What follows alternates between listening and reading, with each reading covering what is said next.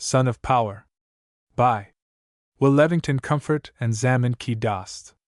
Garden City, New York. Doubleday, Page & Company, 1920. Copyright 1920 by Doubleday, Page & Company. All rights reserved, including that of translation into foreign languages, including the Scandinavian. Copyright 1919 by the Curtis Publishing Company.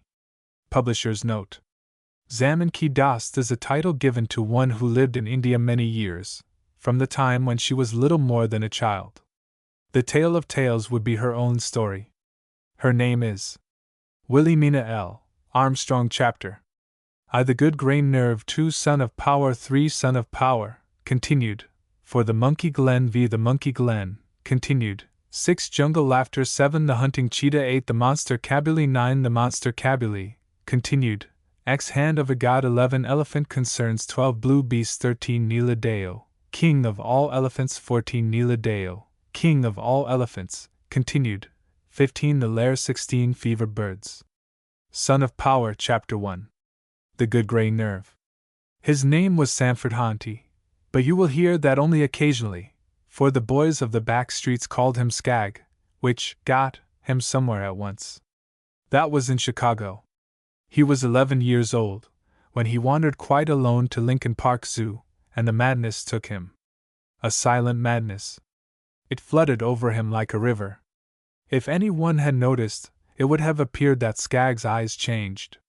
Always he quite contained himself, but his lips stirred to speech even less after that. He didn't pretend to go to school the next day.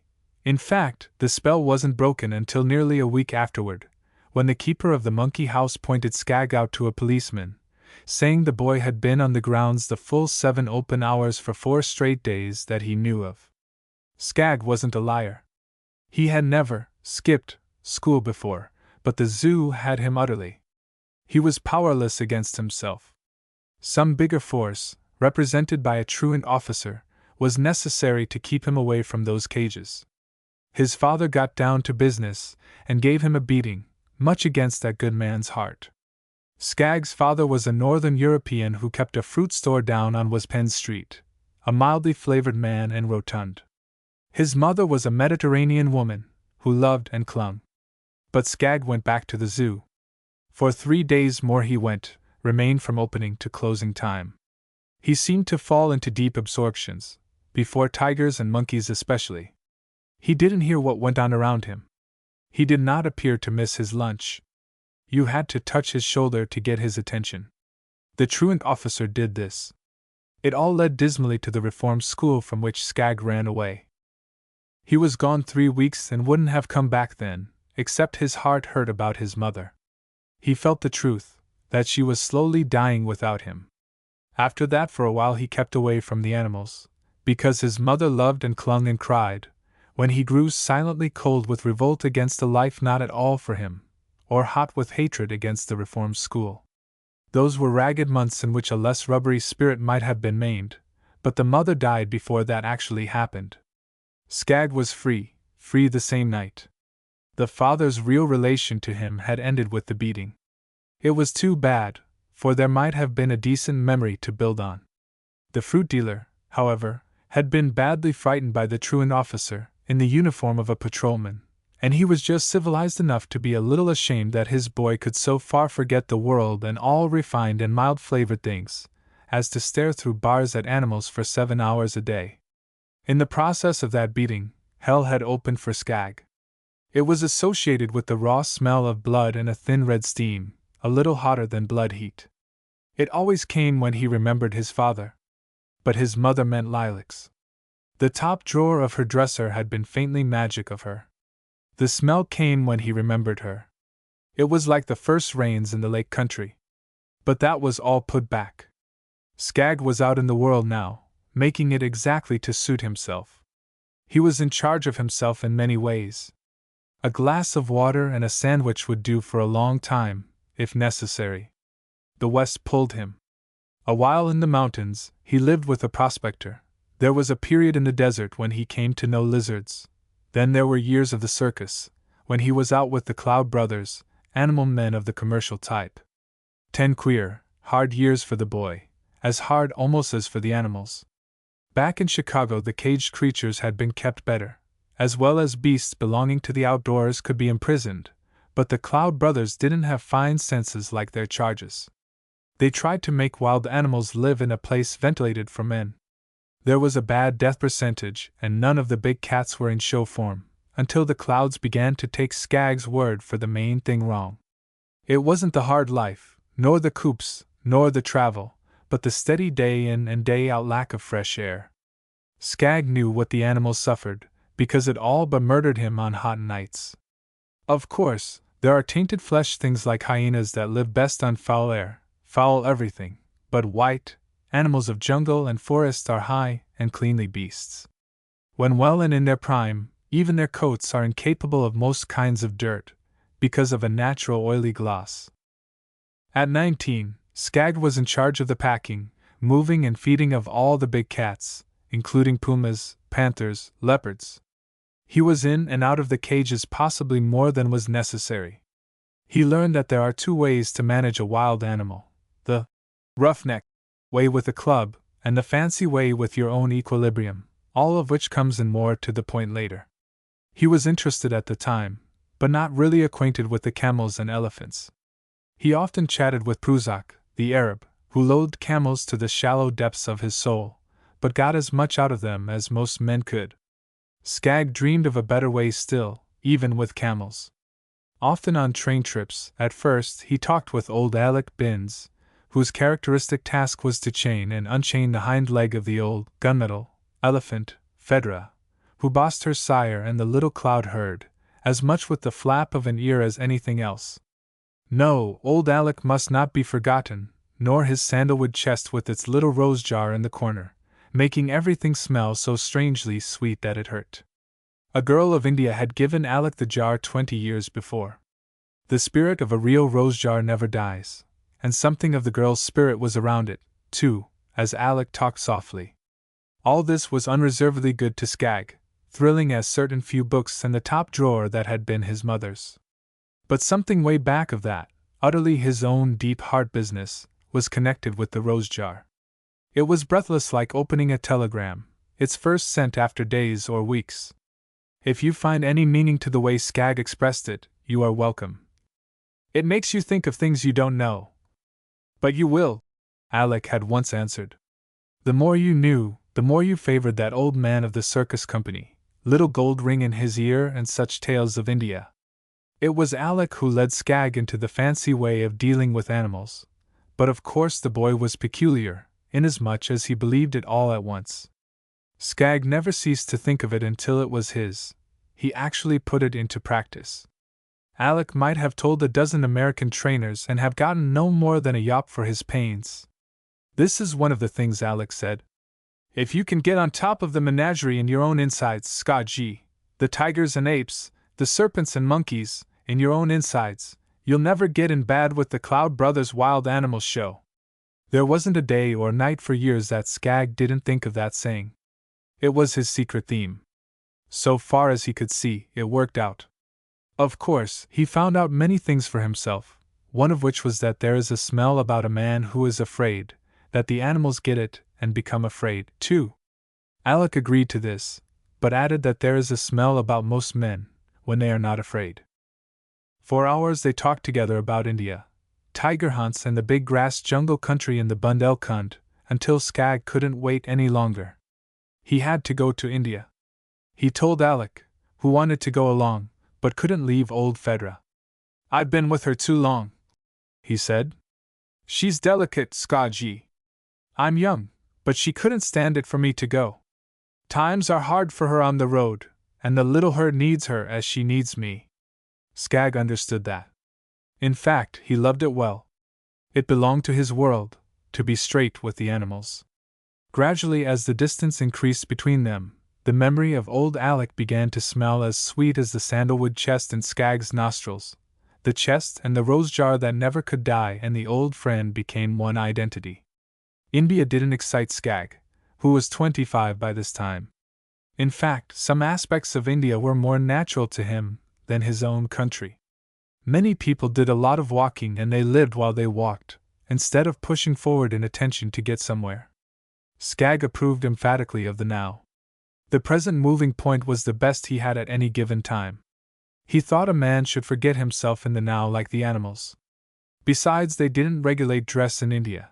In fact, they dressed in so many different ways that a man could wear what he pleased without being stared at. Skagg hated to be stared at above all things. You are beginning to get a picture of him now, unobtrusive, silent, strong and understanding, swift, actually in pain as the point of many eyes, altogether interested in his own unheard-of things.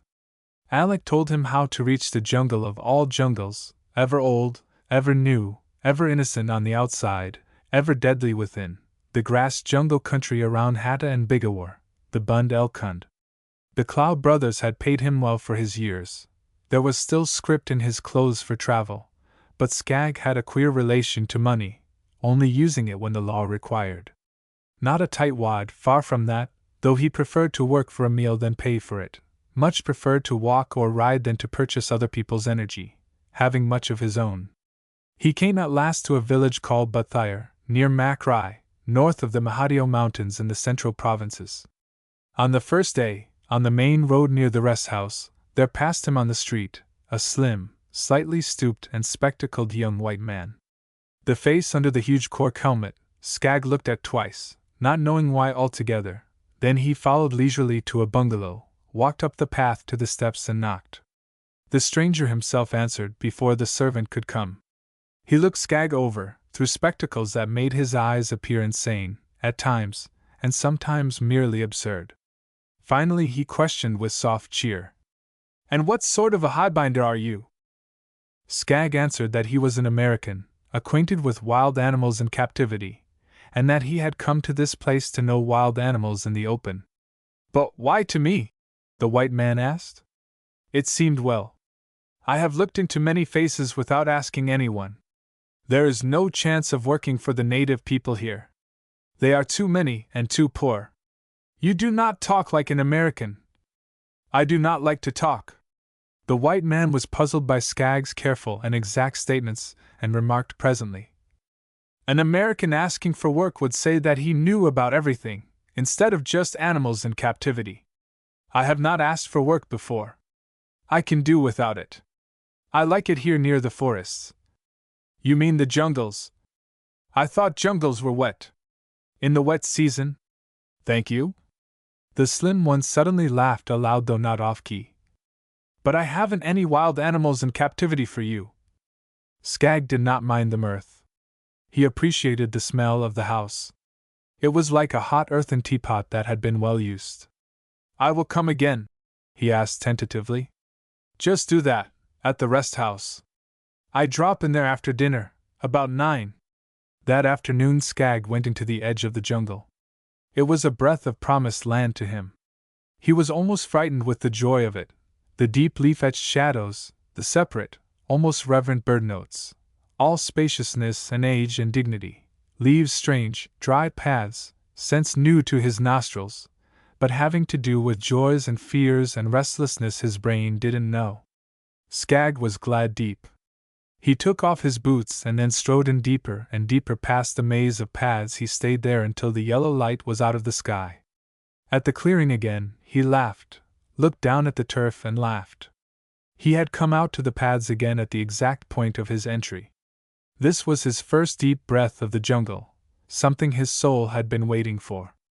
At dinner in the village, Skagg inquired about the white man. The native was serving him a curry with drift white rice on plantain leaves.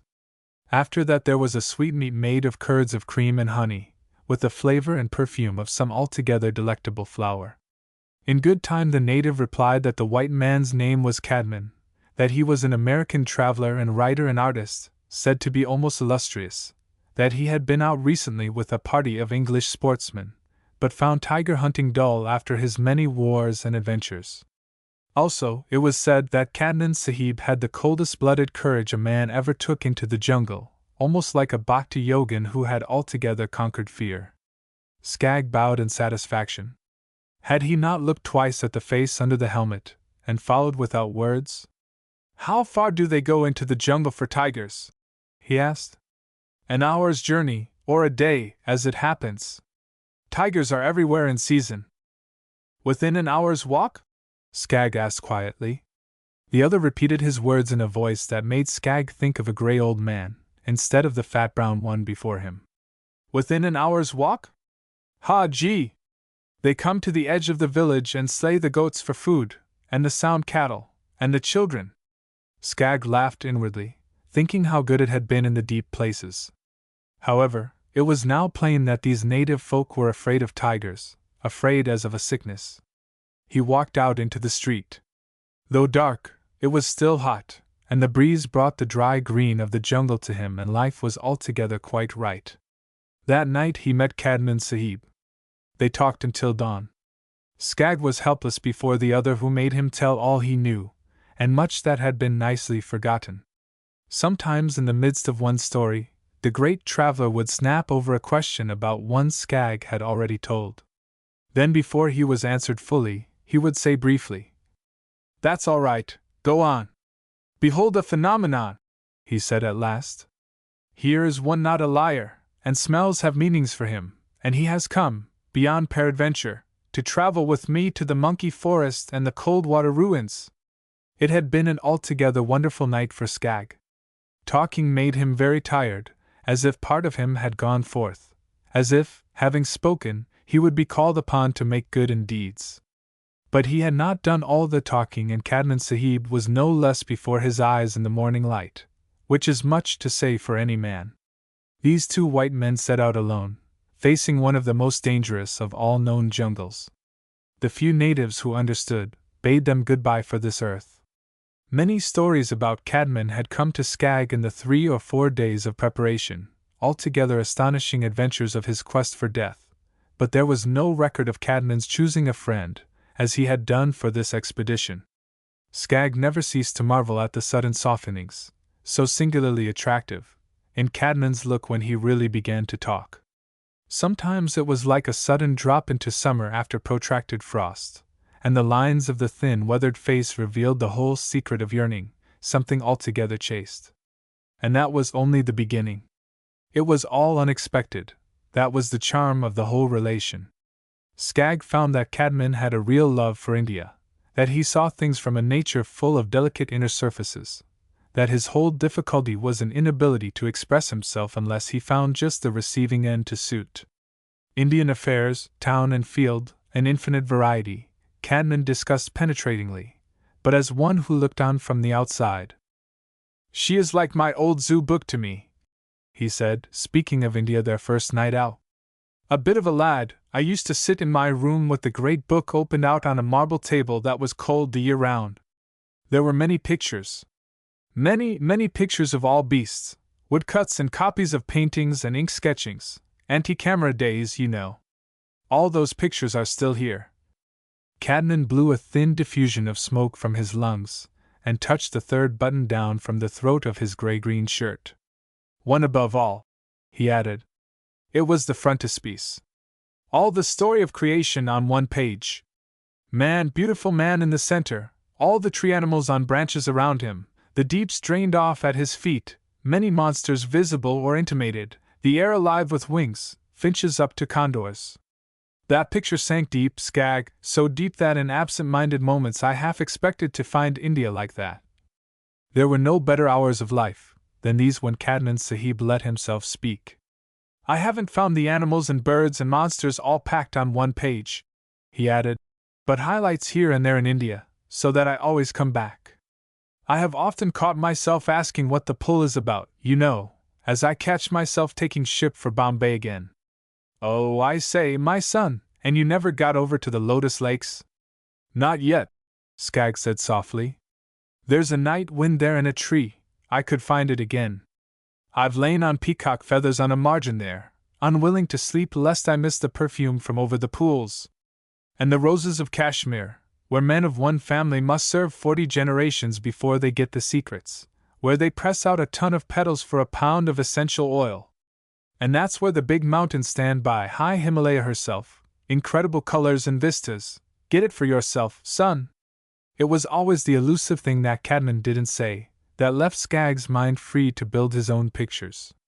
Meanwhile Cadman as a companion was showing up flawlessly day by day. At the end of a long march, After many days out, they smelled the night cooking fires from a village. A moment later they passed tiger tracks, and the print of native feet. The twilight was thick between them as they hastened on. Cadnan Sahib stepped back suddenly, lifting his hand to grasp the other, but not quite soon enough. That instant Skag was flicked out of sight, taken into the folds of Mother Earth and covered, the bleat of a kid presently identifying the whole mystery. Skag fell about 12 feet into the black earth coolness. He was unhurt, and knew roughly what had happened before he landed. His rush of thoughts, shame for his own carelessness, gladness that Cadnan Sahib was safe above, the meaning of the kid's cry and the tracks they had seen, this rush was broken by another deluge of earth that all but drowned the laugh of Cadnan. Skag had jerked back against the wall of earth to avoid being struck by the body of his companion, who coughed and laughed again faintly, for his wind was very low. "You couldn't ask more of a friend than that, son. I couldn't get you up to me, so I came down with you." Of course, it was an accident. Cadnan presently explained that he had set down his dunnage and crept close on his knees to look into the pit when the dry earth caved. Doubtless it was intended to do so, since this was a native tiger trap baited with live meat. But Cadnan had not considered fully in time. Dust of the dry brown earth settled upon them now, the gray twilight darkened swiftly. The chamber was about 9 by 15 feet, hollowed wider at the bottom than the top, and covered with a thin frame of bamboo poles, upon which was spread a layer of leaves and sod. The kid had been tethered to escape the stroke if possible. "It's all night for us," Cadnan remarked. "They won't look at the trap until morning. My packs are above, rifle and blanket. I have the camera." Skag chuckled. Cadman's thin hand came out gropingly. "The cigarettes are in the teapot," he said in a voice dulled with pain. "I have the pistol," Skag added dreamily. Something of the situation had touched him with joy. If he spoke at such times, it was very dryly. "Doubtless you have our bathing suits," Cadnan suggested. "And my cigarette case has." Skag felt in the dark. "Has 1, 2, 3. Go on," the other said tensely. "3, said Skag. "Let's smoke 'em now. They're calling me already." Skag passed him the case, saying, "I'm not ready. I do not care just now." The other puffed dismally. "I don't always quite get you, son," he said. "But it's all right when I do." Skag mused over this. He was hungry, and he put the thought away. He was athirst, and he put that thought away also. The wants came back, but he dealt with them more firmly. The two men talked of appetites in general, and Skag explained that he handled his, just as he had handled the wild animals in the circus, being straight with them and gaining their friendliness. "Don't fight them," he said. "Get them on your side and they will pull for you in a pinch. You talk like a Hindu holy man." "Do they talk like that?" Skag asked quickly. "It was my old friend with the circus, who taught me these things. He taught me to make friends with my own wild animals. It is true that he was many years in India. He was the one that had the ring in his left ear." "Right ear." The other laughed. "It's such a novelty to find you are not a liar, with all you know and have been through. I'll stop that nasty business of testing you. Hear me, from now on I'm done." Hours passed. It was after midnight. The waning moon was rising. They could tell the light through the trees. Cadnan had smoked again, but Skag still expressed an unwillingness. "It doesn't want to now," he said. "Oh, it doesn't. I have persuaded it to think of other things. It is working for me." Cadnan swore softly, genially. "I never forget anything, son," he whispered. "Never anything like that. Old Alex said I should never let a day pass without doing something I didn't want to, or without something I wanted. He said it was better than developing muscle. Some brand of calisthenics, that. And he was the old one with the rose jar?" Skag's hand lifted toward the other, and Cadman's met his. There was a wet, meaty growl, indescribably low-pitched, but no chance even to shout, only to huddle back together to the farthest corner. The beast had stalked faultlessly and pounced, landing upon the thin cross pieces of bamboo, but short of the bait. Down the 12 feet he came with a tearing hiss of fright and rage. Something like a muffled crash of pottery, it was, mixed with dull, choking explosions. The air of the pit seemed charged with furious power that whipped the leaves to shreds. The pistol, Skag! They were free, so far, from the rending claws. The younger man's brain was full of light. Cadman Sahib's voice had never been more calm. Skag drew a match, not the gun. He scratched the match and held it high in front. They saw the great cowering creature like a fallen pony in size, but untellably more vivid in line, the chest not more than 7 feet from them, the head held far back, the near front paw lifted against them as if to parry a blow. Skag changed the match from his right hand to his left. When the flame burned low, he tossed it on the ground, halfway between them and the tiger. There was a forward movement of the beast's spine, a little lower and forward. The lifted paw curved in, but did not touch the ground. The last light of the match, as it turned red, seemed bright in the beast's bared mouth. In it all there was the dramatic reality of a dream that questions not. "He's badly frightened," Skag said. No sound from Cadman Sahib. "It's too big for him," Skag went on calmly. "He thinks we put over the whole thing on him. It's too big for him to tackle. Wonder if he's got a mate?" One big green eye burned now in the pit, steady as a beacon, and turned to them, enfolding them. Cadman Sahib cleared his throat. "All right to talk?" he asked huskily. "Sure. It will help." He cleared his throat again and inquired in an enticing tone. "You actually don't mean to use the pistol?" "I'm not a crack shot," Skag said queerly. "You might pass it to me. I'm supposed to be. It is bad light. And then again, you might not."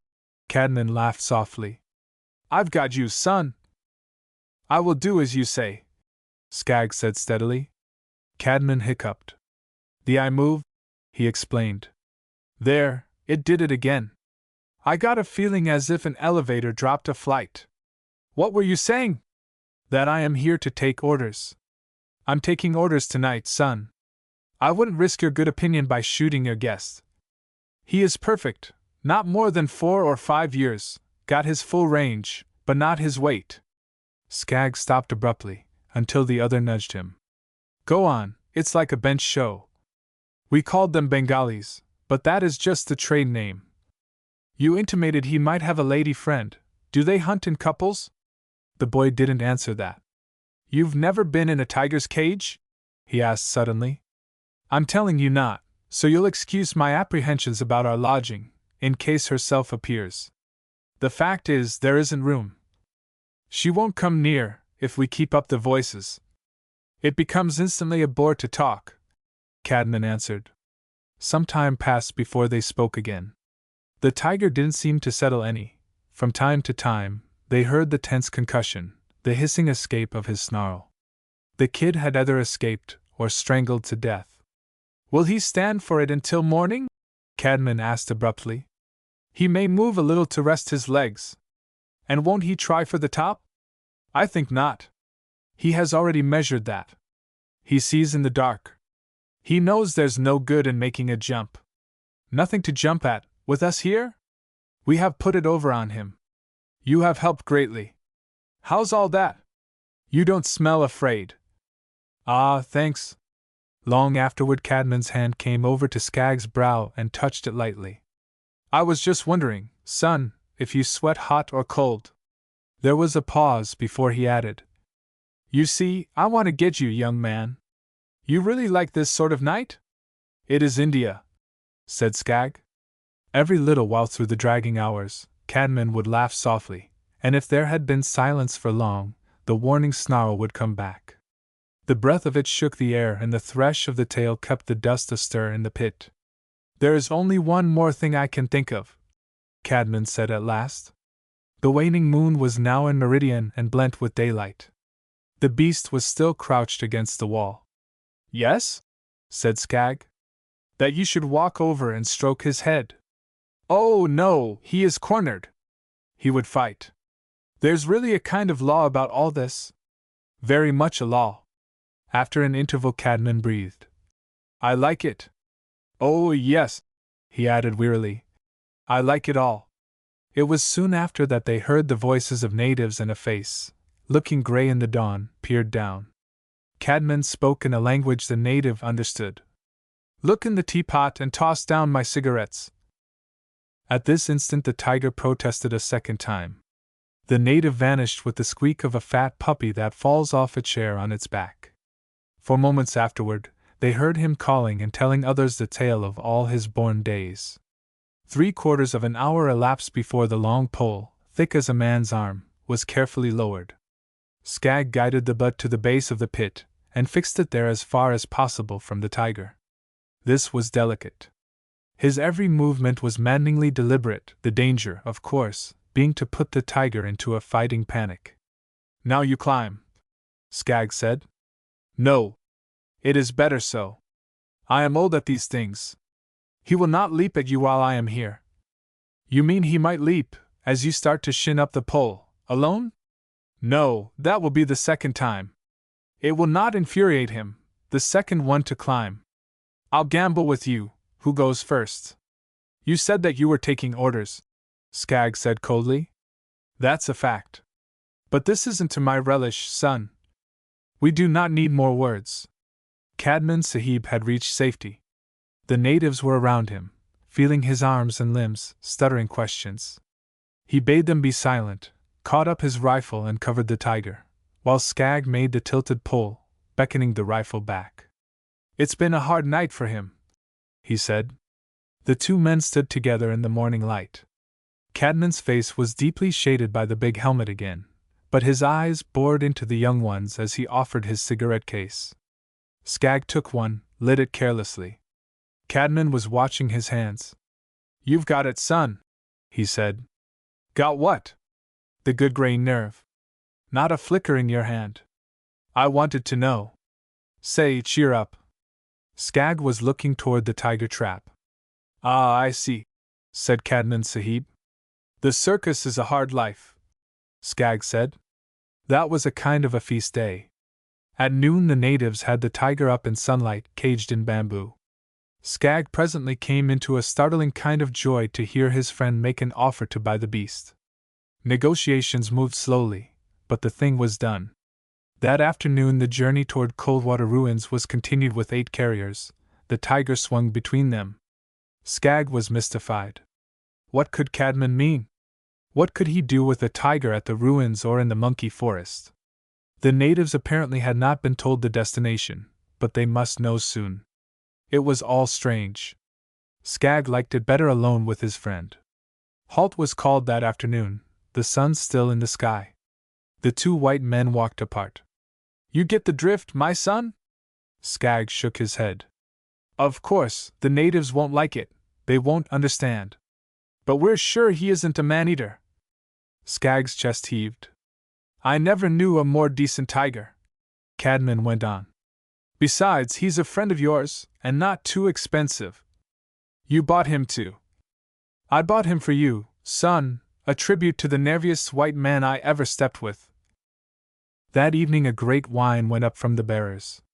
It appears that while some were cutting wood, others preparing supper and others gathering dry grass for beds, the younger white man, who had made magic with the tiger in the pit, suddenly failed in his powers. The natives were sure it was not their fault that the cover had not been securely fastened. The bearers repeated they were all at work and could find no fault with themselves. They were used to dealing with white men who did not permit bungling. Their wailing was very loud. To lose such a tiger was worth more than many natives, some white men would say. But Cadman Sahib was rich. He fumed but little, being of all white men most miraculously compassionate. Also it was true the beast, though full grown, was not a man-eater. And tomorrow we shall go on alone, it is much pleasanter, said Skag, after all was still and they lay down together. Chapter 2. Son of Power. His Indian name was given to Skag in the great grass jungle, but he did not know the meaning of the words when they first fell upon his ear. There India herself first opened for him the magic gates that seal her mystery. But he did not know it was her glamour that made him utterly forget outside things, in the unbelievable loveliness of grass jungled days. Did not know it was just as much her spell that made him forget his own birthright, in the paralysis of perfect fear.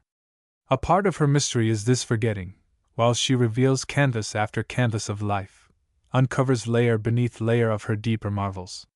Skagg was involved with his animals, an interest peculiarly personal, till it all came to seem like a dream.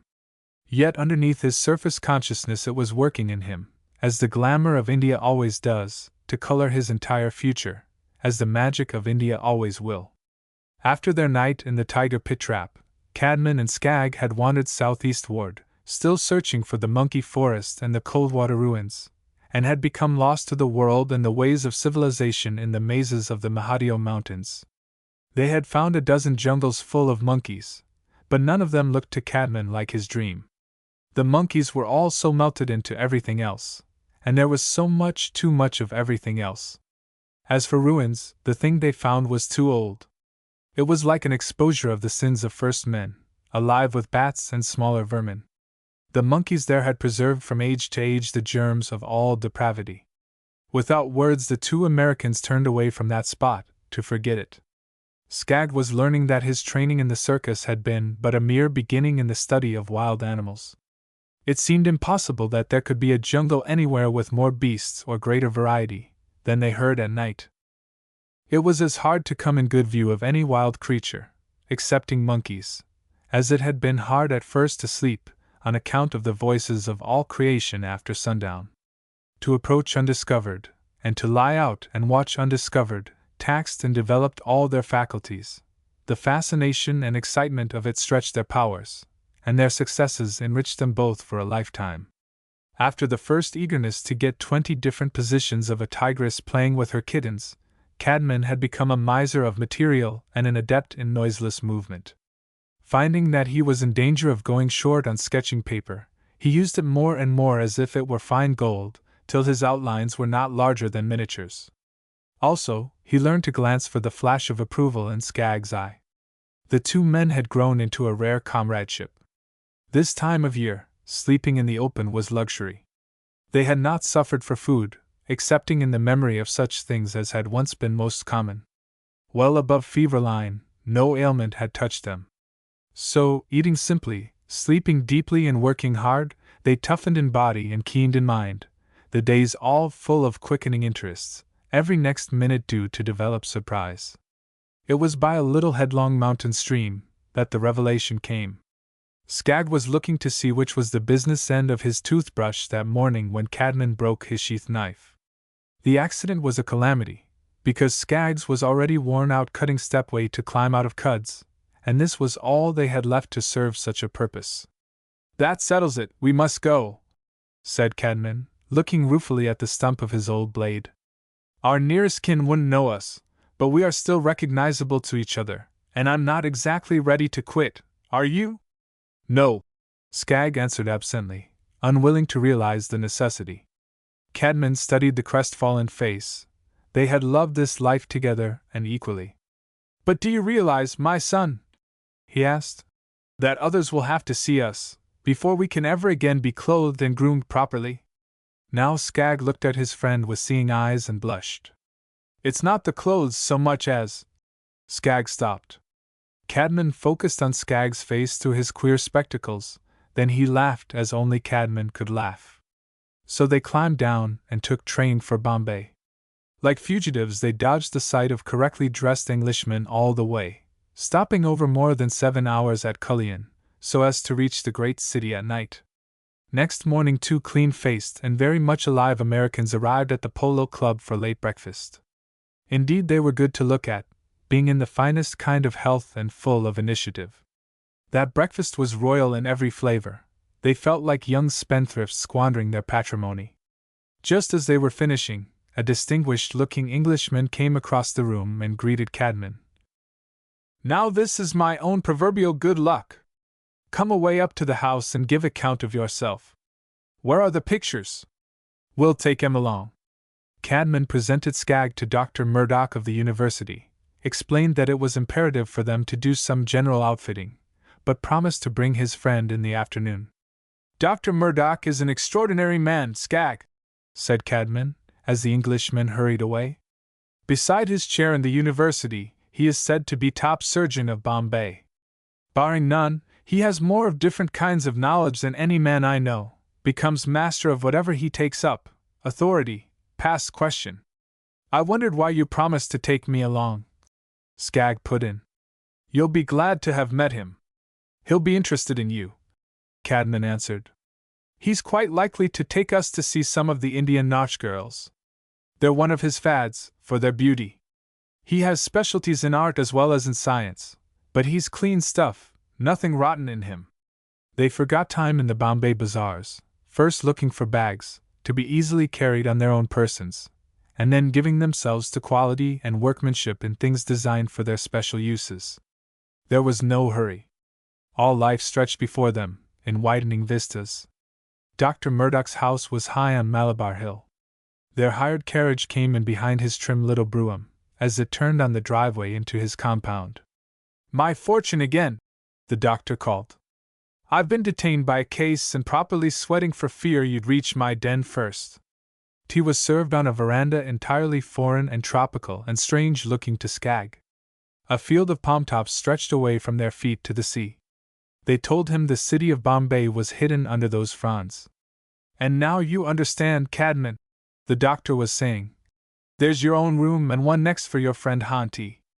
Your traps will be up before you sleep, which may not be early, for I've a tamasha on for you this night. You remember, I enjoyed dinner in the morning? That tamasha was a maze of strange color, strange motion and stranger perfume to Skagg, not penetrating his conscious nature at all, feeling unreal to him. I've been watching you without shame this night, young man, the doctor said to him, as they finished the after-midnight meal. My entertainment fell dead with you. Sir? You've been way off somewhere else. I'm simply consumed to know what you have found in life, to make your eyes blind and your ears deaf to the lure of human beauty. You're not to be distressed by my impudence, it's innocent. If I may answer for my friend, I believe, transcriber's note, believe? I can tell you, Doctor. Cadman saw consent in Skagg's eye and went on. He has found the lure of creatures. He has entered into the spell of a young tigress playing with her kittens, in her own place. He has watched another tigress fight her mate to a finish, defending her little ones from their sire. He has listened to the symphonies of night and seen the drama of the wild. He lives in the clean glamour of the primeval jungle. The doctor's eyes widened for seconds, then they gloomed as he spoke. Between you challenge modern manhood. We have not conceived that clean glamour since men were young, forgotten ages past. No, there was no human beauty tonight to make a man forget those tigresses. She was not there. I am one of many who miss her, but I would give. The doctor broke off, searching their faces before he spoke again. There is no hope you will know the depth of the calamity, the bitterness of the loss. Speaking of clean things. Who was she? Cadman asked. She was the most beautiful thing on earth. She was indeed the most marvelous thing on earth, being a Bombay singing nautch girl, undefamed. There has been no one else, these ages. The doctor sat smoking, apparently oblivious of his guests. The Spartan Helen? Cadman suggested. Ha! The Spartan Helen was not invincible. The Noor Mahal? The Noor Mahal was always in seclusion. Her name? Skagg questioned. She had no name, the doctor answered, but she was called Dupki Dil, Heart of the Sun, possibly on account of her voice. There has been none like it. The master mahouts of high Himalaya, their voices passed those of all other men for splendor, but I tell you there was none other in the world beside hers. Rich men in Bombay would give fortunes to anyone who would find her. Then she is not dead? Skagg spoke startled. We do not know that she is dead, the doctor answered. We would suppose so, but for a curious happening 4 days before she disappeared. Down in the silk market a dealer was buying silk from an up-country native, a man from the grass jungle. The native was exceptionally good to look upon. Dupki Dil came into the place to make some purchase. Her eye fell on the jungle man and she stood back. She was a valuable customer, so the silk merchant made haste to signal her forward. But she shook her head and moved further back. The doctor stopped to smoke. After a while Dupki Dil came forward, moving like one in a trance, and said to the jungle man, "Are you a god?" And the jungle man answered her with shame, "No, I am a common man." Now that silk merchant will tell no more. One doesn't blame him. The natives are not patient with such a tale of her. To hear that any man had taken her eye maddened them. She had passed the snares of desire, immune. She had turned away from fabulous wealth. She had denied princes and kings. She smiled on all men alike, with that smile mothers have for little children. She was a mother thing, murmured Cadman. The doctor turned, questioning. A mother thing? Yes, probably. But she led the singing women like a super being incarnate. She led the dancing women like a living flame. They sing and dance yet, but the fire of life is gone out. Where is the grass jungle? Cadman asked. Nobody seems to know. As for me, I never heard of it, till this. The silk merchants say that once in several years some strange man, one or another, in strange garments, comes down with a peculiar kind of silk, to exchange for cotton cloth. He won't take money for it, and he's easily cheated. He won't talk, only that he's from the great grass jungle. He usually calls it great. It must be possible to find, said Cadman, glancing at Skag. What do you say? I'm with you, Skag answered. Now am I gone quite mad, or do I understand you? The doctor inquired. I think you understand us, Cadman answered. The doctor sprang up, exclaiming. I've often told you, Cadman, you Americans develop most extraordinary surprises. Most remarkable men on earth for developing at the very moment you understand.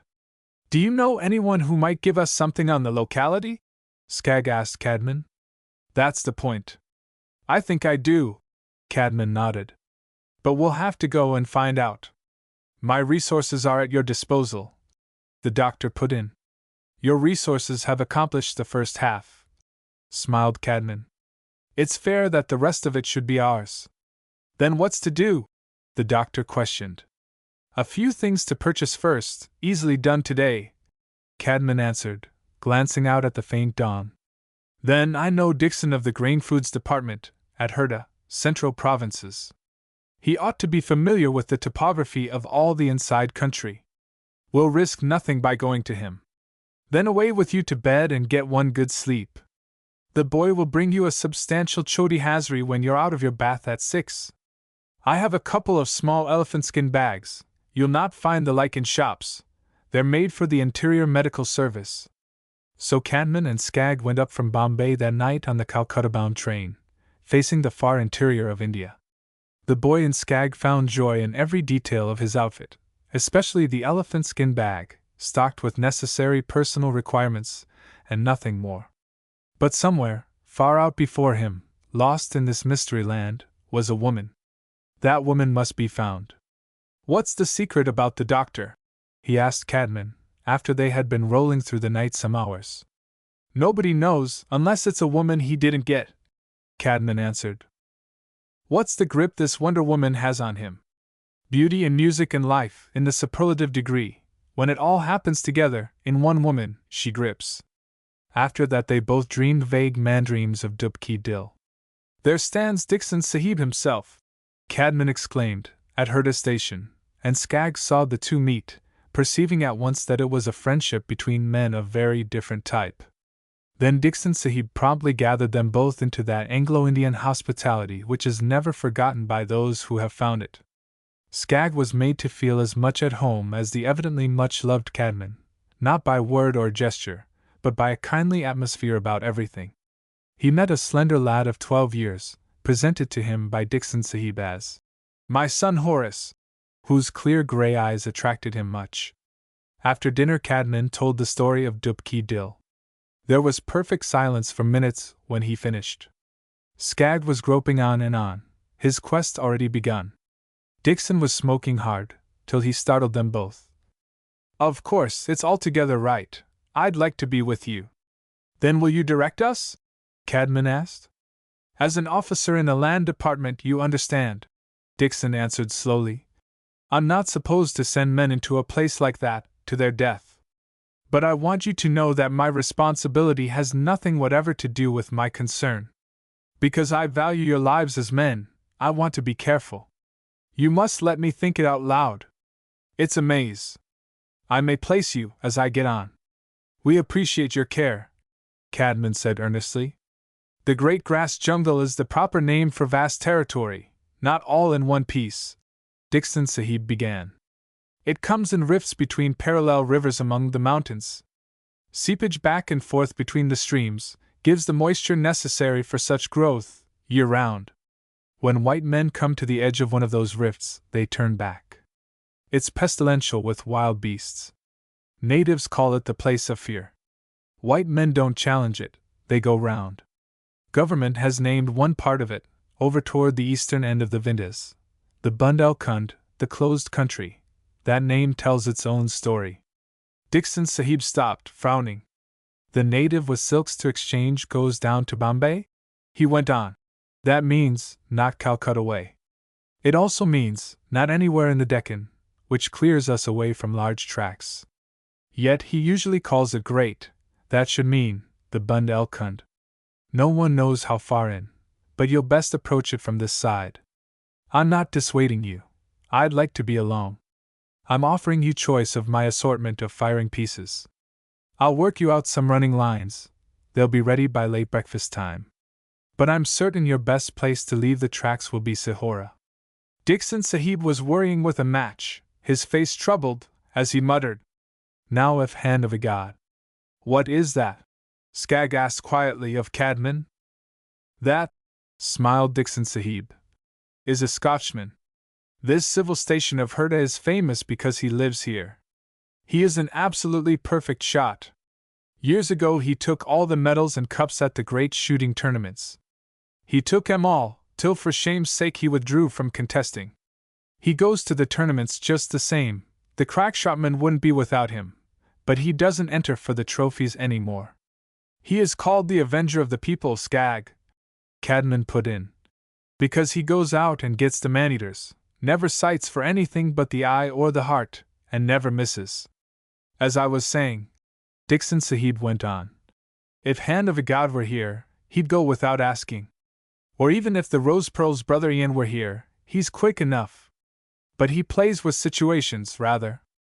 Don't let this situation trouble you, Dixon, said Cadman. There fell a moment of curious silence.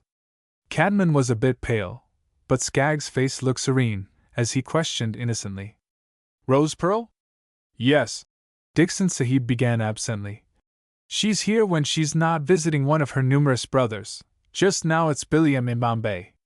Her degree is from London University, and the medical service recognizes her work among the people. She's a holy thing to them. Indeed, she never rests when there's much sickness among them. But one wouldn't ask a favor of one of her brothers. Hold on, Dixon, I protest, Cadman interrupted laughingly. I'm not such a bad shot myself, you know. The grass jungle is crowded, I say crowded, with the worst kinds of blood-eaters. You may want an extra good shot, at the very top notch of practice, what's more. As Dixon Sahib came out with it, he noticed Skagg's surprise, and challenged him. Bless your soul, man, I believe it's your grip that grips us. Skagg's serene face got warm, but Cadman assented. Skagg dwells in the fundamentals, he explained. Most of us never touch 'em. He's practically incapable of fear, and the idea of failure never occurs to him. Early next morning Cadman got a telegram calling him to Calcutta, and afterward to England. We'll take time to do this big thing first, though, he said, putting the wire into Skagg's hand. They want me sooner, as you see, but they'll get me later. Come away and I'll send word to that effect. Skagg was realizing what it would have meant to him if Cadman had failed, so he asked, vaguely, something about the Rose Pearl. Don't let yourself get interested in her, son.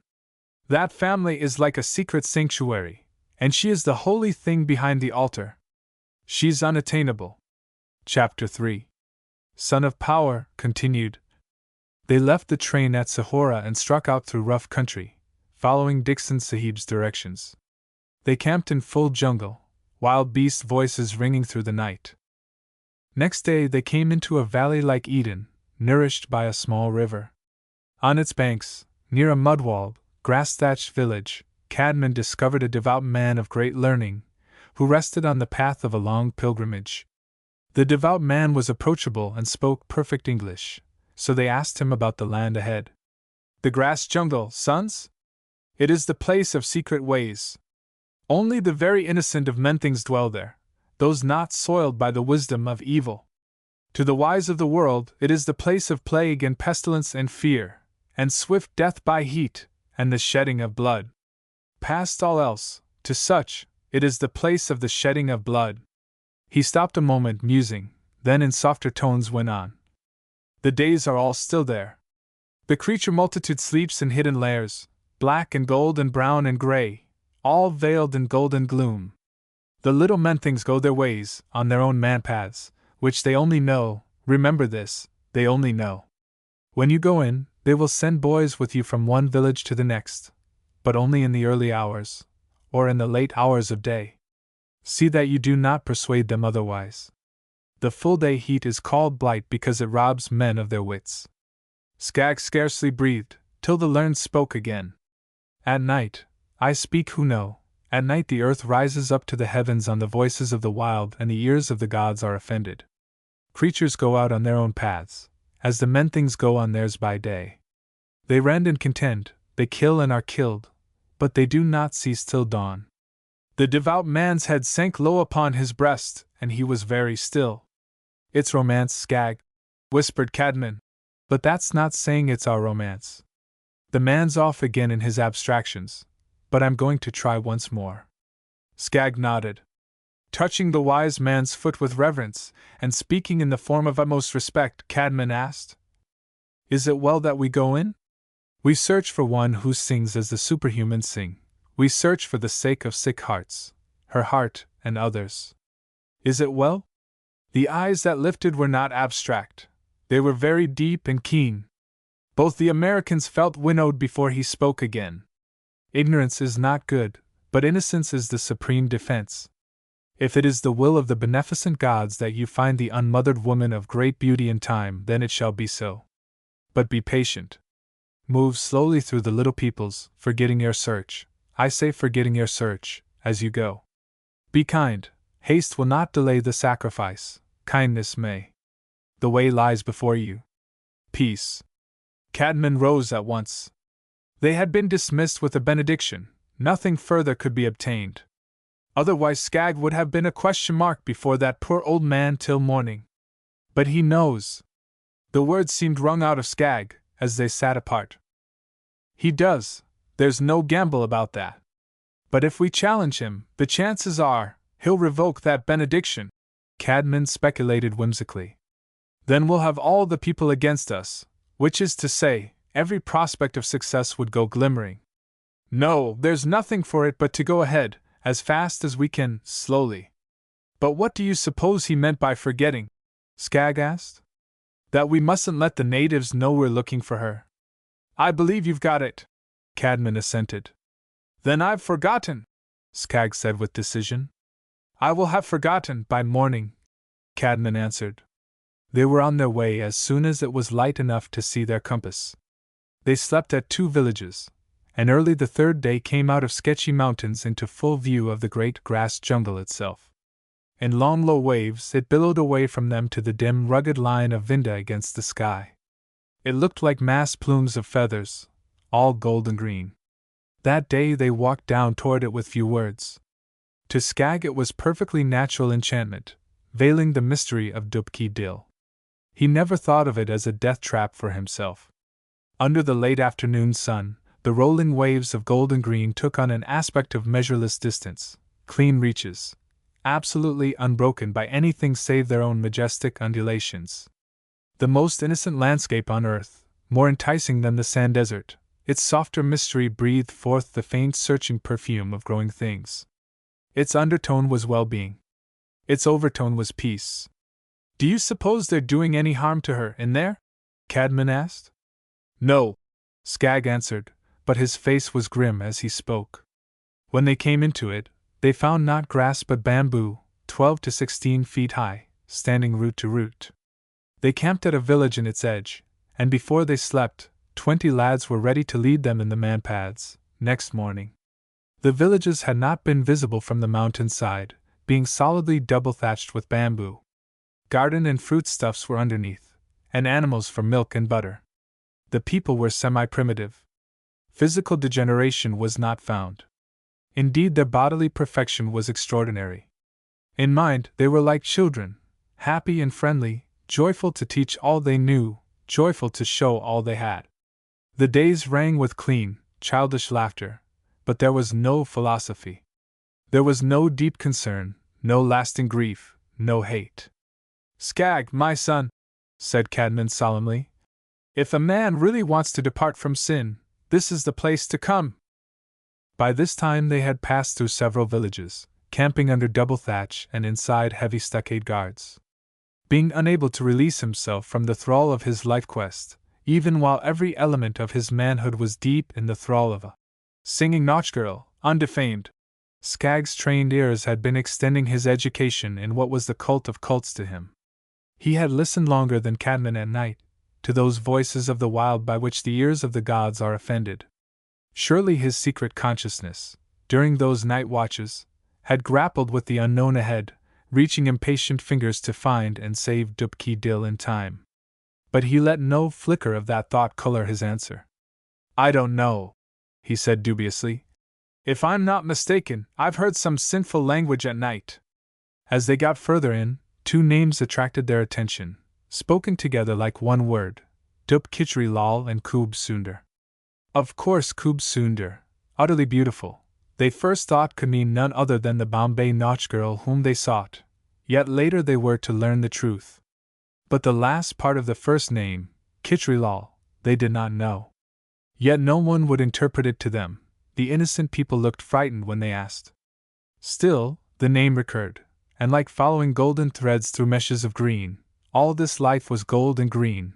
They became fascinated by the tracing of it. Then they heard of a man who knew everything and was able to tell it.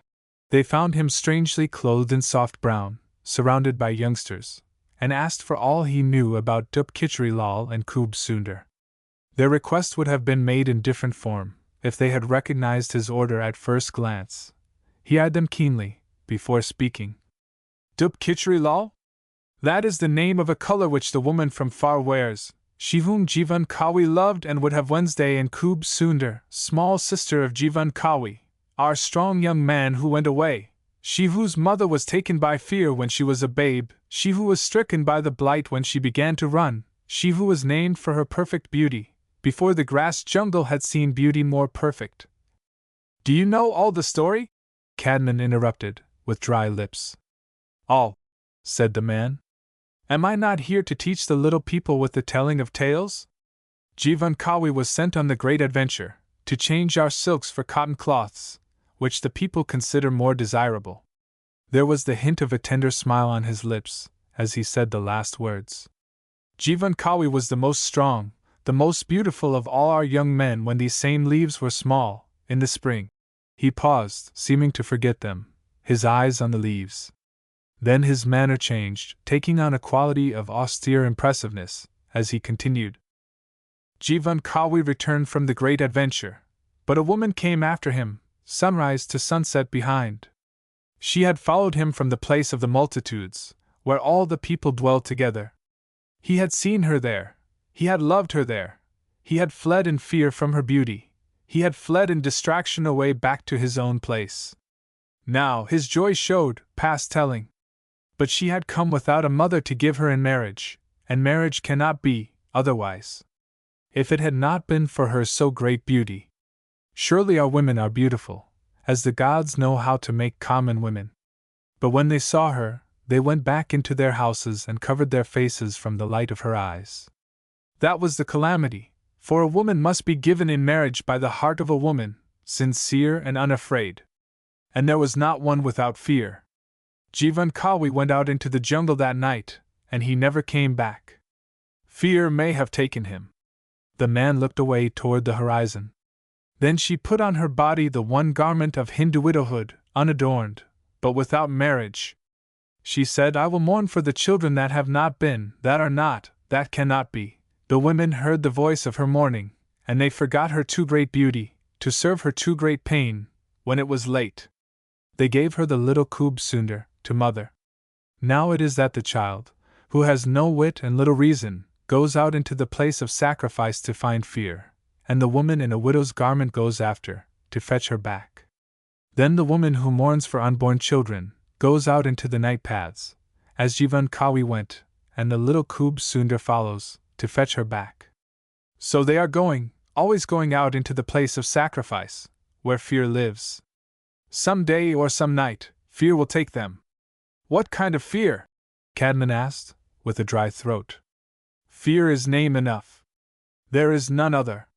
The man's reply was spoken in conclusive tones. He sat as if oblivious, for several minutes. Then, searching them both earnestly with haggard eyes, he spoke direct. Have you looked on Dupki Dil, for whom you come so far? Have you heard her voice? Both the Americans shook their heads. Will you look on her in the paths of my understanding? Will you render yourselves to know her in the currents of my blood? We will, Cadman answered tensely.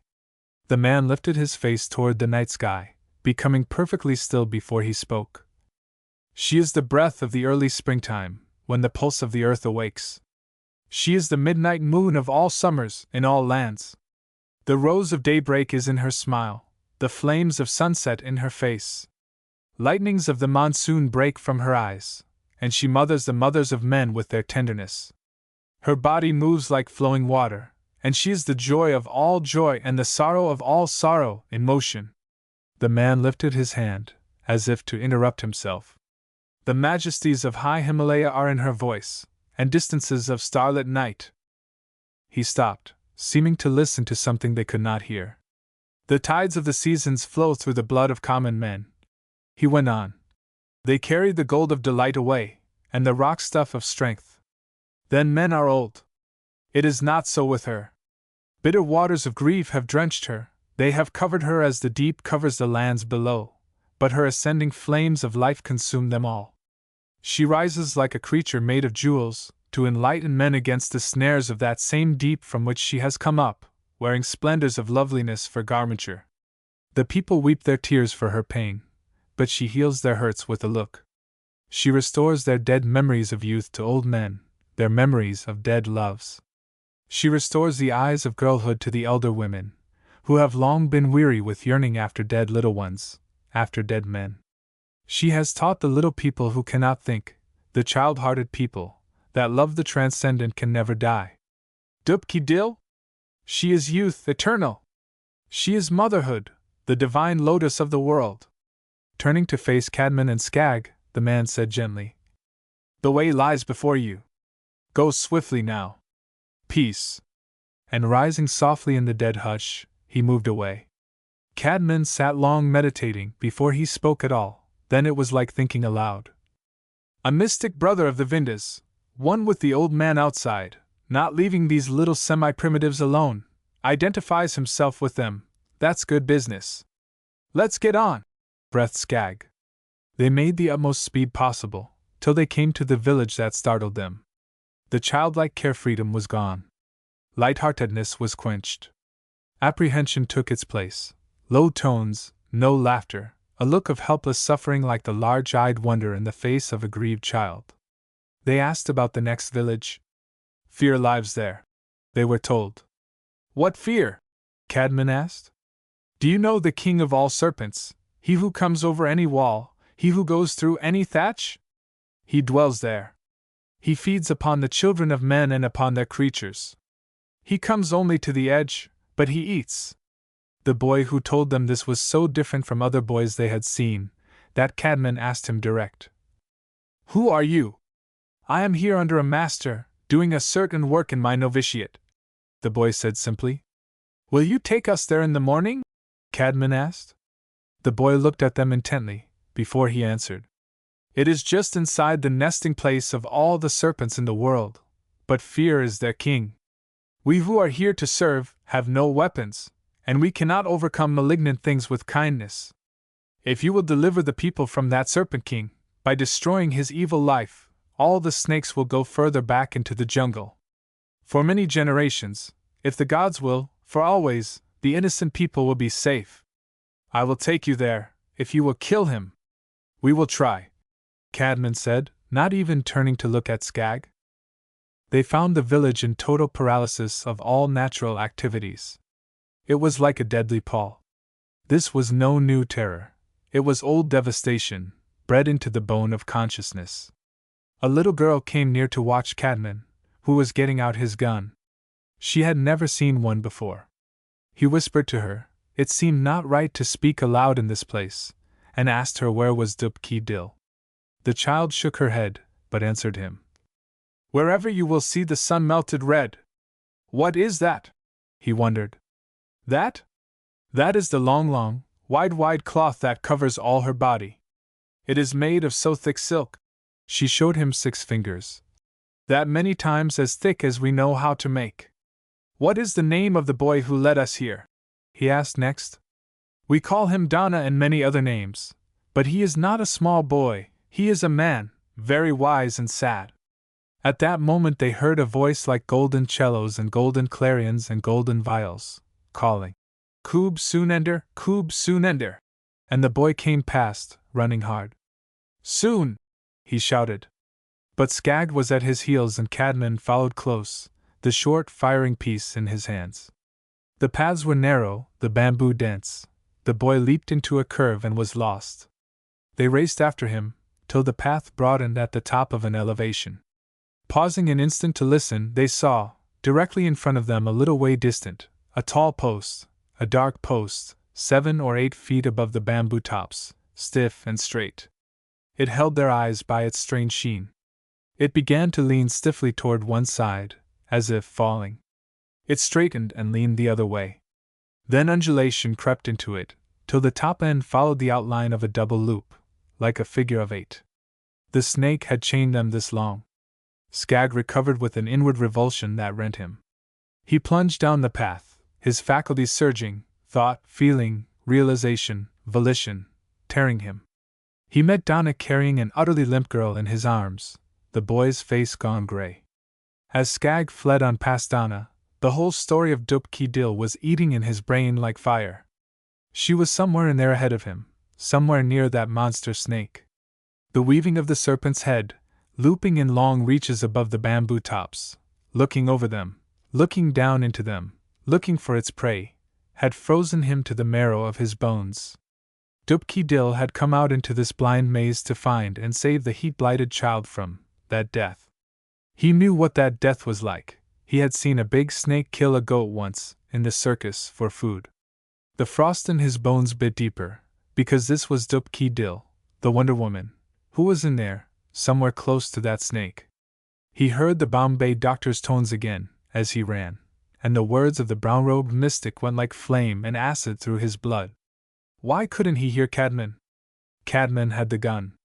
But if he himself could only reach her before the snake, if he could only, and a soft blur of sun-melted red loomed ahead of him. Dubki-Dil did not walk, she did not run, but her glide was almost as swift as Donna's flight. When Skag met her face to face, he shivered with a shock of realization. Her ineffable beauty glowed like coals in a trance of some unearthly devotion. Her human mind was not there, an incomparable calm reigned in its stead. Come! He urged strangely. She moved with him, tilting her beautiful head to indicate something behind. He looked.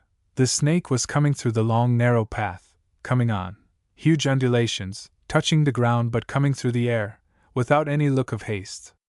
The path was plenty wide for it, there was plenty time for it, it was overtaking them as if they stood still. Then, for one eternal moment, Skag knew fear. It was cold, long, metallic. It was invincible, without pity. He heard human voices and the sound of running water, in a dream. Nearby, he heard a low, sweet laugh. The eyes of fathomless splendor beside him were not looking into his, but they were full of that love which transcends fear. And the birthright of Sanford Haunty rose up in him. That's right, come on! He cried to her. She looked up, and he followed her glance. One great undulation swayed above them, surging in oozy motion, curving down, just higher than their faces, a broad, flat head, thin lateral lips, stark lidless eyes.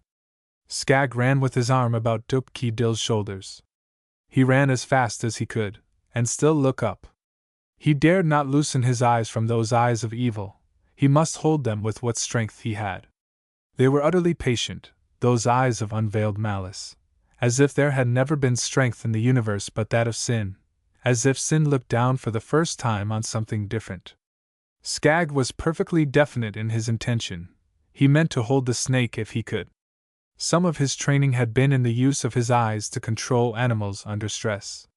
So he ran with his arm about Dub-Ki-Dill's shoulders, the flame of his volitional power burning straight up into those pitiless, lidless eyes, till he came into a sentiency that had no cognizance of time.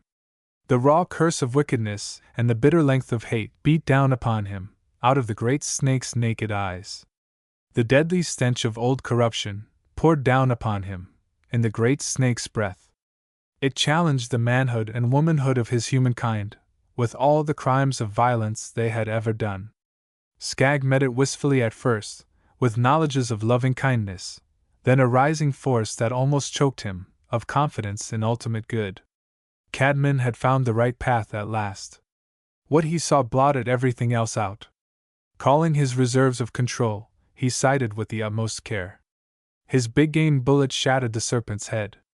It launched backward and Skag heard a heavy stroke on the ground, almost before he realized that the lidless eyes of ancient evil had disappeared from so near his face.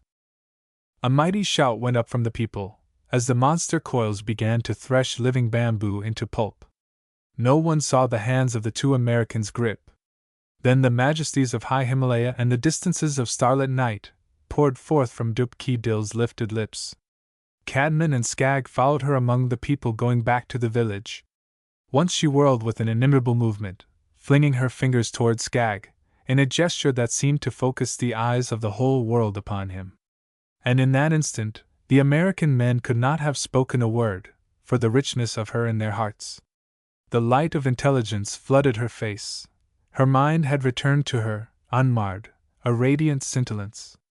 "She is naming Uranajai for the generations to come," Cadman interpreted.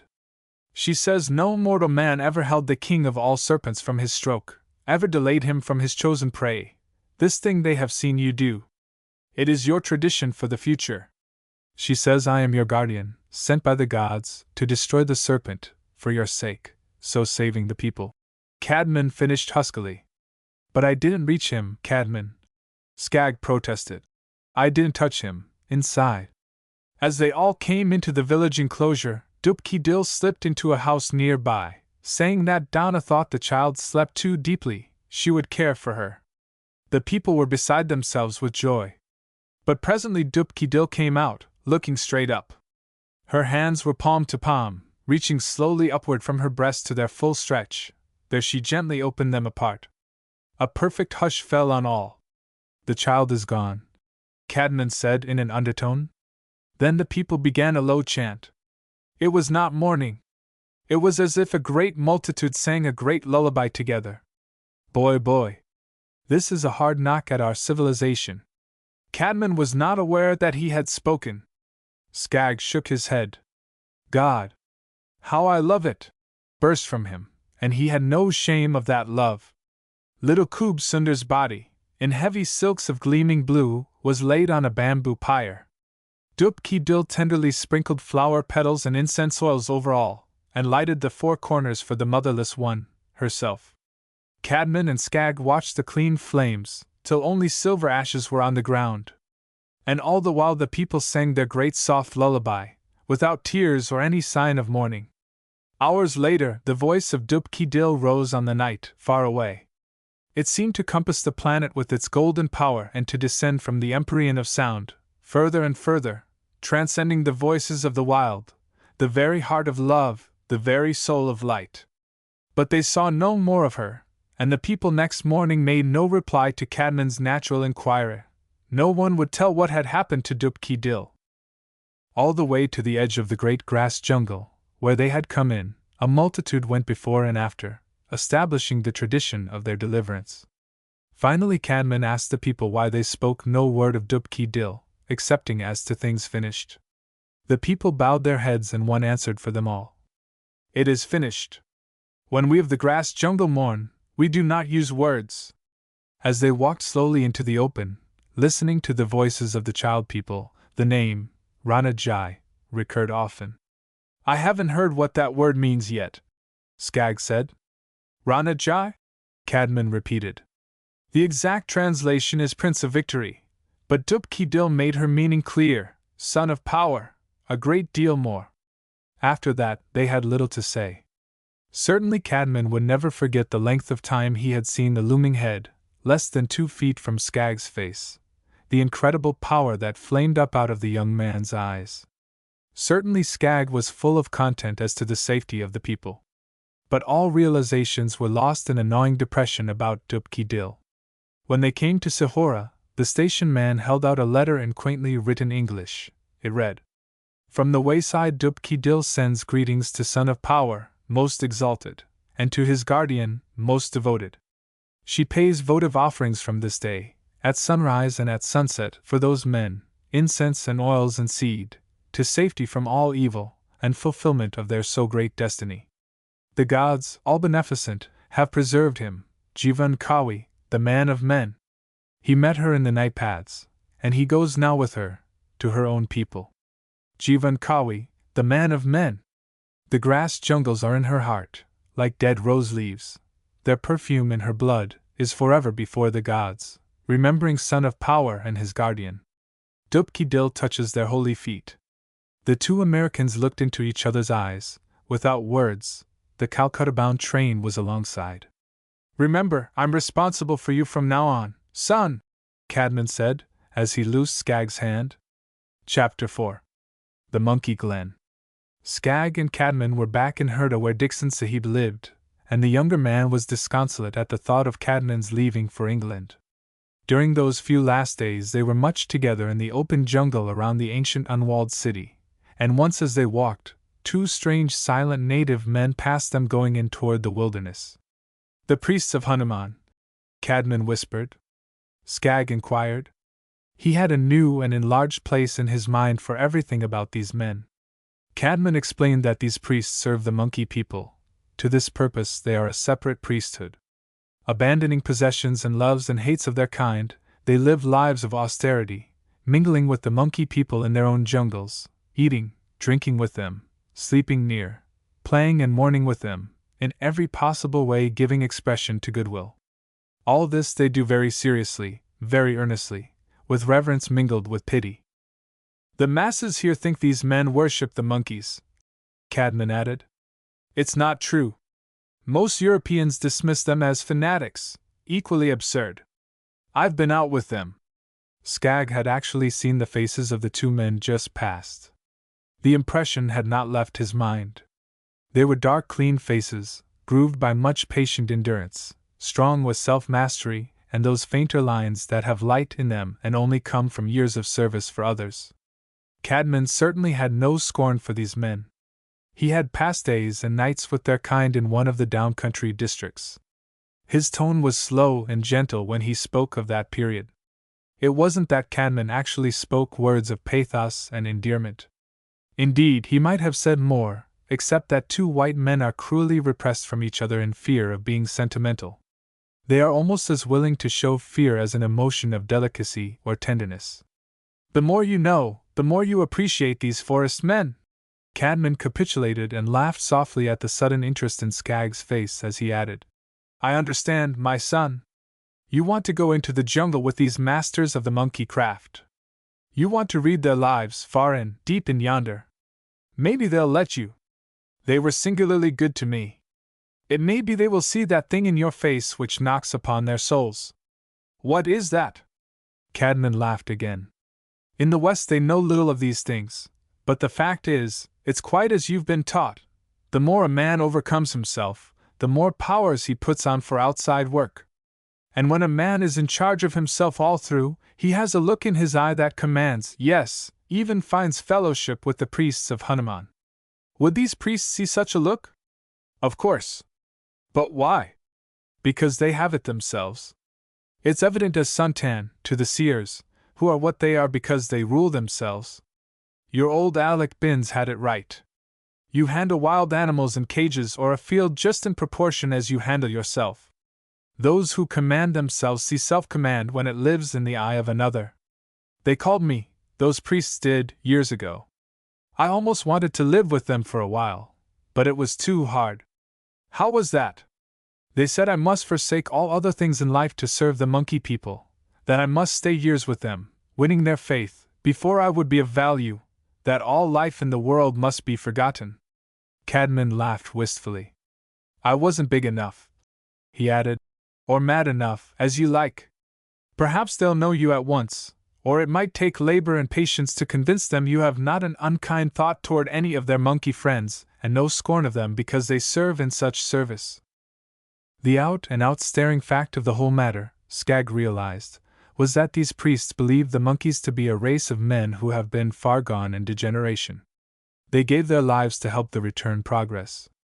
The order of Hanuman had already endured for many generations. The value of their work was hardly appreciable from any standpoint outside. They counted little the years of a man's life. They were trained in patience to a degree hardly conceivable to a Western mind. Of course they work in the dark, Cadman said. The natives try to obey in these matters, but do not understand, and one young European with a rifle can undo a whole lot of their devoted labor among the tree people.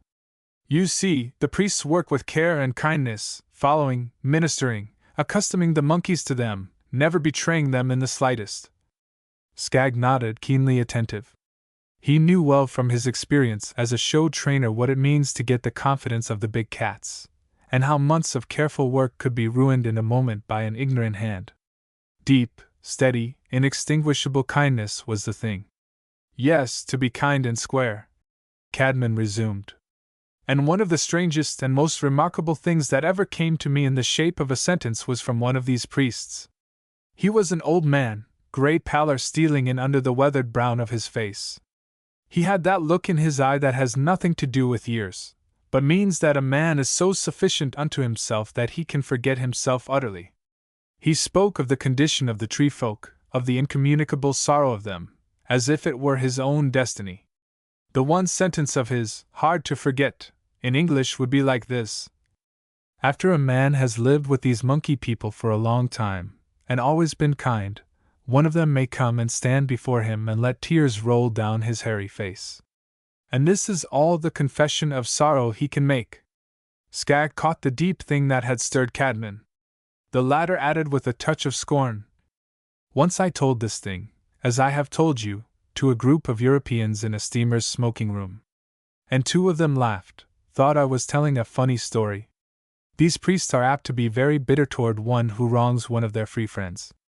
They believe that it is a just and good thing to make a man pay with his life for taking the life of a monkey, because it impedes his coming up and embitters the others. One way to look at it. Skagg was in and out of the jungle most of the days after Cadman left for Bombay to sail. Closer and closer he drew to the deep, sweet earthiness and the mysteries carried on outside the ken of most men. One dawn, from a distance he watched a sambar buck pause on the brow of a hill.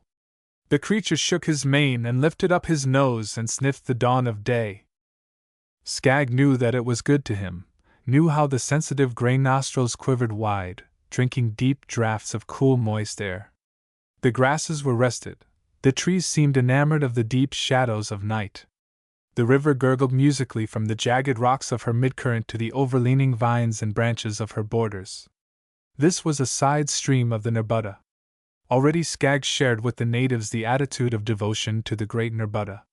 She was sacred to the people, and to every creature good, for her gift was like the gift of mothers.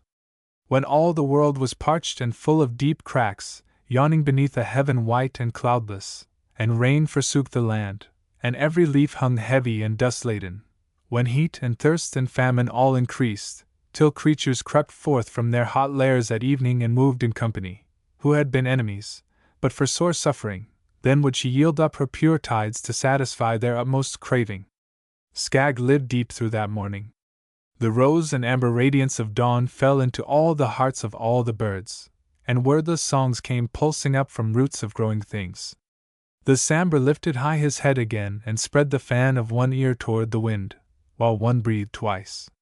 Then there fell a sudden rustling on the branches, and swift along the river's brim, the sharp, plaintive cry of monkeys, beating down through all the startled stillness with their wailing voices.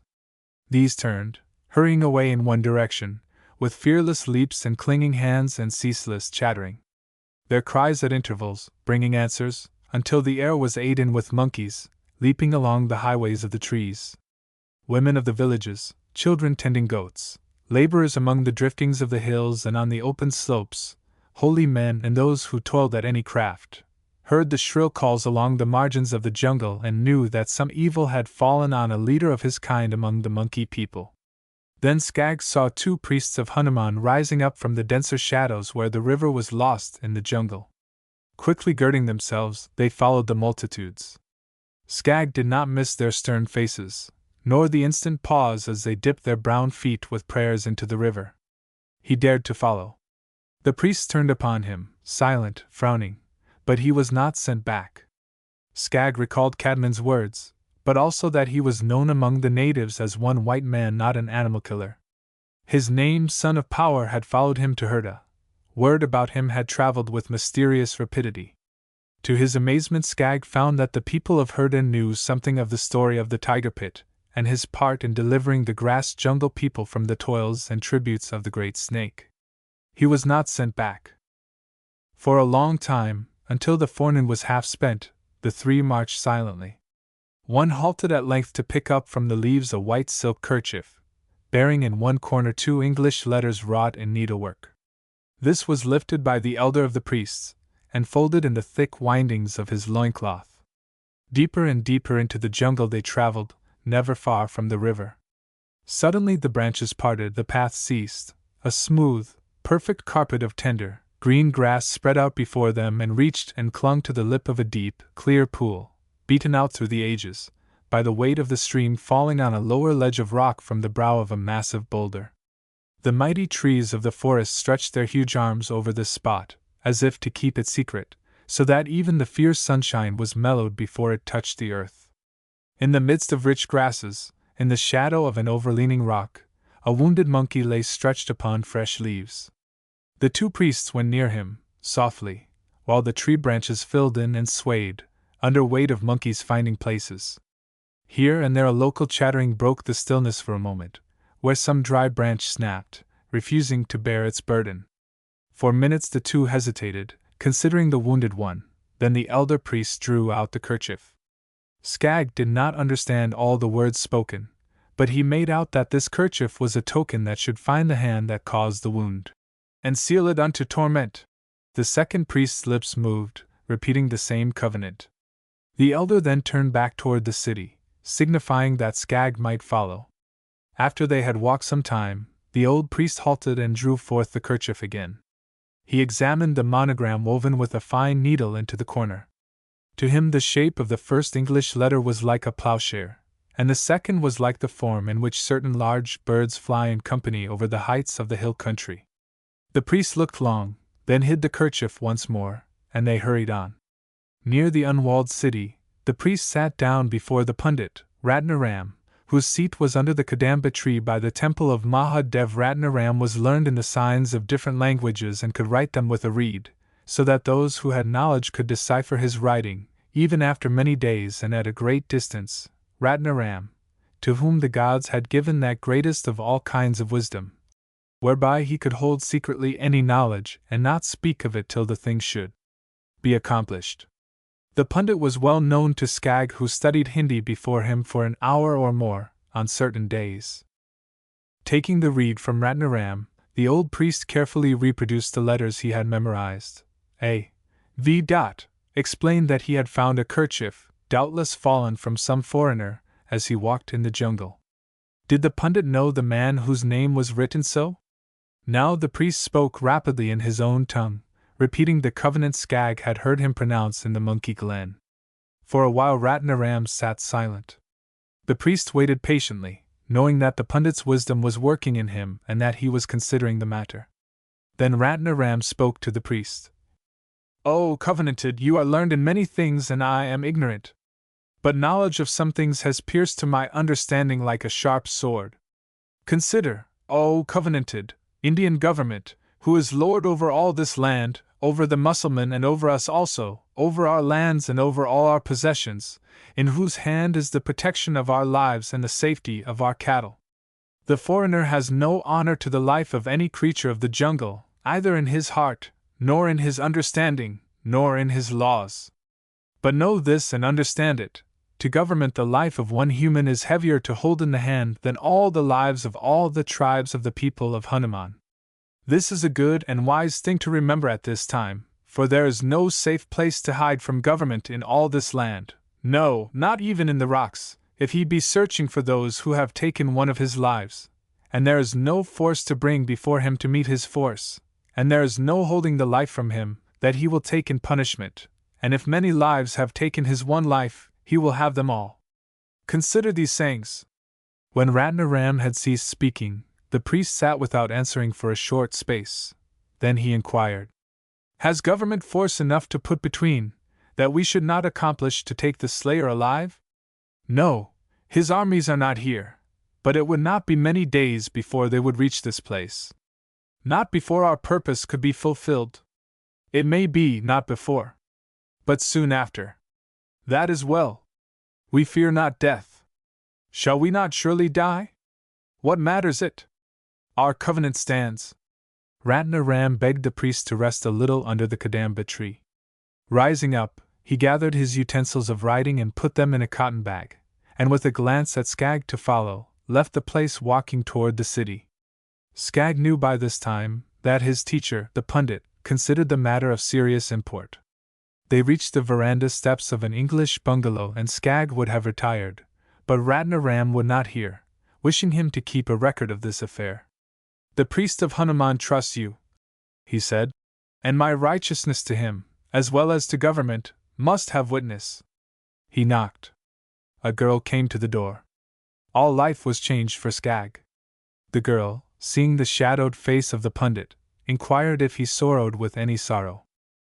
"Only the sorrow that overshadows thy house, Gul Modiji." Ratnaram explained that he had come in warning, but also in equal service for the priests of Hanuman who wanted the life of her cousin, A.V. the young stranger from England. The fact that the young man was away from Herda this day was well for him, because he had shot and wounded a great monkey, the king of his people. In the next few minutes Skag missed nothing, though his surface faculties were merely winding spools, compared to the activity of a great machine within. He grasped that A.V. stood for Alfred Vernon, the girl's cousin, a young man recently from England. Yes, A.V. had occasionally gone into the jungle with a light rifle. Sometimes he had brought in a wild duck, or a grey Maratha hare, once a black-horned gazelle, but usually a parrot, a peacock or a jay. Yes, sometimes he had been gone for hours. Yes, she had told him about the evil and also the danger of shooting monkeys. Skag now recalled the young man with the rifle, a well-fed, well-groomed, well-educated young Englishman, thoroughly qualified sometime to make a successful civil engineer and a career and fortune for himself in India. The girl apparently had not seen Skag so far. The pundit had called her Gul Modiji. So this was the rose pearl, the unattainable. And now the pundit informed her that though the cousin might be scornful, it would only be because he was foolish with the foolishness of the ignorant. "But I am not scornful. I understand," the girl said. "I am only considering swiftly what can be done. They are waiting the death of the great monkey." The girl's eyes were filled with shadows and great energies also. "If his life could be saved? Then his life could be saved, Gul Modiji." The pundit replied briefly, but Skag knew he meant the life of the cousin. "Is it far?" "Yes, 2 hours' walk." Someone within the door of the bungalow now spoke, saying, "Carlin, dear, I may be a bit late. You must not be troubled about me." The girl answered the voice within. So her name was also Carlin. She had many names surely, but Skag liked this last one best. She turned to the pundit now, speaking slowly. "Did one of the priests of Hanuman come to you with this story, just now?" "Yes, Gul Modiji." "Is he waiting?" "Yes." "Will he take me to the place of the wounded one?" The pundit considered. Skag felt very sure that the priest would do this. I will ask him. I can do no more. If the monkey still lives, your cousin's only hope will be in your healing power, Hakima. Wait, I will go with you now. Skag released his breath deeply when she had re-entered. Apparently she had not seen him so far. The old priest arose as the three approached the kadamba tree. Peace, brother, the girl said to him. Unto thee also peace, he replied. Skag marveled at the inflections of her voice, low trailing words that awoke at intervals into short staccato utterances. It was all awake and alive with feeling. She did not ignore a fact the English often miss, that there are certain unwritten laws of these elder people which are as potent and unswerving as any mind-polished tablets that have come down to England from Greece and Rome. It was an hour of marveling to Skag. He saw something that he had not seen so far in India. To her face the darker Indian blood was but a redolence. Doubtless it was because of this, some ancient wonder and depth of lineage, that Skag had looked twice. He had never looked upon a woman this way before. No array of terms can convey the innocence of his concept. She was tall for a girl, almost eye to eye with him. He didn't quite follow her words of Hindi, but his mind was running deep and true to hers, in meanings. She told the priest that she had come to save her cousin, who never could be made to understand what he had done, even though he lost his life in forfeit. She said the monkey people would be devastated if he paid his life, that the priests of Hanuman would be driven deeper and deeper into the jungles, that her heart was with them in soundness of understanding, for she was of India who hears and understands. She held up a little basket saying she had brought bandages, stimulants, nourishments, and had come asking permission to go with the priests now, to the wounded one, to care for him with her own strength. Skag saw that her scorn for the ignorance that had caused the wound was a true thing, that she felt something of the mystery of pity for the monkey people, that she could be very terrible in her rage if she let it loose, but that she loved this stupid cousin also. All Skag's faculties were playing at once, for he perceived at the same time this girl would see many things of life in terms of humor, and it would be good to travel the roads with her because of this. Apparently she had not seen him, Sanford Hanti, to this moment. The priest weighed her words and spoke coldly, saying that his order did not consider consequences to men, when they took life. A monkey king had been shot. The wound was eating him to death. It was unwritten law which may never be broken, for the life of one who kills a monkey to be taken by the priests of Hanuman. Up through the ages this law had not served to destroy the monkey people, but to protect them. The girl said gently, "Let me go to him. Do you not see that I am indeed of this land, with its blood in my veins?" Ratnaram had taken his seat once more under the kadamba tree. It was early afternoon, and the three were traveling through the jungle. The girl Carlin was always looking ahead, one thing only upon her mind: time and distance and words, as clearly obstructions to her as the occasional branches across the path. Once when Skag fixed a big stone for her to pass dry across a shallow ford, she turned to thank him, but her eyes did not actually fill with any image of himself. He missed nothing, either the standpoint of the priest, nor of the English, nor the vantage of this girl who stood between. It was a queer breathless day for him, altogether to his liking, but more intense than he understood. The girl's lithe power, the tirelessness of her stride, the quick grace, low voice and steady shaded eyes full of. Skag hadn't the word at hand. Cadman Sahib would know. That look of the eyes seldom went with young faces, Skag reflected. In fact, he had only found it before in old mothers and old nurses and old physicians. Certainly it had to do with forgetting oneself in service. The priest began to talk or chant as he strode along. It was neither speech nor song. It did not bring the younger two closer together, though they saw that monkeys were following, up in their tree lanes. At times when Skag dropped behind, he wondered why the girl did not see the things that delighted him: a sparkling pool, the gleam of damp rocks, the velvet moss with restless etchings of sunbeam. Yet he knew that it was only today she looked past these things, that these really were her things, that she belonged to the jungle, not to the house. She must greatly love this stupid cousin. Skag never tired watching the firm light tread of her, like the step of one who starts out to win a race. There was jubilant music of a waterfall. The priest reverently stopped his chanting. Then they came to the great rock, and the second priest arose, his eye glancing past Skag and Carlin to the eye of his fellow of the Order of Hanuman. For an instant the silence was of an intensity that hurt. "Is he?" Carlin began. The priest who had brought them answered, though there had been no words. "No, the king yet lives." Under the shadow of the overleaning rock, stretched on fresh wet leaves, the Monkey King was lying. His eyes were bright, but the haze of fever was over them, thin gray lips parted and parched, a strained look about the mouth. He breathed in quick, panting breaths, too far gone to be afraid, as Carlin leaned over, but there was a forward movement in the overhanging branches, a swift, breathless shifting of the monkeys. She opened the little basket. Skag watched her face as she first laid her hand on the monkey's head. He saw the thrill of horror and understood it well, for this was alien flesh her hand touched, not like the flesh of horse or dog or cow, which is all animal. She struggled with a second revulsion, but put it away.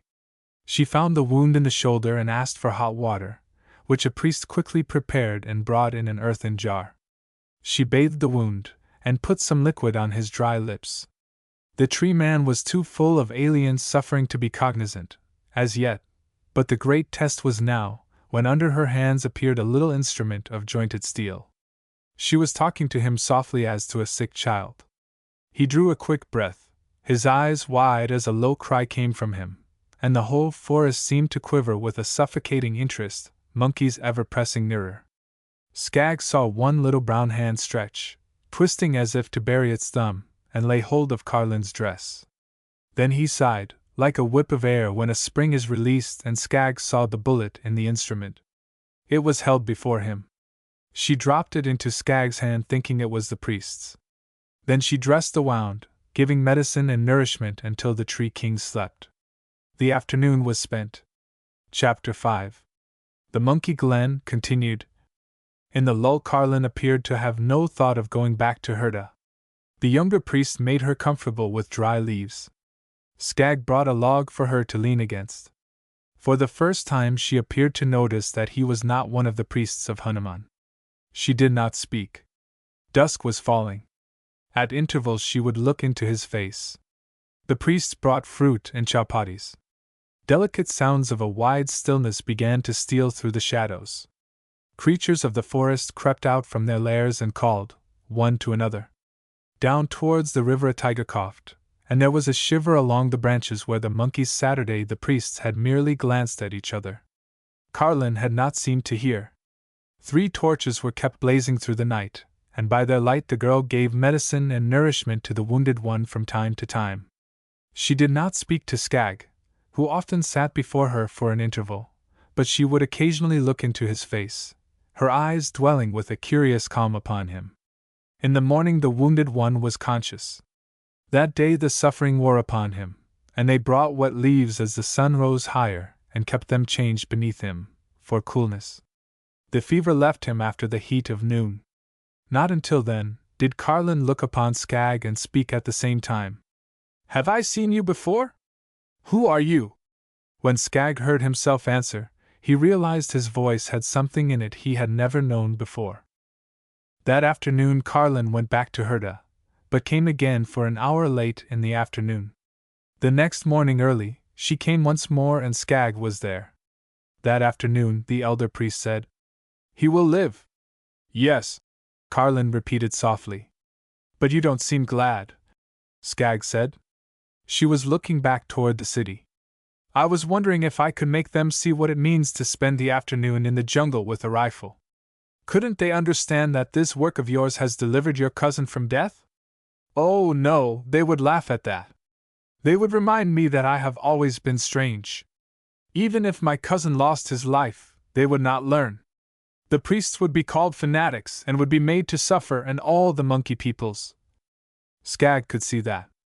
"Why do you not leave them?" "Oh, I do not hate my people. I have many brothers, real men, and then you must know English government does wonderful things." They were starting back toward the city, leaving the 2 priests. Most strangely, as no one Skag had ever met, Carlin could see the native and the English side of things. He felt that Cadman would say this of her, too.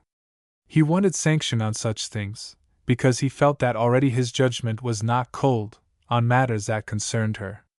Everything about her was more than one expected. She seemed to have an open consciousness, which saw two or all sides of a question before speech.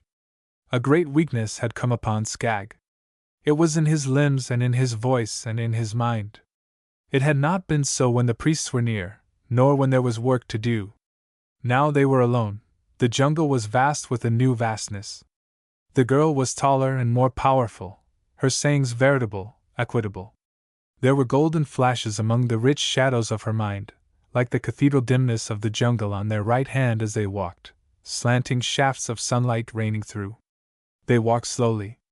Skagg reflected that since his first sight of the Sambar, he had watched and done nothing. All his life had been like that. Yet this girl watched and worked too. She loved the English and the natives too. She had skilled hands, a trained body, a cultured mind, certainly a wonderful mind, as full of wonder as this jungle, with a sacred river flowing through. Moreover, she could ask questions like Cadman, the spirit of things. He told her of his mother, of his running away from school when he first saw the animals at Lincoln Park Zoo, how they enveloped him, so that he thought nothing but of them, lived only for animals later as a circus trainer, and had come to India to see the life of the wild creatures outside of cages. His tongue fumbled in the telling. But I do not see yet why the priests of Hanuman let you go with them. Nor I, said Skagg. But they know you are not an animal killer. They walked rather slowly. Night was upon them when they reached the edge of the jungle and heard voices. The back of Skagg's hand nearest Carlin was swiftly touched, and she whispered breathlessly, "My people! They are coming for me, goodbye, dash!" The last few words had been just for him. The tone might have come up from the center of himself. Skagg was alone, but he did not hurry into the city. There was more in the solitude than ever before, more mystery in the jungle, more in the dusty scent of the open road. Greater than all, in spite of all doubting and realization of insignificance, there was unquestionably more in himself. Early the next morning, Skagg was abroad in the city and saw the two priests of Hanuman approach Ratnaram. They raised their hands in silent greeting as he came near and immediately arose and turned toward Carlin's bungalow. Skagg was glad to follow, when they signified he might, for the thing at hand was his own deep concern. There was a catch in his throat as Carlin appeared on the veranda. Her eyes met Skagg's before she spoke to the priests. "Is he worse?" The elder spoke for both, as is the custom. "Peace be on thee, thou of gentle voice and skillful hands. We greet thee in the name of Hanuman, and are come to render up to thee the forfeit life, even according to our covenant, for thou hast saved the wounded king, and he will not die. Behold the cloth with the shape of the foreigner's sign in it. This we held for a token that the foreigner's life was ours, this we render now to thee. His life is thine and not ours." The old man laid the silk kerchief at Carlin's feet. Skagg had thought the danger over yesterday, but he saw that the young Englishman's life held in ransom had only just now been returned to the girl. That forenoon was the time to Skagg of the great tension. Carlin had stood for a moment longer than necessary on the veranda, after the priests had turned away. It was as if she would speak, but that might signify anything or nothing. It was just a point that made the hours more breathless now, like the sentence of quick low tones last night, when the voices of her people were heard at the edge of the jungle. Were these everything or nothing, glamour or lifelock? Often he remembered that her eyes had sought his today, even before looking to the priests for news. He stood at the edge of the jungle at high noon. The city was filmed in heat. Faint sounds seemed to come out of the sky. Skagg was watching one certain road. The trance of stillness was not broken. He turned back into the green shade. He would not delay in Herda. He would not linger.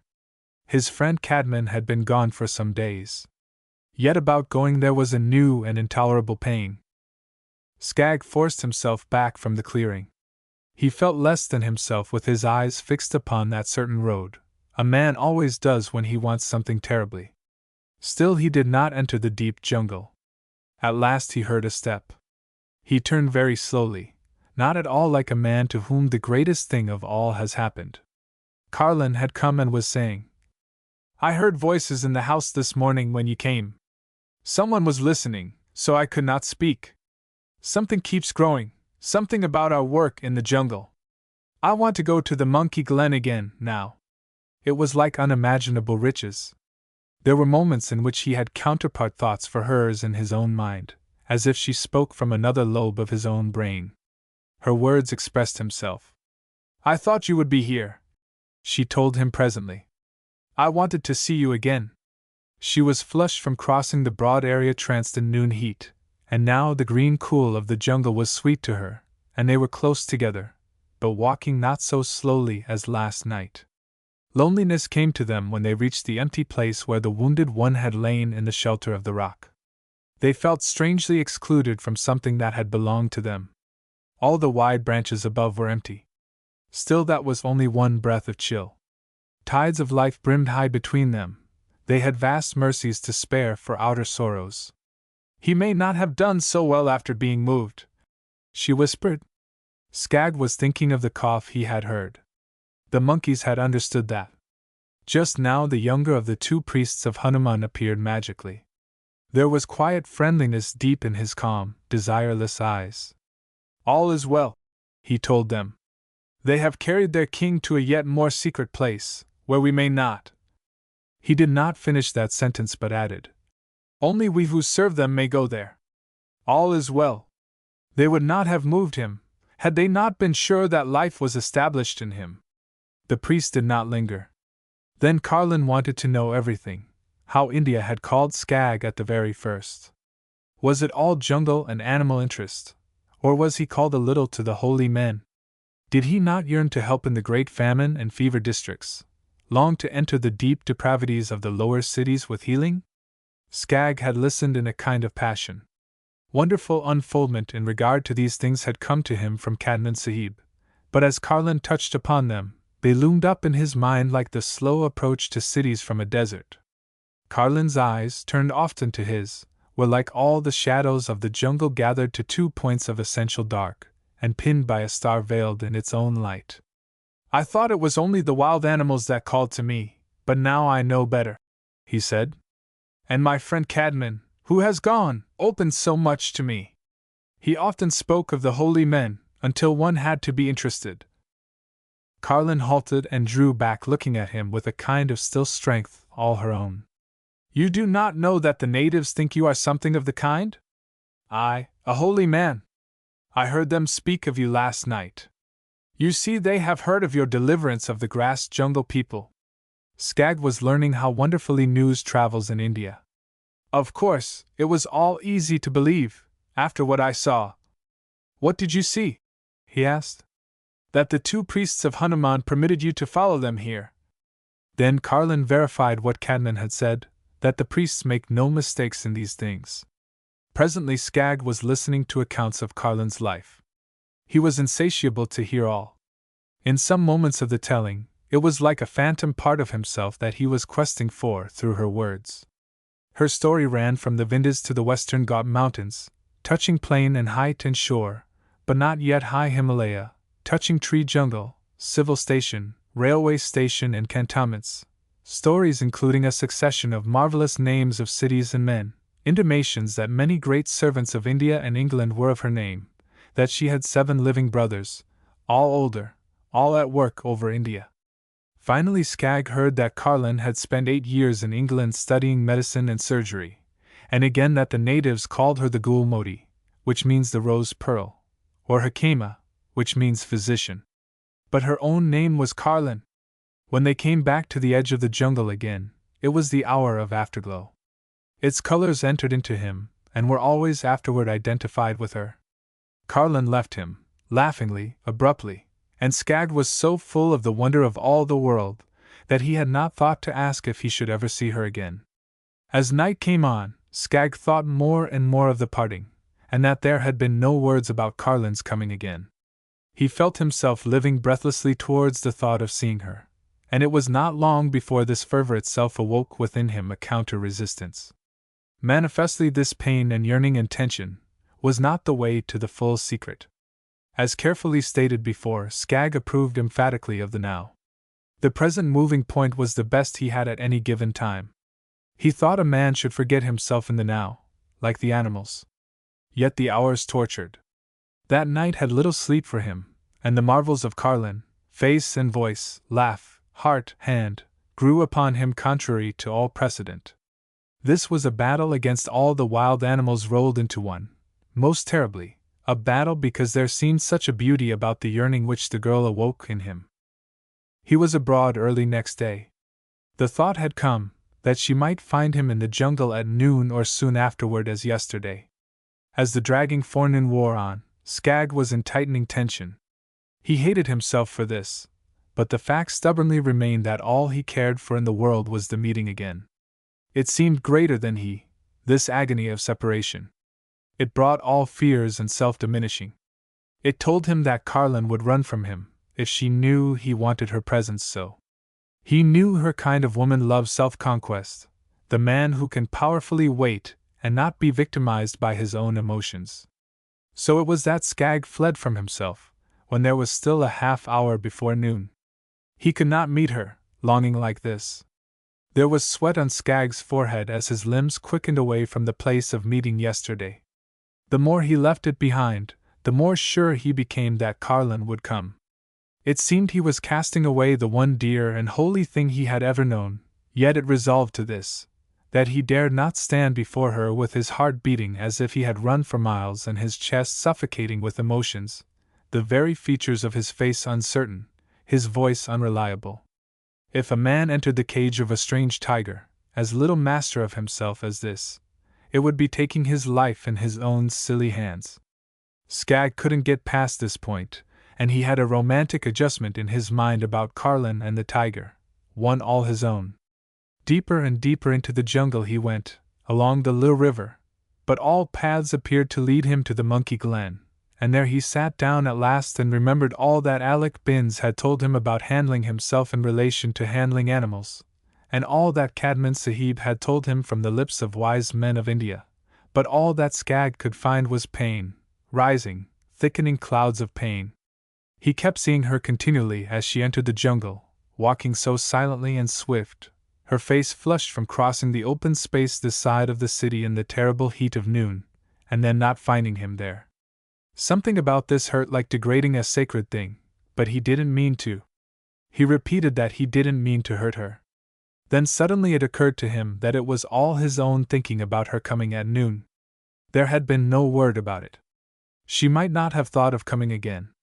This was like a cold breath through the jungle. It was as intolerable as the other thought of her disappointment. There was an almost indistinguishable slithering of soft pads in the branches. Skagg looked up suddenly, and the air seemed jerked with a concussion of his start. The monkeys were back. They had been watching, the branches filling. When he looked up, the whole company stirred nervously. Skagg laughed. It was good. There was but one formulated thought, that Carlin would be glad to hear this, she would appreciate this. The return of the monkeys had a deep significance to Skagg, because he had really first seen the wonder of Carlin just here, working over the wounded one. The immediate tree lanes were filled with watchers in suffocating tension then. It was curiosity now, nothing covered but playful. Skagg wished he could chant like the priests for the monkey folk.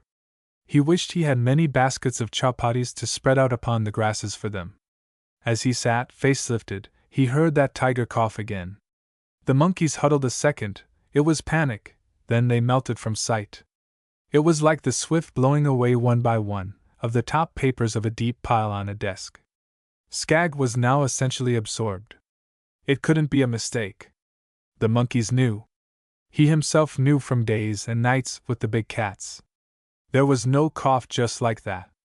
It was in a different direction from before, back toward the city this time, but as before, muffled and close down to the riverbed.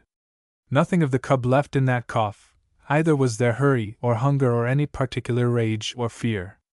A big beast finishing asleep, down in some sandy niche by the river, a solitary beast full of years, a bit drowsy just this moment, and in no particular hurry to take up the hunt. Such was the picture that came to Skag with a keen kind of enjoyment. The thrill had lifted his misery for a minute. This was something to cope with. It took away the heartbreaking sense of inadequacy. It wasn't the thrill of a hunt that animated Skag. The fact is, he hadn't even a six-shooter along. This was the closeness of the real thing again, the deep joy, perhaps, of testing outside of cages once more, the power that had never failed. And just now along the river and beyond the place where the cough came from, Carlin was coming. The last of the monkeys had flicked away. Skag arose and held his hand high, palm toward her. She beckoned, but still came forward. Skag moved without haste, but rapidly. All the beauty and wonder of Carlin was the same. It lived in his heart, integrate and unparalleled as ever, but some power had come to him from the cough of the tiger. Around all the fear, even for her life, was the one splendid thing, that she had followed him into the monkey glen. She was nearing the place where the cough had come from, yet Skag did not run. A second time he held up his hand, palm outward, but she still came forward laughing. "You ran from me? I did not think of you coming so far, today." Skag had stepped between her and the river, turning her toward the city, but Carlin drew back. "I have come so far. I want to go to the monkey glen." She was watching him strangely. Skag understood something that moment, that he might know of Carlin's delight through her eyes, of all joy and good that he might bring, but that he should never know from her eyes if he brought hurt. Skag put this back into the deep place of his mind. "All right. We'll go back," he said. "They were here, the whole troop. Just a minute ago, they swung away." He saw for an instant her wonderment that he had come alone. She would have been very glad to see the monkey people again.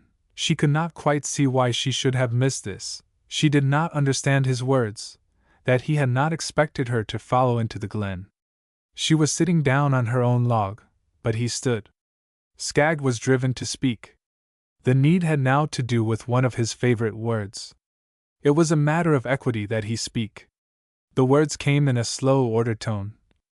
"I was waiting for you there, back at the edge of the jungle, but it came to me that I was not ready."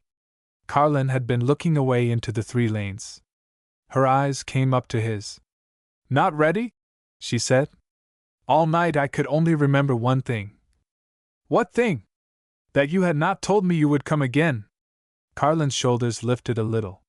She cleared her throat, saying, "I thought of it. This morning the idea occurred that you might come to the jungle at noon, like yesterday, but the hours wouldn't pass after that. I met something different that would not be quiet." "Where?" "I mean in myself." Carlin's eyes widened a little, but she only said, "Oh, it would not rest. I could not wait in calm. I was afraid you wouldn't come, yet I was afraid of your coming. My face worked of its own accord, and my words would not say what I knew." "When was that?" "It was worse when I reached the jungle a little before noon and began to watch for you." "And you ran away?" "I was not good to look upon." "But you are not like that now, quite controlled, like blue ice." Skag turned his eyes slowly back the path by the river where the cough had come from. "I am better now," he said. "I wonder if anyone ever thought of running away like that. It is not a good feeling to be at the mercy of oneself," Skag said. Carlin caught a quick breath. There was a steadiness in his eyes. It was steadier than anything she knew. The light of it was so high and keen that it seemed still. "Nothing like this has happened before," he said quietly. Carlin arose. Their eyes met level. "Everything is changed," he went on. "It was like a grief that you were not here, when the monkeys came in. I'm not right. I did not know before that a girl was part of me. It was all animals before. I'm not ready, but I will be. You are good to listen, but really you had to." Carlin let her lids fall a second. "I mean I couldn't stop when it started." There was silence before he finished. "I know everything better. I know all the creatures better, all the cries they make. And yet I'm less, I'm only half." It was then her hand came out to him. "Does it mean anything to you?" he asked. "Yes." Does it mean everything to you, too? Her voice trailed. It was closer. It was everywhere. It was like a voice coming up from his own heart. Yes, everything, especially because you could run away. But I came! They were walking toward Herda among the shadows, Skag closer to the river. The night was coming with a richness they had never seen, tinted shadows of purple, orange, and rose, almost a living gleam to the colors, the evening air cool and sweet. Carlin told him that her family must understand and be considered and give approval. There was an eldest brother in Pune who must be seen. All arrangements must be made with him.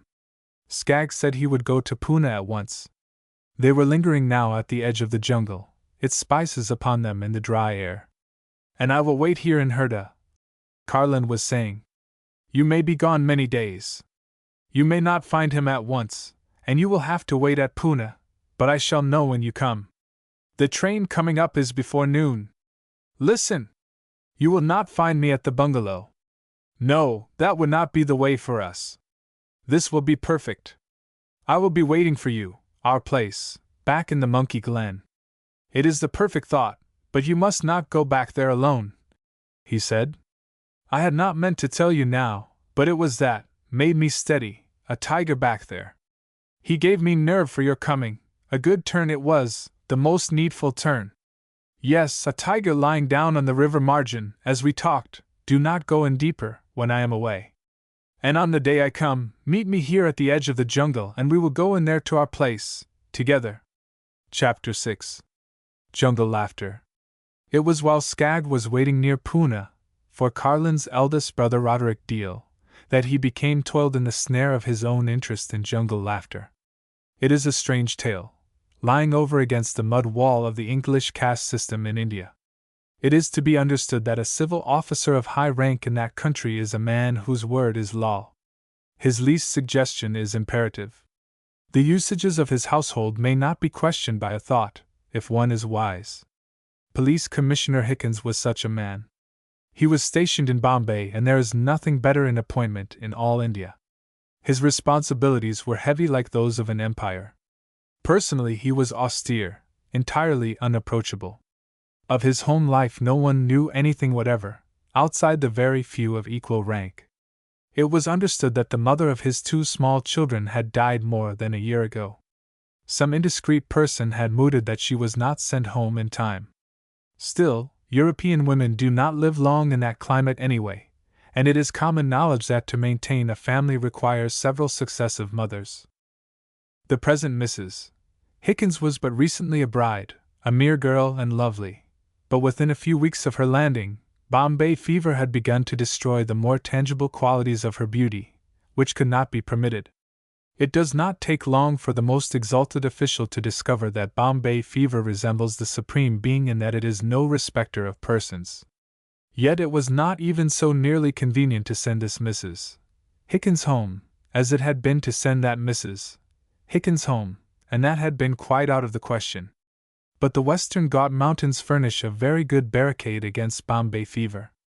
Devoutly inclined persons have even intimated that they were specially placed there for the convenience of men who are much attached to their homes. Extending 1,000 miles parallel with the coast, from 5 to 40 miles inland, built mostly of pinnacles and peaks rising a few hundred or a few thousand feet from near sea level, more rugged than any mountains of their size in the world, the Western Ghats are like a section of Himalaya in miniature. The railway line-up has a reversing station proclaimed far and wide to be the most splendid piece of railway engineering on earth. That there are several more splendid in the Rocky Mountains is unimportant. Just over the top, about 70 miles from Bombay, is Kandala and Lanoli, and further on, Pune. Pune is a military station, sometimes too far.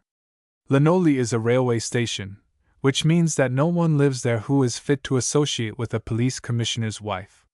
But Kandala is no station at all, being only a small mountain village with 3 or 4 abandoned bungalows far apart from each other. Heaven knows who built them in the beginning, but whoever it was, they must have done it too late, because there is a neglected grave or 2 near each one. The native agents got in every good argument for the bungalows, but Police Commissioner Hickens was not persuaded. He seemed to have a constitutional antipathy to those bungalows, No, the bungalows might be safer and drier and warmer at night. They might be cleaner and healthier and more comfortable all the time. But he wanted a tent, and he meant to put it where he wanted it. So, at great expense of time and labor on the part of natives, but very little expenditure of money on his part, he succeeded in hoisting a tent from Bombay to the top of the Western Ghat Mountains, of a size and of an age and of a strength which suggested a military mess camp. The tent was set up in the jungle at the edge of Kandala.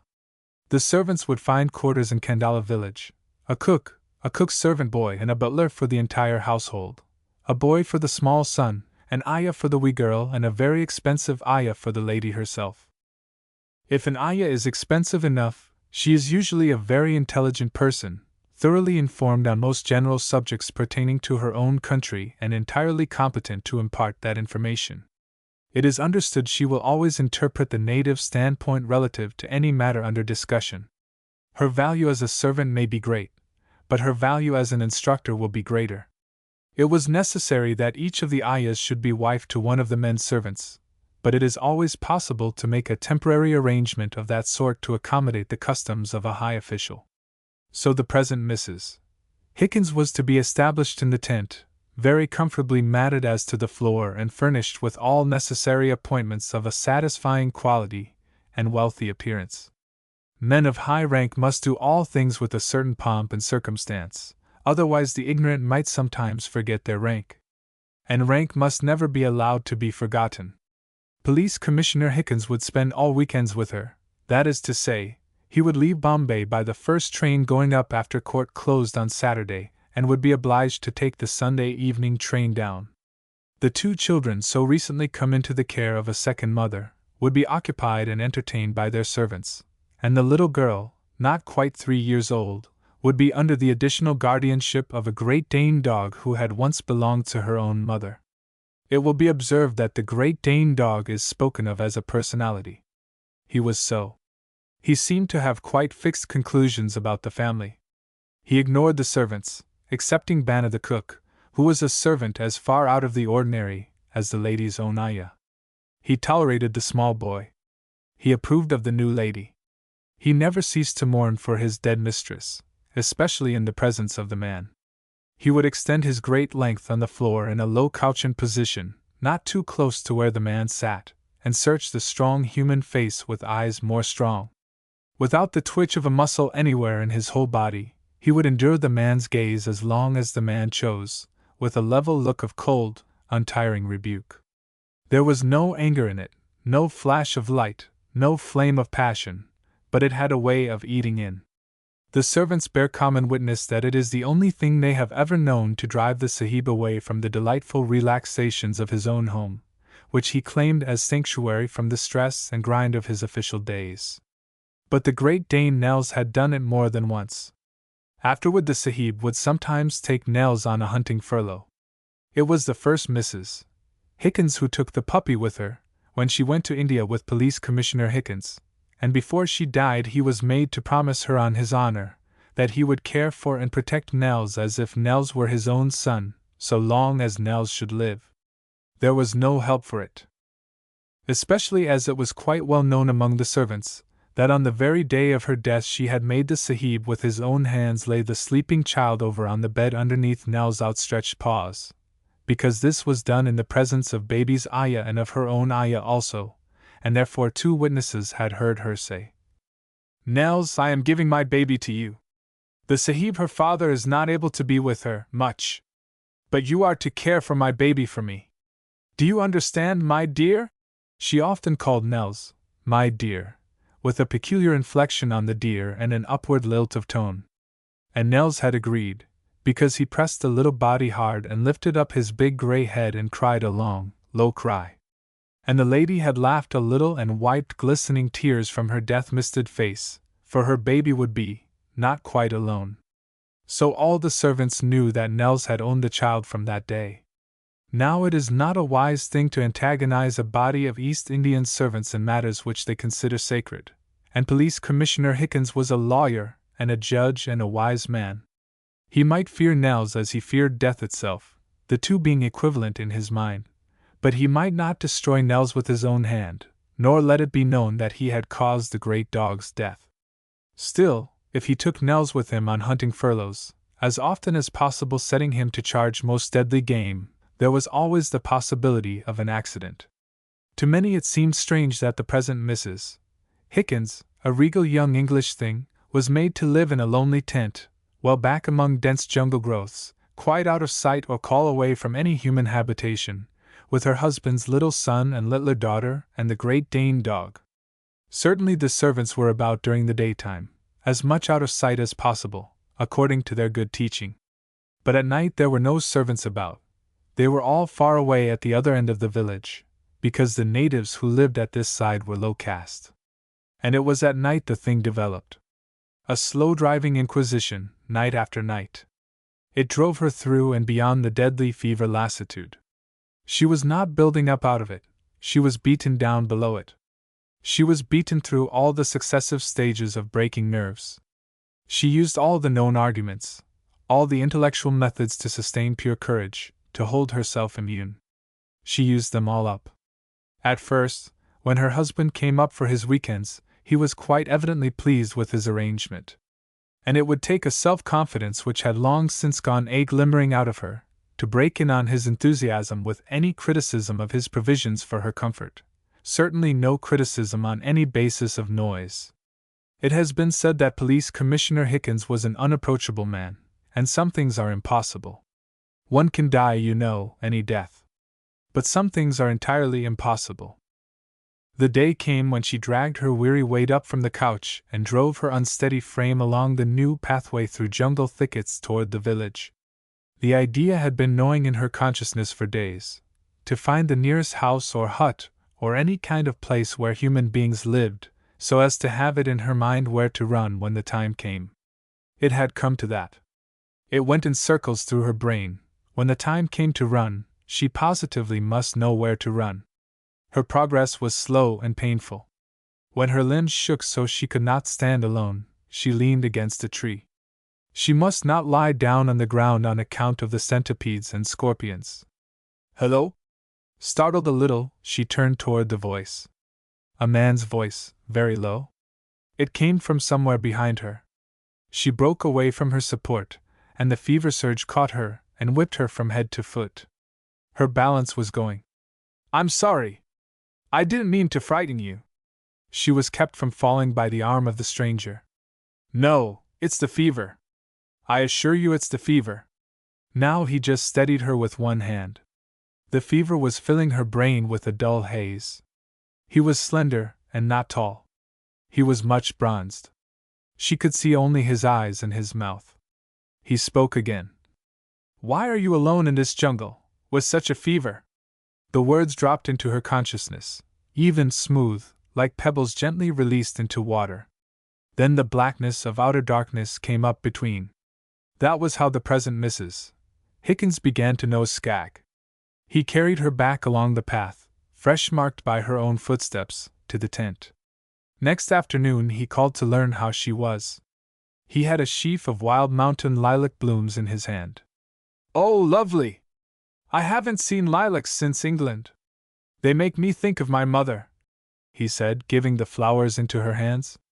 "I would so much like to hear about your mother." Skagg had not the habit of much speaking, but he found it easy to tell this English girl about the mother who had died when he was a child. She leaned against banked pillows and watched the changes flow across his face.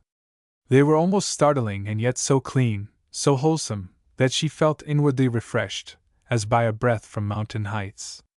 Naturally he went on to tell her about Carlin, but when at last he spoke her name, the English girl interrupted him. "Is it possible you are meaning Dr. Carlin Deal?" "Yes, do you know her?" Skagg asked. "I have met her several times, quite frightened at first, because I had heard about her. You know she is very learned, even for one much older. I know she is a physician." "Yes, London medical. But it's not just her profession, it's herself. She's really wonderful. Her sweetness is so strong and all her strengths are so lovely. She is wonderful to me," Skagg said. "I'm congratulating you, you understand?" The present Mrs. Hickens smiled as she added, I've heard that she has a fine discernment of men. He went before sunset. After he had gone, she asked her ayah to find out about who he was and whatever concerning him. When Police Commissioner Hickens came up that weekend, he was so seriously dissatisfied with the tediousness of her recovery that she had no inclination to tell him about having gone out from the tent on her own unsteady feet, at all. Certainly it would be calamitous for him to hear of her having been carried in by a perfect stranger.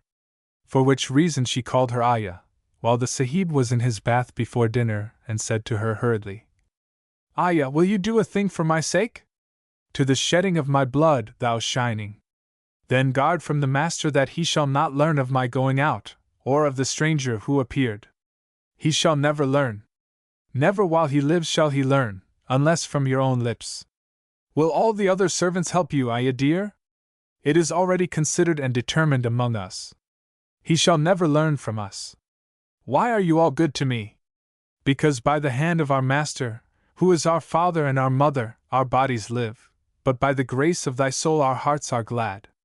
It is better to have joy in the heart one day than to endure upon the fatness which grows out of a full stomach for 10 years. Oh, ayah, don't tell me things like that, because they are never to be forgotten.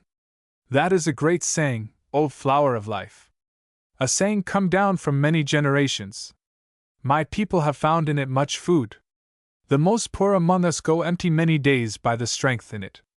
And it is known that holy men have lived long years of holy life, without any satisfaction to the body at all, dwelling in that courage by which the unutterable of suffering may be endured, entirely by the memory of one day."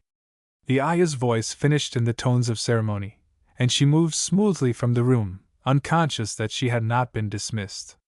The following evening, after the police commissioner had gone down, the ayah brought report concerning the stranger. His name was Sanford Hanti Sahib. He was an American Sahib. He did not consort with any of his own people, nor with Europeans. Of all human beings he had only one friend and associate, Cadman Sahib, who was a great man among men, as was well known by even the ignorant. Cadman Sahib had been heard to call him Skag, but Cadman Sahib would permit no one to call him by that title excepting himself, therefore it was a sealed title, to pronounce which few are worthy. 5 days ago Sanford Hanti Sahib had come by train from far in the interior, beyond the grass jungle country, to meet an Indian Sahib of high rank in the railway service, at Pune. It was an appointment personal to himself. No one knew the purpose. Also, why Cadman Sahib had not come together with him was not known, unless— "Oh, ayah! I don't care a bit about Cadman Sahib, will you be good enough? What about the man? Now go on." "Most illustrious lady, the thing is an exaltation. I am poor and ignorant. My head is at your feet. One like I am should not approach power like his save turning fresh from a bath. Ayah dear! I am prepared. He has the power to control all wild animals. So great is his power that not long ago, when he and his so fortunate friend Cadman Sahib had both fallen into a tiger pit trap and a mighty young tiger in his full strength had come after them, falling bodily down upon them and being full of fright and fury, had turned upon them to destroy them, beholding his master's face, the beast had become subject to him in the instant and had sat quietly before him the whole night, without moving to hurt them. What man will require more than this? For heaven's sake! What a tale! But ayah, what sort of man is he? Who will be able to know what sort of man?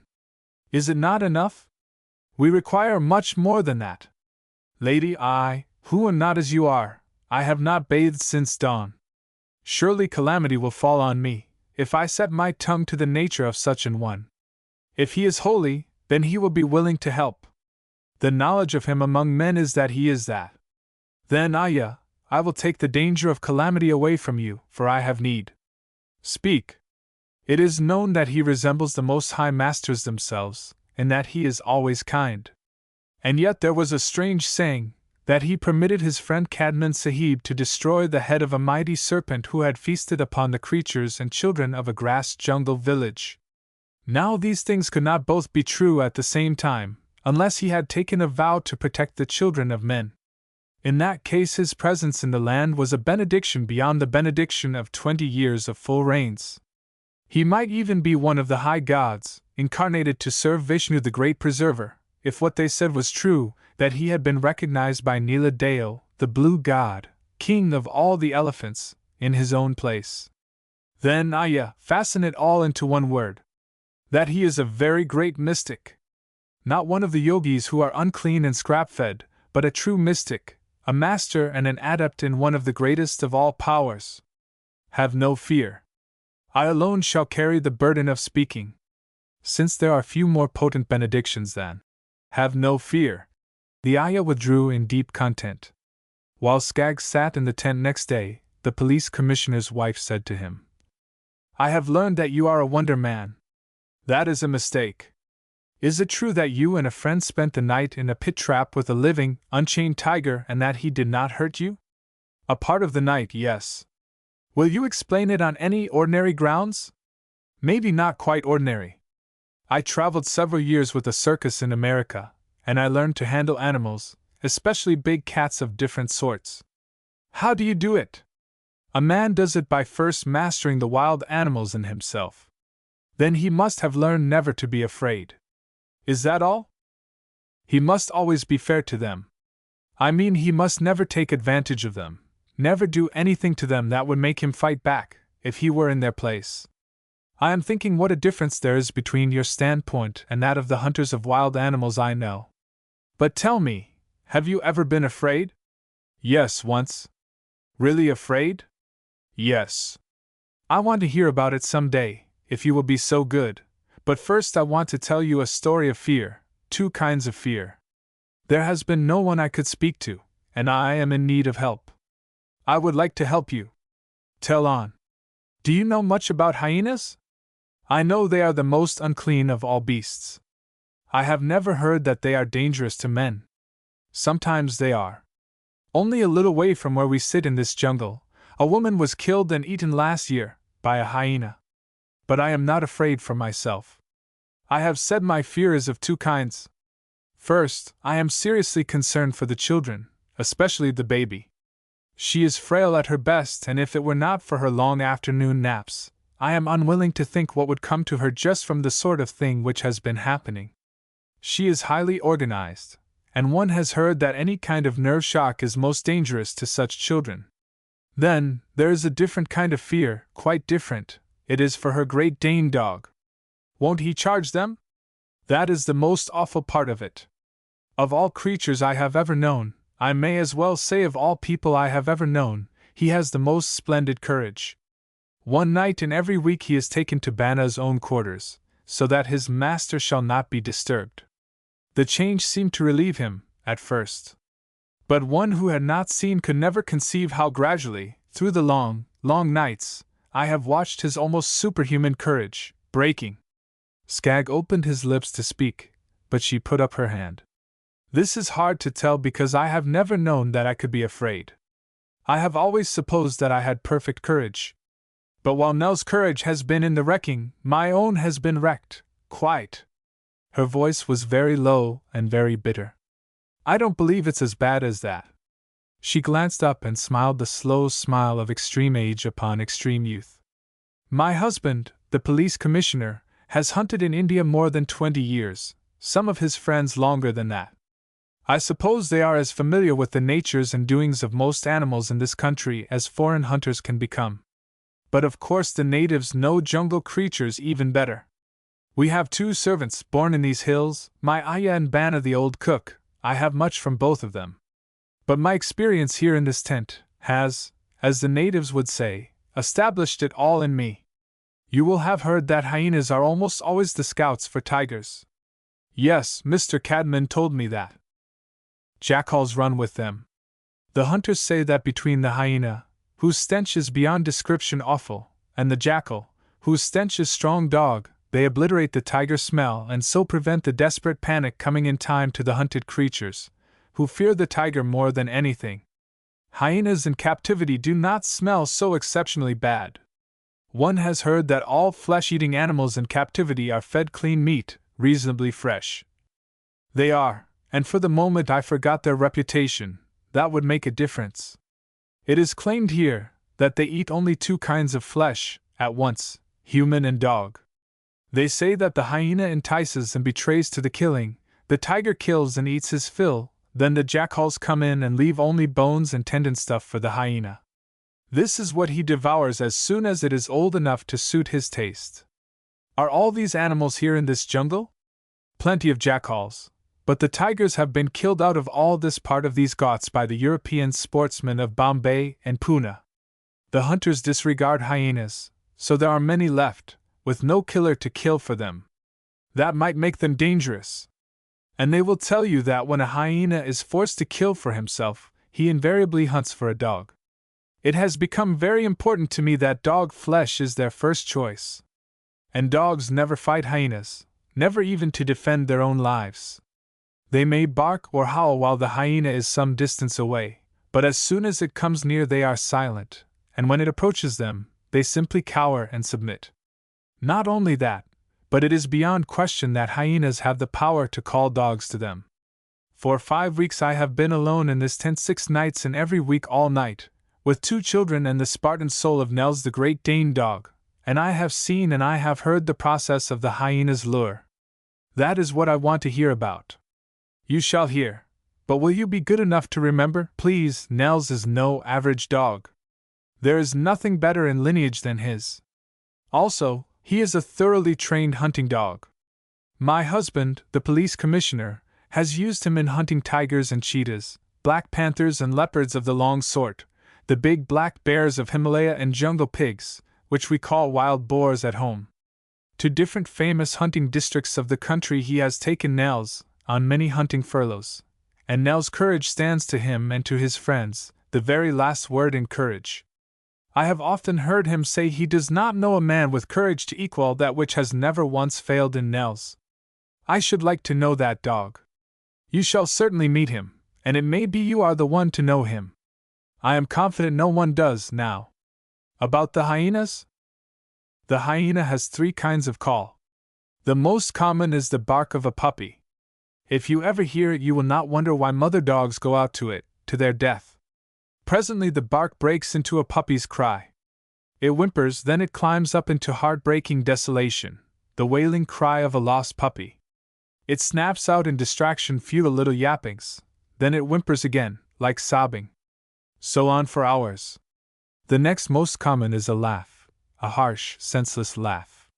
The effect is to terrorize, to paralyze its prey. It is wicked.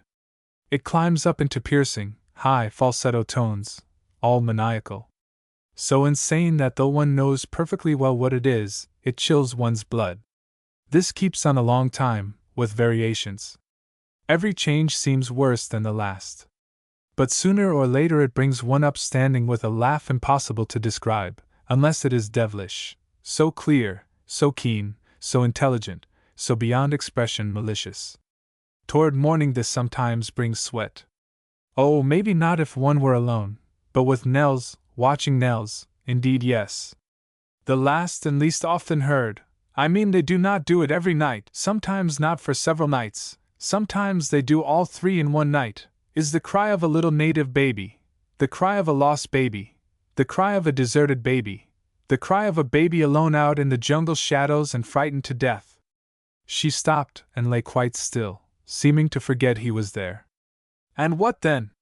Nothing, only it keeps on sometimes the rest of that night. They never mix the 3 kinds together. Even when they do them all in one night, they are usually in this order as I am telling you. Sometimes the baby is still for a few minutes, then it begins again and goes on. Again she stopped a long time. Suddenly she flung up her hand and spoke faster. No, there's nothing more about that little deserted native baby's cry, excepting that I've started up in broad daylight afterward, with a cold panic in my heart that it had really been a baby, a true baby, and I had failed to go and save it. And the nights, the long nights I have fastened my weight on Nell's neck to keep him inside of this door. She pointed to the opening by her couch. Why don't you chain him? He goes on a leash perfectly, but he has never been taught to be chained up.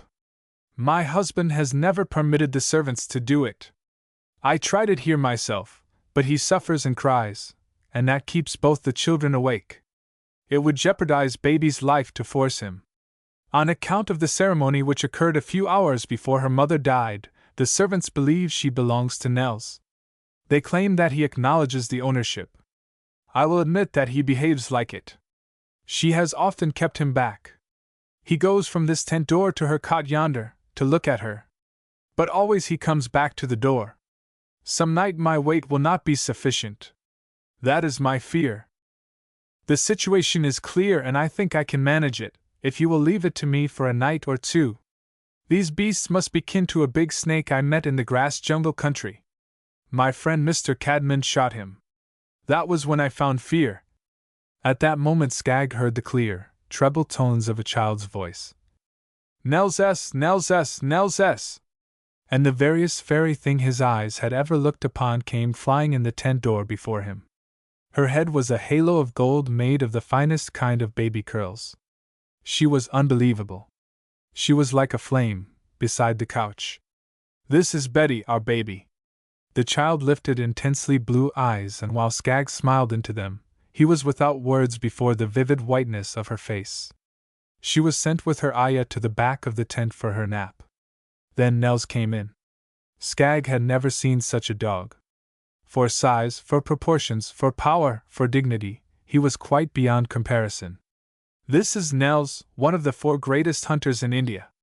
Nels came to him at once. With a searching regard he looked into Skag's face one long moment, then a glow came up in his eyes and he swung about and stretched himself alongside Skag's chair, reached his arms out before him and laid his chin on them, almost touching the man's foot. Skag leaned over and stroked the big head. It felt like sealskin, but it was soft, clean gray color. Nels has adopted you, Wonder Man! The lady on the couch spoke like a small child, marveling. I am glad to have his friendship.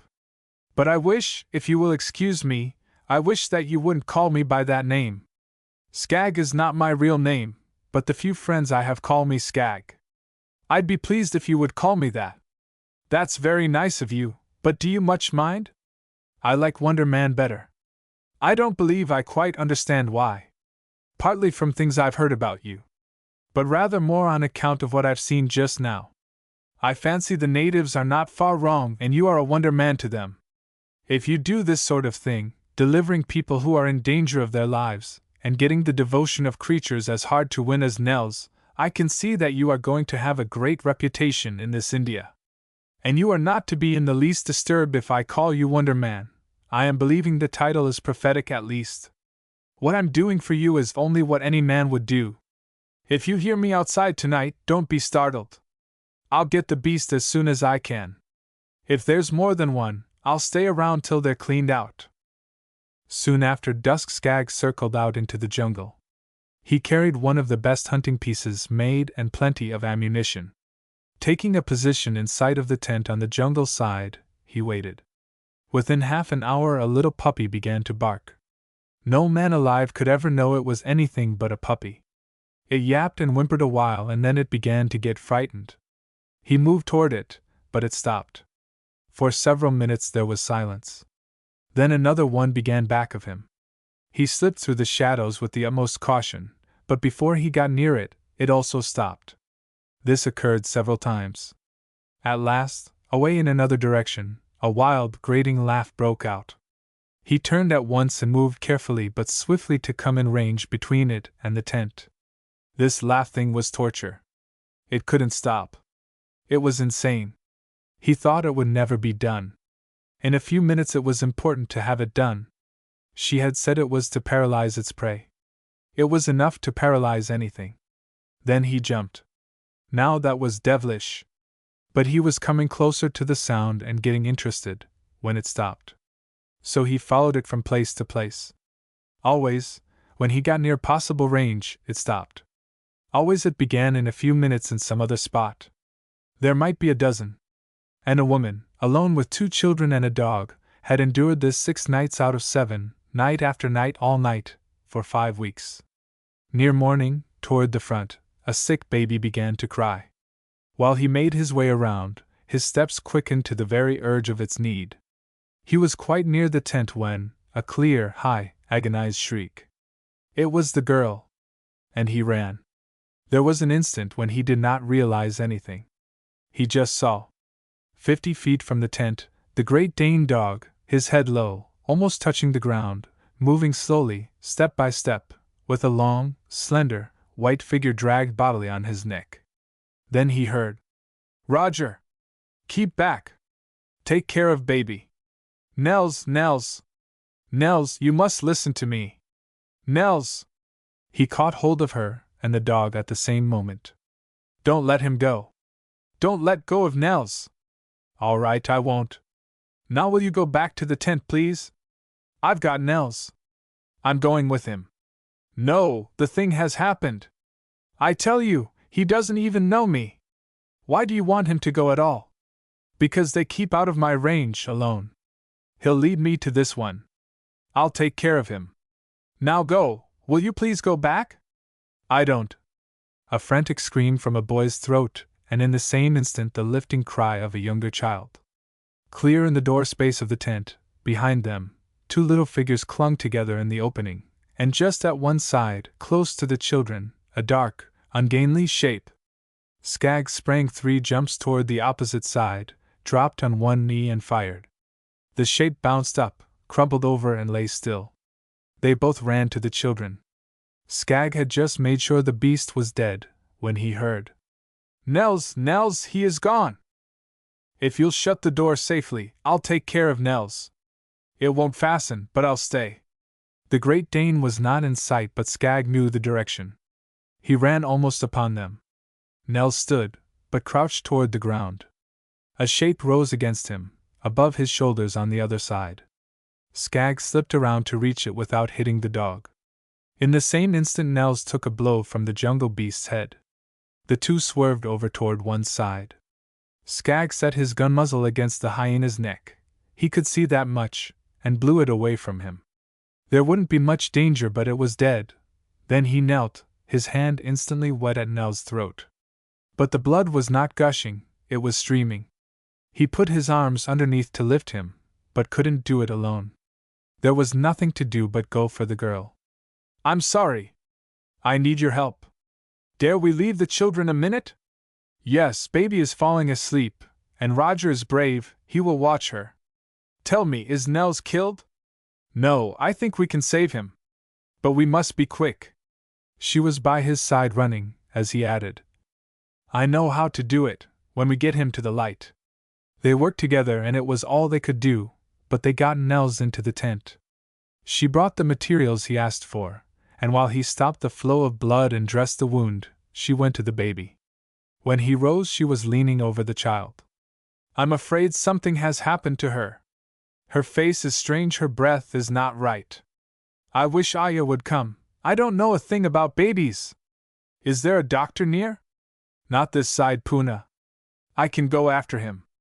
"You're awfully good, but there will be no train before the one my husband comes up on. It's a holiday. He would have been up last evening, only he had important business. I am not at liberty to determine about a physician, because he will be here so soon. Shall I go after the Aya?" "That might help, thank you so much." Skaggs learned in the next 2 hours that there is nothing in life more difficult for a man to find than servants' quarters in a native village. By full daylight he gave up and tramped back a considerable distance. As he approached the tent, an Englishman came out walking rapidly toward him. Police Commissioner Hickens had a very red face. He spoke before Skaggs could see his eyes. "Sir, I take pleasure in ordering you to leave my premises. You will be good enough not to be seen again in this vicinity." "Yes? You are finding fault with me? What occurs to mine does not in the least concern you. You are occupying yourself with my affairs. I will not permit it. Am I explicit enough?" "You are explicit enough." Skaggs wheeled on the path and walked away from the police commissioner under a sharp revelation that if he didn't get away at once, he would do a thing he had never been inclined to do before. He was amazed by his own fury. Unconsciously he spoke aloud. "I never wanted to. Remember, it is not necessary to touch the unclean." Low tones of strange vibration. Skaggs looked up. A brown-robed man stood before him. The long straight lines of the garment were made of a material hand-woven of camel's hair, known in the high Himalayas as putu. The quiet face was in chiseled lines. The level dark eyes were looking deep into the place where Skag's soul lived. Skag was intensely conscious that he stood in a presence. He endured the eyes. They made him feel better. The robed man spoke again. I speak to give you assurance that those you have served will be cared for. Also, a responsibility may fall upon you. If you accept, a great good will come to you in this life. I will do what I can. Peace be with thee. Shall I see you again? Never. Skag stood aside and the robed man walked toward the tent. Skag went back to Pune. Carlin's eldest brother Roderick Deal had not come yet. Still waiting, a week later, he walked one morning on the stone causeway, which is a most attractive unit in the architecture of Pune's great waterworks, and filled his eyes with the gaunt vistas toward the north and west. Joyous dog tones made him glance back. It was Nels, straining forward on a heavy chain leash in the old cook's hand. Let him go. Now Skag noticed that the dog moved with some effort, possibly with some pain. But when he arrived, Nels reared his mighty body and set his paws on Skag's two shoulders. Skag hugged him and eased him down. The old cook handed Skag a note. It read, To the Wonder Man, by the hand of Banna the cook, who is a gift to the man from the gods. Together with Nels the Beautiful, a gift to the man from Eleanor Beatrice Hickens, who is free. Banna the cook will tell his master the rest. Save this, that Eleanor Beatrice is grateful with her full heart to the man. He is to remember that he has been adopted by Nels. He is to walk softly because he is on the way to be adopted.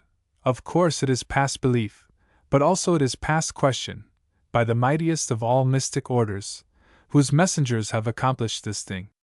N.B. the Sahib is to inquire of his servant Banna what is the native meaning of walk softly. He will find Banna entirely trustworthy in all matters of information. Skag looked up and the old cook spoke. I, who am speaking to Samford Hanti Sahib, am Banna, entered into covenant before the gods that I am his servant to serve him with my strength, so long as I endure to live. I bring from the shining lady who is my mistress, whom may the gods protect, certain messages for him alone. The child is dead. Her body lies deep in a metal case beside her mother's, near one of the old bungalows. I am sorry to hear that. Death does not snare the soul. If she were still here, Nels would not be free to come to my master. And my master has become his heart's desire. I am glad to have him in you. The old cook laid his hand on his forehead and bent low before Skag. The Lady Beautiful will sail from Bombay in a few days, returning to her own mother's house. She is forever free from Police Commissioner Hickens Sahib, who is my master only for her sake and for the sake of Nels. The lady's own ayah will go with her to her own country, to serve her as I serve thee. These things are accomplished by a power which works through those who are seldom seen and never known of men. I have spoken and it is finished. Have I permission to take Nels to my quarters where he can rest? He is well, but not yet fully strong. If my master will tell us his place, we will come to him in the morning. Skag told them. The recognition of Nels as a personality amused him, but he did not quarrel with it. Chapter 7. The Hunting Cheetah. Since Banna and Nels had come to him, Skag had fallen into the way of taking Nels out quite early for a full day's tramp through the broken shelving ghats. This helped to bear the weight of the days till Carlin's eldest brother should reach Pune. The contours were different from anything he had seen along the top or toward the sea, as if in the beginning the whole range had been dropped on the planet, and its own weight had shattered the eastern side, to settle from the cracks or roll over upon the plains. Nels would travel close beside him for hours. But if he ever did break away, Skag had only to call quietly, Nels, steady! And Nels would return joyfully. He never sulked. Every morning now, Banna carefully stowed in Skag's coat neat packets of good and sufficient food for himself and the dog at noontime. Skag had never been cared for in his life. He had neither training nor inclination to direct a servant. But there was no need. Banna knew perfectly well what was right to be done, and he was committed with his whole heart to do it. The order of Skag's life was being softly changed, but he only knew his servant did many kind things for him which were very comfortable. He was a little bothered when Banna called him my master, having not yet learned that servants in India never use that title, excepting in affection which has nothing to do with servitude. The morning came, when Roderick Deel arrived. Carlin had said that all arrangements must be made with her eldest brother, and some tone within her tone had impressed Skagg with concern which amounted to apprehension. But when he walked into Roderick Deel's office and met the hand of Carlin's eldest brother, there was a light in his eye which that Indian Sahib found good to see. Roderick Deel overtopped the American by 2 inches. He was slender and lithe.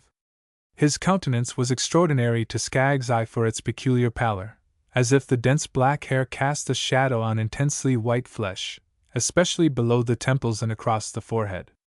There was attraction, there was power. Skagg saw this much while he found the eyes, then he saw little else. He decided that Sanford Haunty had never seen really black eyes before. The size startled him, but the blackness shocked. It was in the fortune of his life that he should never solve the mystery of those eyes.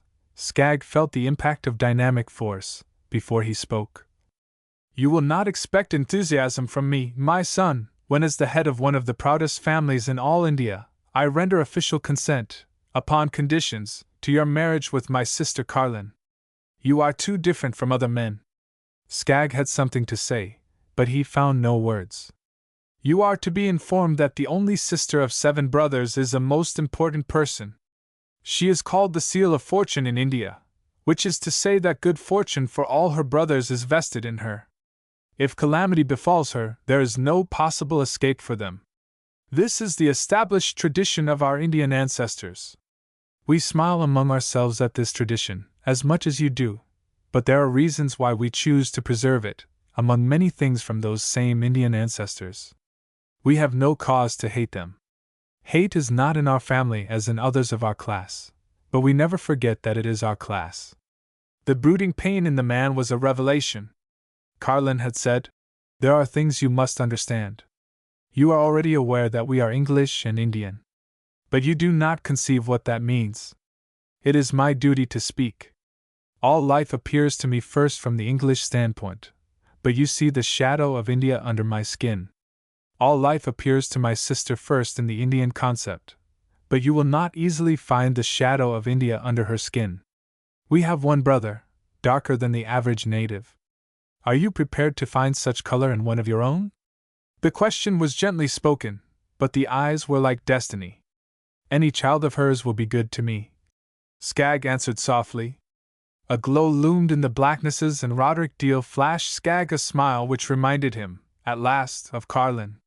European men, in the early days, were responsible for the branding, now carried by thousands in India, carried with shame and the bitterest sort of curses. But our line is unique in this regard. We are conditioned by a pride, as great as the shame I have spoken of. On account of it, no one of us may enter marriage without public ceremony of as much circumstance as is expedient." The storm lights had gone down and a half-deprecatory, half-embarrassed expression made the face look so quite like any other man's, that Skagg smiled. "Because we are descended from 2 extraordinary romances, both of which were celebrated by the marriage of an imperial Indian woman, one Brahmin, one Rajput, with a British man of noble family, one Scotch, one Irish. Carlin will tell you the stories, she loves them." Again the smile like Carlin's. "So she must come down to Pune, where she was born, and the ceremony must be performed in the cathedral here, by the bishop himself, who is a real man by the way, as well as distinguished." That was all right. "You are to be published at the time of your marriage, in all the English and vernacular printed sheets throughout India, specifically as a scientist whose research will take you much into jungle life." Roderick Deel paused for reply. Skagg considered a moment, and said tentatively, "If my work will come under that head? Oh, quite! There is no question. And now I am come to the explanation of my delay. There have been preparations to make, dealings with Indian government.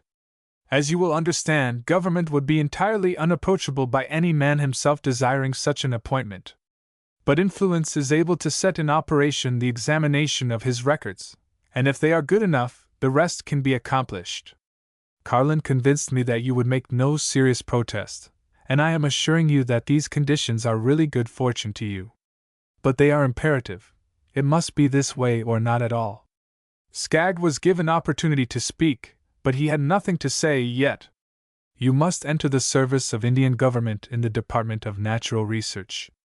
The appointment will give you distinction not to be scorned and a salary better than my own, which is very good.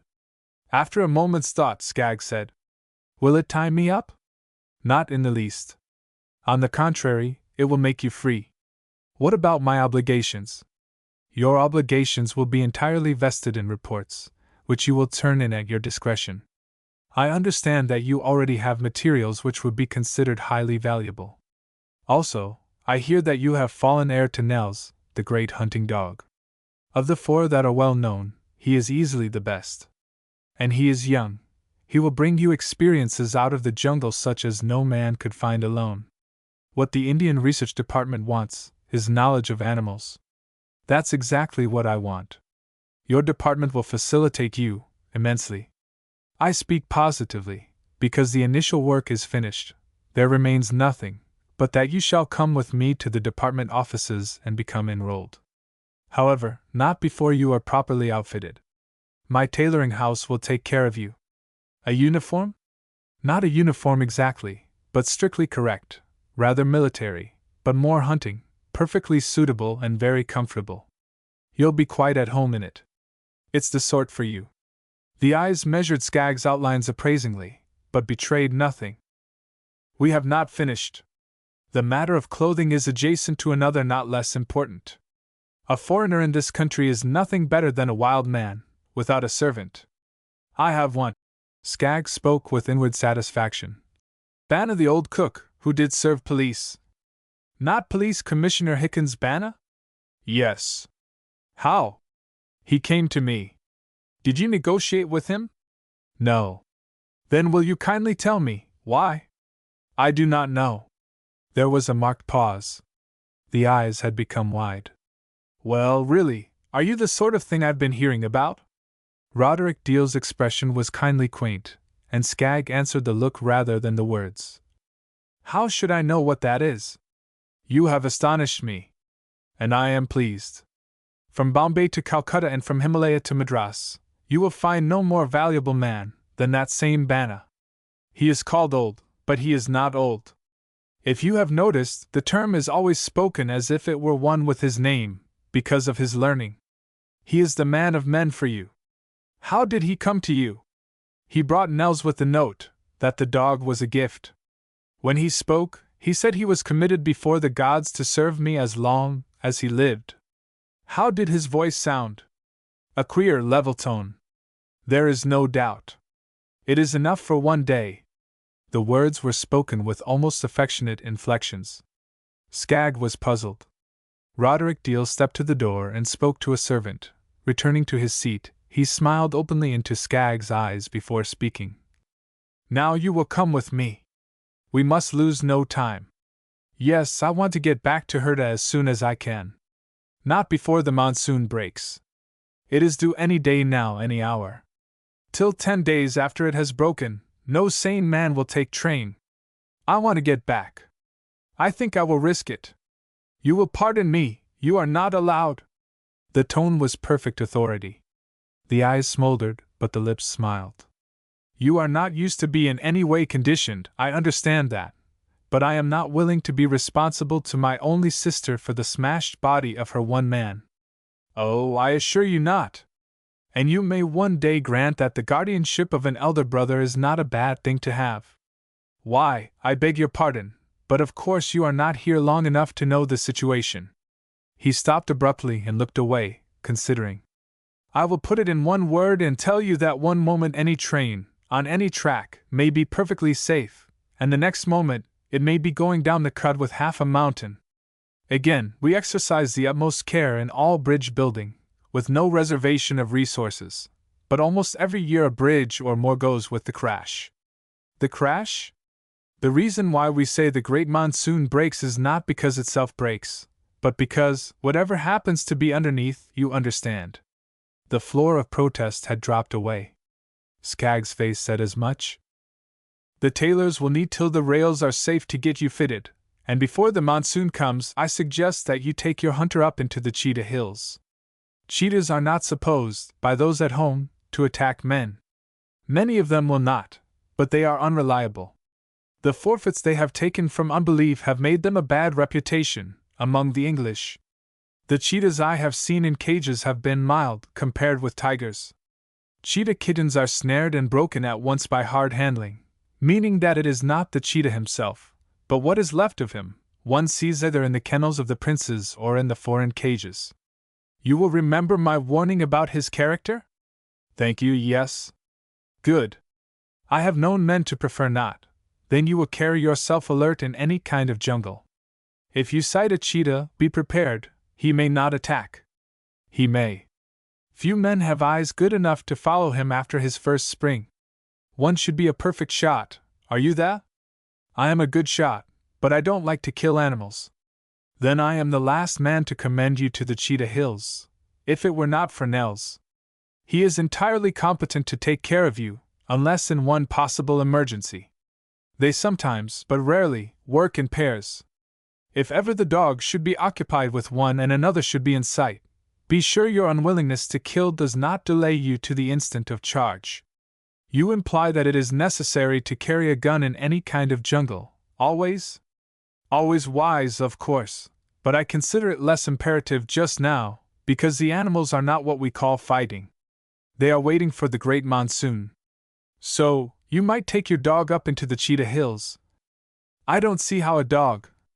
He'll break the cheetah's back and cut his throat before the real start is made at you. But Bana will tell you whatever, and he is entirely reliable. You may depend upon him, without reservation. That's a big thing to know. India has many good servants, but Bana is a rare man.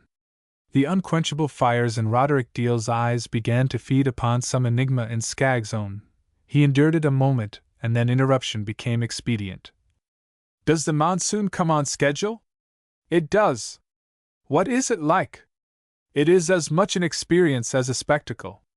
I'm not attempting to describe the thing itself, it should be seen.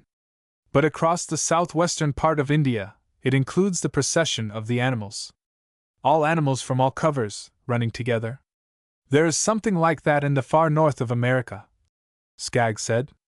It is called the Passage of the Barren Ground Caribou. They move south before the first winter storms in thousands. I've heard that sometimes their lines extend out of sight. They have no food, but they do not stop to forage.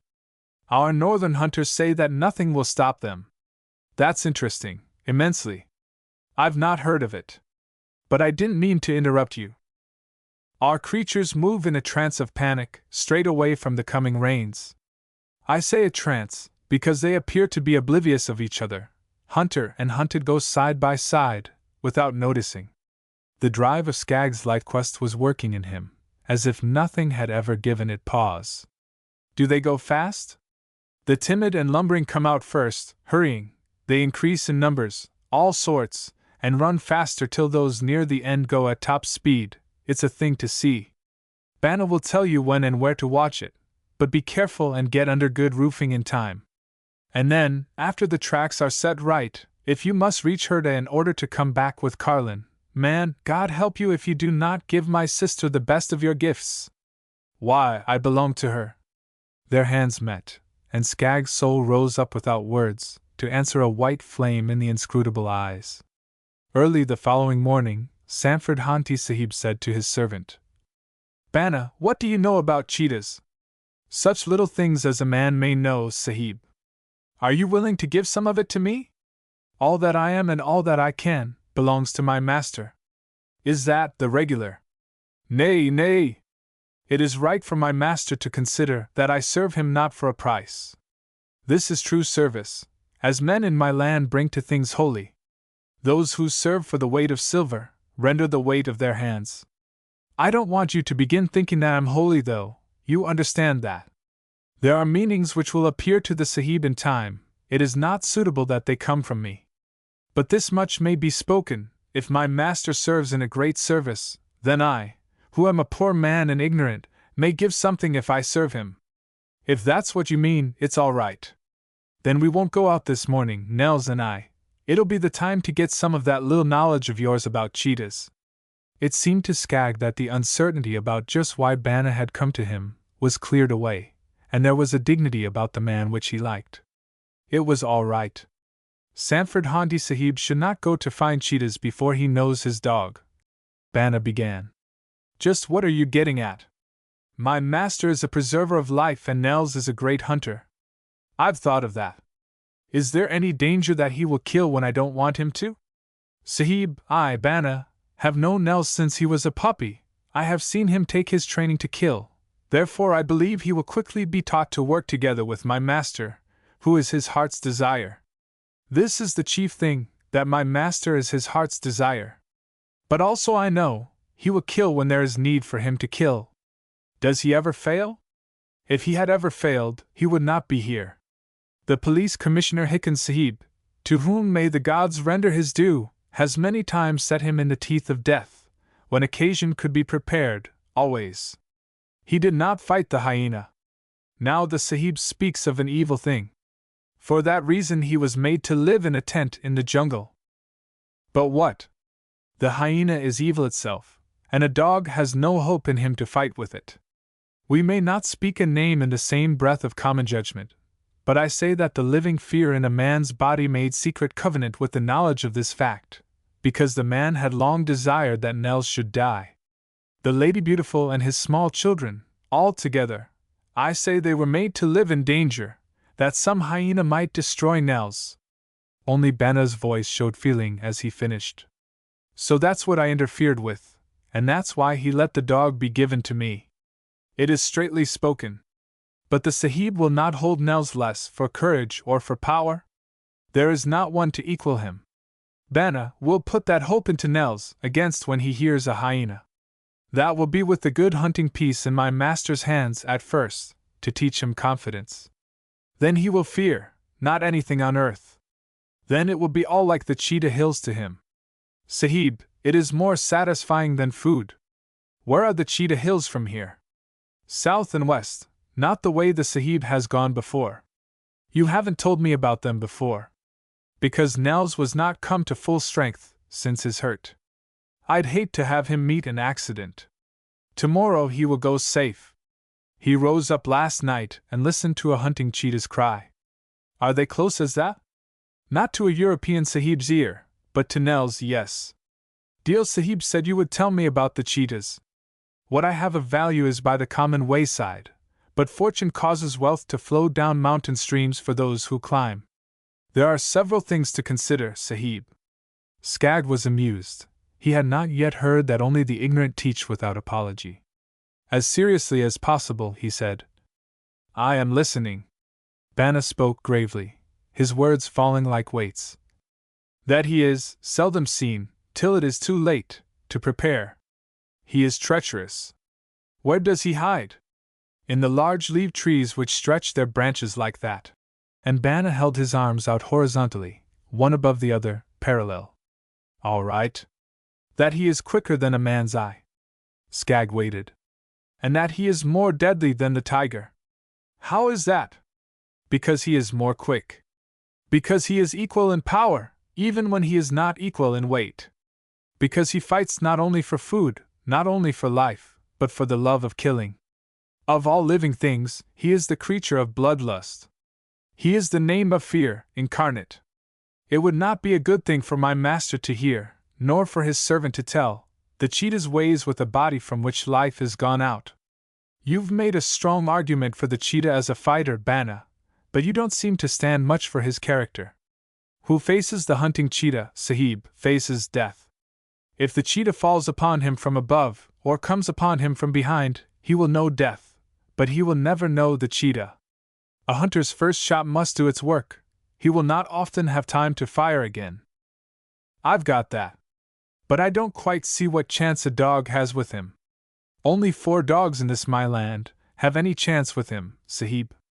And the others? They live because they have not met a cheetah. How does Nels do it? My master must look upon that, to understand. I have seen, but I cannot show it. It, and a rare smile lighted the dark shadows of Bana's face, is soon. I've heard the Indian princes use them for hunting.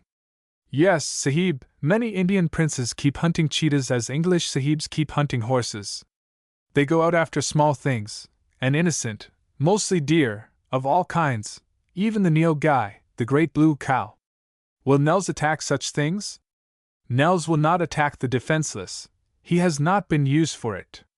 His ways are established in that there is no fear. If he should be ranging at any time, he will return at the first call.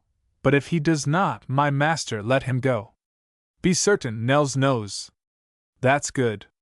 I'm in this country to get acquainted with animals. But to the preserving of men? When I find it's necessary, I've no objection then. Bana stooped quickly and touched Skag's feet. Vishnu, the great preserver, has sent another hand to this my India. Skag looked into the man's face and found high light in it. Next dawn was hot, but there was a stimulation in it, not like the mountains, not like the sea. The air was full of a mellow enticement, like strange incense, or romance. Skag inquired of his servant if the day would be right for the Cheetah Hills. Bana turned to the southeast and scanned the horizon line. Then he held up his hand, palm toward the same direction, for a minute. At last he walked to a shrub and looked at its leaves closely. It may be that one day is left for my master to go into the Cheetah Hills, but the earth makes ready for the breaking of the great monsoon. Skag was getting interested in the Indian standpoint. He was finding something in it. Quite innocently, he used the subtlest method known to learn. What is the great monsoon? Beneficence. What is the earth doing? Now, she is holding very still. When it breaks, she will shake. Having endured 3 days, she will rise up and cast off her old garments, putting on new covering, entirely clean. Will I be able to see that?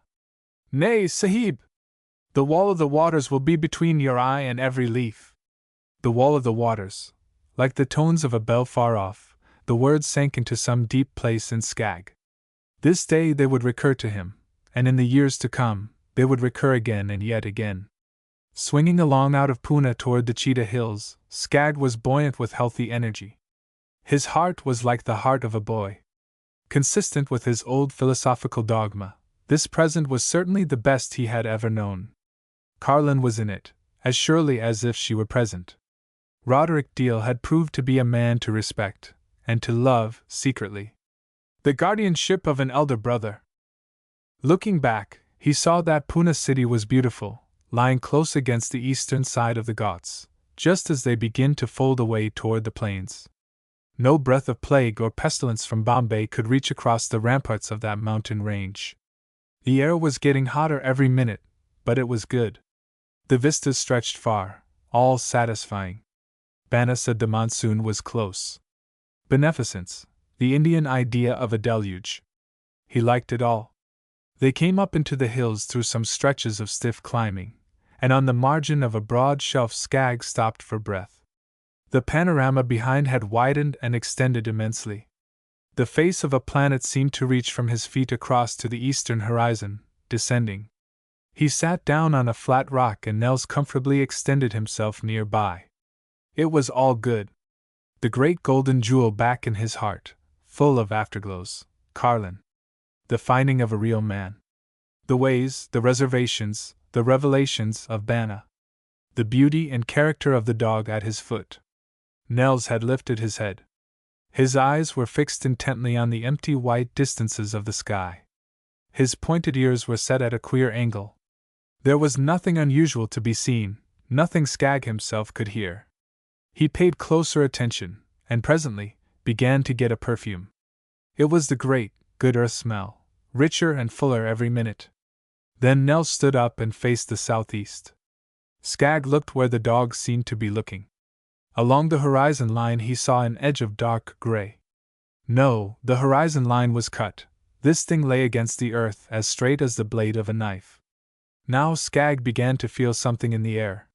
He couldn't recognize it, nor define it, but it was imperative, some kind of urge. There was the sense of emergency, perfectly clear, so much that he turned and looked about, listening for a call. He thought of Carlin. Could she be in any need?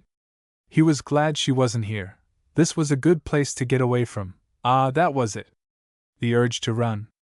How is it, Nels, old man? Does the great monsoon make us feel like moving?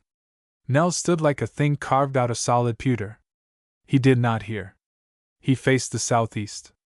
But Skag understood why the animals were due to make a procession. The chief thing was to get away. Then Skag settled into a perfect calm. 4 spotted deer came trotting up the shoulder of a near incline, almost directly toward them. The dog watched them with a casual eye. They went by, 60 feet away. Nels was looking further on to where a big brown bear ambled along, making good time for one of her build. Behind her, a yearling. Still Nels showed no inclination to leave his place. As if it were a vision of the night, the whole landscape before Skag became dotted with specks, all moving in the same direction, almost toward him. As the numbers increased, he saw that they ran straight. There was no swerving. In spite of what Roderick Deal had told him, his mind demanded the reassurance of his own voice. Nels, is it real? Are we asleep? The dog was a stoic. He moved one ear, but he did not lift an eye. Skag noticed that the hush in the air seemed to have laid a bond of silence on all these creatures. He had heard no calls, no cries. And these were the crying animals of the world. Here and there at some distance, he saw the ungainly, shambling gait of hyenas, in 2s and 4s and 3s together, or alone. Once when 4 passed quite near, he felt Nels' shoulder against his thigh. Nels, old man, buck up. I tell you, get a grip. They may be the devil, but he isn't hard to kill. I'll show you. Do you get me, son? Nels looked up into the man's face, a long look. Then he pressed his head close, under Skag's hand. Spotted deer ran in small groups. They came into sight and passed out quickly. More swift and more beautiful were slender deer with single horns, twisted spirally, sometimes very long. Skag thrilled to their pride of action, but Nels seemed in no wise interested. There was another kind of deer seen at some distance. The bucks were full-antlered, and from where Skag stood, they looked light gray color. Rabbits scuttled in and out of sight constantly, all over the landscape. Between the parallel lines of 7 spotted deer on one side and a small herd of gray deer on the other, he saw a great, low-leaping beast, plainly yellow with black stripes, one tiger the sportsman had not bagged. Evidently some mighty thing had transcended enmity and annihilated fear, for one day. Little things held his eye one while. Creatures like monster rats, they were really mongooses, racing for their lives. Lizards from 2 to 18 inches long, and he saw one with rainbow colors in his skin, mostly red. He learned afterward it was a great chameleon, and angry. He saw one small scaled thing, rather like a crocodile in shape, but with a sharp pointed nose. It waddled by, near enough to show 2 little black beads in its face. When Skag lifted his eyes, the earth seemed to have given up a score of packs of jackals. Their action was not like the wolf nor like the dog. It was a short, high leap, giving to a running pack the effect of bobbing. They were more perfect wolves than the American coyote, but smaller, and they looked to have much fuller coats. Searching the location of these groups of bobbing runners, his eye lifted toward the southeast. The gray knife blade had cut away half the world. It lay straight across the earth, midway between his feet and where the horizon line should curve. Without any look of motion, without any shine or sheen, smooth as a wall of dull polished granite, it rose to beyond sight in the sky, the utterly true line of its base upon the ground. So this was the wall of the waters.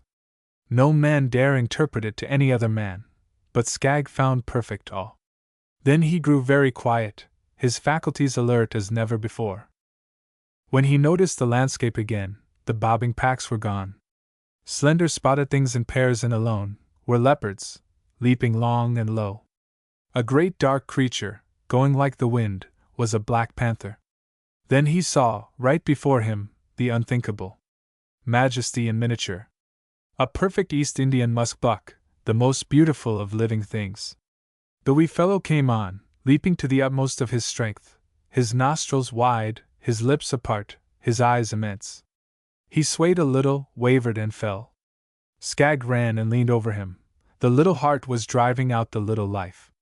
It seemed a pity out of all proportion.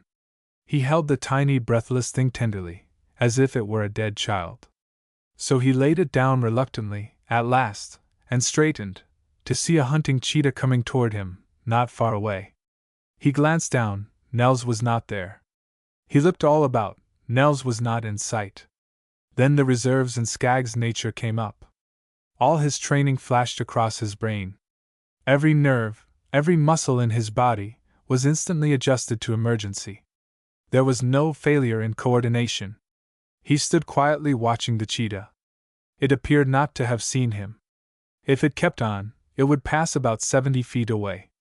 But Skag knew it would not keep on. With his mind he might think it would, but something in him knew it would not. He remembered Carlin. No, he must not think of her now. He remembered that Nels was gone. No, he must not think of that either.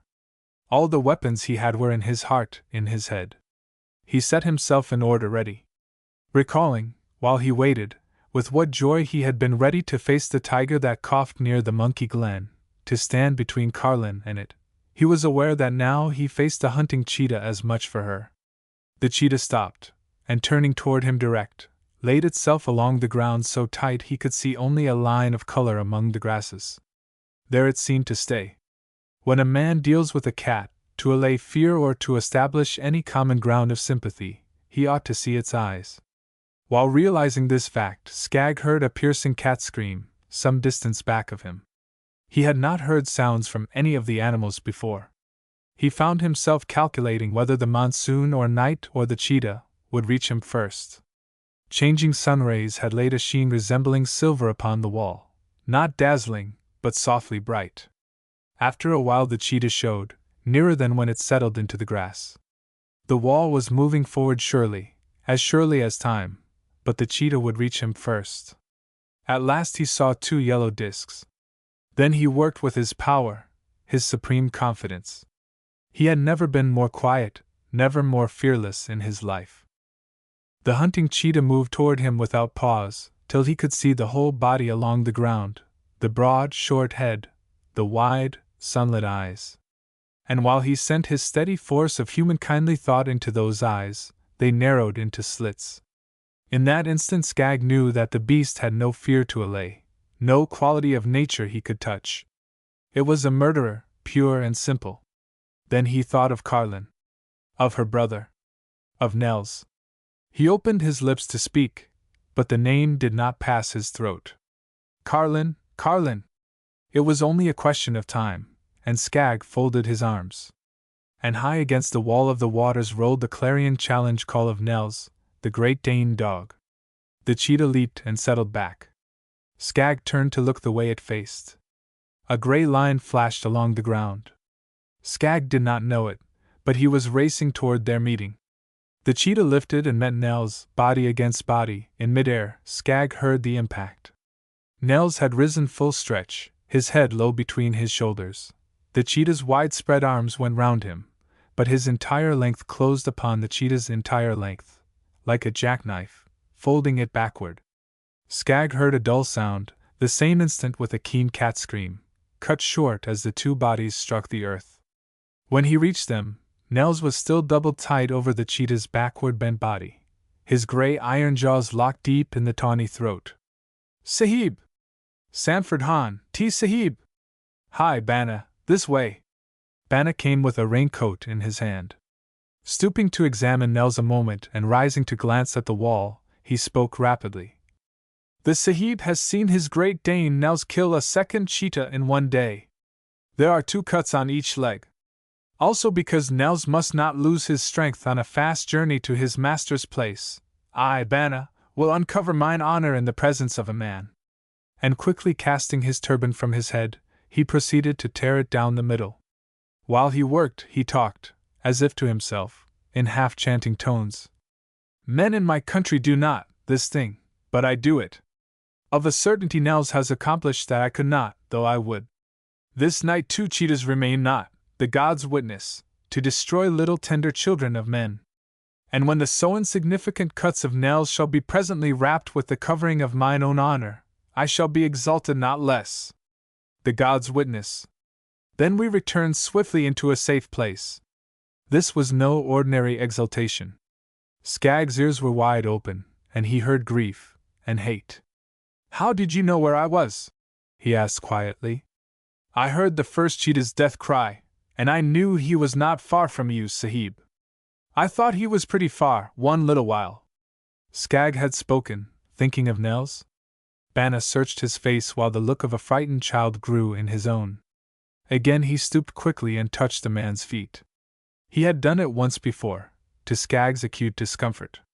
What's the meaning of that? That a man's life is in thy breath, my master. Bana, I'll find out how to answer you.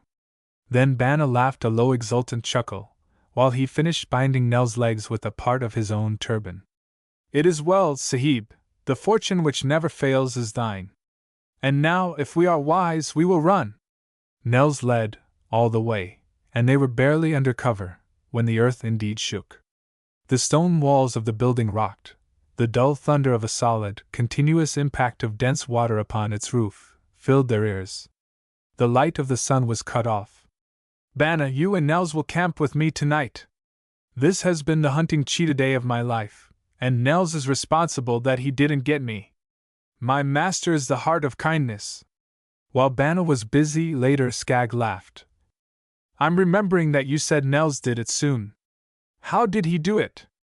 By the drive of his weight against the cheetah's body, and the strength of his limbs, in the action my master saw. They had eaten and Nels was properly cared for, when Bana spoke softly. Shall we have tales, Sahib? Skag roused from a moment's abstraction to answer. Bana, I don't remember anything I could talk about tonight, but the hunting cheetah, Nels got. The hunting cheetah is one, Sahib, there are many. Telling is in knowledge and in speech, finding is in the man. I will tell, if the Sahib pleases, but he shall find. So they had tales that night. Chapter 8. The Monster Cabuli. Skag had learned, in finding Carlin, that it wasn't like a man in America finding the one particular and inimitable girl, not even if she were the Laurus nobilis and he the eagle of the same coin. In India, where people have pride of race, and time to keep it shining, there are formalities. The two had arranged to meet in the jungle, not deep in the glen where the tiger had coughed, but at the edge toward Herda, when Skag returned from Pune. He was to go straight into the jungle from the railway station. Carlin would be watching and follow there. Sanford Haunty of the Natural Research Department, after much opportunity to wrestle with the subtle and gritty and hard-testing demon of delay, came at last to Herda again, and stepped out of the coach with a throb in his chest and a knot in his throat which only the best and bravest soldiers have brought in from the field. As the moments of waiting at the edge of the jungle passed, it dawned upon him that something had happened, or Carlin already would be with him, at least crossing the big sunshot area from the walled city. What had happened is this story of the monster Cabuli, which is an animal story even without the entrance of the racing elephant, Gunpat Rao. Many months before, 5 merchants came in from far Kabul and sat down in the marketplace at Herda, day by day unfolding more of their packs. They brought nuts from high Himalaya, foothill raisins and the long white Kabuli grapes themselves, packed in cotton, 12 to 15 in the box. Then there were dried figs and dates, pomegranates picked up far this side of the hills, Kabuli weaves of cloth, and silks inwoven with gold thread. They were small packs, but worth a great price, which is important to relate in any company. Now these 5 Kabulis were usually together, not too far from the Kadamba tree where Ratnaram sat, and their turbans were of different colors, but their hearts were mainly of one kind of hell. Sometimes they stood and sometimes they moved one by one among the bazaars, but Herda thought of them as one alien presence, and signified that the hugest of them, the monster himself, was also the most hateful and dangerous, which he was. If I should tell how tall he was exactly, and this in the midst of Sikhs and other of the tallest people of the world, you would think it one of the highlights of a riderman, and if I should tell you of the face of this monster, the soft folds of fury resting there in the mane, the bulk of loose grayish lids over the whites of eyes flecked with brown pigments, of the sunken upper lip and the nose drooping against it, You would say long before I had finished. Let up on the poor beast. And this was a rich man, this Kabyle, richer than any of these brothers, and deeper minded, so that he could think with keener power to make his thought come true. Also, life was more full to him than to the others, so that he could look over the world of his packs, and when he slept in the midst of his packs, all his treasure was not there. You really should have seen him smile as the head missionary, Mr. Maurice, approached, and you should have seen the smile change to a sneer, without a flick of difference in the expression of the eyes. And perhaps it is just as well that you missed the look that came into the eyes of the monster Kabyle when the beautiful English missionary, Margaret Annesley, passed. Miss Annesley was Carlin's closest friend in Herda. They worked together among the women and children, among the sick and hungry, and found much to do, without entering the deeper concerns of soul well-being which Mr. Maurice attended. These last were rather reticent concerns of Carlin, especially. Mr. Maurice protested against their moving through certain parts of the city, against entering Mohammedan households, or the quarters of the bazaar women, all of which talk was well listened to. Miss Annesley had no fear, because she was essentially clean. She was effective and tireless, a thrilling sort of saint, but she could see no evil, not even in the monster Kabyle. Carlin had no fear because she was Carlin, but she had a clear eye for jungle shadows, for beasts, saints, and men. As for the Kabyle, she quietly remarked, "Why, Margaret, can't you see he's a mad dog?" In other words, Carlin used the optic nerve as well as the vision said to be of the soul. "But my dear, he seemed really stirred," Miss Annesley protested. "I do not doubt he was stirred," Carlin replied. Her mind was the mind of India, with Western contrasts. Also it was familiar from both angles with the various attractive attributes of her friend. But Margaret Annesley continued to greet the monster Kabyle from time to time. Having great means and worldly goods and riotous health, he had nothing to discuss but his soul, which few beside Margaret would have found ostensible. "I tell you he has rabies," Carlin once repeated. This did no good, so she went to Dinah, who was Miss Annesley's servant, a Hindu of the Hindus and priceless. Dinah declared that he was already aware of the danger, that he missed nothing, also that he was watchful as one who feared the worst. Dinah was a small man, swift and noiseless. He had an invincible equilibrium and authority in his own world, which was a considerable establishment back of the dining room, including a most delectable little creature even smaller than Dinah, but quite as important, and sharing all light and shadow by his side. Dinah had a look of forked lightning and a mellow voice. The more angry he became, the more caressing his tones. One day while he was down in the bazaars buying provisions, the monster Kabyle beckoned Dinah to come closer. They stood together, terrier and bloodhound, and Dinah listened while the form and color of better conditions was outlined for his sake. The Kabyle had heard that Dinah was a great servant. He had heard it from many sources, even that Dinah was favorably compared with the chief commissioner's favorite servant, who was a picked man of 10,000. Dinah inclined his head, hearkening for the tone within the tone, but gravely acknowledged that he had heard much in this life harder to listen to. The Kabyle continued that Dinah was no doubt appreciated on a small scale in the house of Annesley Sahiba, but the establishment itself, as well as the people, was inadequate to offer scope for the talents of such a man as Dinah. Also that Dinah was remiss in making no better provision for the future of his own household. Also, the gifts should be considered, and now the Kabyle was opening his packs. Dinah granted that life was not all sumptuous as he might wish, but he had been given to understand no man's life was so in this world. He would be glad now to hear the plan by which all that he lacked could appear and all that he hoped for come to pass. The Kabyle opened wider his treasures. Dinah's narrow-lidded eyes feasted upon the wealths and crafts of many men.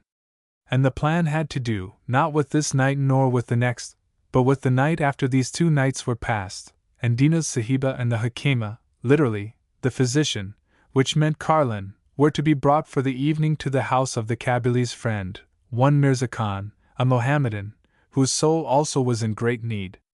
Dinah's voice was gentle as he inquired how he was to be used, why riches accrued to him, since it was the life of his mistress to serve those ill, or in need, body or soul. The Kabyle replied that he was not sure that the Sahiba would go to a Mohammedan house, even with her friend the Hakima, unless Dina could assure his mistress that the Mohammedan was well known to him and honorable, his house an abode of fellowship and peace. Dina considered well, in soft tones saying presently that he could not accomplish this thing alone, but must advise with his fellow servants who were trustworthy. In fact, if the Kabyle could come this afternoon, when the Sahiba and the Hakima would be away, and tell his story once more, in the presence of the utterly reliable among the servants, all might be brought to pass. The Kabyle did not care for the plan, but Dina repeated that he could not do this thing alone, his voice admirably gentle, as he reiterated his own helplessness. Still he granted with hesitation that the Sahiba deigned to trust him to a degree. At this moment the Kabyle saw Dina's eyes forking at the treasure pack. There was longing in them that was pain. The face of Dina was the face of one struck and crippled with his own needs, which point helped the Kabyle to decision. The terms of the agreement were made straight and fixed. Dina went back to his house where he made the monster's plan known to the servants. In the afternoon, when the house was empty, the monster Kabyle called and opened a small pack in the quiet shade of the compound, before the eyes of 6 men and 1 woman, as much Dina as himself. When the time in the story came that Dina was to use his influence upon the mind of his mistress, there seemed a slowness of understanding among the other servants, so that the Kabyle had to speak again and very clearly. Just now the head of Dina bent low over the open pack, the movement of his hand instantly drawing and filling the eye of the trader from Kabul, and then it was that the Sahiba's Sais, who was a huge man, materialized a lakri from under his long cotton tunic, the lakri being a stick of olive wood from high Himalaya and very hard. This he brought down with great force upon the hugest and ugliest head in all central provinces at that time. Merely a beginning. 6 other lakris were drawn from 5 other tunics, the extra one for Dina. The great body was dragged farther back toward the servants' quarters. Here Dina officiated. With each blow he enunciated in caressing tones some term of the agreement, until he heard the protest of the mother of his little son. "Shall you, Dina, who are only her manservant, have all the privilege of defending the Sahiba, to whom I, Shanti, am as her own child?" And Dina, not missing a count, cried, "Come and defend!" So Dina's wife and the other women came, bringing the smooth hand stones with which they ground the spices into curry powder. And when the beating was over, they carefully tied up the pack of the Kabyle and sealed it without a single article missing. Then they carried the body out of the compound, across the main highway, beyond the parallel bridle road, and let it slide softly down into the little cut beyond, deeper and deeper each year from erosion. A little afterward, that same afternoon, Margaret Annesley and Carlin Deal were walking along the bridle path. Hearing a moan, they looked over into the cud, where the monster Kabyle was coming to. He managed to raise one hand, but the movement of the fingers somehow struck the pity from Carlin's heart. It was not a clean gesture of a chastened man. Even though his body was terribly bruised and broken, the face was that of ravage in person. Carlin pulled her companion on. They hastened to the bungalow where the tied pack was in evidence, and strange sounds reached them from the servants' compound. It was the picture of a tranced group that they saw, Dina sitting upon the ground, uttering frightful low curses securely coupled together, in the language of all languages for this ancient art. The others were around him, even 2 or 3 of the women. "Dina!" Miss Annesley called. The concentration was not to be broken. "Dina, is a madness come to this place?" The head of her priceless servant was bowing close to the ground, but his mind was still away, and in high concord to his tones were the tones of the small delectable one, whose eyes, dark and vivid, were the eyes of Jael singing her song after slaying Sisera. Margaret turned to her Sais. There were tears and sweat in his eyes, but no answering human gleam. "Carlin," she said, "help me carry the dekchi." It was a huge vessel containing several gallons of cool water, and this was lifted by 4 hands and poured upon Dina, whose eyes met them at once with the light of reason. "Bear witness, I am cursing softly," he said. "Are you my head servant?" I am thy servant. And you permit this bazaar to mash in your compound? Dina observed that this was not an affair upon which he could speak to the Sahiba, his mistress. Meanwhile Carlin watched Dina's eyes fill with the keen reds of bloody memory. Go away, Margaret, Carlin said. He will talk to me. Please go now. In 6 breaths he will be back in his trance again. So it happened. Dina watched his mistress depart, then he raised his eyes to Carlin, saying, The Hakima will understand. These things are not for the Sahiba. Speak. Dina arose, saying, It is not good for you to set foot in my house, but come to the threshold. Then neither my voice nor the voices of these shall enter her understanding. Dina pointed to the rest of the servants who gathered around. The tale of the monster Kabyle was unfolded to Carlin without a single interruption for several moments. In fact, until Margaret Annesley came running forth, crying, Are you never going to cease talk and carry help to the Kabyle? Who is hurt? Carlin beckoned her back. Not hurt, dear. He is ill. He has hydrophobia. Our protection depends upon you. Dina concluded, to Carlin. We commit ourselves to you. We render our lives and honor into your care. You alone, Hakimaji, can present the story of these doings to the Chief Commissioner, whose name we hold in honor above other men. Will you see that it be known, not one thread has been taken or changed from the pack of the Kabyle. Also, the Chief Commissioner, out of his equity which has never failed, shall judge us, knowing that we did the beating for the Sahiba's sake. The Chief Commissioner at Herda was a good and a just man. He listened seriously and spoke to Carlin of the value of good Indian servants in the houses of the English, of the dangers of the tiger in the grass, and the serpent upon the rock, and the Kabyle in the cud, to whom he would attend at once. It was many weeks after that when the case was called, and Dina's eyes grew red-rimmed like a pit terrier's as he told the story again, but his voice fondled the ears of those present in the courtroom. One by one, the other 4 Kabyles left the marketplace in Herda, and when the monster himself had been made to pay and his healing had been uninterrupted for many weeks, there came a day when the unwalled city of Herda knew him no more. He was not forgotten, even though months sped by, for in Miss Annesley's heart was a pang over the big man who had been horribly hurt. Meanwhile for Carlin all life was changed, as the magic of swift afterglow changes every twig and leaf and stem. Then came her hard days, watching for Skag's return, the weeks passing while he waited in Pune. Every morning from a distance she observed the train come in from the south. When Skag did not appear, sometimes she would go alone for a while to the edge of the jungle, but never deep, because he had asked her not to. Sometimes it was an hour or 2 before she was ready to look out at the world or the light again. One early morning as she crossed the marketplace, Carlin saw a strange elephant there with his mahout, and a messenger approached deferentially, asking if she were the Hakima, and if she could lead the way to Annesley Sahiba. 4 hours' journey away, this was the messenger's story. A native prince whose dignity included the keeping of 1 elephant, an honorable dispensation from Indian government, had called in great need for the ministration of the Hakima, and that of her friend, Annesley Sahiba, for lo, unto him a child was to be born. Carlin asked if she were needed at once, thinking of the many days and the train at noontime. The messenger said that within 4 hours he was told to deliver the Hakima and Annesley Sahiba at the palace door. He followed along, and the elephant came behind him, as she walked toward Margaret's bungalow. If Skag were to come this day, she thought. Dina was away, but Carlin left word with his wife that she would be back that night, or early the next day. Margaret was ready. Carlin was in the howdah beside her, before there was really a chance to think. Chapter 9. The Monster Kabyle, continued. Skag did arrive from Pune that day. When Carlin did not come to the jungle edge, and the vivid open area between him and the city showed no movement, he did not linger many minutes. Power had come to him from the waiting days, and this hour was the acid test.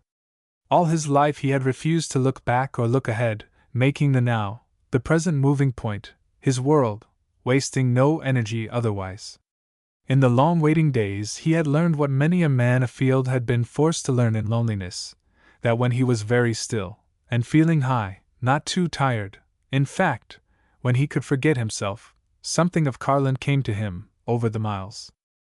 But in spite of all he knew, much force of his life had strained forward to this moment of meeting. The shock of disappointment dazed him.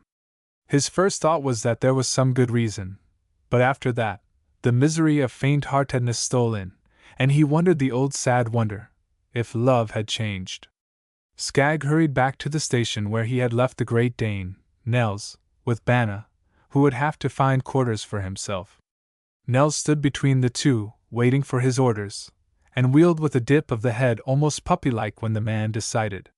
So Skagg walked on toward the road where Carlin lived, and at his heels, with dignity, strode one of the 4 great hunting dogs in India. Presently he saw Miss Annesley's head servant, Dinah, running toward him, face gray with calamity.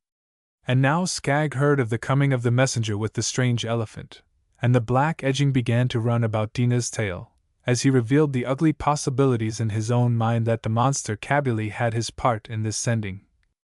Now Hanti Sahib must learn, Dinah finished, that not within 4 hours' journey from Herda, nay, not within 6 hours' journey from Herda, is there any native prince with the dignity of one elephant. They were walking rapidly toward the house of the chief commissioner whom Dinah said was away in the villages.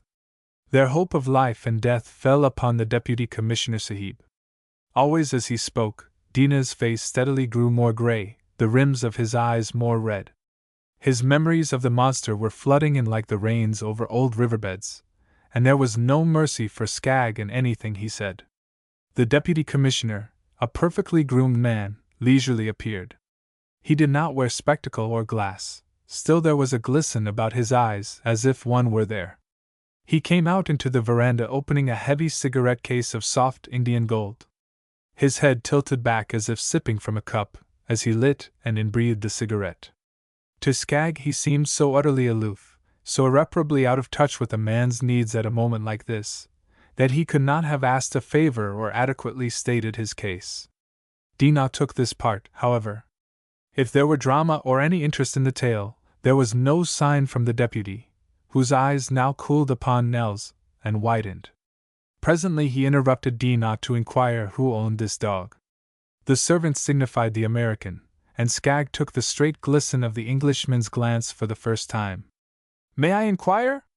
From whom?" Skagg coldly told him that the dog had been owned by Police Commissioner Hickens of Bombay. The deputy regretfully ordered Dinah to continue his narrative, and in the silence afterward, presently spoke the name. "Neela Deo, of course."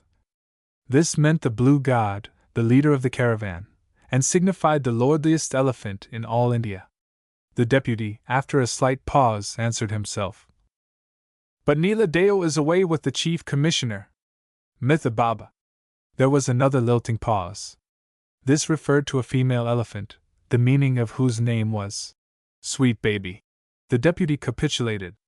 "Mitha Baba, yes, especially since she knows the Hakima, and oh, I say, that's a strange tale, you know." He glanced from Dinah to Nels, to Skagg, but received no encouragement to narrate same. Not in the least unbalanced, he tipped back his head and took another drink from between his smoky fingers. Then his glassless eye glittered out through the white burning of the noon, as he added, "But Mitha Baba would not chase a strange elephant, unless she positively knew the creature was running off with her own ghoul Modi. She's discriminating, is Mitha Baba. But I say, Gunpat Rao came from the Vindas, you know." It dawned upon Skagg that this wasn't monologue, but conversation, also that it had some vague bearing upon his own affairs. The pause was very slight, when the deputy resumed. "Yes, Gunpat Rao is from the Vinda Hills, within the lifetime of one man. Mitha Baba is as fast, but she won't do it, so there's an end. Gunpat Rao. Gunpat Rao. The Mahoutse young male elephants will follow a strange male for the chance of a fight. It's consistent enough. Yes, we'll call in Chukra. Are you ready to travel, sir?" This was to Skagg. No array of terms could express how ready to travel was Sanford Hanti. The Bengali Mahout, Chukra, appeared, a sturdy little man with blue turban, red cummerband, and a scarf and tunic of white. The deputy flicked away his cigarette and now spoke fast, talk having to do with Nels, with the Hakima, with Gumpat Rao, who was his particular mahout's master, and of the strange elephant who had carried the two sahibas away. Chukra reported at this point that he had seen this elephant in the marketplace, an old male, with a woman's howdah, covering too few of his wrinkles, and a mahout who would ruin the disposition of anything but a man-killer. Chukra appeared to have an actual hatred toward this man, for he inquired of the deputy, "Have I your permission to deal with the mahout of this thief elephant?" "Out of your own bloodlust, no; out of necessity, yes." A queer moment. It was as if one supposed only to crawl had suddenly revealed wings. Not until this instant did Skagg realize that a chief commissioner had the flower of England to pick his deputies from, and had made no mistake in this man. A moment later, Nels had been given preliminary instruction, and Skagg was lifted, with a playful flourish of the trunk, by Gumpat Rao himself, into the light hunting howdah. Chukra was also in place, when the deputy waved his hand with the remark, "Oh, I say, I'd be glad of the chase, myself, but an official, you know, and Lord, what a dog!" The last was as Nels swung around in front of Gumpat Rao's trunk as if formally to remark, "You see we are to travel together today." The deputy detained them a second or two longer, while he brought his gun case and a pair of pistols, to save the time of Skagg procuring his own at the station. They heard him call, after the start, "It might be a running fight, you know." A little out, Nels was given the scent of the strange elephant, and Dina left them, with nothing to mitigate the evil discovery that Carlin and her friend had been carried straight through the open jungle country, toward the Vindas, not at all in the direction the messenger had stated within hearing of the other servants. A steady beat through Skagg's tortured mind was Dina's story of the monster Kabuli, no softness nor mercy in those details. He had watched, in the deputy, a man unfold, after the mysterious manner of the English. He had entered suddenly, abruptly into one of the most enthralling centers of fascination in Indian life, the elephant's service. He had seen the exalted and complicated mechanism of a chief commissioner's headquarters get down to individual business with remarkable speed and not the loss of an ounce of dignity. But under every feeling and thought was the slow bass beat of Dina's story about the monster Kabuli. Nels had been called to the trail in the very hour of his arrival. Skagg would have supposed their movement leisurely, except that he saw Nels steadily at work. Gumpat Rao, the most magnificent elephant in the chief commissioner's stockades, excepting Nila Deo and Mithababa, was making speed under him, at this moment. Gumpat Rao had approved of him instantly, swinging him up into the howdah with a glad grace and a touch that would not unfreshen evening wear. Chukra, the mahout, was singing the praises of Gumpat Rao, his master, as they rolled forward, flapping an ear to keep time and waving his ankas, the steel hook of which was never used. "Kin to Nila Deo is Gumpat Rao, liege son to Nila Deo, the king," he repeated. It appeared that he was reminding Gumpat Rao, rather than informing the American, of this honor. "Did I not hear the Deputy Commissioner Sahib say that he came from the Vindas, and that Nila Deo is from High Himalaya?" Skagg asked. The mahout's face turned back. His trailing lids did not widen in the fierce sunlight. It was the face of a man still singing. "The kinship is of honor, not of blood, Sahib," he answered. Then Chukra informed Skagg that Qudrat Sharif, Nila Deo's mahout, was the third of his line to serve the blue god, who was not yet nearly in the ictus of his power and beauty, while he, Chukra, was the only mahout Gumpat Rao had known, since he came down from the Vindian trap stockades, where he was snared. He was about 30 years younger than Nila Deo, the king. Would the Sahib bear in mind that an elephant continues to increase in strength and wisdom for 100 years? And now would he consider Gumpat Rao's size, the perfection of his shape? Might not such a prince claim relationship to such a king? Chukra then pointed out that when the grandson of his own little son should sit just here, behind the incomparable ears of his beloved, the ears with linings like flower petals, so, looking out upon the world from a greater height than this, then doubtless people would have learned that another mighty elephant had come into the world. Skagg missed nothing of the talk. Another time it would have filled him with deep delight. It belonged to his own craft. A man might use all the words, of all the languages in all their flexibilities and never tell the whole truth of his own craft. In fact, a man can only drop a point here and there about his life work. One never comes to the end. Also before his eyes was the joy of Nels in action, the big fellow leaping to his task, steadily drawing them on, it appeared, and always a breath of ease would blow across Skaggs's being as he noted the quickening. But when that was merely sustained for a while, the hope of it wore away, and he wanted more and more speed, past any giving of man or beast. The old drum of the cabbly tale constantly recurred, as if a trap door to the deeps were often lifted. Skaggs would brush his hand across his brow, shading his head with his helmet lifted apart for a moment, to let the sunless air circulate. They passed through the open jungle, merging into a country of low hills and frequent villages. The rains that had broken in Puna had not yet reached this country. The sun went down, and the afterglow changed the world. Carlin's afterglow, it was to Skaggs, from their moment at the edge of the jungle, on the evening of the troth. There was pain about it now. India had a different look to him, alien, sinister, of a depth of suffering undreamed of, because of the beating bass of the cabbly tale, intensified by the sense that falling night would slacken the chase. Skaggs had lost the magic of externals, the drift of his great interest.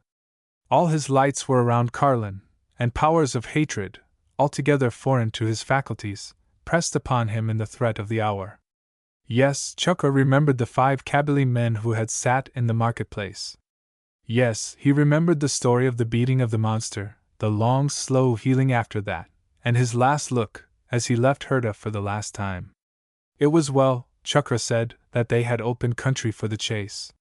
It was well that the cabbly did not call to the sahibas, and hide them in one of the great Mohammedan households of Herda, where even Indian government might not search. It was well that the cabbly did not dare to come closer to Herda than this, so that they had a chance to overtake his elephant afield, before the walls of the purdah closed. Such was the burden of Chukra's ramble, and there was no balm in it for Skaggs. The weight settled heavier and heavier upon him with the ending of the day. Nels was a phantom of gray before them in the shadows, leisurely showing his powers. At times, while he ranged far ahead, they would not hear him for several minutes, then possibly a half-humorous sniff in the immediate dark, and they knew the big fellow waited for Gumpat Rao to catch up. Once he was lost ahead so long that Skaggs spoke. "Nels!" The answer was a bound of feet and a whine below that pulled the man's hand over the rim of the howdah, as if to reach and touch his good friend. "Take it, Nels, good work, old man," Skaggs said.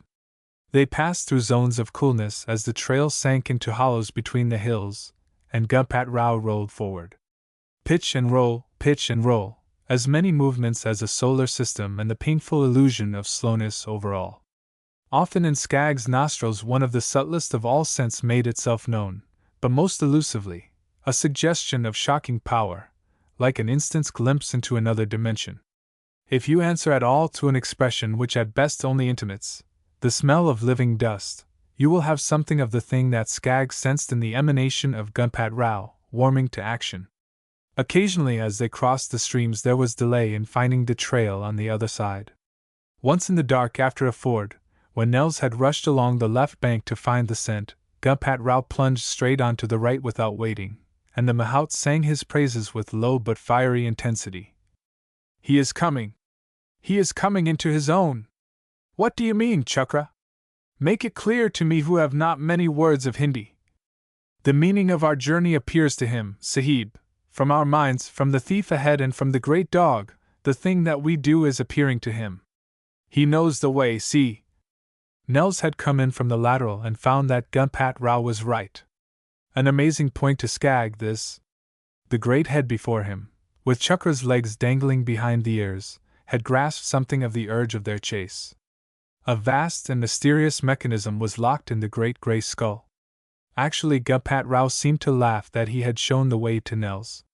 "You don't mean, Chukra, that he goes into the silence like a holy man? It is like..." Skaggs had seen something of this in his India, the yogi men shutting their eyes and bowing their heads and seeming to sink their consciousness into themselves, in order to ascertain some fact without and afar off. "Our Lord gives his mind to the matter and the truth unfolds," Chukra added. "Will the other elephant travel through the night so steadily?" The sense of his own powerlessness was in him like a spear. "Not like this, Sahib," said Chakra. The hint, however, was that the thief elephant would make all speed, that the lead of the 4 hours would be conserved as carefully as possible by the other mahout. "But he has a woman's howdah," Chakra invariably added. "2 sahibas, as well as the mahout himself. Tomorrow will tell, tomorrow will tell, if they go that far." That was always the point of the blackest fear, that the elephant ahead should come to some Mohammedan household, and leave Carlin where no one could pass the veil. "But what of the messenger who brought word to the sahibas?" Skagg asked. "He would slip away. Some hiding place for him, possibly back at Herda." Chakra seemed sure of this. That was Skagg's long night. He tried to think of the Kabyle as if he were an animal. A man might have a destroying enmity against a cobra or a tiger or a python, but it was not black and self-defiling like this thing which crept over him, out of the miasma of Dina's tale. In the dawn they reached a small river. Skagg saw Nels lose his tread in the deepening center, swing down with the current an instant, and then strike his balance, swimming. Here was coolness and silence. Tonight he would know. Tonight, if he did not have Carlin. Gunpat Rao stood shoulder-deep in the stream. Skagg fancied a gleam of deep massive humor under the tilt of the great ear below him, as the elephant, none too delicately, set his foot forward into the deeper part of the stream. His trunk and Chakra's voice were raised together, for Chakra was slipping. "Hi, my prince, would you go without me? Would you leave the Sahib alone in his proving time? Would you leave my children fatherless? There is none other." They stood in the lifting days overlooking a broad sloping country, the Vinda peaks faintly outlined in the far distance. "It is the broad valley of Narbada," Chakra said, "full of milk and wine against the seasons. One good day of travel ahead to the bank of holy Narbada, Sahib, before the fall of night, if the chase holds so long." Skagg did not eat this day. It was not until high noon that they halted by a spring of sweet water, and the American thought of his thirst. Nels was leaner. He plunged to the water, then back to the scent again with a far challenge call. It was like the echo of his challenge to the cheetah as the wall of the waters loomed across the hills, above Pune. On he went, seriously, his mouth open in the great heat, his tongue rocking on its center like nothing else. Gunpat Rao seemed gradually overcoming obstructions, as if his great idea mounted and cleared, his body requiring time to strike its rhythm. Chakra sang to him. The sun became hotter and higher, until it hung at the very top of the universe and forgot nothing.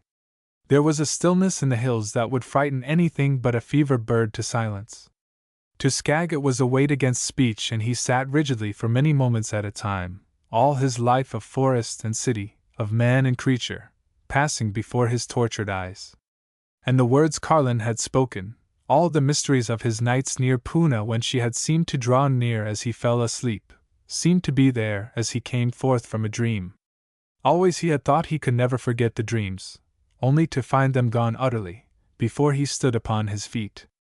Past all was the marvel of the hunting cheetah day, when he looked at the beast that gave no answer to his force, only murder in its savage heart, and Carlin's name was his very breath in that peril, something of her spirit like a whisper from within his own heart.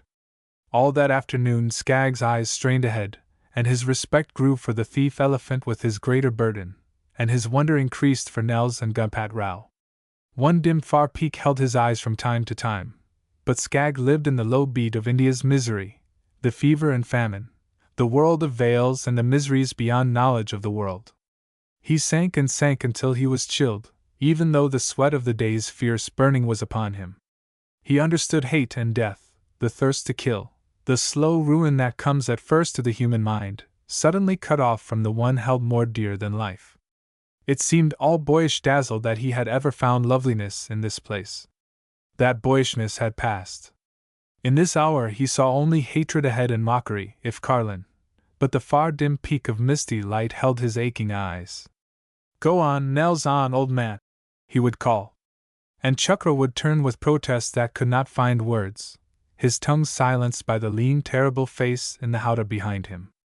Presently Chakra would fall to talking to his master, muttering in a kind of thrall at the thing he saw in the countenance of the American who had touched bottom. Sanford Haunty was facing the worst of the past and an impossible future, having neither hate nor pity, now. Yet from time to time, with a glance at the gun case at his feet, he spoke with cold clearness. "We must overtake them before night." Chukra, who had ceased singing, would bow, saying, "The trail is hot, Sahib. They are not far." Steadily beneath them, Gunpat Rao straightened out, lengthening his roll, softening his pitch. Nels was not trotting now, but in a long, low run. Skagg was aghast at himself, that his heart did not go out to these magnificent servants. There was not feeling within him to answer these verities of courage and endurance, yet he could remember the human that had been in his heart. The low hills had broken away behind them, the first veil of twilight in the air. A shelving dip opened, showing the bottom of the valley. Skagg could see nothing ahead, but Nels lying closer to the trail. Chukra's shoulder was suddenly within reach of Skagg's hand, for the head of his master was lifted. As the great curve of Gunpat Rao's trumpet arched before his face, two things happened to Skagg. A full blast of hot breath drove through him, and a keen, high, vibrant tone pierced every nerve. Then Chukra shouted, "Gunpat Rao, Prince of Vinda, declares the chase is on. Hold fast, Sahib, we go!" The earth rose up and the heavens tipped. There was no foundation, the bulwarks of earth's crust had given away. The landscape was racing past, but backward, and Nels, yet ahead, was a still, whirring streak. The thing hardly believed and never seen in America, that the elephant is speed king of the world, was revelation now. No pitch or roll, a long curving sweep this, seeming scarcely to touch the ground. This was the going Skagg had called for, a night and a day. And Nels was laboring beside them now, but seeming to miss his tread, seeming to run on ice. "Hi!" yelled Chukra. "Who says there is none other than Neela Deo?" A thread of silver stretched before them, crossing the line of their course. It broadened in a man's breath. They turned the curve of the last slope, and heard the shout of the Mahout far ahead. The thief elephant was running along Narbuda's margin to a ford. A roar was about Skagg's head and shoulders like a storm, Gunpat Rao trumpeting again. The landscape blurred. The forward beast was growing large. Two standing figures above him, the fling of a white arm. The huge red howdah rocked as the thief elephant entered the river. A moment more, only the howdah showing. Distantly, like the hum of furious insects, Skagg heard Chukra's chant. "The thief is snared. Holy Narbuda herself weaved the snare. The hand of destiny is ours, Sahib. Nay, mine, not thine. Did not the Deputy Commissioner Sahib say by necessity? Plunge in. High, but softly. Prince of thy kind, take the water softly, I say." And Gunpat Rao entered the river at a swimming stroke. Skagg's eyes had hardly turned from the great red howdah.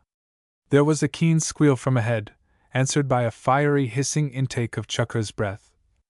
"That, Sahib, is the murderous Mahout using his steel hook." "Yes, it was by necessity," the Deputy Sahib said. "Certainly it was by necessity." The fling of a white arm again. Sanford Haunty was standing. "Carlin!" he called. The answer came back to him in some mystery of imperishable vibration. "I am here." The two great beasts were moiled together against the stream. The man and woman, whose eyes still held, might have missed the flash of steel that Chukra parried with his ankus. In fact, it was the sound of a quick gasp of Margaret Annesley that made them turn, just as Chukra shouted, "By necessity, Sahib! It is accomplished!" The other's blade had whirled into the water. They had heard the welt as Chukra's ankus came down. The strange Mahout looked drunken and spineless for a second, then there was a red gush under his white cloth as he pitched into the stream. The Great Dane had just caught up. He was in the river below them, not doubting his part had come. "Nels, steady! Let him go!" Skagg called. "Don't touch, old man!" And then, after the thief elephant, having no fight in him, was made fast, they heard Chukra singing his song, but paid no attention. It was a longer journey back to Hurda, for they came slowly, but there was no haste, and two, at least, in the hunting howdah could transcend passing time, each by the grace of the other. Gulpat Rao was returned to the Deputy Sahib with an amulet to add to his trophy winnings, and a sentence or two that might have been taken from the record of Neela Deo himself. The thief elephant was found to be a runaway that had fallen into native hands, and Nels was restored to Bana by the way of the heart of Carlin Deal. They never found out how far the two women would have been taken beyond the Nirbudda. After they had first mounted into the red howdah at Hurda, the messenger of the Kabuli had disappeared into the crowd and was not seen again. As for the monster himself, he had suffered enough to plan craftily. The Nirbudda took his mahout and covered him quite as deeply as the crowd had covered his messenger at Hurda. Much in his silence afterward, and in the great still joy that had come to him, Sanford Hanti chose to reflect upon the mystery of pain he had known on the lonely out journey, the spiritless incapacity to cope with life, the loss even of his mastercraft with animals. He would look toward Carlin in such moments, and then look away, or possibly look within. By her, the meanings of all life were sharpened, jungle and jungle beast, monster, saint and man, the breath of all life more keen. Chapter 10. Hand of a God. Skagg and Carlin had come back from Pune where 5 of Carlin's 7 brothers had been present at her marriage. There were weeks in Hurda now, while Skagg's equipment for jungle work arrived bit by bit. They lived some distance from the city and back from the great highway of all India, in Malcolm M. Cord's bungalow, a house to remember for several reasons. The Indian jungles were showing Skagg deep secrets about wild animals, knowledge beyond his hopes. Some things that he thought he knew in the old days as a circus trainer were beginning to look curious and obsolete, but much still held good, even became more and more significant. The things he had known intuitively did not diminish. These had to do with mysterious talents of his own, and dated back to the moment he stood for the first time before one of the big cat cages at the Lincoln Park Zoo in Chicago. That was his initiation day in a craft in which he had since gone very far as white men go, even into the endless fascination of the cobra craft. Skagg was meeting now from time to time in his jungle work some of the big hunters of India, men whose lives were seethed with tales of adventure. When they talked, however, Skagg slowly but surely grasped the fact that what they had was outside stuff. They knew trails, defensive and fighting habits, species and calls. They knew a great collection of detached facts about animals, but it was all like what one would see in a strange city, watching from outside its wall. There was a certain boundary of observation which they never passed. All that Skagg cared to know was across, on the inner side of the wall. As for the many little hunters, they were tame. Only their bags were wild. They never even approached the boundary. Skagg reflected much on these affairs. It dawned on him at last that when you go out with the idea of killing a creature, you may get its attitude toward death, but you won't learn about how it regards life. The more you give, the more you get from any relation. This is not only common knowledge among schoolteachers, but among stock raisers and rose growers. Almost every man has had experience with a real teacher, at least once in his life, possibly only a few weeks or even days, but a bit of real teaching, when something within opened and answered as never before. It was like an extension of consciousness. If you look back, you'll find that you love that teacher, at least, like that one differently, very deep. Skagg wanted a great deal. He wanted more from the jungle doubtless than was ever formulated in a white man's mind before. He wanted to know what certain holy men know, men who dare to walk to and fro in the jungles without arms, apparently without fear. He wanted to know what the priests of Hanuman know about monkeys, and what mahouts of famous elephants like Neela Deo and Mithi Baba and Gulpat Rao of the Chief Commissioner's stockades know about elephants. At this point one reflection was irresistible. The priests of Hanuman gave all they had, care, patience, tenderness, even their lives, to the monkey people. There were no two ways about the mahouts. They loved the elephants reverently, even regarding them as beings more exalted than men. As for the holy men, the sign manual of their order was love for all creatures. No, there was no getting away from the fact that you must give yourself to a thing if you want to know it. Skagg would come up breathless out of this contemplation, only to find it was the easiest thing he did, to love wild animals. Skagg had reason to hold high his trust in animals. He had entered the big cat cages countless times and always had himself and the animals in hand. He had made good in the tiger pit trap, and certainly the loose tiger near the monkey glen didn't charge. All this might have established the idea that all animals were bound to answer his love for them. But India was teaching him otherwise. In the hills back of Pune he had met a murderer.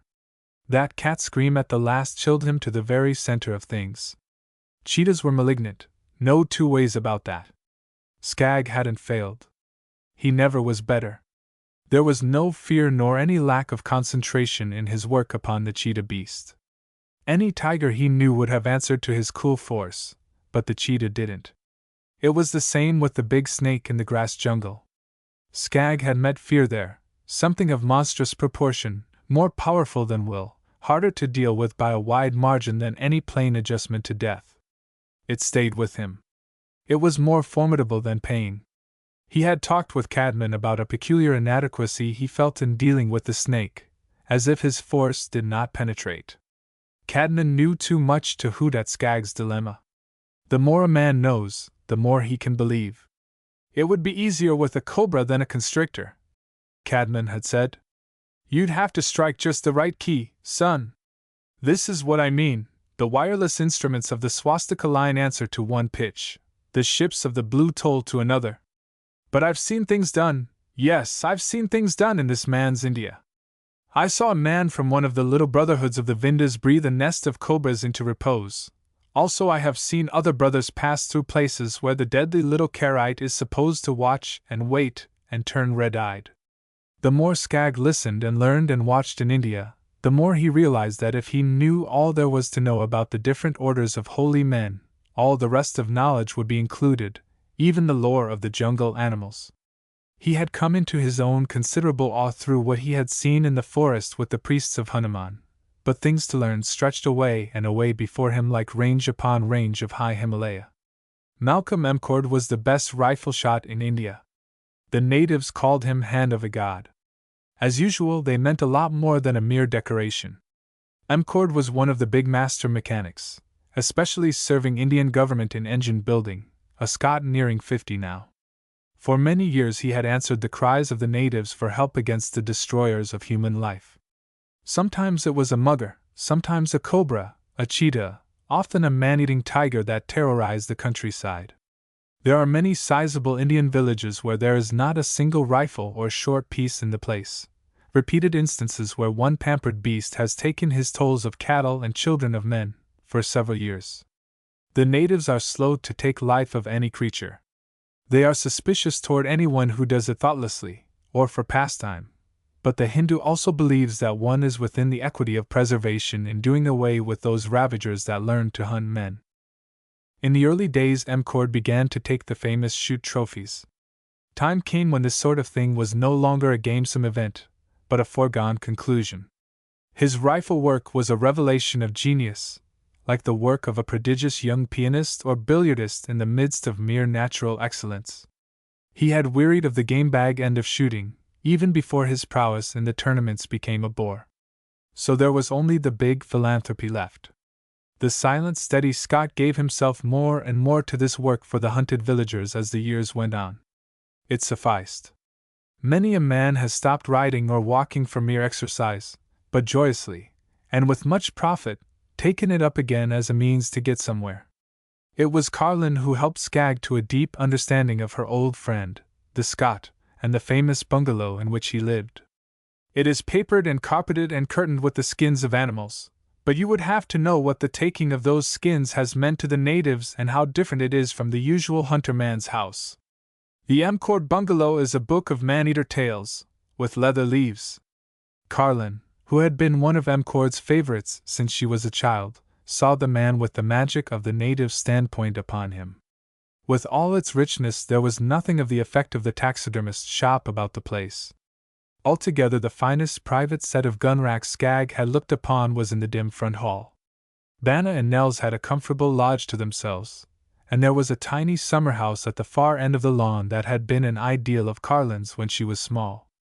The playhouse had but one door, which was turned modestly away from the great highway. It was vined and partly sequestered in garden growths, its threshold to the west.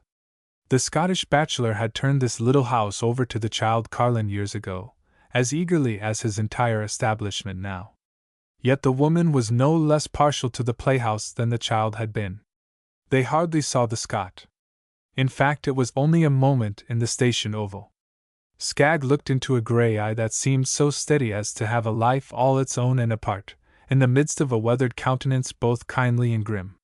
There was a tiny locked room on the south side of the bungalow, vividly sunlit, a room which in itself formed a cabinet for mounted cobras, 8 or 10 specimens with marvelous bodies and patchy-looking heads.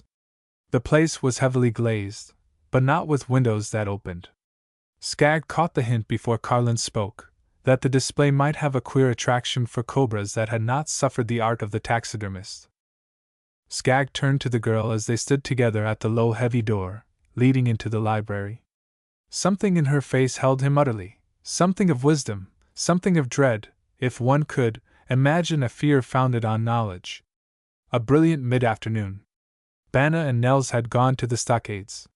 Since the chase and rescue of Carlin, Nels and the young elephant Gumpat Rao were becoming friends, peculiar dignities and untellable reservations between them, but undoubtedly friends. There was a kind of stillness in the place and hour, as they stood together, that made it seem they had never been alone before. Deep awe had come to Skagg. As he looked now upon her beauty and health and courage, with eyes that saw another loveliness weaving all wonders together, he knew a kind of bewildered revolt that life was actually bounded by a mere few years, that it could be subject to change and chance. Thus he learned what has come to many a man in the first hours after bringing his great comrade home, that there must be some inner fold of romance to make straight the insistent torture at the thought of illness and accident and death itself, something somehow to enable a man to transcend all 70 affairs and know that birth and death are mere hurdles for the runners of Rio romance. The sunlight brought out faint but marvelous gleamings from the serpents. It was as if every scale had been a jewel. Skagg looked closer. It wasn't bad mounting. It was really marvelous mounting. His eye ran from one to another.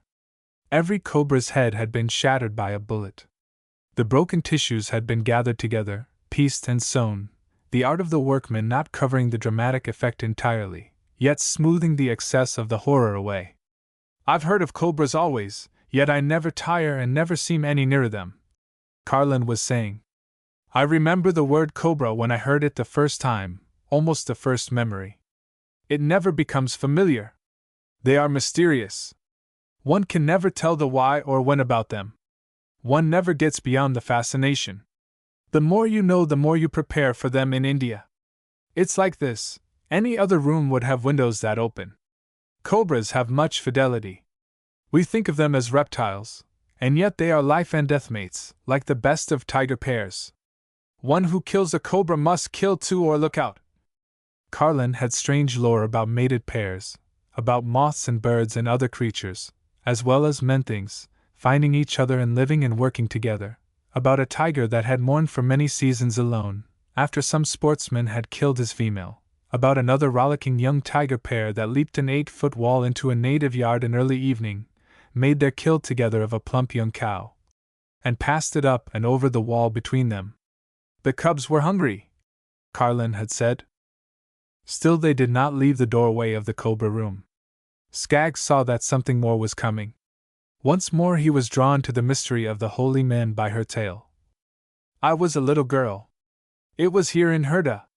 I had strayed away into the open jungle, not toward our monkey glen, but farther south where the trees were scarce. Of course I shouldn't have been alone." Skagg was staring straight at one of the cobras. Carlin turned and placed her hand upon his sleeve. She knew that he was fighting that old dread that had come upon him on the day of the elephant pursuit, a dread well enough founded, grounded upon many tragedies, of the pitfalls and menaces and miasmas of old Mother India, the infinite variety, craft, swiftness and violence of her deaths. White hands were certainly clinging to Skagg. One's vast careless attitudes to life are fearfully complicated when life means two and not the self alone. "This isn't a horrible story," she said. He cleared his throat, then laughed. "I'll get past all this," he muttered. "Go on, Carlin." "I heard a step behind," she said. It was my uncle, the most wonderful of many uncles. I have not seen him since that day. He is a little older than my eldest brother, possibly 30 at that time, tall, dark, silent, a frowning man, but not to me. Even then he belonged to one of the little brotherhoods of the Vindhyas, lesser, you know, in relation to the great brotherhoods of the Himalayas. In fact, it is from the Vindhya hills that they move on when they are called up the Great Way and beyond. Another of Carlin's themes, always the dream in her mind of climbing to the heights. We walked on together through one of the paths. Sometime I will show you. It was not like anyone else coming to find a child, or coming to take it back. A most memorable thing to a little one, this elaborate consideration from a great man. He did not suggest that I turn. He made himself over to my adventure. She waited for Skagg to see more of the picture from her mind than her words suggested. Ahead on the path, leisurely, like nothing else, a cobra reared, a king cobra, as great as any of these. He barred our way. There comes a penetrating cold from the first glance. It's like an icy lance to the center of consciousness. Then I felt the man's presence beside me. My confidence was that which only a child can give. What the mind knows and fears has too much dominion afterward. The appalling power and beauty of the cobra fascinated me. I have never quite forgotten. There was a lolling, trailing grace about the lifted length, the head slightly inclined to us, the hood but partly spread, something winged in the undulation, a suggestion of that which we could not see, faintly like the whir of a humming bird's wings. That is it, an intimation of forces we had not senses to register, also colors and sounds. My hand was lost in the great hand. My uncle did not turn back. He was speaking. There was that about his tones which you had to listen for, a low softness that you had to listen to get. Yes, it was to the cobra that he spoke. There was never a poem to me like those words, but they did not leave themselves in continuity. I could not say the sentences again. I seemed to remember the vibration, some sense of the mysterious, kindred with all creatures, and a vast flung scroll of wisdom and poetry, as if the serpents had been a great and glorious people of blinding, incredible knowledges, never like us, but all the more marvelous for their difference. And the cobra hung there, his eyes darkening under the gentleness of the voice, then reddening again like fanned embers. Then I heard my uncle ask to be permitted to pass, saying that he brought no harm to the mother, undoubtedly near, nor to the baby cobras, only goodwill, but that it was not well for a man and a little girl to be prevented from passing along the man-path. It was only a moment more that the way was held from us. There was no rising at all, to fighting anger. A cobra doesn't, you know, until actual attack. In leisurely undulations he turned and entered the deeper growths. A moment later my uncle pointed to the lifted head in the shadows. One had need to be magic-eyed to see. We went on a little way and walked back. It was not that we had to pass, but that we must not be obstructed. This was the India that astonished Skagg more than all hunter tales, more than any hunter prowess. But there were always two sides. The weeks were unlike any others he had ever known. The mystery deepened between him and Carlin. Almost the first he had heard of her was that she was unattainable, yet they had known each other at once. Still Carlin was unattainable, forever above and beyond. Such a woman is no sooner comprehended on one problem than she unfolds another. Much of man's growth is from one to another of her mysteries. And always when he has passed one, he thinks all is known, and always as another looms, he realizes how little he knows after all. 1,000 times Skagg recalled the words of the learned man who had spoken to Cadman and himself on their way to the grass jungle. You will acknowledge love, but you will not know love until it is revealed by supreme danger. The way of your feet is in the ascending path. Hold fast to the purposes of your own heart, and you will come into the heights. Could Carlin be more to him than now? Yes, she was more today than yesterday. It would always be so. Love is always love, but it is always different. Sometimes he would stay away from the bungalow for several hours. He was of a nature that could not be pleased with himself when he gave way tumultuously to the thing he wanted, which was continually to be in Carlin's presence. His every step in the marketplace, or in the bazaar, had its own twitch back toward Malcolm M. Cord's bungalow, his every thought encountering a pressure of weight to hurry home. Carlin was full of deep joys of understanding. One did not have to finish sentences for her. She meant India, its hidden wisdom. She had the thing called education in great tiers and folds. Skag's education was of the kind that accumulates when a man does not know he is being educated. Certainly Carlin was unattainable. This was an often recurring thought as he learned Hindi from her and something of Urdu, the usages of her world, its castes and cults. Down in the unwalled city one mid-afternoon, he finished certain errands and started for the bungalow. Had he let himself go, his feet would have stormed along. He laughed at the joy of the thing, and he had only been away since tiffin. Yet there was tension too, the old mystery. A man cannot feel all still and calm and powerful when there has suddenly descended upon him realization of all that can possibly happen to take away one so much more important than one's own life as to make contrast absurd. Skagg was looking ahead into stark days, when he would be called upon to take big journeys alone into the jungle for the service. It was very clear there might be many weeks of separation, and now it was only a matter of hours. He was nearing the little gate. These are affairs men seldom speak about, seldom write. Yet his experience was one that a multitude of men have felt vaguely at least. There was a laugh about it, a sense of self-deprecation. But above all, Skagg knew for the sake of the future that he must get himself better in hand against this incredible pull to the place where she was.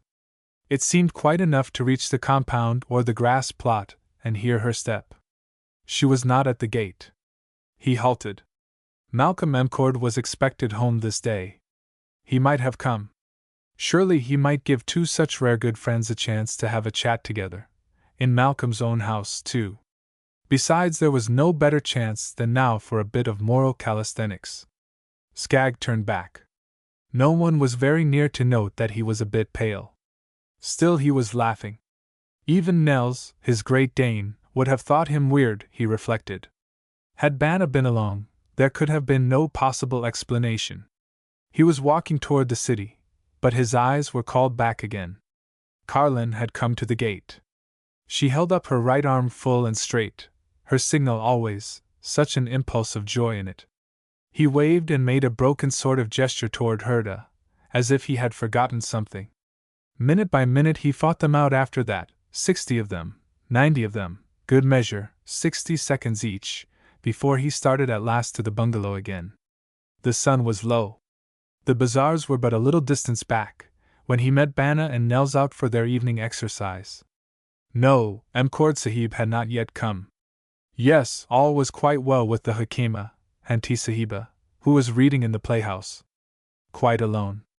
Skagg quickened, but repressed himself again.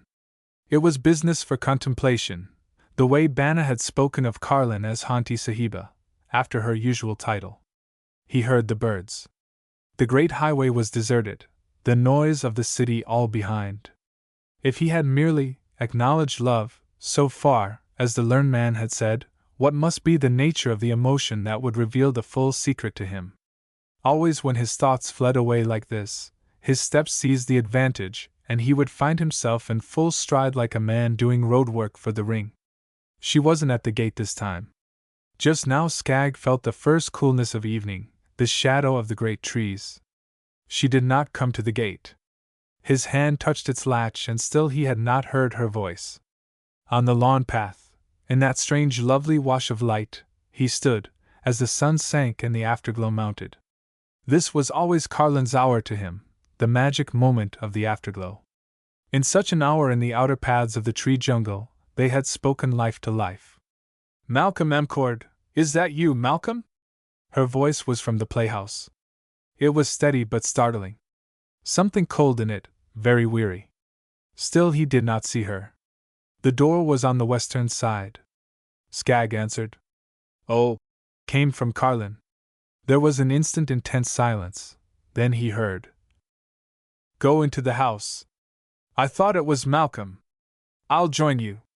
Don't come here." He turned obediently. He had the male's absurd sense of not belonging. He might at least be silent and do as she said. A keener gust of reality then shot through him. His steps would not go on. She must have heard his change from the gravel to the grass, for she called. It's all right, go right in. But Carlin, don't come here, dear. It's not for you to see now. He halted, an indescribable chill upon him. The low threshold was in sight, yet Carlin did not appear in the doorway. It was not more than 60 feet away, across the lawn. It may have been something that she had on. A gold something. This came because of a fallen bit of gold-brown tapestry on the threshold. It had folds. Out of the cone of it was a rising sheen like thin gold smoke.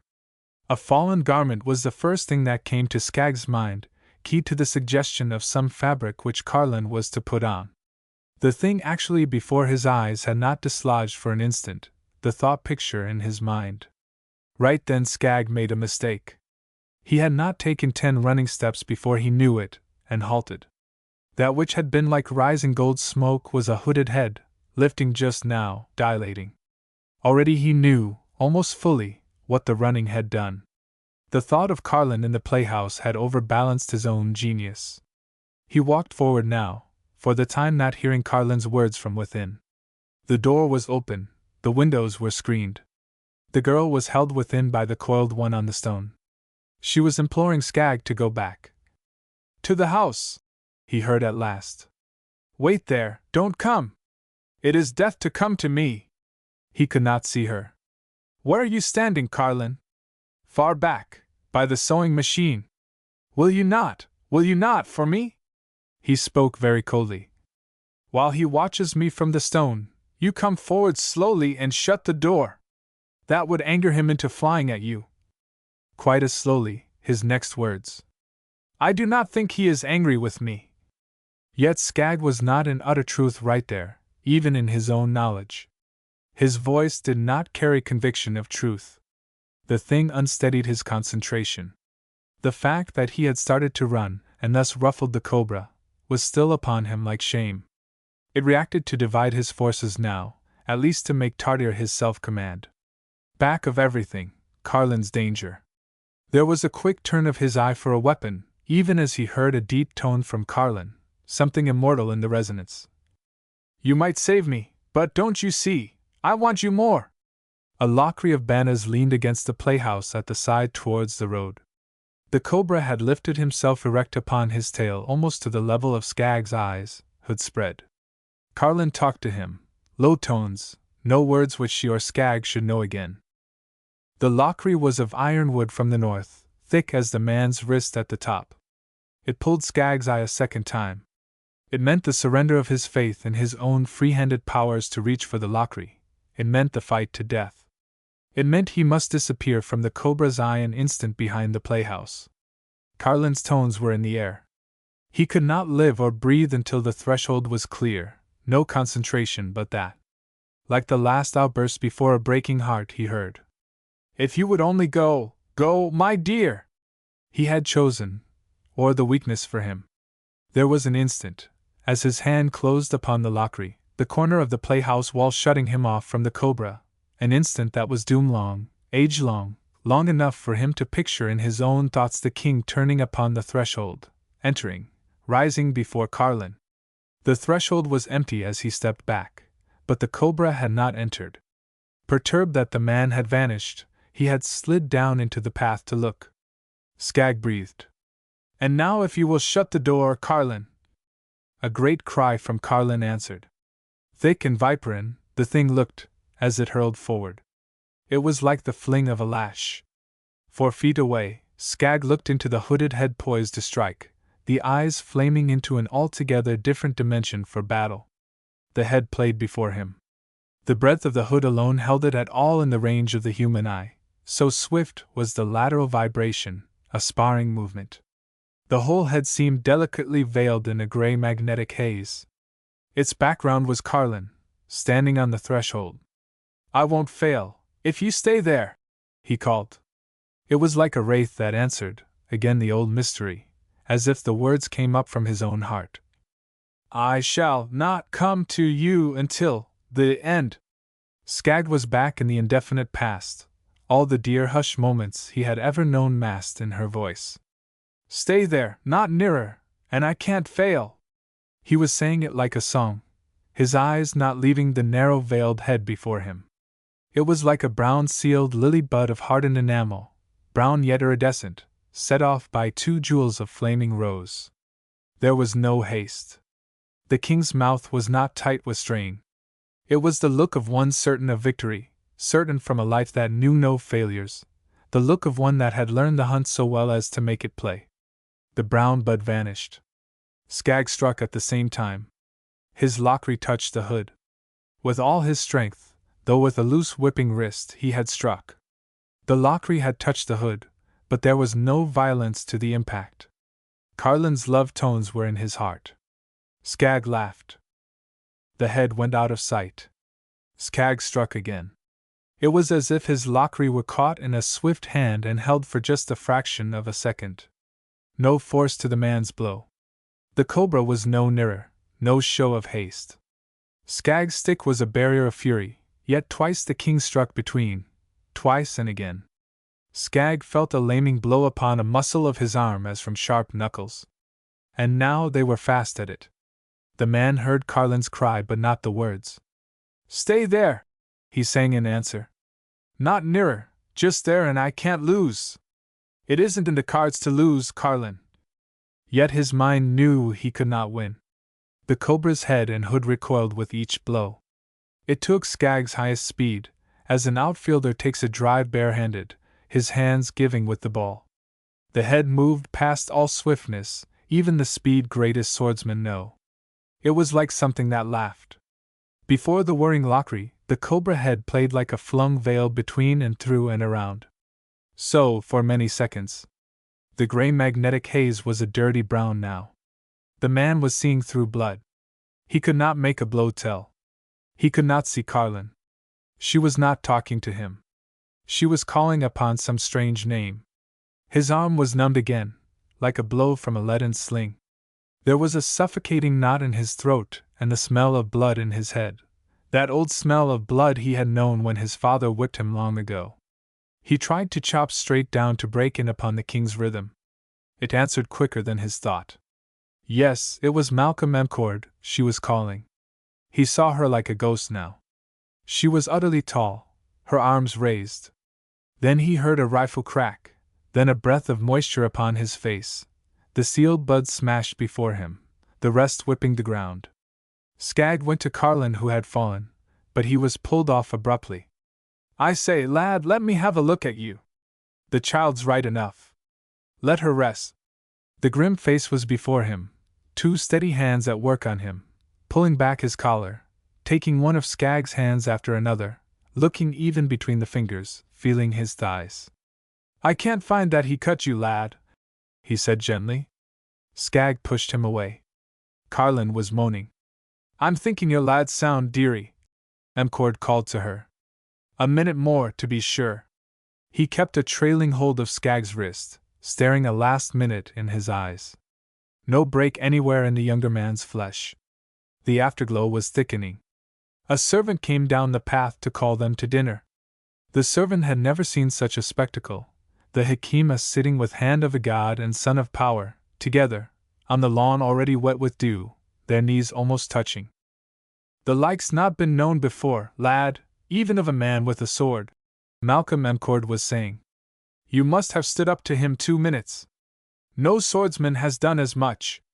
And it was only a lockery you had, and a swordsman's blade goes soft and flat against a cobra's scales. You see, they take wings when the fighting rage flows into them. It's like wings, sir. Yes, you'll have a lame arm where the hood grazed.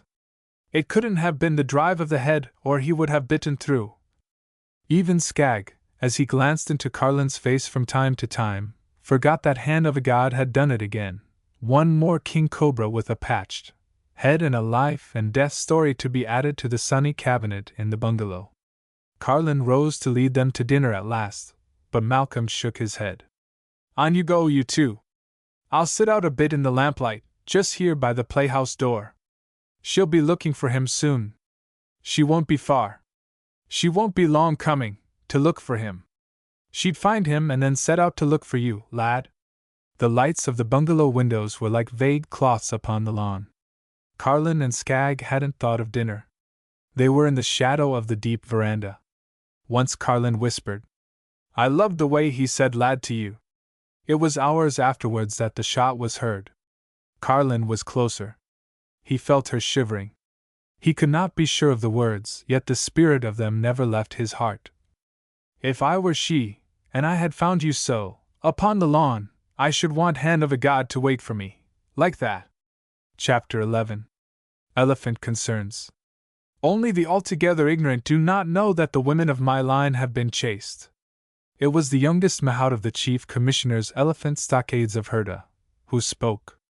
They sat in comfort under the feathery branches of tall tamarisk trees, smoking their water pipes, after the sunset meal. It was the time for talk. "A good beginning," said a very old man nearby. "It being wise, in case of doubt, to stop the mouth of who might speak afterward. And the men of my line," proceeded the youngest mahout, without embarrassment, "have been illustrious, save those who are forgotten. They all have been of high Himalaya, yet I am the least among you. I render homage of hill blood, hot and full, to every one of you, my elders, because you are all mahouts of high Himalaya, even as my fathers were." The men of the stockades bowed their heads in grave acknowledgement. "Then by what curse of what gods falls this calamity?" the boy went on. "That we of the Chief Commissioner's stockades are forced to receive a mahout from the Vinda Hills, and an unreputed elephant, from the hills without repute?" "Softly, young one, softly!" a mahout in his full prime made swift answer.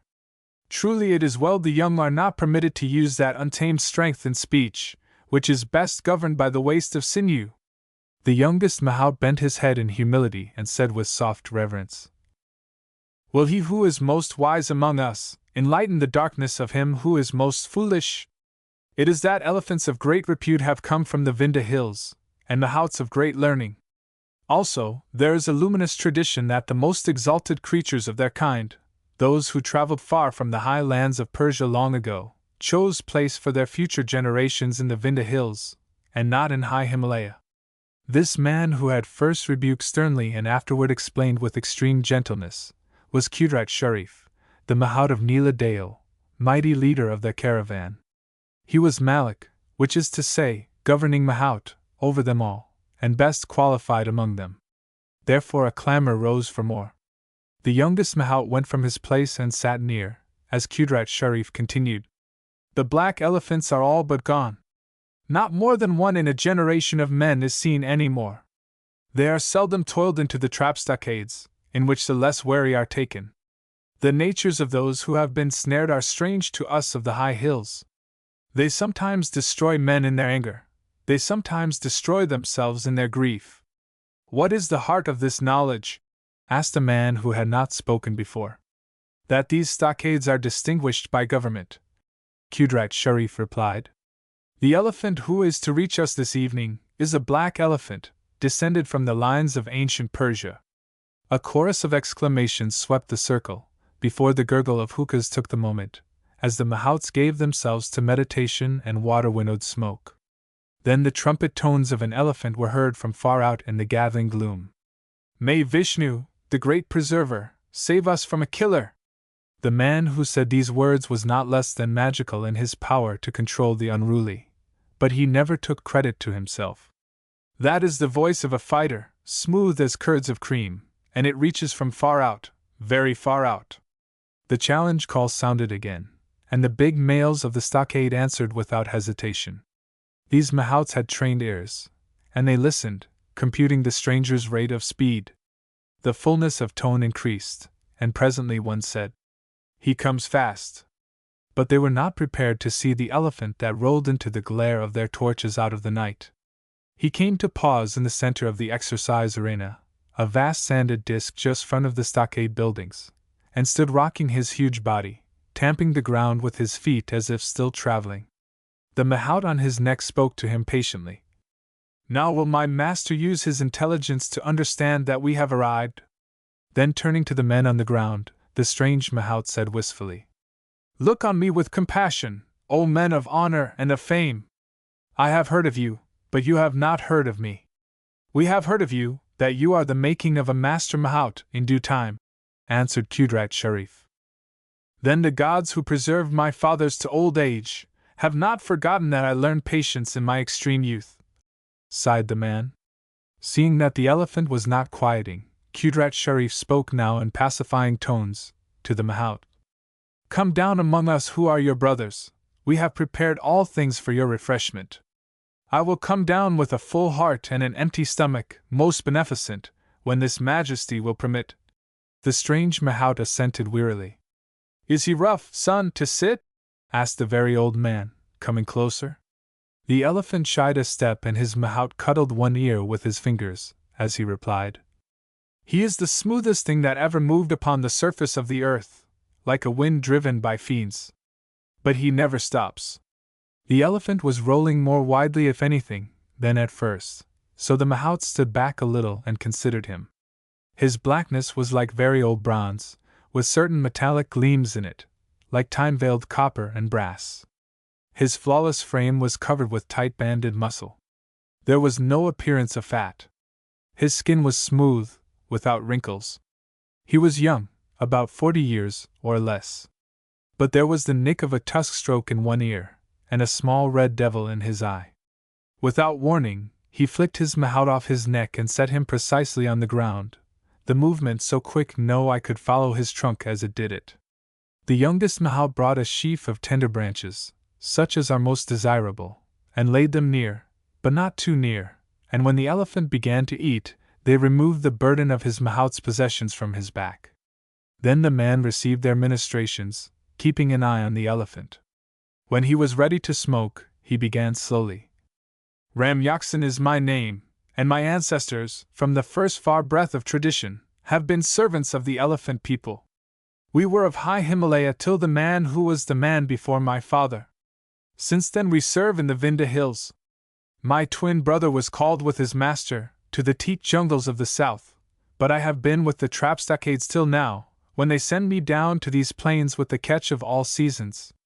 It is a good hearing," said the very old man, as they all bent their heads, and the youngest mahout carefully arranged some specially good tobacco in Ram Yaksin's hookah. "Now what is his record?" one asked.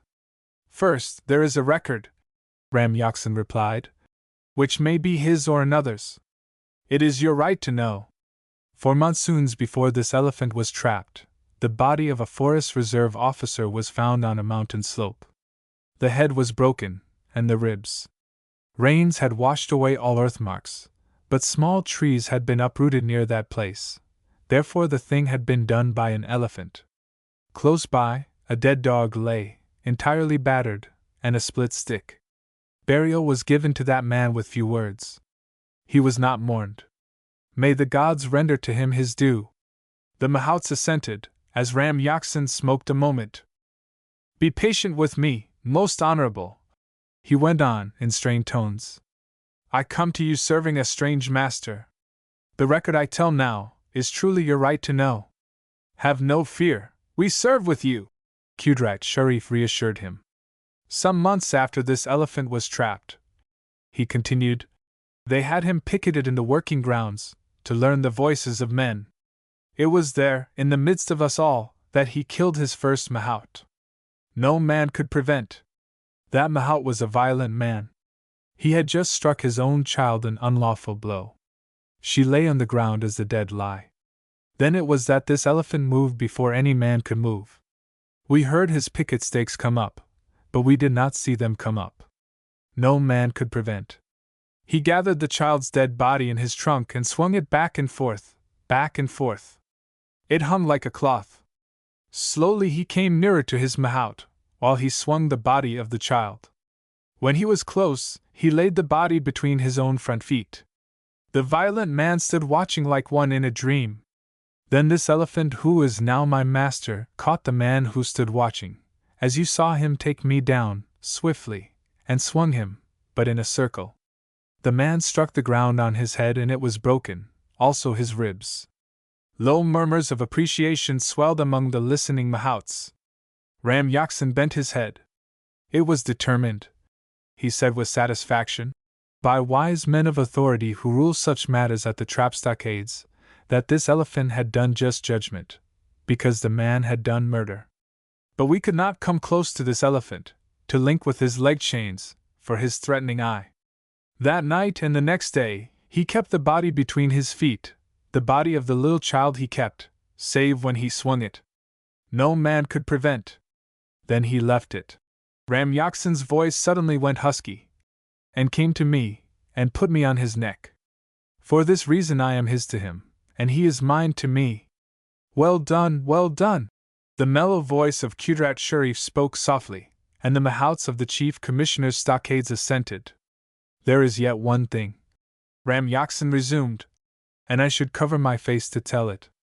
But if you learn that I am a fool of fools, consider my foolishness. His blackness is strange, his strength is mighty. It took 4 to handle him, not 2, in the beginning, and his quickness is more quick than a man can think. Also, he has a red devil in his eye. When my name was spoken after his name, and my duty rendered me to serve him, I found he was indeed my master. We consider the creatures of his kind are exalted above men, but I thought him a son of darkness, come up out of the pit. In my fool heart I did, and I do not know yet. At the time when he was trapped, I was in high Himalaya finding a fair woman of lineage as good as my own, as my fathers have done. So when this last thing happened, not many weeks ago, a son of mine lay on his mother's breast. She came out with the child and sat near me. She was teaching me that my son laughed. I saw only her, and knew only that her babe was strong. I forgot that this elephant browsed close by, having long picket chains to reach the tender branches. He came toward where we sat and stood looking at us, and I called on her to behold the red devil in his eye. But I looked, not into his eye, and I did not see him upon us, till he lifted my son from her breast. I saw the little body swing up, far above my head, the so very little body, and I heard her cry in the same breath. Ram Yaksin laid his forehead against his fists and softly beat his head. Looking up with drawn features, he went on. My face was in the grasses when I heard her laugh. Then I saw the babe, not longer than a man's arm, slowly swinging in my master's trunk, back and forth, back and forth. The little one was making noises of content, such as babes use, when my master laid him very gently between his own front feet. The child spread his hands, reaching up for the curling tip above his face. Now it has been said that I am not lacking in courage, but in that hour I was without sense to know courage or fear. The fingers of cold death felt along my veins and searched out the marrow of my bones, for when I leaped to take the babe, I met the red threat in my master's eye. But the mother of my son went like a blown leaf and stooped between this elephant's feet, to lift up her first man-child. She came away with him safe, and this elephant swayed before us, at the end of his picket chains, stretching his quivering trumpet tip toward the babe, with flaming fires in his eyes. The daughter of high Himalayan mahouts called this black majesty Nut Cut, and they have added that name on the government books. But they will not take his first name away. I have finished. And Ram Yaksin gave himself to his hookah, still keeping his eye on Nut Cut. His first name has not been told, mildly reminded the very old man. His first name is Nut Cut, said Ram Yaksin with decision. But his last name is Pyarawaz. All the mahouts laughed, translating the double name in their own minds. Mischief, the voice of love. We have no violent men in these stockades, said Qudrat Sharif, speaking to them all. And we do not find that Ram Yaksin was lacking in courage. We will prove the nature of Nut Cut with kindness. His decision was conclusive, and they proceeded to encourage the mighty black into his own enclosure.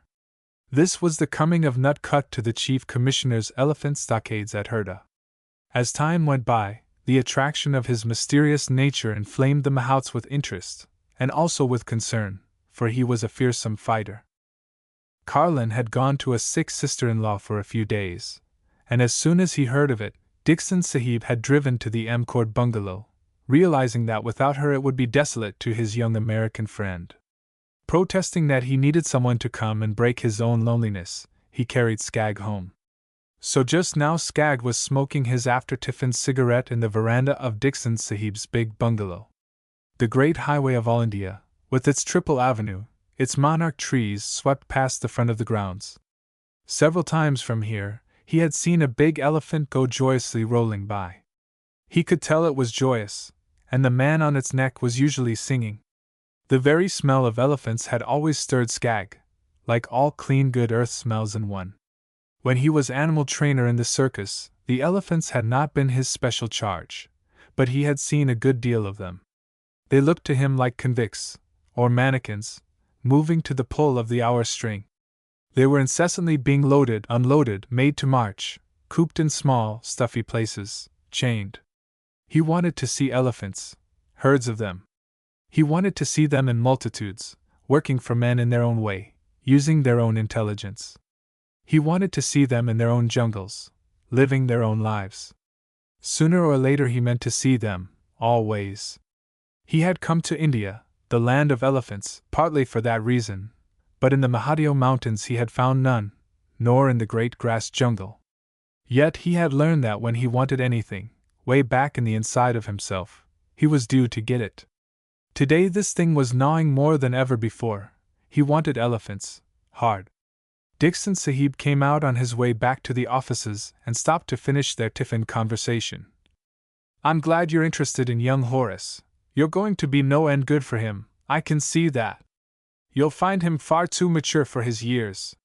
His brain's too active, but he's not abnormal. His tutors call him insatiable, but from his babyhood the breath of his life has been elephants. He's taken a lot from the learned natives. They talk with him as if he were quite grown, half of it I couldn't follow myself." "That is extraordinary to me," said Skag. "Of course it is. But there's been nothing else for it. My own days are quite tied up, and his mother, the climate, you know. So you see what I mean, he's really needing just you." Dixon's eyes turned on a little fellow who stood alone, further down the veranda. Then his face shadowed, as he spoke in a lower tone. "I said he's not abnormal, that should be qualified. Several years ago he was carried home from the Chief Commissioner's elephant stockades by their governing Mahout, Qudrat Sharif. The servants said he was crying and fighting to go back, but otherwise seemed quite himself.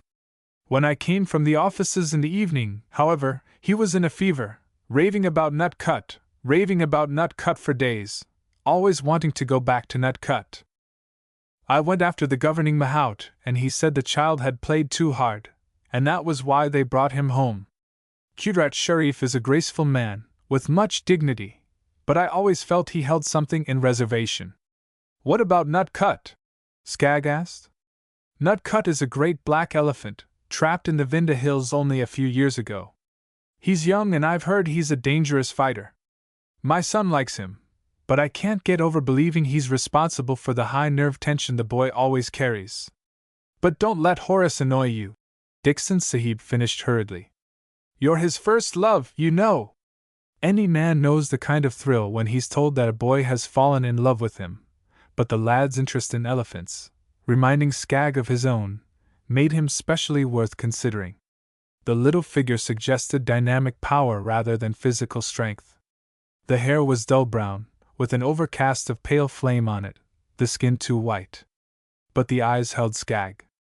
They were pure gray, full of smoldering shadows and highlights, forever contending with each other. At this moment the boy was leaning his head toward the road, listening. "She's petulant today, the lady," he chuckled. "Wait till you see Mitha Baba, Skag Sahib."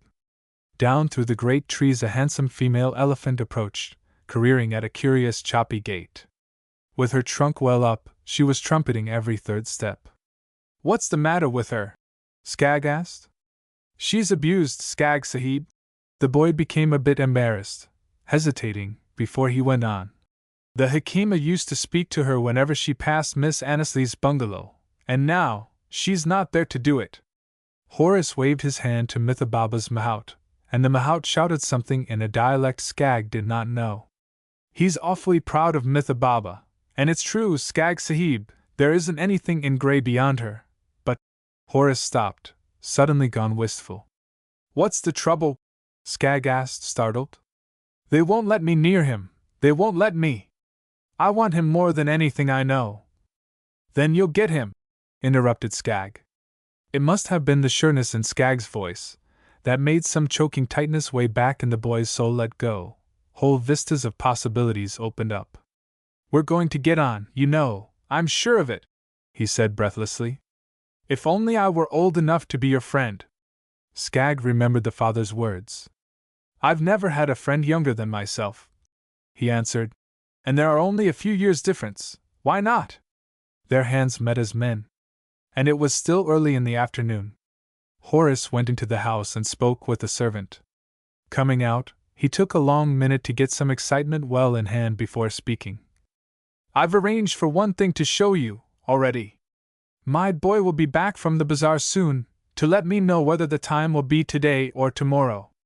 It's a surprise, if you don't mind, Skagg Sahib." "All right, then what is the most interesting thing you know about?" Skagg asked. "Elephants. No question. Have you many here in Herda?" "Not any belonging to Herda, but our chief commissioner has 40 government elephants in his stockades, the finest ever. Niladeo, the blue god, who is the leader of the caravan, the Mahouts say there isn't an elephant in the world to touch him, and Nithababa and Gunpat Rao, they're famous in all India. And Nut Cut, indeed, Skagg Sahib, you should see Nut Cut. They don't allow strangers about where he is, he's the one, the Mahouts won't let me go near him." "What's wrong with him?" Skagg asked. "I don't know, I'm always wondering. In the beginning, when I was little, but I don't believe it was wrong." The boy spoke haltingly, frowning, but went on. "That's between Nut Cut and Horace Dixon. I like him better than anything I know.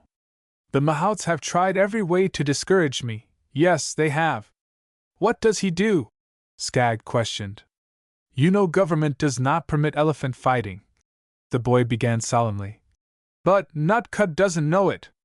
His pet scheme is to break away out of his own stockades if there are any elephants across the river, that's where the regiments camp, and get in among the military elephants. He's a frightful fighter." "How do they handle him?" Skagg asked.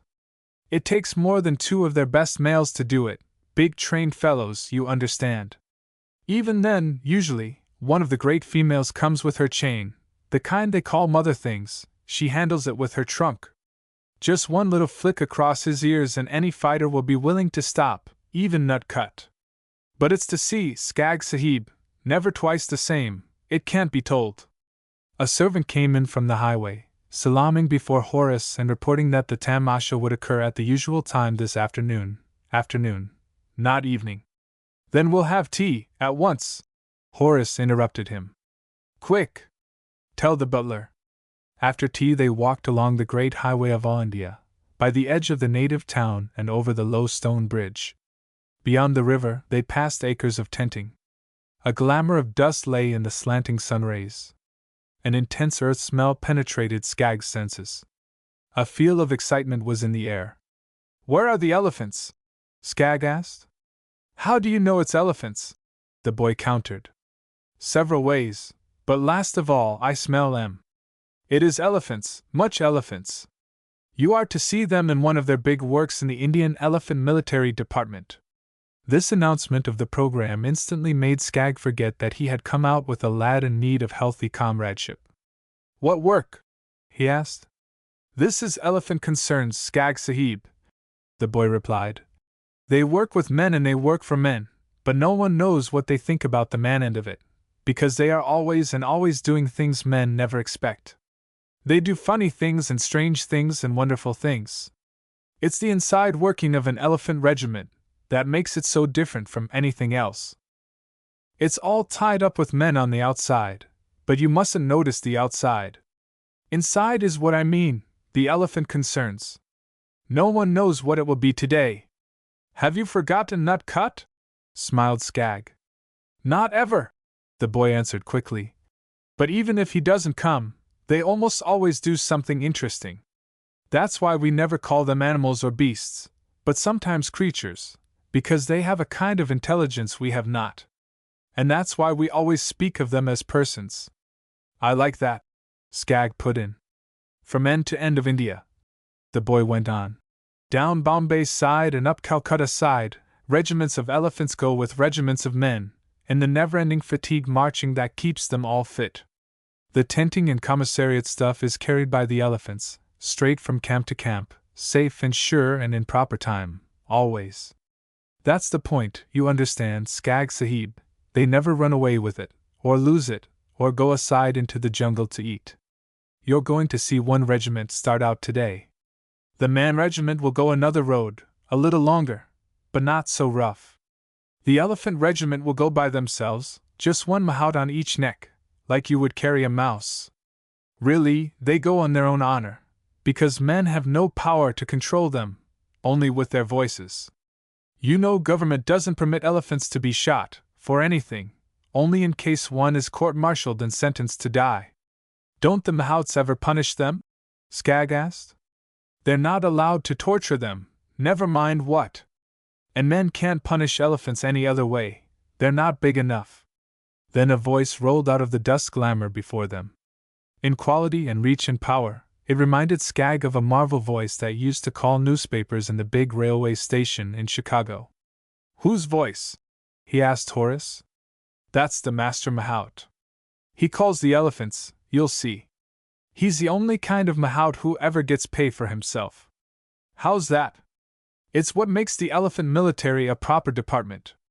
Only elephant names on the books, the pay goes to them. The mahout is always an elephant's servant, he eats from his master, of course. From the outside it saves a lot of trouble, to be sure. Skag laughed. From the elephant's standpoint, a small Englishman was conceding a certain amount of convenience to men.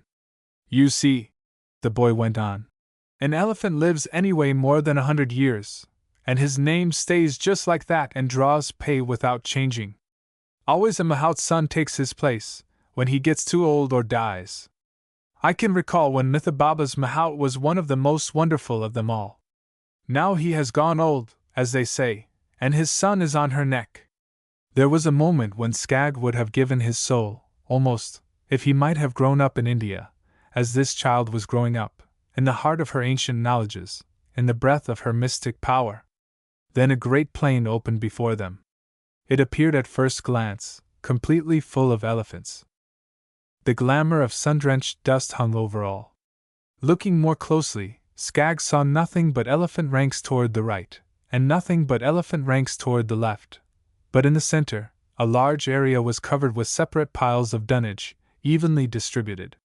From where he stood toward where the sun would set, a broad division stretched, and in the middle of this division, a single line of loaded elephants filed away and away to the horizon. Skag became oblivious. He was so thralled with the sight that he did not notice what was nearer. The whole panorama held his breath till right before him a great creature rose from sitting, without a sound. There was a dignity about its movement not less than majestic. It was a mighty load, but the huge shape slid away as smooth as flowing water, as easy as a drifting cloud. A deep voice said quietly, "Peace, master, go thy way." "Peace, son." Did he speak to both of them?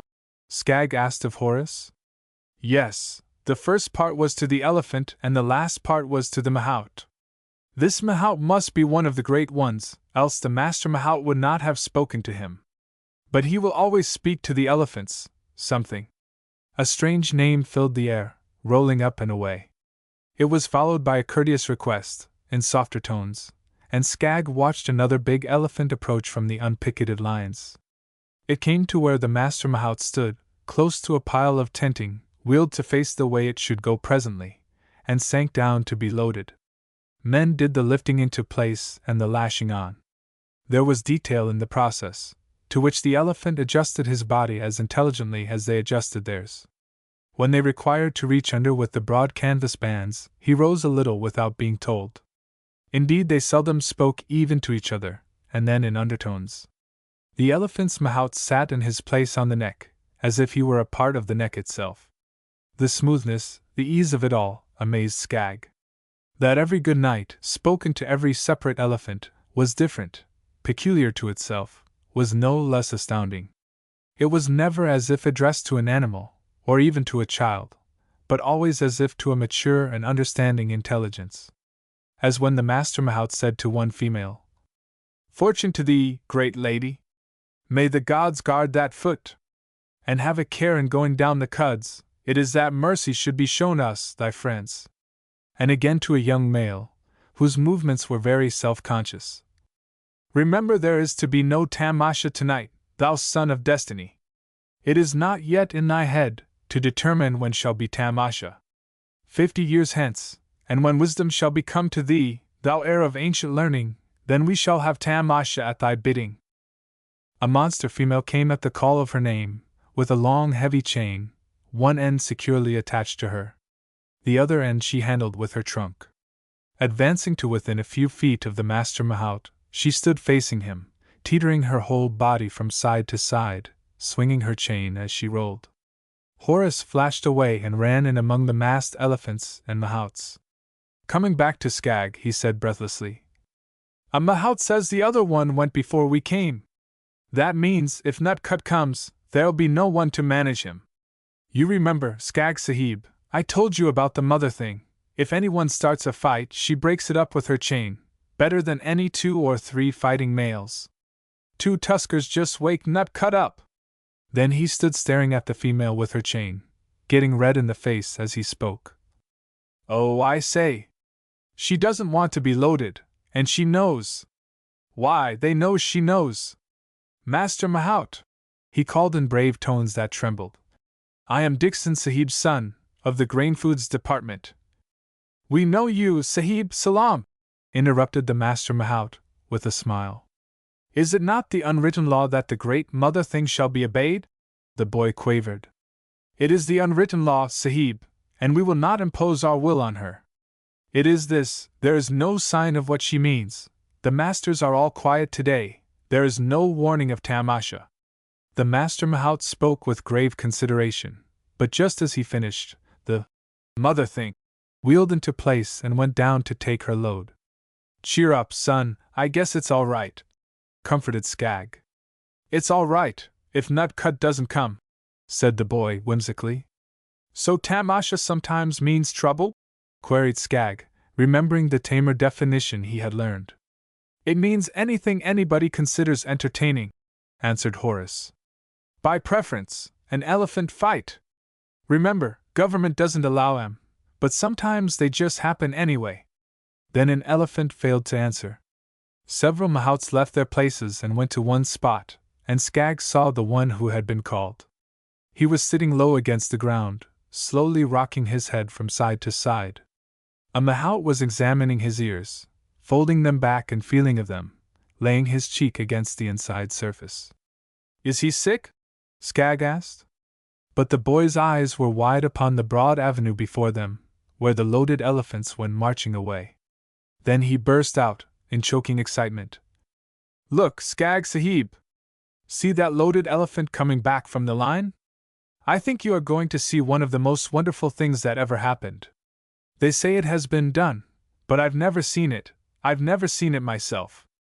Skag saw a powerful elephant coming back alongside the loaded line. He did not move with the same smooth flowing motion as the others. He walked as if he were coming on important business. With a load on his back, he returned and sank down beside the pile of tenting intended for another elephant. "What's the meaning of it?" Skag asked. Little Horace Dixon answered in a hushed way, as one in the presence of a miracle. "It is one of the regulars, come back to take a part of what belongs to the sick elephant." Skag looked at the boy's face, in incredulous amazement. It was lit, awe and exultation were both there. Then he noticed the look of the Master Mahout. That was a revelation. They were putting half as much again on top of the already loaded elephant. Certain phrases went through Skag's brain, as he watched the thing done, over and over. No one had called this elephant back. He came before they knew themselves that an elephant was sick. When the Mahouts first went to examine the sick one, this one was already on the way. How did he know? The extra loaded elephant rose and started again. Then a great shout went up. Tones of many voices filled the slanting sunrays in all the glamour of Dost. The wonderful voice of the Master Mahout loomed above all. "Wisdom and excellence are thy parts, O thou! Justice and kindness, we who are poor in them, will learn of thee. Thou son of strength, thou child of ancient knowledges and worth. and the mahouts shouted again. At that moment Skag knew as well as he knew anything in life, that he stood somewhere in the outer courts of a great animal cult, and he was convinced that it was of a mystic nature, however that could be. He swore in his heart that he would never give up, till he got further in. The Master Mahout's voice ascended now on a strange call. It was a lifting tone. "What does that mean?" Skag asked. "All the elephants know that, it's the lifting call," Horace explained. "When an elephant is sick, unless they have an extra number in the regiment, they always call for 2 to volunteer, and they divide the load of the sick elephant between them. They use these tones instead of a name, just for that. There comes a male now, to take the rest of this load." Skag watched the added load going into place on the volunteer. It was almost finished, when a trumpet blast sounded directly behind him, toward Herda. Several elephants answered from the regiment, and many mahouts called to each other. "Is that the bad fighter coming?" Skag asked. "Yes, Skag Sahib, that's Nutcut. But I don't know just what you're going to see, the ones who ought to handle him are all gone." The Master Mahout's voice was rising up into the vault of heaven and falling over upon the horizon. It seemed to Skag the like was never heard before. "He's calling the 2 big tuskers back," Horace chuckled. "But there'll be doings on before they get here. Will you listen to Nutcut's challenge?" Skag turned to face the looming trumpet tones. There were no tones behind him like them. Smooth and mellow, they were yet so full of power as to make all the others sound insignificant. They were like love tones translated into thunder. But when Nutcut came in sight, Skag caught his breath. The shape was made of gleaming bronze. No details showed. It was a thing that took the eye and the breath and the blood. There was no look of effort in its inscrutable motion. They stood in the open, between this thing and the regiment behind. There was no obstruction. And Skag moved to be between it and Horace, when it should pass them on its way. The regiment of thoroughly trained elephants were standing firmly in their places, but they were making the welkin ring with 1,000 trumpets in the air. Certainly Skag knew that this incredible thing before him, bigger every second, was Nutcut. He looked to see why the great challenge tones had stopped, and revelation went through him, like an explosion. Nutcut had seen Horace and was coming straight for him. Skag leaped to meet Nutcut first, but he couldn't catch the elephant's eye. The huge shape was upon him, and he was flung aside. Recovering himself almost instantly, he got around in time to see, but not in time to prevent. Horace lifted both arms and leaned forward, his gray eyes gone black, as Nutcut's trunk caught him. A little broken cry came from him, and his death-white face hung down an instant, from high up. Then, backing away, swaying from side to side, Nutcut set his eyes on the man who followed, his red eyes, blazing with red warning. The American animal trainer did not fail to understand. He paused. Slowly the great bronze trunk curled and cuddled about Horace Dixon's body and began to swing him. Skag knew that elephants swing men when they intend to kill them, and he heard a low moaning, like wind, rise up from the multitude of mahouts behind. Further and further the boy swung in the elephant's trunk, back and forth, back and forth. Unnatural tones startled Skag, sounding like delirium. Nutcut put little Horace Dixon down, close under his own throat, his long trunk curling outside, always curling about, feeling up and down the boy's limbs, his frame, his face. The small mouth was open, the little red tongue, flickering. Horace seemed oblivious, but when he laughed aloud, Nutcut caught him up again, lightning quick. This time he swung the boy higher, till he rounded a perfect circle in the air, backing still further away and lifting his head. Nutcut flung him round and yet around, faster and yet faster. The moaning, like wind, still came from behind. After endless time, like perdition, Skag heard Horace gasping, choking. He thought there were words, but couldn't be sure. And while this was going on, Nutcut brought the boy down, flat on the ground. The impact must have broken a man. But Horace got to his feet, staggering in the circle of the trunk, looking dazed. Now Skag moved forward, holding his hands out, as he came nearer to the big black head. "I know you now, Nutcut," he said quietly. You're white inside all right. You're not meaning to hurt him. You like him, so do I. But Nutcut backed away, gathering the boy with him, looking down into the American's eyes, the red danger signals flaring up in his own again. Nutcut, old man, Skag reasoned in perfectly natural tones. You can't bluff me. I tell you I know you. I know you as well as if we came out of the same egg. Nutcut was still backing away and Skag was following up. You may take me, if you want, I can't let you wear him out, you know. And then, while Nutcut wrapped about and drew Horace in closer, Skag laid his fingers on the great bronze trunk, gently but firmly stroking, the red eyes focused in his own. For seconds the man and the elephant looked into each other. Suddenly Nutcut loosed Horace and laid hold on Skag. The moaning ascended and broke, like wind going up a mountain cud. There was nothing certain to the mahouts, but that this man of courage would be dashed to death before their eyes. Skag squirmed in the grip about his body as Nutcut held him high. It looked as if he were being crushed. But when he got his hands on the trunk again, he laughed. Now Nutcut lowered him quickly, holding him before his own red eyes. The touch of the elephant was the touch of a master. But the eyes of the man were mastership itself. They were just so, when Ram Yakson, with a ghastly haggard face, lurched from behind Nutcut, fairly sobbing. Nutcut jerked Skag tight, it was like a hug, released him deliberately and turning, put his own sick mahout up on his own neck, with a movement that looked like a flick of his trunk. Now easy, Majesty, go easy with me, indeed I am very ill, Ram Yakson protested in plaintive tones, as Nutcut wheeled away with him.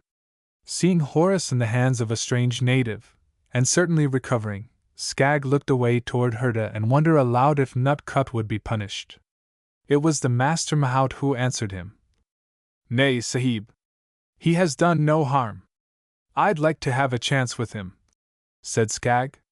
The Master Mahout smiled, a mystic musical smile, like his voice. I have come from my place for a moment, he said, looking intently into Skag's eyes, for a purpose. We have heard of you, son of power. The wisdom of the ages is to know the instant when to act, not too late, not too soon. We have seen you work this day, and the fame of it will go before and after you, the length and breadth of India, among the mahouts. He turned, pointing toward the elephant regiment. Many mahouts were shouting something together, their right hands flung high. It is right for you to know, the Master Mahout went on, that mahouts are a kind of men by themselves apart. Their knowledges are of elephants, sealed, not open to those from without. Yet I speak as one of my kind, being qualified, if in the future you have need of anything from us, it is yours. And without giving Skag a chance to answer him, but with a stately gesture of salaam, the Master Mahout had returned to his place and was calling another elephant. Skag turned toward Horace, who was drawing a fine-looking native forward by the hand. The boy spoke with repressed excitement, otherwise showing no sign of Nutcut's strenuous handling. Skag Sahib, I want you to know Qudrat Sharif, the Malik of the Chief Commissioner's Elephant Stockades. It is not known, you understand, meaning my father, but the Malik has always been very wonderful to me. Qudrat Sharif smiled with frank affection on the boy, as he drew his right hand away, to touch his forehead in the Indian salaam. The gesture showed both grace and dignity, as Dixon Sahib had said. I am exalted to carry back to my stockades the story of the manner of your work, son of power, he began. My name is Sanford Hanti, Skag deprecated gently. But you will always be known to Indians of India as son of power, Qudrat Sharif protested. It is a lofty title, yet you have established it before many. Just then a great elephant came near, playfully reaching for Qudrat Sharif with his trunk. And this is Neela Deo, the leader of the caravan, laughed Horace. It is my shame that there is no howdah on him to carry you. We came like flight, when Nutcut's escape was known. Qudrat Sharif apologized. But after some days, when Nutcut's excitement sleeps, we shall be distinguished if Son of Power chooses to come to the stockades and consider him. I heard your judgment of his nature, Sahib, and I say with humility that I shall remember it, in what I have to do with the most strange elephant I have ever met. Truly we are not sure of Nutcut, whether he is a mighty being of extreme exaltation, above others of his kind in the world, or a prince from the pit. Qudrat Shuri salaamed again, and Neela Deo lifted him to his great neck and carried him away. Walking home, Horace expressed himself to his friend, as the heart of a boy may be expressed, and Skag dropped his arm about the slender shoulders, speaking softly. Remember, son, a little more would have been too much. All right, Skag Sahib, because now you understand. But isn't he interesting? Knowing well what the boy meant about the great strange creature, more than his fighting propensities, deeper than his physical might, Skag assented thoughtfully. Yes, I would like to know him better. Chapter 12. Blue Beast. Across the river at the military camp, the cavalry outfits were preparing for a jungle outing. It isn't easy to name the thing they contemplated.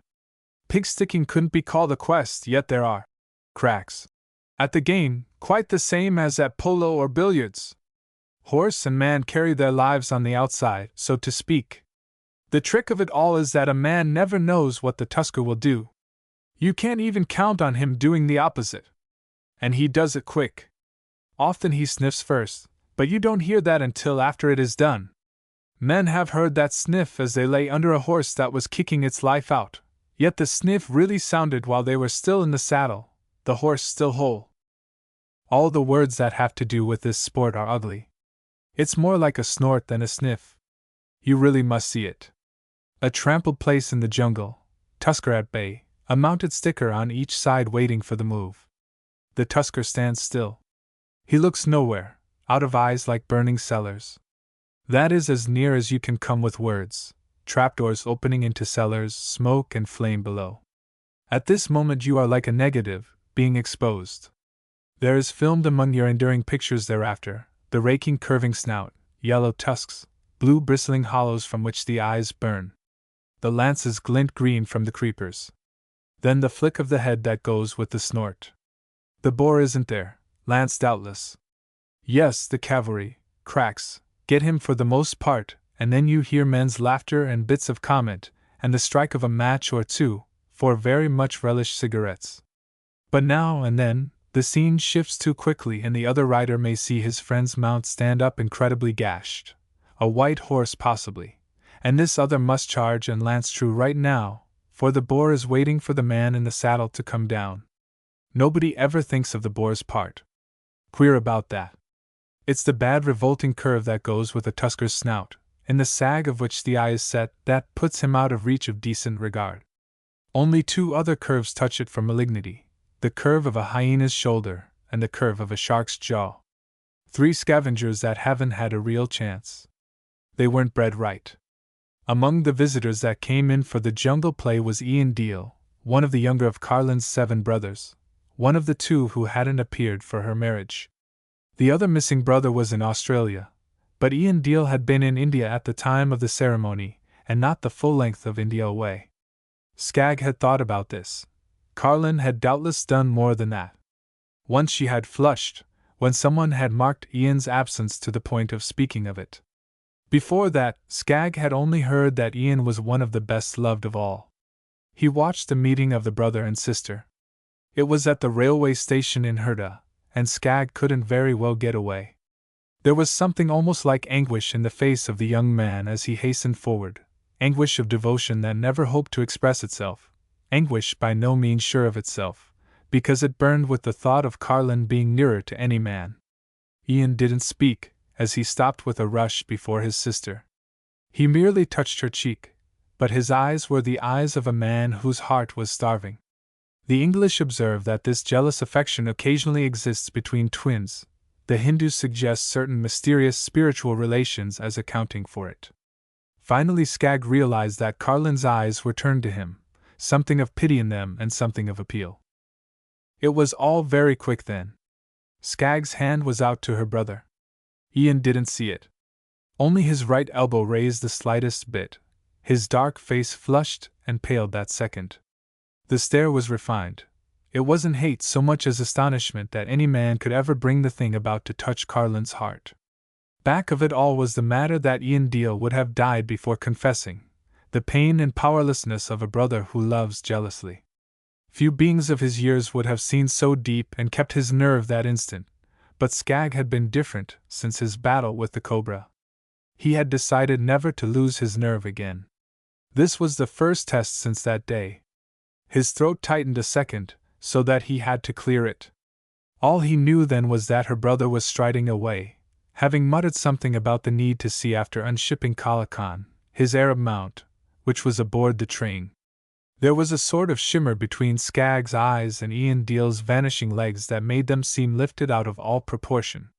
Then Carlin caught his arm, carried him forward and to her at the same time, as she whispered, "You were perfect, Skagji. I never loved you so much as that moment, when poor Ian refused to take your hand." Skag cleared his throat a second time.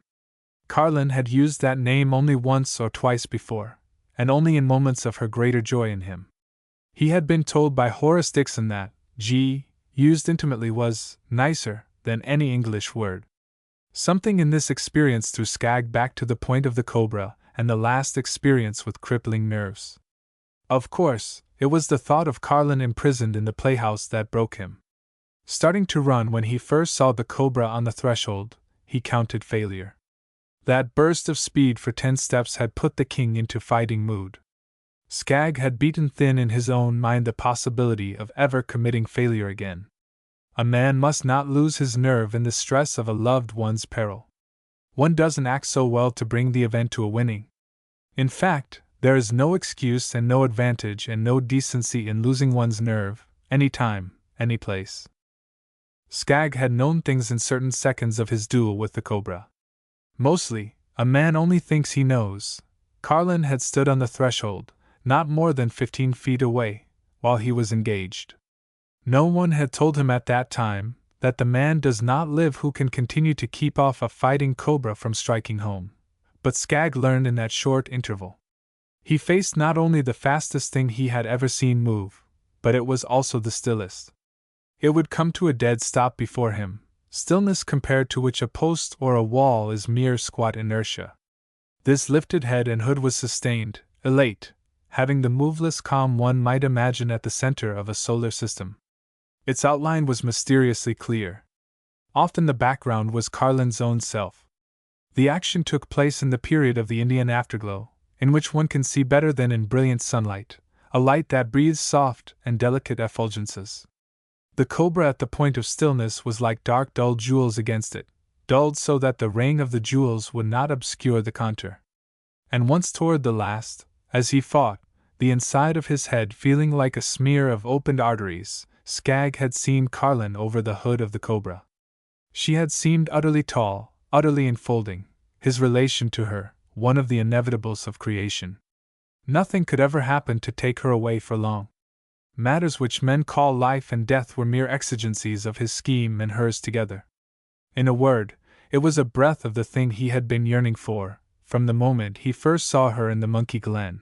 The need was the core of the anguish he had known in the long pursuit of the thief elephant, the thing that must come to a man and a maid who have found each other, if there is to be any equity in the romantic plan at all, unless the two are altogether asleep and content in the tight dimensions of 70.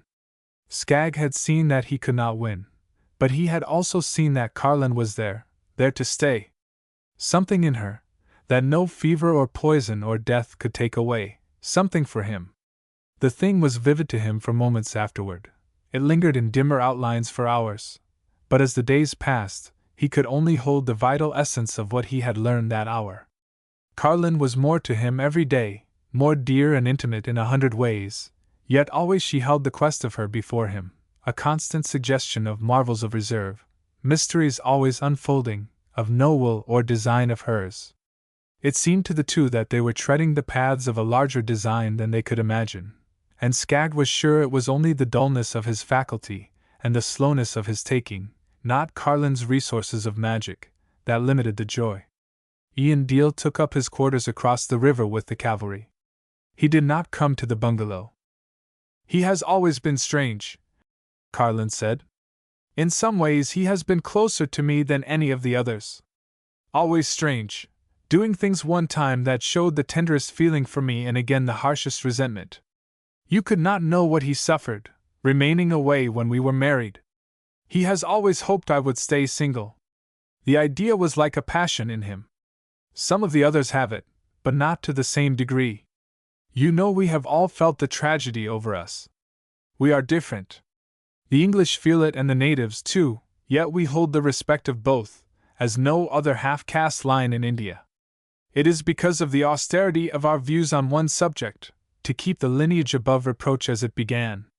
No, Ian will not come here. He has seen his sister. He will make that do.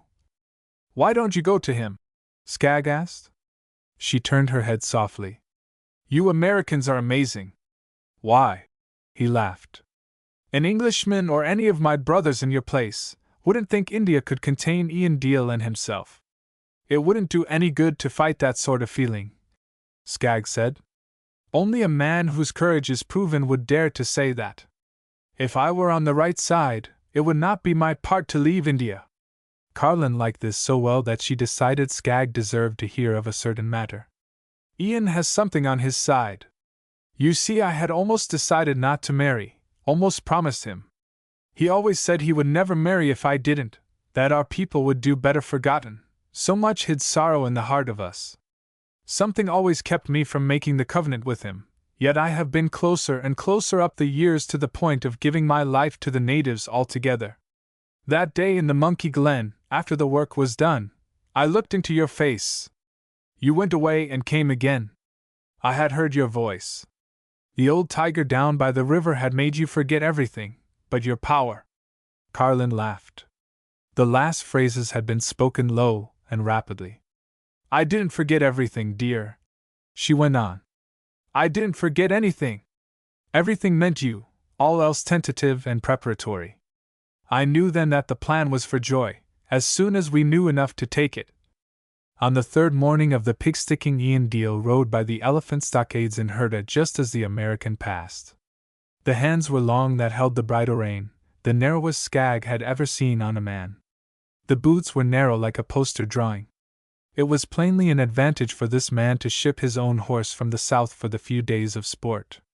The black Arab, Kala Khan, seemed built on the same frame as its rider, speed and power done into delicacy, utter balance of show and stamina. When the Arab is black, he is a keener black than a man could think. His eyes were fierce, but it was the fierceness of fidelity, of that darkness which intimates light, no red burning of violence within. Ian's face was darker from the saddle, the body superb in its high tension and slender grace. Was this the brother that Roderick Deal, the eldest, had spoken of as being darker than the average native? Yet the caste mark was not apparent, the two bloods perfectly blent. The depth of Skagg's feeling was called to pity as well as admiration. The rift in this Deal's nature was emotional, not physical, some mad poetic thing, forever struggling in the tight matrices of a hard-set world. India was rising clearer to Skagg, even certain of her profound complexities. He knew that instant how the fertilizing pollen of the West was needed here, and how the West needed the enfolding spiritual culture which is the breath within the breath of the East. This swift realization had something to do with his own real work. It was filmy yet memorable, like the first glimpse of one's sealed orders, carried long, to be opened at maturity. Also, Skagg had the dim impulse of a thought that he had something for Ian Deal. He meant to speak to Carlin of this at the right time. Pig-sticking no end. The cavalry officers had promised, and they were making good. That third afternoon Carlin and Skagg took Nels out toward the open jungle, which thrust a narrow triangular strip in toward the town. At intervals they heard shouts far deeper in. The Great Dane was in his highest form, after weeks of care and training by Banna. He could well carry his poise in a walk like this, having his full exercise night and morning. A marvel thing, like nothing else, this dignity of Nels. The two neared their own magic place, not the Monkey Glen, that was deeper in the jungle, the place where they had really found each other as belonging, in the moment of afterglow. It was wonderful then, he said, but I think it is even more wonderful now. That was about as much as Sanford Haunty had ever put into a sentence. Carlin looked at him steadily. They were getting past the need of words. She saw that he was fulfilling her dream. Their story loomed higher and more gleaming to him with the days. He had touched the secret of all, that love is quest, that love means on and on, means not to stay, love from the first moment, but always lovelier, range on range. It could only burn continually with higher power and whiter light, through steady giving to others. A woman knows this first, but she must bide her time until the man catches up, until he enters into the working knowledge that the farther vistas of perfection only open as two pull together with all their art and power, that the intimate and ineffable between man and woman is only accomplished by their united bestowal to the world. They walked long in silence and deeper into the jungle before halting again. Nels brushed the man's thigh and stood close. Skag's hand dropped, and he felt the rising hackles, before his eyes left Carlin's. They heard the Danes rumble, and the world came back to them, the shouting nearer. For a moment they stood, a sense of languor stealing between them. Without a word, their thoughts formed the same possibility, as two who have a child that is vaguely threatened. They were deeper in the jungle than they thought. The cordon of native beaters was still a mile away in its nearest arc, but there is never any telling what a pig will do. They turned back, walking together without haste, Nels behind. They heard the thudding of a mount that runs and swerves and runs again. It was nearer. Their hands touched, but they did not hasten. When Carlin turned to him, Skag saw what he had seen on the Cobra day, weariness, but courage perfect. A kind of vague revolt rose in him, that it should ever be called again to her eyes, more, that it should come so soon. He was ready, but not for Carlin to enter the vortex again. This foreboding they knew together. Love made them sentient. Not merely a possibility, but almost a glimpse had come, as if an ominous presence had stolen in with the languor. "Let's hurry, Carlin!" She was smiling in a child's delicate way, as their steps quickened. The thrash of the chase was nearer, the jungle was clearing as they made their way to the border near Herda. The low rumbling was from Nels. He would stand, turning back an instant, then trot to overtake them. No question now.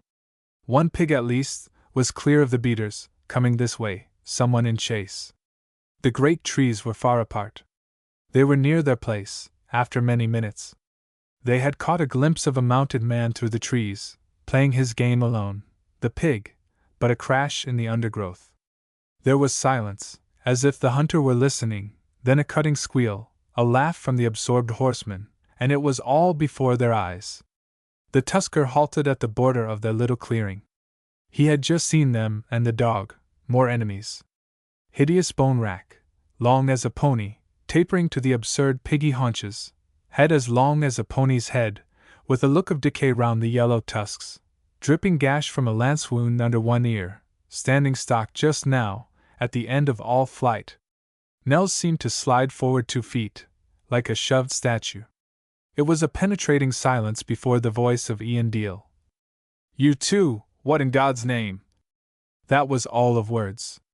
His black Arab, Kala Khan, had come to halt twice a lance length from the tusker.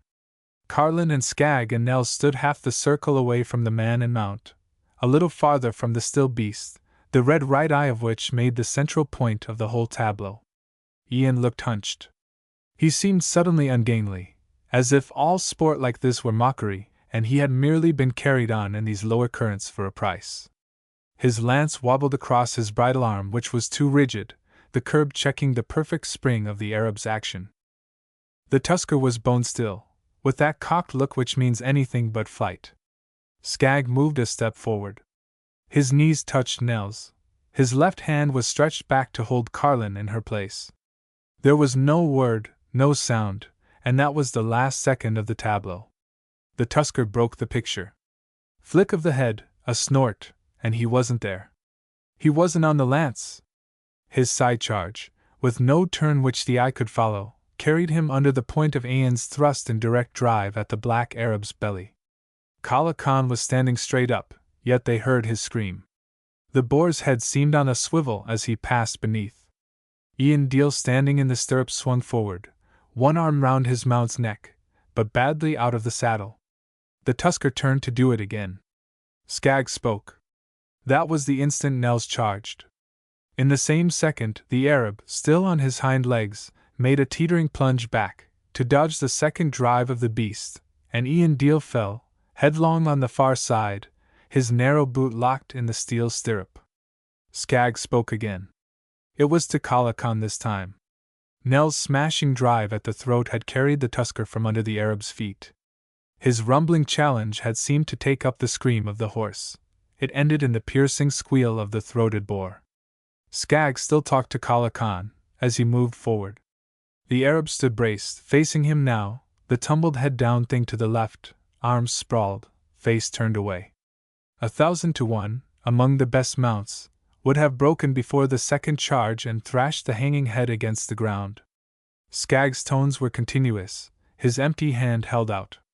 There was never a glance of his eye to the battle of the Dane and the beast. 4 feet from his hand was the hanging rein, his eyes to the eyes of the black, his tones steadily lower, never rising, never ceasing. His loose fingers closed upon the bridle rein, his free hand pressed the Arab's cheek. He felt Carlin beside him and turned, one of the tremendous moments of life to find her there. It was like the last instant of the cobra fight, when he had seen her over the hood, utterly white, utterly tall. She took the rein from his hand. Her face turned to Nell's struggle, but her eyes pressed shut. Skaggs stepped to Kala Khan's side, lifted the leather fender, slipped the cinch, and let the light hunting saddle slide over, releasing Ian Deal. Then he sprang to Nell's, calling as he caught up the fallen lance. "Coming, old man, coming to you!" Nell's on his feet was bent to the task, the tusker sprawling, the piggy haunches settling flat. "So it's all done, son," the man said softly. "You're the best of them all today." He laughed. Nels looked up at him in a bored way, but he still held. Skaggs went back to Carlin. Ian Deal had partly risen. The American did not catch his eye, and now Kala Khan stood between them, Carlin still holding the rein. Skaggs' hand rested upon the wet trembling withers, where the saddle had covered. There was a blue glisten to the moisture. Skaggs loved the Arab very hard that moment, and no less afterward. Kala Khan needed care at once. His wound was long and deep, from the hock on the inside, up to the stifle joint. Ian Deal was on his feet, the Arab still between him and Skaggs' eyes. But now her brother drew off, back turned, walking away, his arms and hands fumbling queerly about his head, as he staggered a little. "He will come back," Carlin whispered.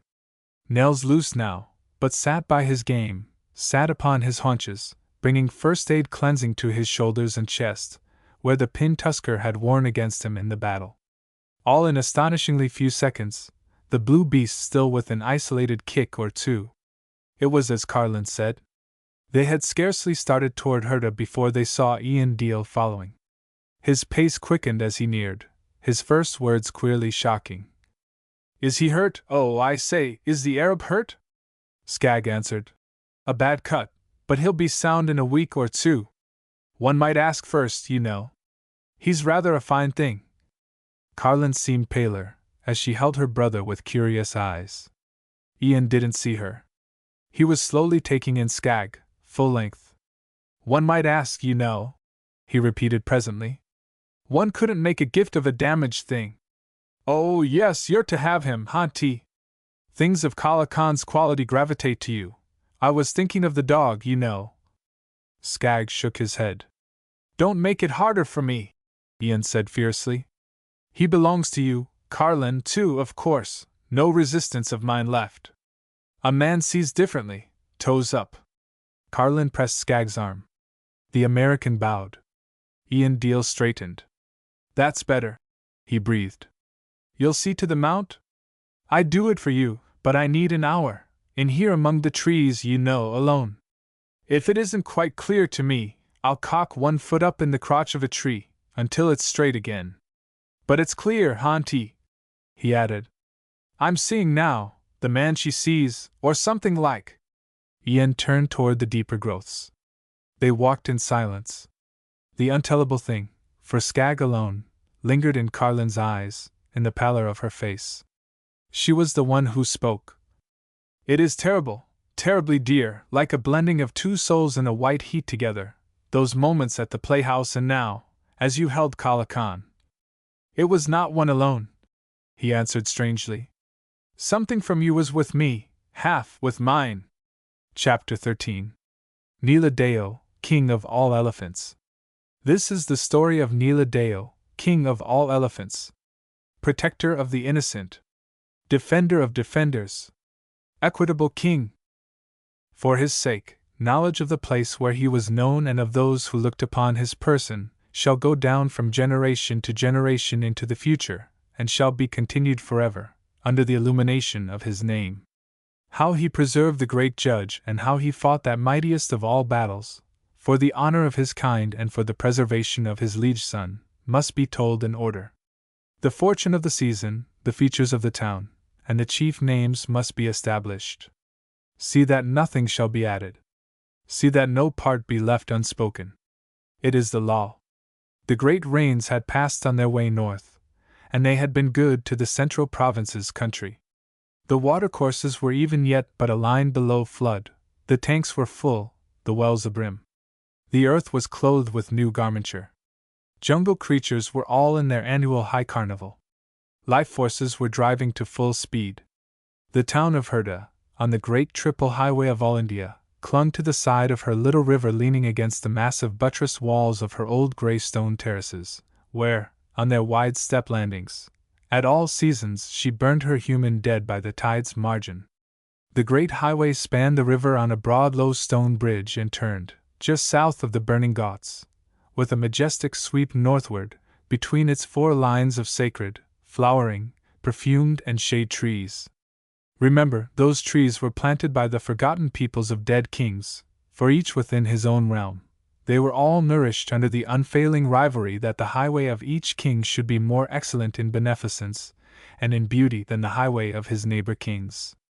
But from high Himalaya to the beaches of Madras, from sea to sea, the triple highway of all India was nowhere more august than here, where Nila Deo lived. The exalted splendors of those so ancient and imperial trees rendered distinction to the town, in passing through it, like a procession of the radiant gods. Beyond the hill and well outside the town, which would be called a city if it were walled, which would be walled if a wall would not separate it from the great highway, was the station oval, where railway people lived in European bungalows of many colors, round about the Gymkhana, a building made to contain music and strange games, but from the arches of all its verandas the railway people saw. On the other side from the oval and toward Herda, was the little old bungalow where Margaret Annesley, of the tender heart, out of her lonely garden, looked that day and saw. Across the great highway from the temple of Manu, the bungalow of Dixon Sahib sheltered under the mighty sweep of full-bearing mango trees. His small son stood between two teachers in the deep veranda, and beat his hands together while he saw. At the top of the hill, the bare bungalow of the old missionary Sahib made protest against the perfume-drunken Orient, and the color-mad European world of India with its carbolic acid whitewash and chaste lines. Down the driveway his children ran away from their teachers and saw.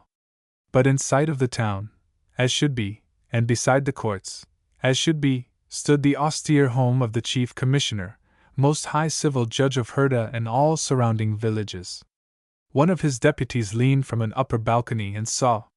Back of his park, more than 3/4 of a mile away, were the stockades of the chief commissioner's elephants. A round parade ground spread its almost level disk straight away front of the stockade buildings. Perfectly rimmed by a variety of low jungle growths, nesting thick at the feet of a circle of tall tamarisk trees, its effect was satisfying to the eye beyond anything seen about the homes of men. Nay, the avenues which led up to the palaces of ancient kings were not so good.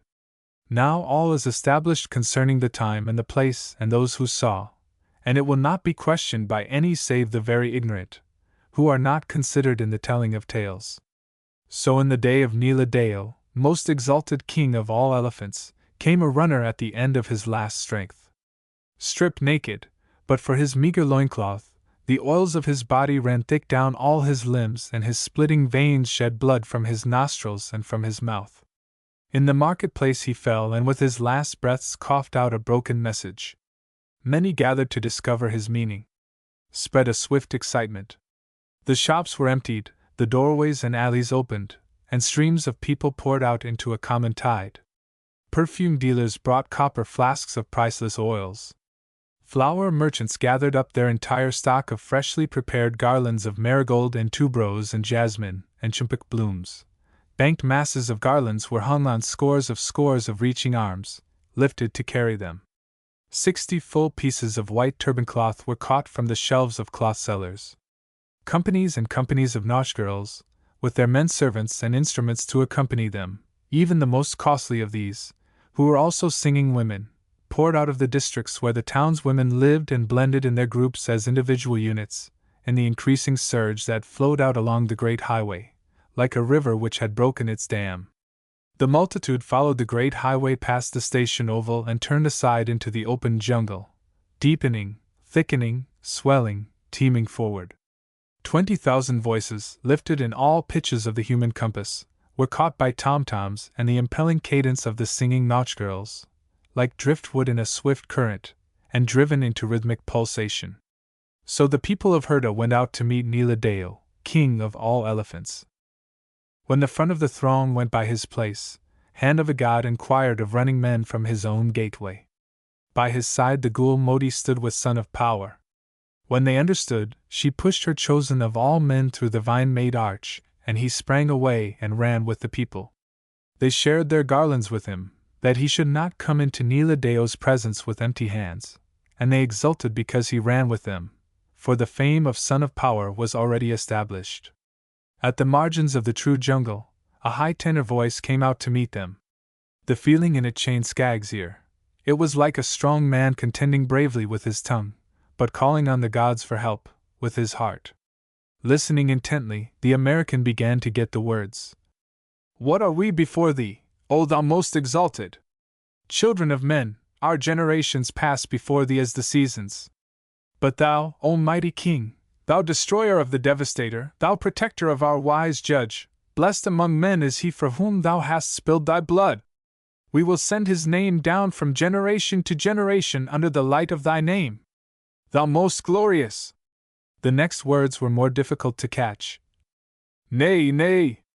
But my beloved, it is a little hurt. Do I not know who served thee? I whose father served thee before me, whose father served thee before him. I whose son shall serve thee after me? As my small son lives, he shall serve thee, being come a man, in his day, even as I serve thee in this my day. This was evidently enticing the great creature to live.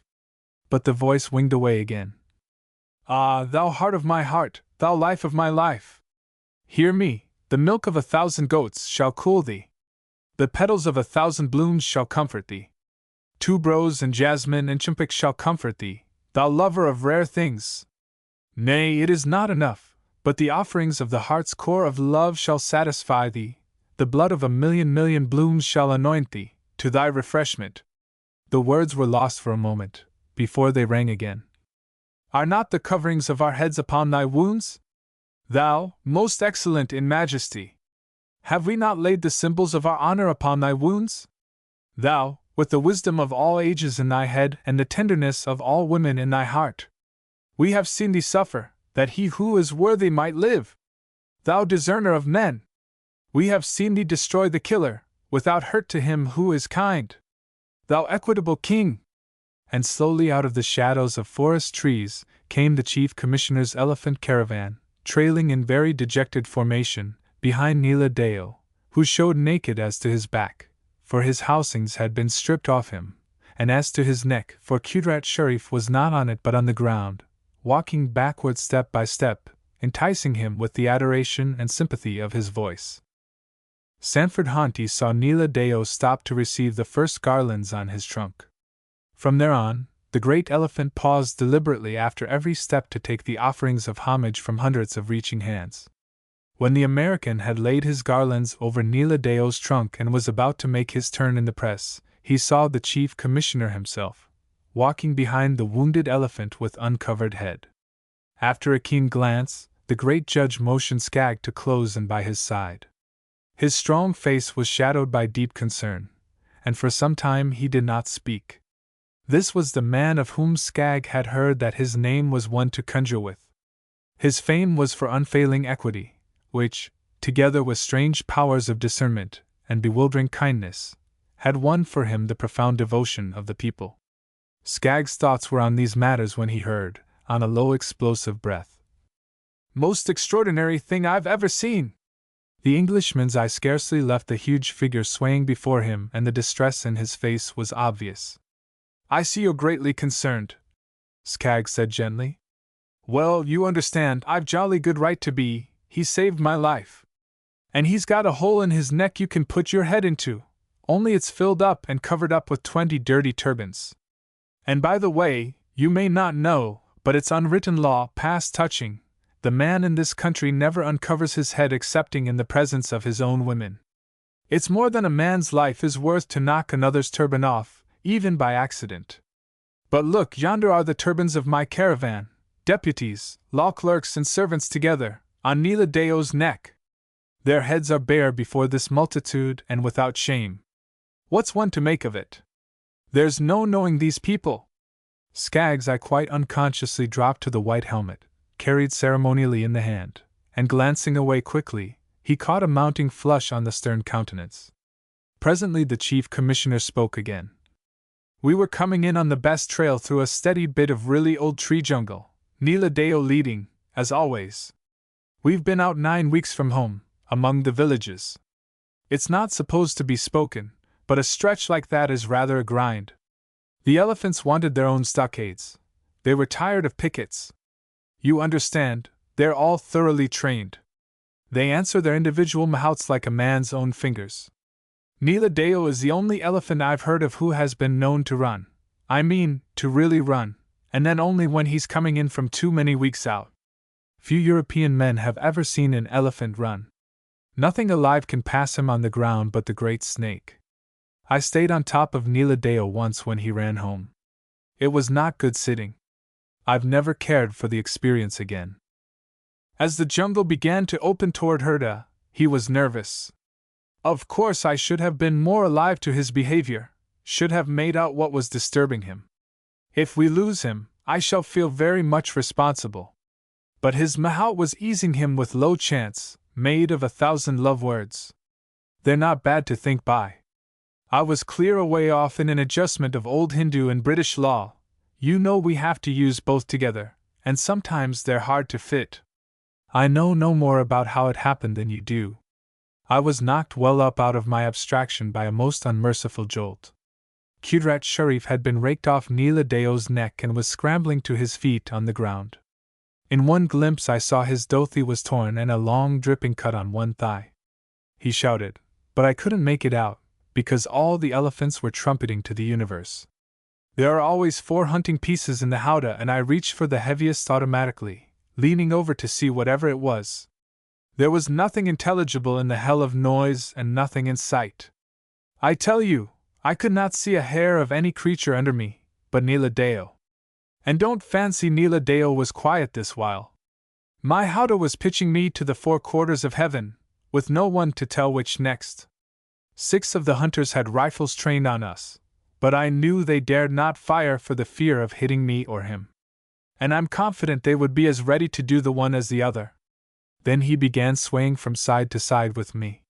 It was a frightful jog at first, but he went more and more evenly, further and further every swing, till I kept myself from spilling out by the sheer grip of my hands. The rifles were knocking about loose. At last I was upended cornerwise, and I thought, on my word, I thought my elephant had turned upside down. A shriek fairly split my head open, and Nila Deo was dancing straight up and down on one spot. It was a thorough churning, but it was a change. I should say his dance had lasted 60 seconds or more, before he himself spoke. Then he put up his trunk and uttered a long, strong blast. I've never heard anything like it. In 18 years among elephants, I've never heard anything like it. After that he slowed down and they closed in on him, with weeping and laughter and pandemonium of demonstrations, mostly without meaning to me, till I climbed down and saw the remains of what must have been a prime Bengali tiger, under his feet. It had charged his neck and gotten a hold and eaten in for the big blood drink. It had gripped and clung with its 4 feet. There are ghastly enough wounds, but the hole it chewed in his neck is hideous. He poured blood in a shocking stream till they checked it with some kind of jungle leaves and their turbans. And you see, he's groggy. He's quite liable to stagger to his knees any moment. If he gets into his own stockades, there may be a chance for him, but he doesn't look it just now. Still, I fancy they're keeping him up rather. Eh? Oh yes, quite so. The Chief Commissioner wiped his forehead patiently, before he went on. You're an extraordinary young man, sir. I've heard about you. The people call you Son of Power. You haven't interrupted me once. Not 1 in 20 could have done it. I'm glad to know you. This was spoken very rapidly, and Skaggs smiled. I'm interested. The Chief Commissioner's eyes bored into Skaggs with almost impersonal penetration, till the young American knew why this big Englishman's name was one to conjure with. Then he went on. Yes, we'll have much in common. You see, I'm working it out in my own mind. The curious part of it all is, they say an elephant has never been known to behave in this manner before. The mahouts seem to understand. I don't. This I do know. When a tiger charges an elephant's neck, the elephant's way is, if the tiger has gotten in past the thrust of his head, to plunge dead weight against a big tree, an upstanding rock, or lacking these, the ground. In that case he always rolls. You see where I would have been very much mixed with the tiger. In this case, Naladeo measured his balance on a swing, and when he found how far he dare go, he took his chance and struck the cat off with his own front leg. It's past belief if you know an elephant's anatomy. The Chief Commissioner broke off. Naladeo had lurched and was wavering, as if about to go down. The sense of tears was in Qudrat Sharif's voice, but it loomed into courage, as it chanted the superior excellence of Naaladeo's attributes. Then Naladeo braced himself and went on, but more slowly. The big Englishman smiled tenderly. He's a white wizard, is Qudrat Sharif, that mahout. He does beautiful magic, with his passion and with his pain. It's practically worship, you understand, but the point is, it works. The mahouts say Naladeo did the thing for me, stood up and took it, till he could kill the beast without killing me. Oh, you'll never convince them otherwise. They'll make much of it. They're already pledged to establish it in tradition, which means more than one would think. These mahouts come of lines that know the elephant from before our ancestors were named. They know him as entirely as men can. All his customs are common knowledge to them, in all ordinary and in all extraordinary circumstances. They say that once in many generations an elephant appears who is superior to his fellows. He's the one who sometimes surprises them. The Chief Commissioner stopped, looking into Skaggs' eyes for a minute, before he finished. I'm a Briton, you understand, stubborn to a degree, positively require demonstration. I'm not qualified to open the elephant cult to you. It's as sealed as anything, but I've had bits, and I recommend you, if you'll permit me, to give courtesy to whatever the mahouts may choose to tell you. You'll find it more than interesting. I'm very grateful to you, Skaggs answered. I've had a promise of something, and I mean to know more about the mahouts and about elephants. It was well on in the night when the elephants turned down out of the great highway into their own stockades. Naladeo staggered and swayed ever so slowly forward, with his head low and his trunk resting heavy and inert on Qudrat Sharif's shoulder, but he got in. After that no man saw him for 16 weeks, save the mahouts of his own stockades. But every morning the flower merchants sent huge mounds of flower garlands to comfort him. Then a proclamation was shouted in the marketplace, in the name of the Chief Commissioner, calling all to come and sit in seats which had been prepared around the parade ground before his elephant stockades, to witness the celebration of Naladeo's recovery. Great was the rejoicing. Many Europeans of distinction answered the Chief Commissioner's invitation, from as far as Bombay. But all the Europeans together looked very few, for from the surrounding villages and towns and cities, a vast multitude had been flooding in for days. 62,000 people found places in good sight of the arena, in prepared seats. That number had been reckoned for, but half as many more thronged the roofs of the stockade buildings and hung, multicolored density, from their parapets. And above all, a few tall tamarisk trees drooped long branches under hundreds of small boys. Famous nautch girls had come from distant cities and trained with those of Herda for an important part in the celebration. They were all staged on 12 Persian carpeted platforms, ranged on the ground within the outer edge of the arena and close against the foot of the circular tier of seats. Artists of the world had wrought to clothe these women. Artists in fabric weaving, in living singing dyes, in cloths of gold, in pure wrought gold, and in the setting of gems. People were looking to find the concealed lights which revealed this scene of amazing splendor, when 39 of the Chief Commissioner's elephants came out through the stockade gates, single file. Many drums of different kinds, together with 1,000 voices, beat a slow double pulse. The elephants, setting their feet precisely to the steady rhythm of it, marched around the entire arena 3 times. Those elephants were perfect enough, and they knew it. They were freshly bathed and groomed. Their ears showed rose-tinted linings when they flapped. Their ivories were smooth and pure. Their howdahs, new lacquered, gleamed rose and orange and blue, with crimson and green silk curtains. Their caparisons of rich velvets hung heavy with new gold fringes. Every elephant turned toward the center of the arena, coming to pause at his own appointed station, evenly spaced around the circle. Then every mahout straightened, freezing to a fixed position that did not differ by a line from the position of his neighbor on either side.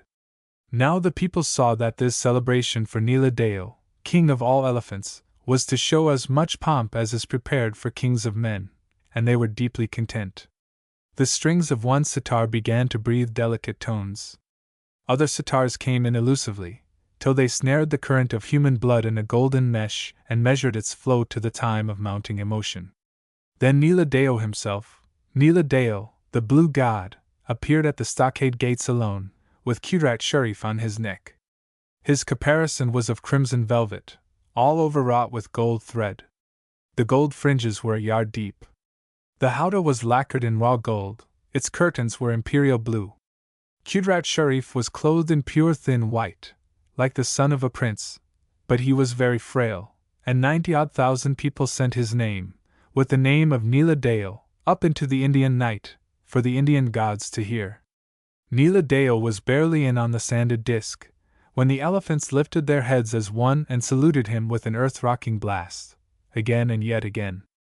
Then he thrust his head forward, reached his trumpet tip, quivering before him, and made speed till he came close to the Chief Commissioner's place, where he rendered one soft salute and wheeled into position by the stand. This was a movement no one had anticipated.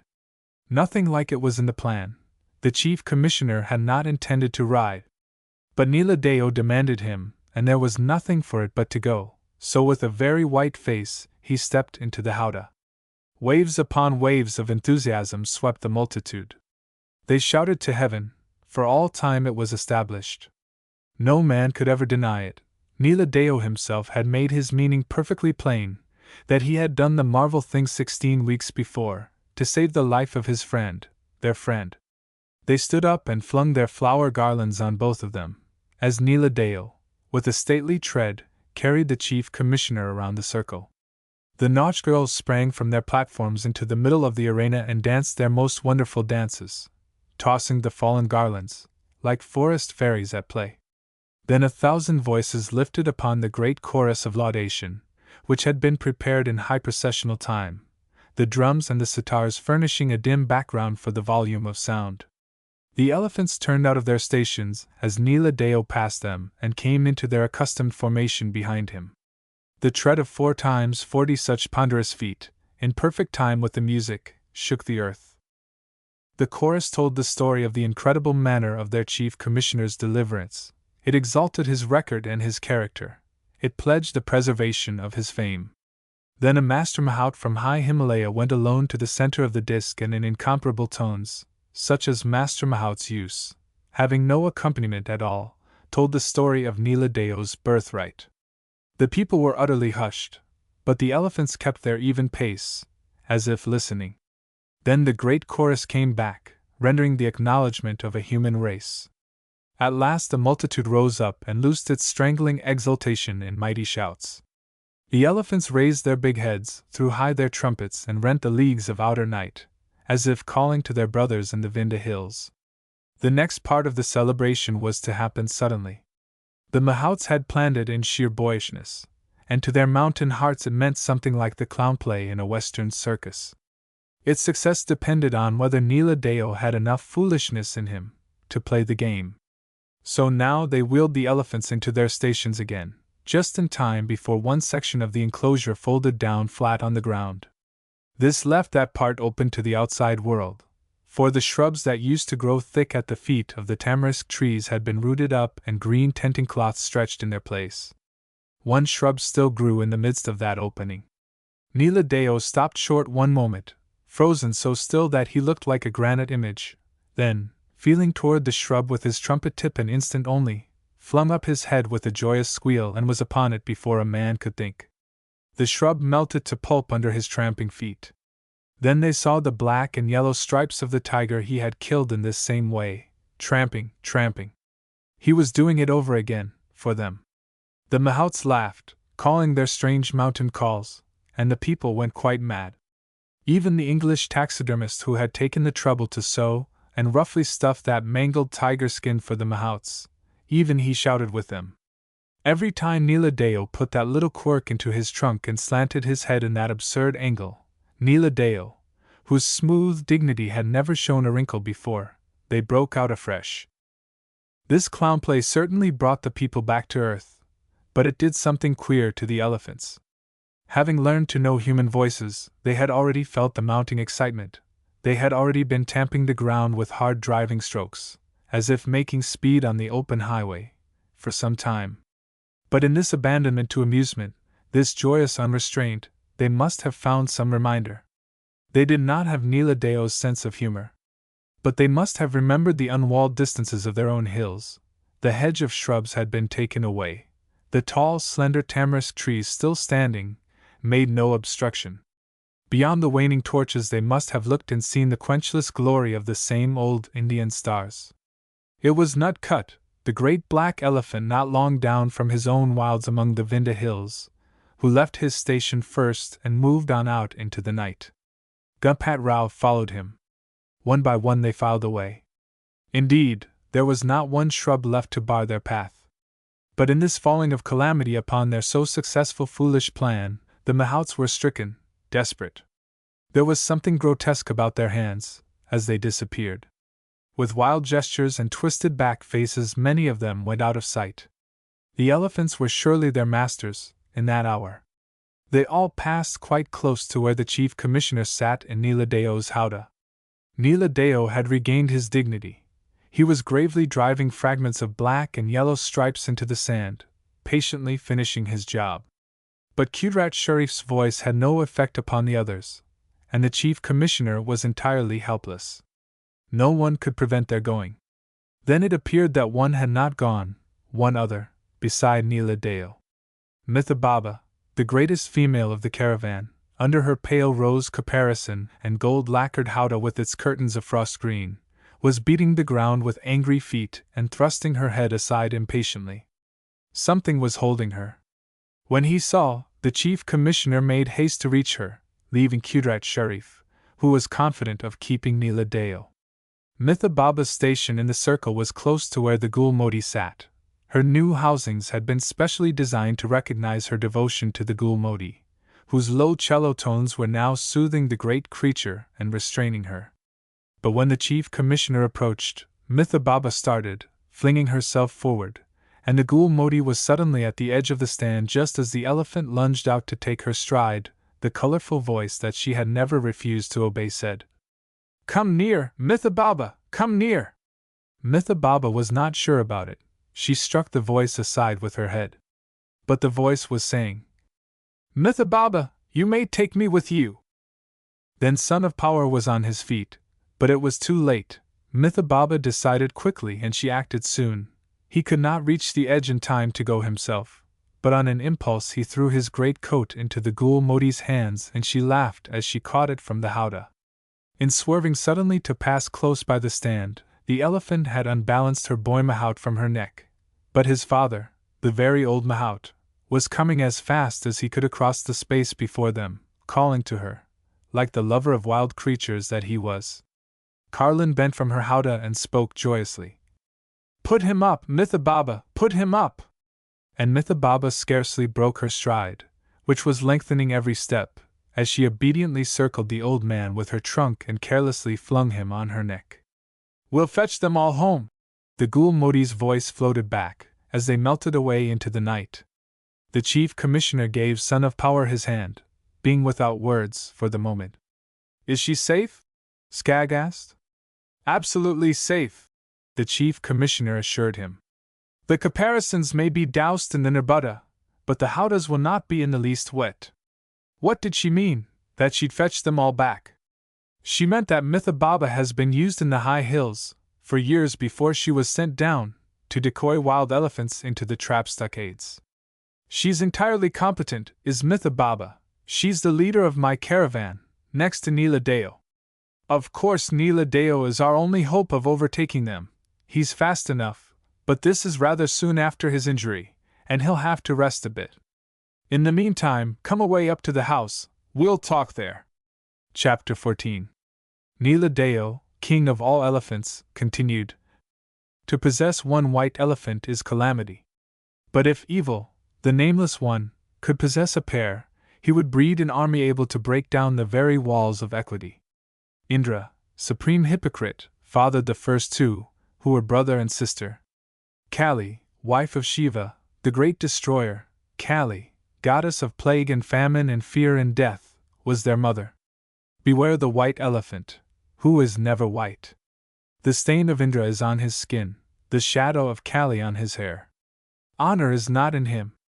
The Ghoul Modi had always loved adventures, and she had been in the throat of several. But this was no lark, it was more serious than funny. 38 of the most valuable elephants in India were rolling away before her toward the Vindhya hills. If they once arrived there, no man could say how many of them, or if any of them, would ever be recovered. The Nerbudda River crossed their path midway, almost at flood. If they entered that tide, deep and wide and muddy, state housings of great value would be hopelessly damaged.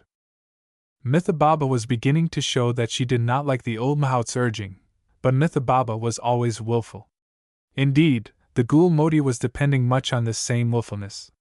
The splendid female was still young, but she had been for years a celebrated twaller of wild elephants, and it was well known she had loved the game. Had she forgotten it? Could she be reminded? First, it was supremely important to overtake all the others this side the Nerbudda. The old mahout gasped a broken cry, as Mitha Baba lifted him and set him not too gently on the ground. She was in a hurry herself, and she was making speed on her own account. She objected to being urged. The Ghoul Modi, understanding in a flash, cried quickly, "No, no! Mitha Baba, I want him! Put him up to me, put him up to me, soon!" Mitha Baba wavered in her long stride. "Mitha Baba, I want him! I want him!" And the elephant turned on a circle and caught him up, throwing him far enough back, so the Ghoul Modi could help him into the howdah. "My day is done," he said bitterly. "Nay, father," the girl physician answered him. "She knew you were not safe there." "Is it so?" the old man marveled. "Indeed, she always loved me. Now I am satisfied." Then, in the white fire of what men call genius, the Ghoul Modi stood up to meet this new emergency, leaning toward Mitha Baba's head, and called in ringing tones, "Now come, Mitha Baba, we're away. We're going out to fetch them in. Away, away, awai." So long as he lived, the old mahout told of the intoxicating splendor of that young voice, the golden beauty of those tones, of how Mitha Baba reached out further and further every stride, to its rhythm, till the earth rose up and the stars began to swing. "We'll fetch them in, Mitha Baba, we'll fetch them in. Away, away, awai." But the twaller of wild elephants had remembered the game she loved. As they topped the crest of a low hill, the Ghoul Modi scanned the country declining before her toward the Nerbudda. A string of jewels appeared, incredibly gorgeous in midday light.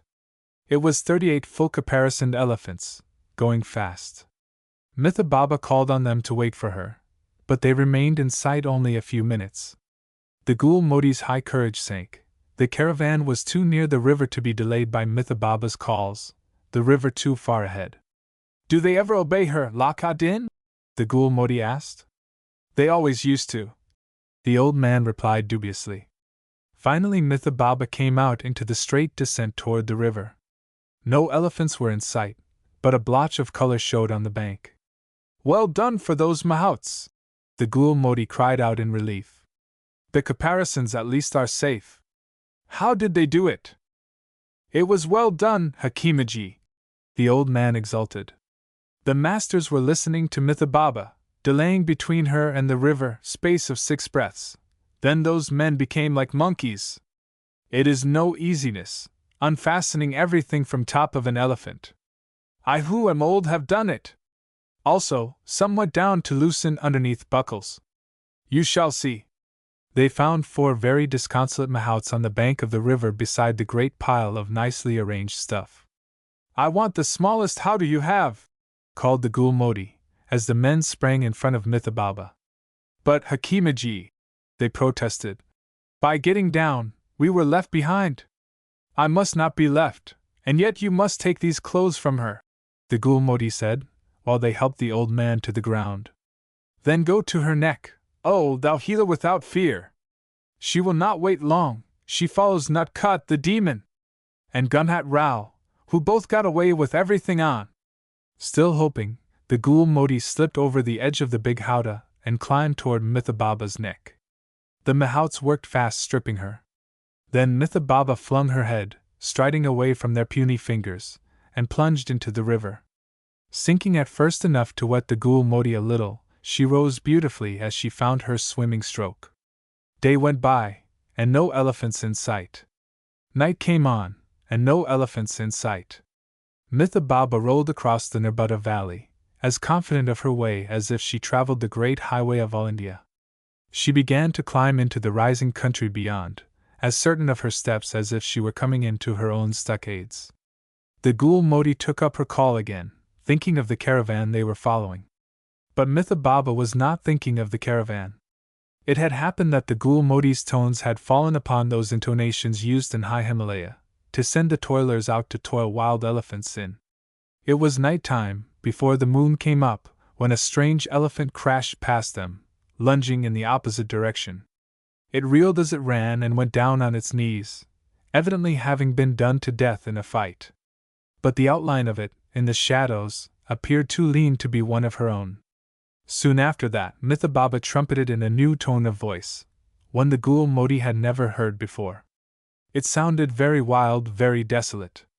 "In the name of all the gods, Mitha Baba, what's the meaning of that?" the Ghoul Modi inquired with a little tension, it being one of those moments when one gains assurance by speech. But Mitha Baba's reply was in the very oldest language of India, one even the mahouts know only a very little of. It rose in wild, wistful tones, higher and higher.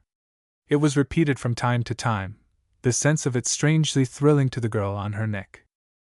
They were well up in the mountains, so far that the trees had become massive of body and heavy and dense of top, the moon only just showing through, when they heard the trumpeting of elephants, off toward the east. Mitha Baba answered at once, turning abruptly toward the east. "Mitha Baba!" the Ghoul Modi protested.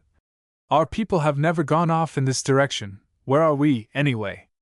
Mitha Baba's calling was just as wild as before, but it had become wild exultation. They were coming up into what reminded the Ghoul Modi of something she had heard, that the really old jungle is always dark, that the light of day never touches earth there. This was almost dark, the moon glinting through black shadows, only at intervals. The sense of this place was strange. It might be on another planet. And that thought touched the root of the difference. This was not on, this was in. Everything felt in, deep in. Here Mitha Baba changed her voice again. Nothing had ever happened to the Ghoul Modi like it.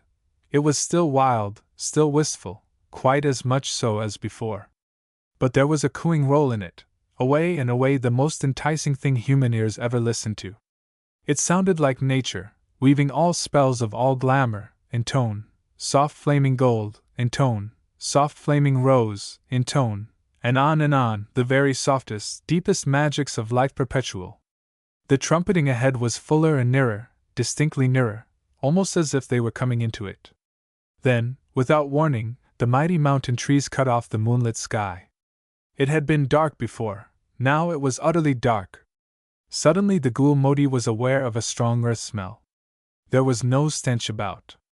It had a quality of incense made of tree gums and sandalwood and perfume barks, all together. Then a dull thudding caught her ear, almost rhythmic. The earth smells deepened and the thudding thickened. Mithababa was not climbing any more, moving smoothly, on what felt like firm soil. She seemed to turn and turn again. It was fathoms deep in rayless night, the place that never knew the light of day. Carlin clung tight to Mithababa's neck and remembered everything actual, everything definite, everything sound and sensible she knew. The earth smells filled her nostrils, her lungs, her blood, tree gums, sandalwood, perfume bark, body warmth, charging the air. And over all, wild, and wistful, and pulsing tender, the weaving of Mithababa's enchantment through the dark. The thudding all about her on the ground must be the sound of many wild feet. This must be the toiling in. A rending, tearing noise broke in on Mithababa's voice, and at once a great crash among the trees high up. Someone had torn a sapling from its place and flung it far. The keen squeal of a very little elephant, right near, and the angry protest of a strange voice. Some mother's baby had been pinched, in the crowd. It must be imagination, this strong nearness. The ghoul Modi, putting out her hand, touched skin. And within the same breath, on both sides of Mithababa, first this side and then that side, two great elephants challenged each other. They were both long, rocking blasts, a little above and almost against the ghoul Modi's quickened ears. She shivered under the shock. Mithababa, without breaking her step, backed away from between them, and the impact of frightful blow meeting frightful blow bruised through the outbreak of much trumpeting. As Mithababa went further and further from the fighters, the ghoul Modi was amazed at the sounds of their meeting, like explosions. She remembered their tonnage, and recalled having heard that an elephant fight is not the sort of thing civilized men call sport. A soft, feeling thing crept from the ghoul Modi's shoulder along down her back. With convulsive fingers she clung tighter to Mithababa's neck. Instantly Mithababa turned a bit, driving sidewise at the stranger with her head. The ghoul Modi's confidence in the great female's intention to protect her was established. At last, lifting her head sharply to utter a different call, Mithababa developed a peculiar drive in her motion, a queer drive in the whole huge body that had something to do with a wide swinging of the head. It made them both touch the strange elephants, every few minutes, and always there was a storm of trumpeting all about. Gradually these outbreaks began to sound toward one side, but the direction kept changing, so the ghoul Modi made out that Mithababa was moving round and round on the outside of the mass. After a while they came again into the vicinity where the big males were still fighting. Mithababa rocked on her feet a moment, calling a curious low call, a question, softly spoken. At once there was the sound of rapid movement in front. Then Mithababa literally whirled, plunging away at incredible speed, almost exactly in the opposite direction from the one she had been facing. Dr. Carlin Dillhunty tried to remember Skag, tried to remember her own name. She locked herself about that neck with her strength, she clung with her might. She flattened her body and gripped with her fingers and with her toes, long since having kicked off her low shoes. Away and away they went, coming out into the moonlight, long enough to see a mass of dun shadows rising and falling, lurching and rolling, on all sides. Surely the ghoul Modi had known that this was a wild elephant herd, these hours. Surely the ghoul Modi had heard the toiling of them in. But what was Mithababa going to do with them, now that she had them? Down the long slopes and up the steep inclines, the two big elephants close on either side of Mithababa, plunging into cuds and out again, most of the time upended, one way or the other, at astounding angles. The wild herd raced with Mithababa toward whatever destination she might choose. Dawn broke upon them while they were still in the very rugged hills, and as the mountain outlines cleared of mist, the ghoul Modi saw that Mithababa was leading her catch straight away back to Herda. True to her training, there being no trap stockades near, the Twala was taking them home. The situation was absurd, but it roused the ghoul Modi, like one out of a dream, to actual joy. Through gray avenues of forest trees, rolling down cuds, ringing up crags, the voice of Nutcut went on out beyond the mountain peaks, to meet approaching day. Nutcut, the great black elephant who had been trapped in these same Vinda hills only a few years ago, was rejoicing in freedom again. Nutcut, who had already made his reputation as the most deadly fighter known to the Mahouts, was exulting in strength. It was his joy song. It came from straight ahead. Mitha Baba answered with a rollicking squeal. But the wild herd voices were savage, chaotic. Now Nutcut's challenge came back, looming. The situation was no longer absurd. It meant a fight, an open fight, between the wild herd and the caravan. The wild herd would never give Mitha Baba over to her own. They would surely fight to keep her. Everything tightened in the Gul Modi and locked, hard. She had known most of the caravan elephants all her life. What would happen to them? They had lived among men these many and many years, never permitted to fight. They could not be equally fighting fit. The herd would be much leaner, it must be much tougher. So she bruised her head and her heart between the things that were due to happen to her caravan, horrible punishments, and almost certain deaths. When the caravan appeared, the males were leading, the 4 females well in the rear. Nutcut's flaming orange and imperial blue trappings covered and cumbered him, and young Gumpat Rao's gorgeous saffron and old rose burned through the Gul Modi's eyes to the hard lump in her throat. It was the one time in their lives when they should be free. At once the wild females gathered their youngsters, and some who seemed almost mature, cutting them out from the herd and driving them back. This revealed the wild fighters, many more in number than those of the caravan. The approaching challenges, from both sides, were thundering thick and fast now. The 2 bodies of elephants were plunging down the opposite sides of a deep cut and would meet in the broad bottom. Mitha Baba, the big males on each side of her, was setting the pace for this side, as if everything depended on time. But when they were quite close, she rushed ahead, straight through the caravan and beyond. Mitha Baba had been leading her catch to her own stockades, being in no wise responsible that they were not trap stockades. Now, the home elephants having come to receive it, she had rushed it in, exactly as she would have rushed it into a trap. But Mitha Baba was not satisfied. With a curious little call she wheeled, coming back to face the wild herd from her own side. It was a turmoil that looked and sounded like nothing imaginable. The fighting pairs were choosing each other and taking place. They had plenty of room. When it was settled between them, Nutcut was facing the most powerful-looking of the wild fighters, and Gunpat Rao, another who looked almost as dangerous. The extra males of the wild herd, every one formidable, were skirmishing about, watching for a chance to interfere. It looked bad for the caravan. The Mahouts, the Gul Modi had scarcely remembered them till now, were calling back and forth about a bad one, a tricky elephant. Following their gestures, she saw a pale shape moving around in the open. They left no doubt that he represented the worst of all danger. They were charging each other to watch him, never mind what. The fight was on. Plainly, in every tone, every action, the wild went in with wild enthusiasm, the tame with grave determination. Mitha Baba, having come in closer than any of the other females, did not move, save for a constant turning of her head under the Gul Modi's icy fingers, seeming to keep an eye on all the separate fights at once. Her fear for the caravan elephants was anguish, her fatigue extreme, but excitement held the Gul Modi in a vice. She saw the fighters meet, skull to skull. Those were the frightful blows she had heard in the dark, through the trumpeting of a whole herd. How could any living thing endure the impact of such weight? She looked to see the skin break away and fall apart at once. She expected to see an elephant's head split open. It was nerve-wracking, an arena of giant violence. "Pray the gods to send Nila Deo!" one of the Mahouts shouted. "Pray the gods to send Nila Deo!" others called back. The Gul Modi knew that Nila Deo did not fight, that it was his leadership they needed. Soon she heard a muffled cry from the same Mahout. "Men of the hills, mourn with me!" A low wind of tone replied.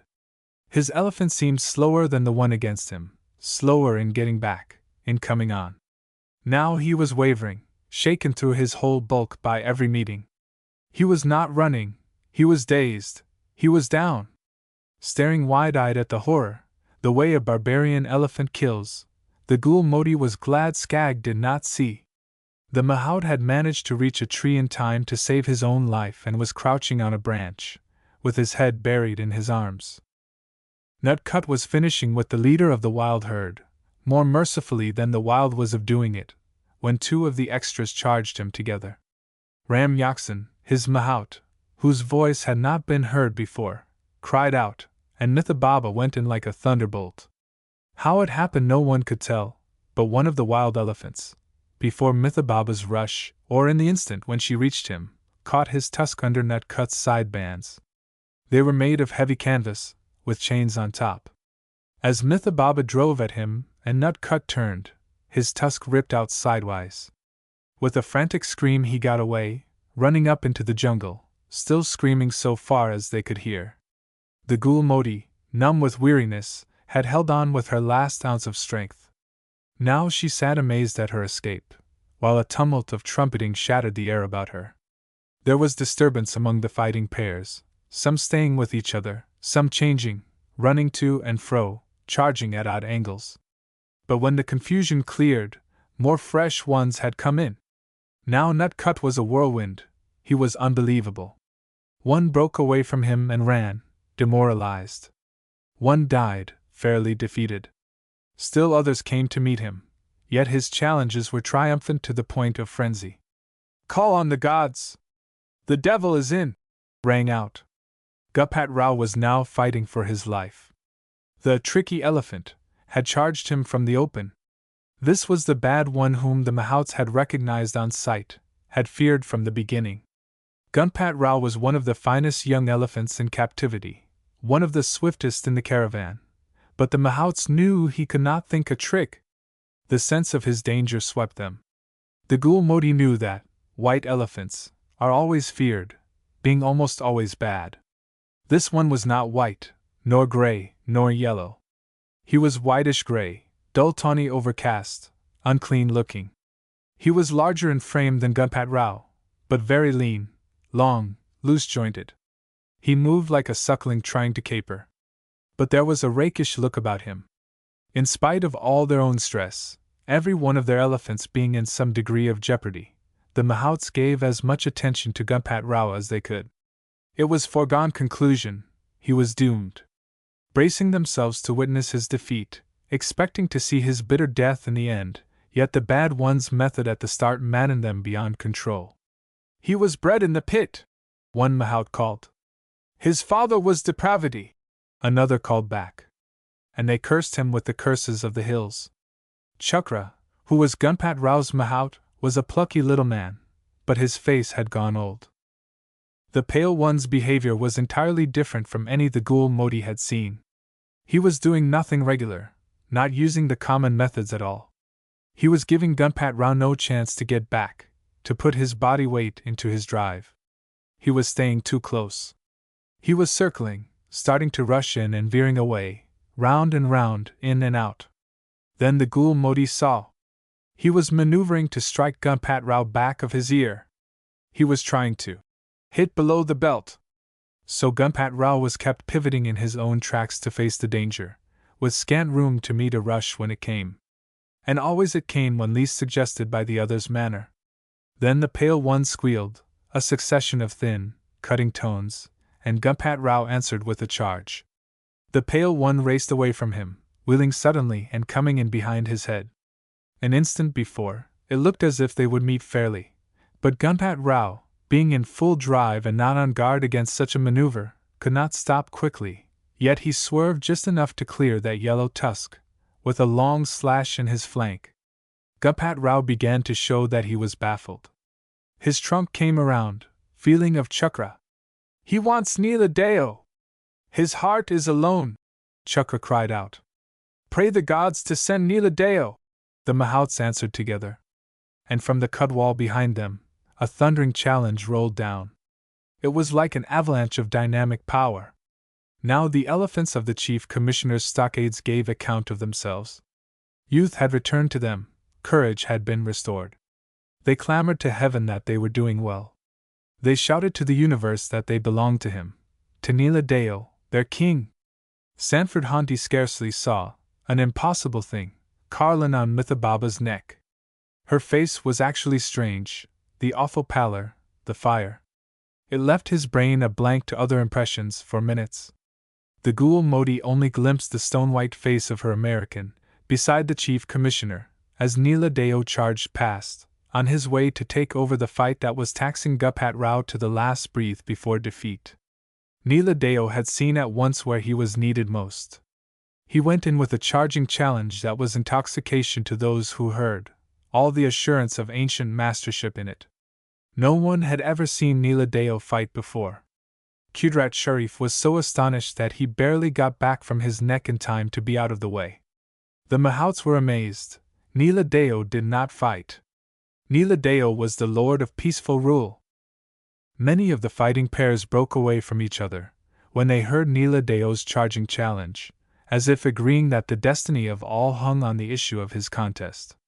This left most of the Mahouts free to watch. With passionate distress they saw the king, wounded almost to death less than 4 months since, carrying a heavy howdah and 3 men, going in to fight with a bad elephant who was all but fresh. They cursed the wild elephant with every inward breath, seeing as little hope for Neela Deo as they had seen for Gupat Rao. The Ghoul Modi watched, appalled. It seemed to her that the Pale One had been playing, before he engaged with Neela Deo. But he did not play any more. He maneuvered so fast that his body appeared to glance in and out. But Neela Deo foiled him with still greater speed. Her eye could not follow all, the maze, the glamour, the incredible spectacle. Neela Deo's first blow had shaken the Pale One, carrying a different dimension of force from any in himself. He gave way, backing from it with an angry scream, showing surprise and rage in every movement. When he circled round, trying to get in on Neela Deo's side, the king was too quick for him, forcing him out, forcing him further out, not permitting him to follow his chosen course, whatever direction he took. He came in with his peculiar art of approaches. The jarring blow was there. He played all his lightning feints. The shock that rocked him was a flash quicker. Neela Deo met him squarely, whatever curve he made, whatever tangent he turned upon. This, every time, in spite of himself, for he always meant to avoid that crash. He tried his falsetto squeals, all aggravation in them. But Neela Deo refused to accept taunts. This caused an instant's pause, the Pale One seeming to consider. Then he raced away and came back on a full drive, as if meaning to meet the king in a legitimate encounter, after all. But Neela Deo only lowered his head a fraction, leaning a bit forward, and the Pale One, instead of finishing straight, or passing alongside close enough to strike, swerved out. This was the moment when Neela Deo charged him and he ran, dodging, far beyond the range of the fighting arena, down the Cut Valley. Everyone followed, the wild elephants running by themselves, screaming in harsh tones, the caravan, trumpeting in clear, full tones, the Mahouts, calling the name of the king, beside themselves with delight. But Neela Deo was at the Pale One's heels, his tusks not dangerous, having been shortened and banded. Yet they were sharp enough to make the Pale One turn and defend himself. And desperately he fought, using every faculty of his nature, every value of his wild fitness. Still the crook in him showed. It was all faster now than in the beginning, but he was not exhausted, he was not broken, only a bit less certain, a breath less quick, when he tried the same old trick, to get in back of Neela Deo's ear. And it was on that false turn that Neela Deo caught him fairly in the throat, caught him and finished him in one thrust, with the blunt point of a banded tusk. That was the miracle of it all, the banded tusk. Then Neela Deo stood back, put up his trunk and uttered a long, strong blast. They were ringing tones, mounting clarion tones, with tremendous volume at the top. They were the king's proclamation of victory. The Mahouts answered him in high Himalayan voices, full of unleashed devotion. The caravan made announcement of that allegiance the heart of an elephant gives, sometimes. But the wild herd broke away and ran shrieking up into the Vinda hills. Coming down from Mithababa's neck between Skag's hands, the Ghoul Modi smiled into his anguished eyes. "Carlin! Are you safe?" he asked.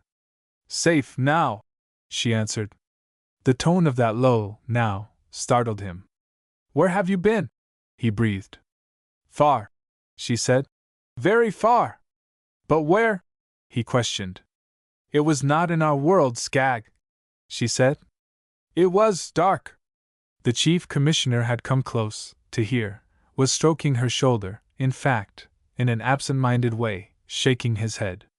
"You can't mean the dark?" he broke in. "I mean it was utterly dark, sir," she said. "It was absolutely dark." "But I'm not able to understand," her old friend protested. "It was there Mitha Baba found them," the Ghoul Modi explained. "It was there she did the toiling in, then she was leading them home to Herda, when we met the caravan, at dawn." Some of the Mahouts had gathered about. The chief commissioner spoke to them in their speech and they answered him, calling others. Soon the men of High Himalaya drew near with grave deference, slowly stooping to touch the ground at her feet. "No human has ever been in that before," said Qudrat Sharif. "We will prepare rest for her, chosen of Vishnu, the great preserver." It was after they had cared for the Ghoul Modi with the best they had, water from a mountain stream and food Neela Deo had carried, in a shelter made of tender deodar tips, where she now slept on a bed made of the same, that the Mahouts told the chief commissioner and Skag all they themselves had seen. By this time concern had spread from Herda throughout the country. Neela Deo had gone out to find the Ghoul Modi, carrying the chief commissioner and son of power. No one had come back. Calamity must have fallen. Men went out on horses to trace them. But it was certain priests of Hanuman who found the caravan first. The Ghoul Modi having saved the life of a monkey king once, her safety was their concern also. Without being seen or heard themselves, they went close enough to learn that she was making recovery from great exhaustion, and that the Mahouts were caring for an elephant unable to travel by reason of a bad wound. They overheard talk of strange happenings, but more about Neela Deo's undreamed-of achievement. Before any of the searchers from Herda reached the caravan, mysterious gifts of provisions, much needed, were found by the Mahouts, with a crude writing beside them.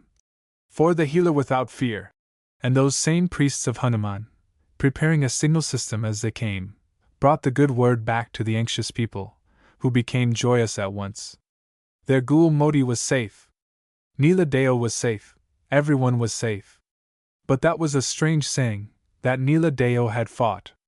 Bonfires blazed up in every village within sight of the caravan's way home, from so far away as watchers on Herda's highest hill could see, burning night and day.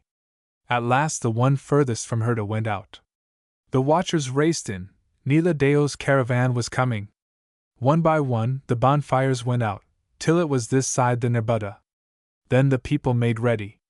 They thronged out the great highway of all India, meeting the caravan where the slow-moving elephants turned in from open jungle.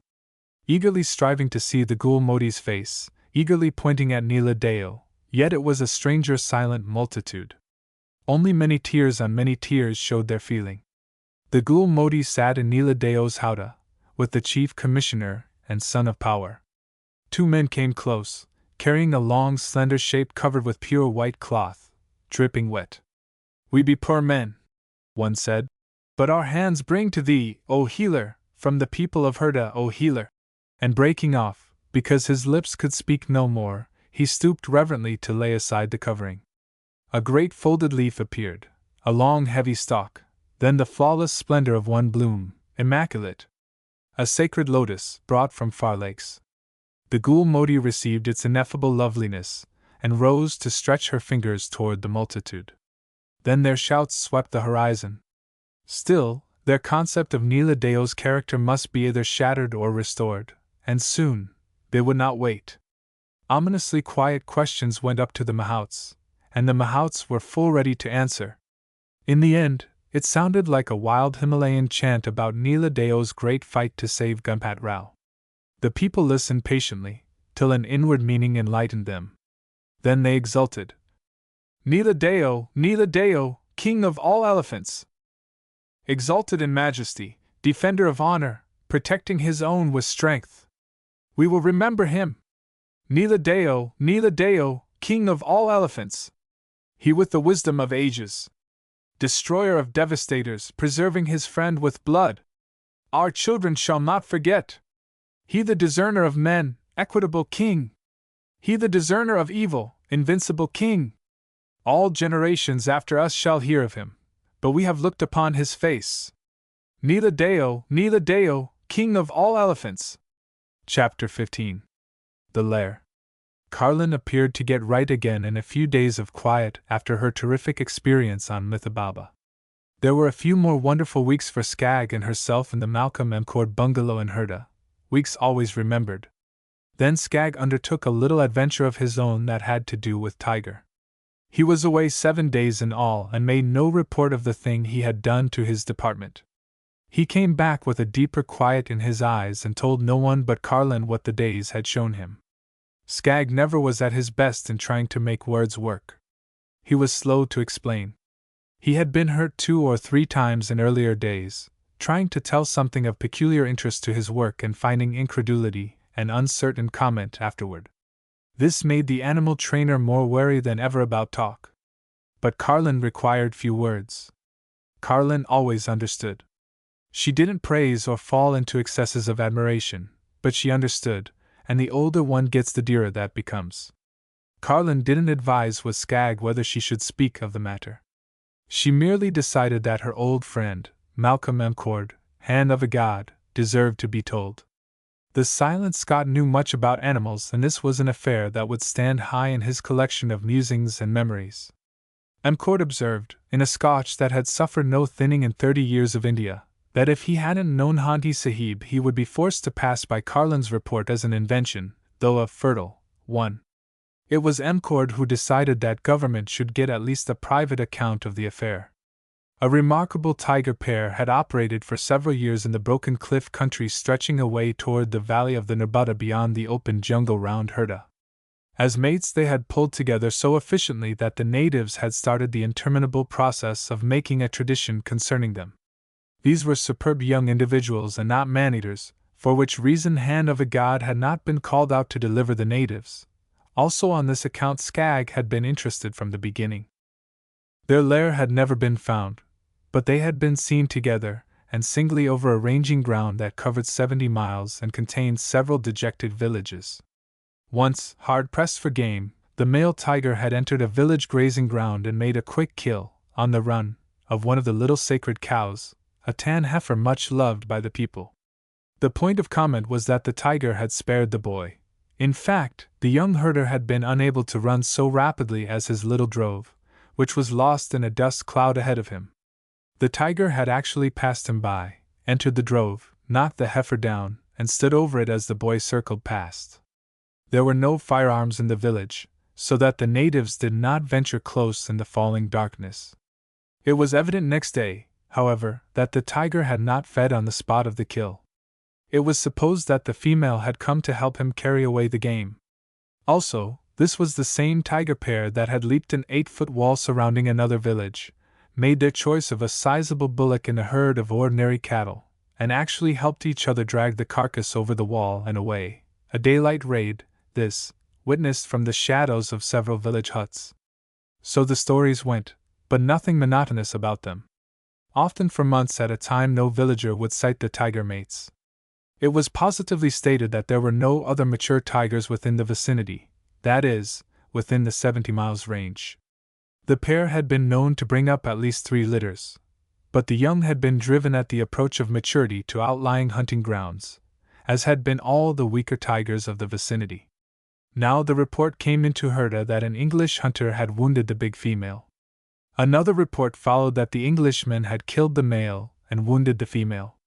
The hunter himself did not appear in Herda, nor was a trophy hide recorded anywhere. Skag heard the 2 stories. Thinking over the affair, he called Nels for a stroll in the open jungle toward the Monkey Glen. To the American there was a pang about the hunter's story.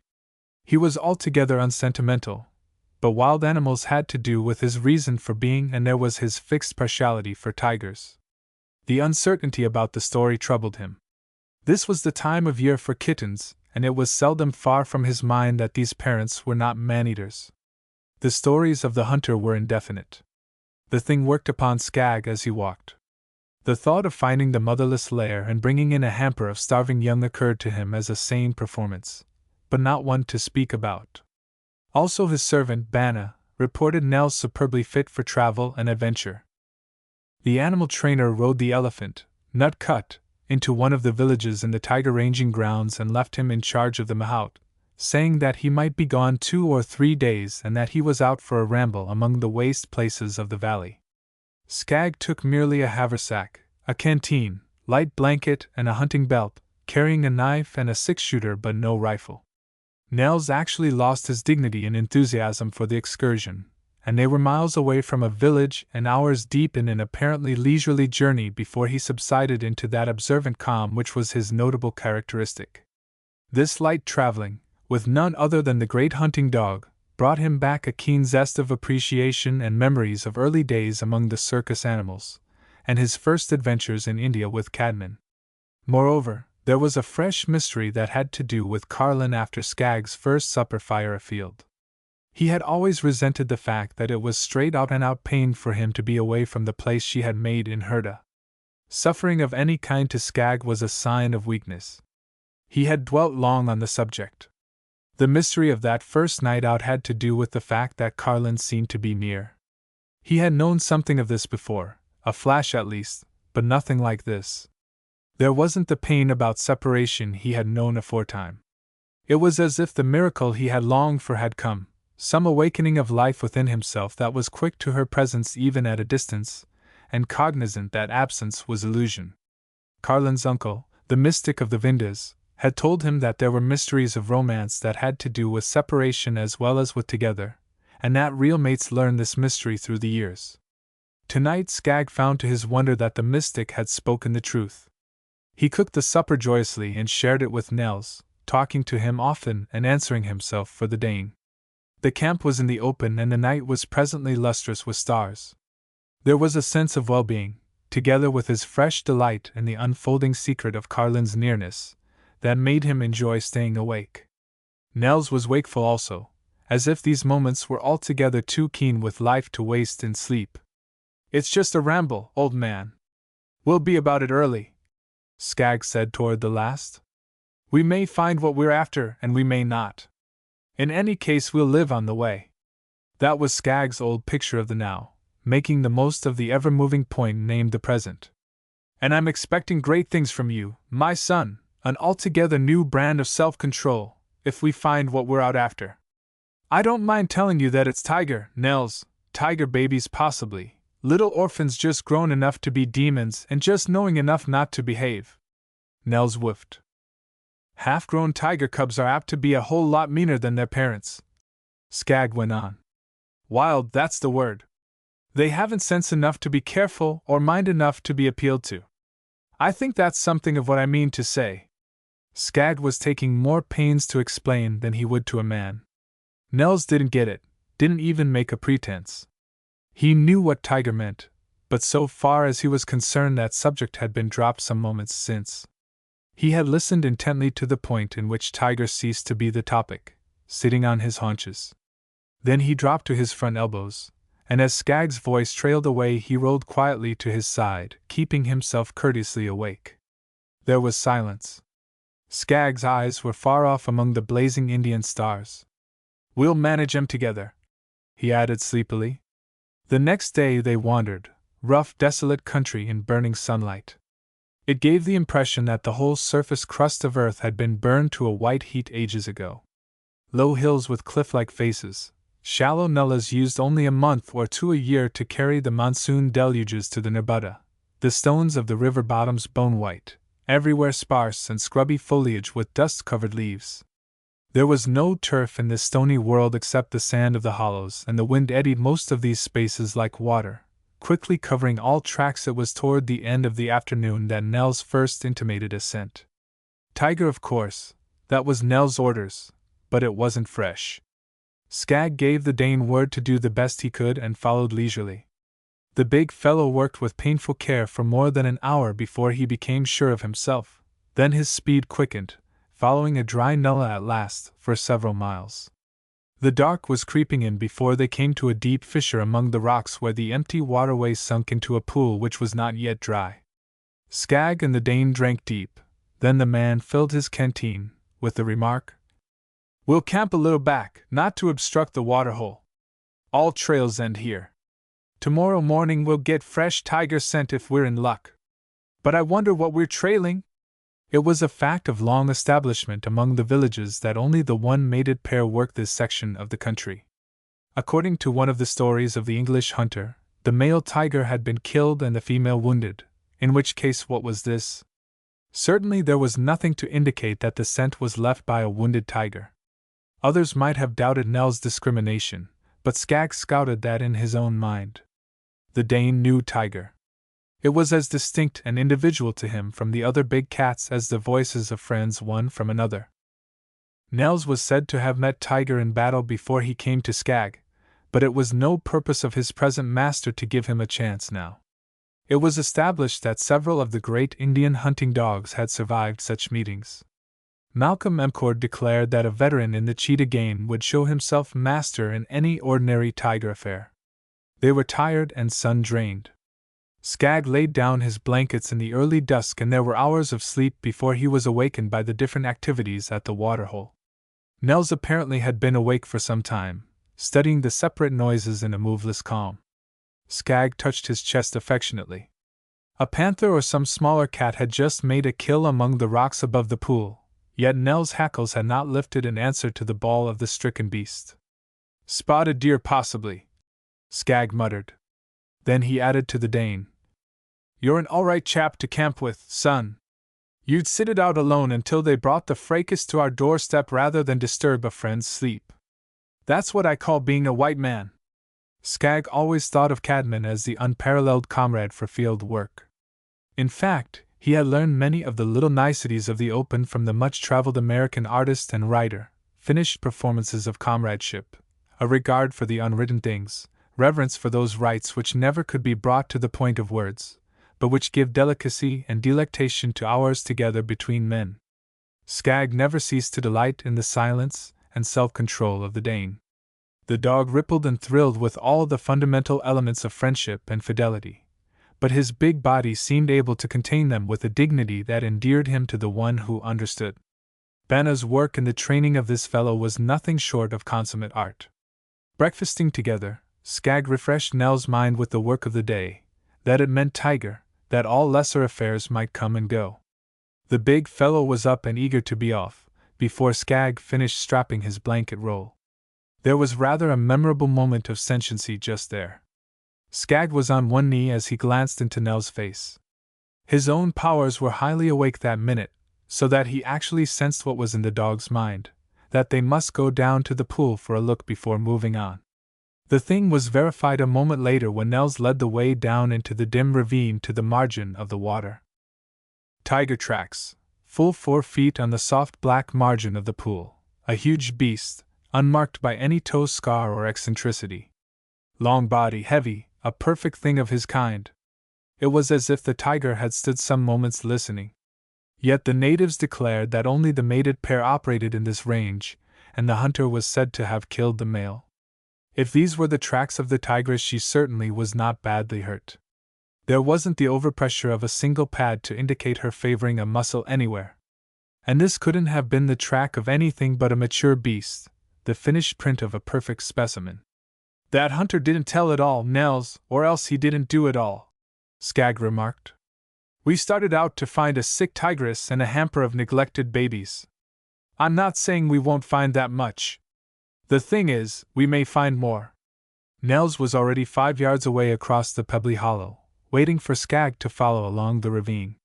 Not a sign of a track that human eye could detect after that, straight, dry, stony nulla bed, deeply shadowed from the narrow walls and stretching ahead apparently for miles. At least it was cool work. The sun would not touch the floor of the fissure for hours yet. Nels never faltered. His pace gradually quickened until Skag softly called. The Dane would remember for 15 or 20 minutes, when Skag, again finding that he had to step uncomfortably fast to keep up, would laughingly call a check. The man was watching the walls and the coverts of broken rock, and Nell's speed, if left alone, altogether occupied his outer faculties. It was 11 in the forenoon and Skagg reckoned they must be close to the Nerbutta when Nels halted, even bristled a bit, his broad black muzzle quivering and held aloft. Skagg came up softly and stood close. He touched his finger to his tongue and drew a moist line under his nostrils, trying to get the message that Nels was working with so obviously. Presently an almost noiseless chuckle came from the man, and he touched Nels' shoulder as if to say that he had it too. The thing had come unexpectedly, the faintest possible taint of a lair. They would have passed it 100 times if it had not been for the scent. The silence was absolute, and the walls of the fissure apparently as unbroken as usual. No human eyes would have noted the wear of pads upon the stones, and one had to pass and look back to see the cleft in the walls of the ravine, far above the high water mark, which formed the door of significant meaning for the man. Nels hadn't seen this much, but he couldn't miss now. He nosed the pebbles again, and made an abrupt turn to the right. They climbed to the rocks near the entrance. The taint was unmistakable now, passed out a bone pile of some kind in there, and Nels had followed Tiger to the door. Skagg sat down upon a stone a little below and mopped his forehead, with a smile at the Dane. For 10 minutes he sat there. He thought of the first time he had ever entered a tiger cage as a mere boy, way back in the Middle West of the States, traveling with the circus. A board showed Tiger in that cage, and he had blinked unconcernedly at the boy. Years of circus life had atrophied that tiger's organs of resentment. Miles and miles of the public stream had passed his cage with awe, speculating upon the great cat's ferocity. Skagg had merely to learn after that the trick of it all, that one's perfect self-control not only soothes but disarms most normal beasts. Skagg had cultivated such self-control in recent years to a degree that made him the astonishment of many Hindu minds. India had shown him that the attainment of this sort of poise is a stage of the same mastery that the mystics are out after, to gain complete command of the menagerie in one's own insides. Hundreds of times after that, night and day, in storm, in sultry weather, Skagg had entered the cages of all kinds of animals in all their moods. His first adventure in India came back, when with his friend Cadman he had fallen into the pit trap and the grand young male tiger had tumbled after them. Skagg had prevailed upon the nervy Cadman to sit tight and not to shoot, against all that the rider man knew. Also he had appeared to prevail upon the tiger to keep his side of the pit until they were rescued. And now Skagg recalled the big tiger that had lain on the river margin near the Monkey Glen, while he had told Carlin that he had never really seen what a woman was like before. The presence of the big sleepy cat down among the wet foliage had nerved him, and called out all his strength for that romantic crisis. He thought of the moment under the poised head of the great serpent in the place of fear in the grass jungle, and of the coming of Nutcut, the incomparable black elephant, whom he had forced to listen in spite of the red hell in the untamable eyes. Always between and in and round, his thoughts were of Carlin, her voice, her presence, the curious art of her ministration and the utterly wise lure of her heart. Even now he couldn't quite be calm under the whip of memory of the afternoon of the cobra fight. The whole panorama might have been named Carlin's so far as Skagg was concerned. He didn't think of his own danger now. It wasn't that he ignored it, rather that he had entered upon a new dimension of his power. He had no thought of failure. No thought came to him that Carlin would have prevented his entering had she been near. This was different from anything he had ever been called to do, but his power was different. The thing that engaged his mind was utterly clear from every angle. He couldn't have missed the novelty from the unusual stress of Nell's manner. The big Dane was actually burning with excitement. His eyes were filled with firelight, and back of the smoky burning was a dumb appeal turned to his chief. Hyenas alone had been able to break Nell's nerve for himself, but he was frightened now for the man. The big bony jowl was steadily pressed like a knuckled hand against Skagg's knee, the body only half lifted from the dry stones and cramped with tension. Skagg's eyes were turned up toward the mouth of the lair, and his left hand fell to the Dane's head. The beast actually shook because his eyes were covered a second. "Of course you're to stay outside, Nels," he said softly as he rose. The dog lowered his breast to the stones. It was like a blow to him, the one thing he had feared most. "Don't, Nels," the man muttered. "You're to stand at the mouth of the lair and watch there. I need you there, Outside, of course. The dog followed him heavily up the slope past the high water mark. Skag turned with a cheering whisper, shielding his eyes from the light for a moment before peering in. There was a sound like blown paper across a marble floor, and then another sound, low, soft, prolonged, like the hiss of escaping steam. Skag shoved himself into the narrow, rocky aperture. He could see nothing for the moment. The taint was oppressive at the first breath of the still air. There were kittens, no doubt of that. He heard their scurrying, he felt their eyes and the sort of melting panic in the place that would have utterly unstrung any but a perfectly keyed set of nerves. It was a cave, the mouth higher than the floor. The way down was jagged and precipitous. Skag, advancing softly, had to feel for each step and yet give no distracting attention to keep his footing, for the full energy of his faculties was directed ahead. The sound of blown paper was from the kittens, that was clear enough. Yet the hissing continued, and this was the mystery of it all, that there appeared to be no movement besides. If this sound came from the tigress, at least she had not stirred to meet him. The hiss sunk to a low guttural grating. No cub had a cavernous profundity of sound such as that. Still there was not the stir of a muscle, so far as his senses had detected. Skag was puzzled. Big game before him, possibly nerved to spring, and yet the tensity was not like that. The man stood still, waiting for his eyes to adjust to the darkness, waiting for the mystery to clear. Then to the right, like a little constellation suddenly pricking through the twilight, Skag saw a cluster of young stars. His heart warmed, kittens hunched there in a bundle and watching him. Their pricked ears presently shadowed somewhat from the blacker background. Then he saw the little party suddenly swept and overturned, as if a long thin arm had brushed them back out of reach of the intruder.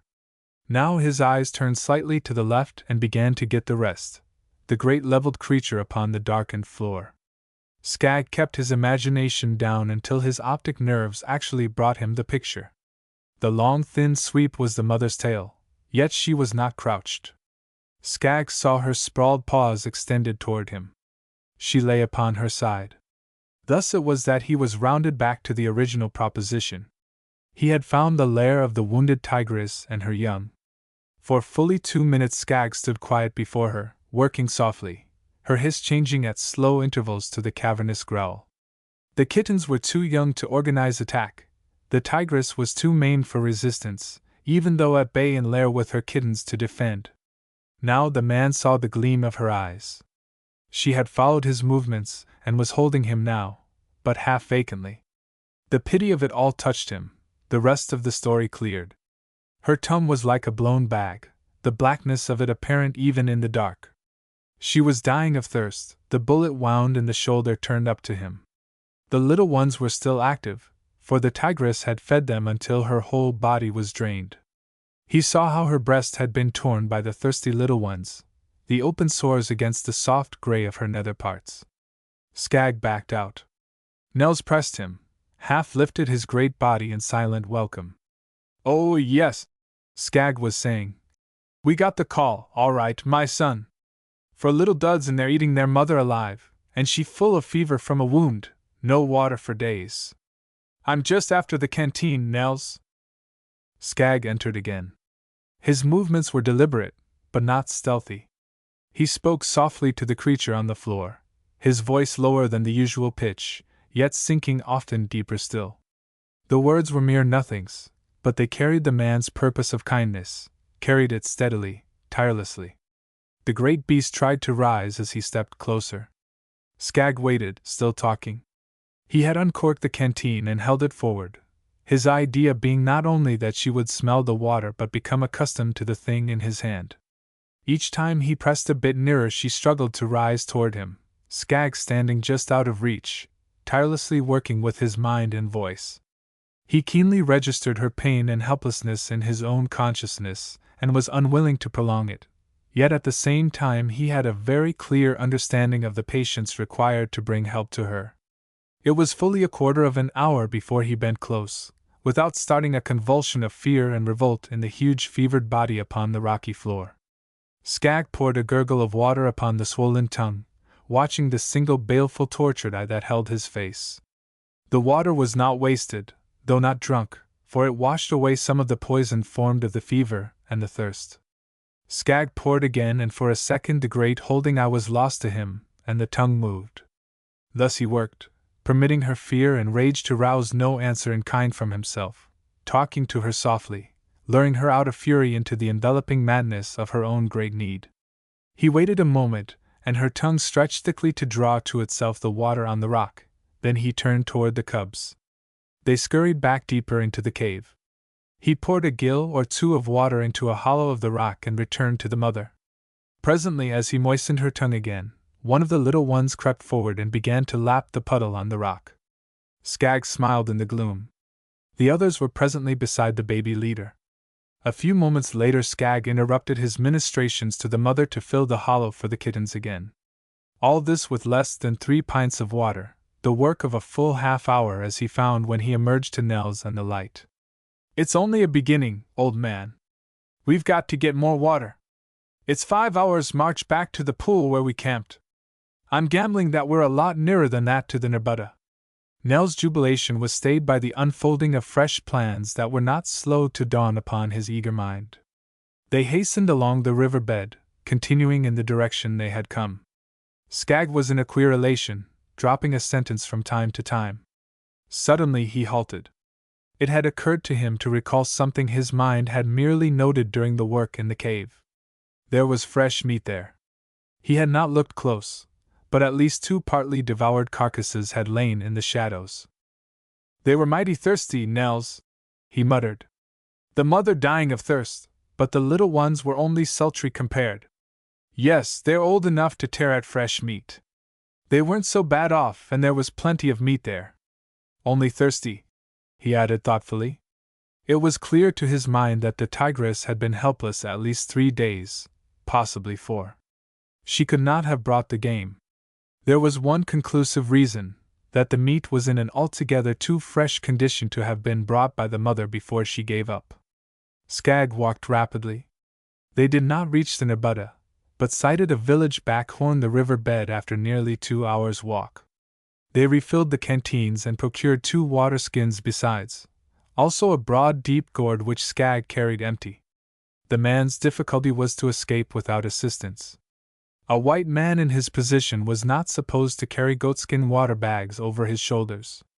The boys of the village followed him after the elders had given up, and Skag halted at last to explain that this was an affair that would interest them very much, when a teller came back to tell the story, but that this was the doing part of the story and must be carried to its conclusion alone. A little later in the nullah bed he fastened the canteen and the gourd to Nell's collar, but continued to pack the 2 skins himself. A rather arduous journey in full Indian daylight with between 40 and 50 pounds of water on his shoulders. It was 4 in the afternoon when they neared the mouth of the lair, and Nels was drooping again. "Buck up, old man," Skag said. "I'll go in for a while with the thirsty ones. Then we'll make a camp and have some supper together."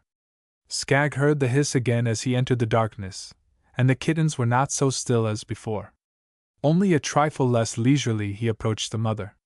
He knew that any strength that had come would only feed her hostility so far, that a man was not to win the confidence of a great mammal thing like this in a day.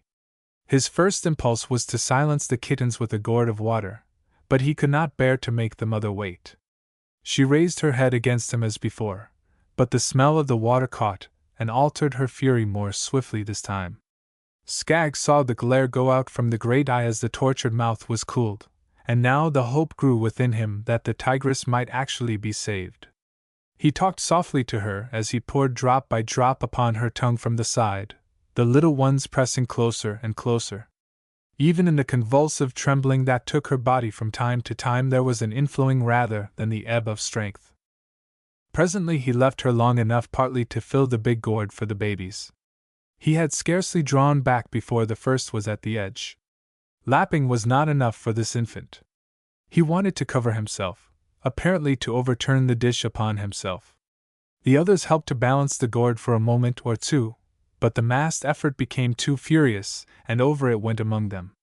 Skag laughed. Only a portion was wasted, for the kittens followed the little streams on the rock, tonguing them as they moved and filled. He tried them again, only covering the bottom of the gourd, but it was as swiftly overturned. Still the young had drunk enough presently, and went to tearing at the meat in the deeper shadows. Skag went back to the mother, still using the canteen for her. Alternately now he dropped the water upon the wound in her shoulder. There were hours of work here to soften the fever crust and establish drainage. Some time afterward this work was stopped abruptly by the warning of Nels at the door. Skag stood his canteen against a rock and hurried forth. Nels stood at the mouth of the lair, his head turned up the river bed. His eyes did not alter from their look of fixity as the man emerged. The shoulder nearest Skag merely twitched a trifle, the left paw lifting to the toes. Skag followed the Dane's eyes. The great male himself stood stock still in the center of the river bed, the carcass of a lamb having dropped from his mouth. So strange, so vast and still, the picture, that it seemed dreamlike. The great, round, sunny eyes unwinking, serious rather than savage, a dark banded thing of gold in the ruddy gold of late afternoon. Skag was silent, the magic of the moment flowing into him. Nels had not moved. Skag had been forced to walk round him to find room to stand. They faced the big Bengali together for an instant, the man's hand dropping softly to the dog's shoulder. "The king himself, son," Skag whispered raptly. "He's the loveliest thing in stripes. We'll have to look out for this fellow, Nels. There's no fear in him. We're on his premises and the missus is sick and needs quiet. He's apt to charge, and I can see his point of view. We'll back down, son, and not obstruct the gentleman's door." They couldn't have been 3 seconds clambering down the rocks to the nullah bed, yet the male tiger was 20 feet nearer when they looked up. Moreover, he had brought the lamb with him, and this time he kept it in his mouth as he watched. "We mustn't let him see our dark side again, Nels," Skag muttered. "See if we can't stare as straight as he does. God, what a picture! Yet I'm rather glad he's got that lamb. He must have brought it far. Carrying out her orders doubtless. Only a great male would do that. Oh, it's not that he cares for the babies, Nels. It's to please her that he does it. And she's down and done, but running the lair." So Skag talked, hardly knowing what he said, keeping in touch with Nels with his hand and holding the eyes of the royal beast that seemed to be made of patience and poise and gilded beauty. Skag didn't step back, but presently to the side, away from the mouth of the lair. The tiger's counter-movement was not to lessen the distance between them this time, but to drop to his haunches, still holding his game. He rocked a little on his hind feet, that ominous undulation which portends the charge. Not more than 10 seconds passed and no outward change was apparent, yet there was a relief of tension in Skag's voice. "It's the little lamb that saved us that time, Nels. I think we've passed it, past the crisis, my boy. We'll just stand by now and measure patience with him." It was 2 minutes before Skag ventured a further movement to the right. The tiger made absolutely no counter this time. Skag now spoke to Nels. "You're doing beautifully, son." The dog had stood by like part of himself. The droop and the quiver that he had known twice that day when the man disappeared into the lair had given way in the real test to unbreakable nerve and defiant heart. Yet it was less the courage than his absolute obedience that entered the man with a charge of feeling that instant. A minute later Skag took another 10 steps to the right. In the deeper shadows, less than an hour afterward, he struck a match to the little supper fire 100 yards up the slope from the mouth of the lair. Skag then loosened his hunting belt, dropping the weight from him to the blanket with a sigh of content. The hardware had chafed him all day and had only been really forgotten in the stresses of action. "I didn't pack that gun for Tiger," he said softly. "Why, I would as soon have shot our good Arab, Kala Khan, or put a bullet between Nutcut's eyes, as to stop that big fellow bringing young mutton home, to please her. Won't Carlin love to hear that? Oh yes, it's been a day, son, one more day. I've loved it minute by minute, and you've been, well, I can't think in words when it comes to that."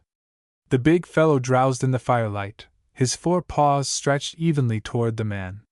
In the morning and afternoon of the next 2 days Skag brought water to the tigress and bathed her shoulder long. On the 3rd day he could not be sure that the male had left the lair until late afternoon, and when he finally ventured to the mouth and his eyes grew accustomed to the darkness within, he saw that the tigress was watching him from the deeper shadows, not prone, but on 3 feet. He filled the gourd and weighted it with stones, then backed out. "We're starting for her tonight, son," he said to Nels. "I've left her a drink or two, and by the time she needs more, she'll be able to get to the river herself." Carlin must have caught the reality of that moment of crisis from Skaggs' telling, the moment when the male tiger might have charged but didn't, because she succeeded in making Malcolm Mcord see it, too. "And you say there was no sign from the tiger, but that Hanti Sahib knew when the instant was past?" the famous marksman repeated curiously. Carlin nodded. "But how did he know?" "Ask him," she said. "Huh," he muttered. "I might as well inquire of the Dane beastie." Chapter 16. Fever Birds. Carlin had been listless for a day or two. This was several weeks after her 42 hours on Mithababa. They were still living in Malcolm Mcord's bungalow.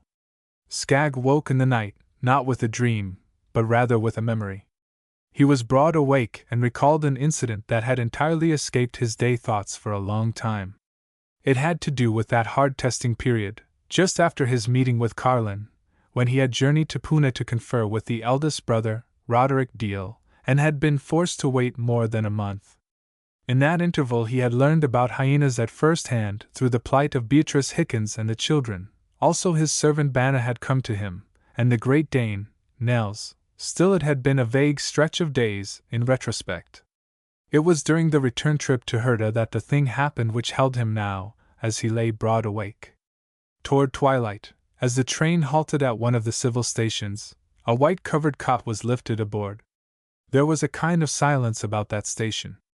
The mountains were near on the left hand, which was to the west. The white glare of Indian day had softened into delicate rose.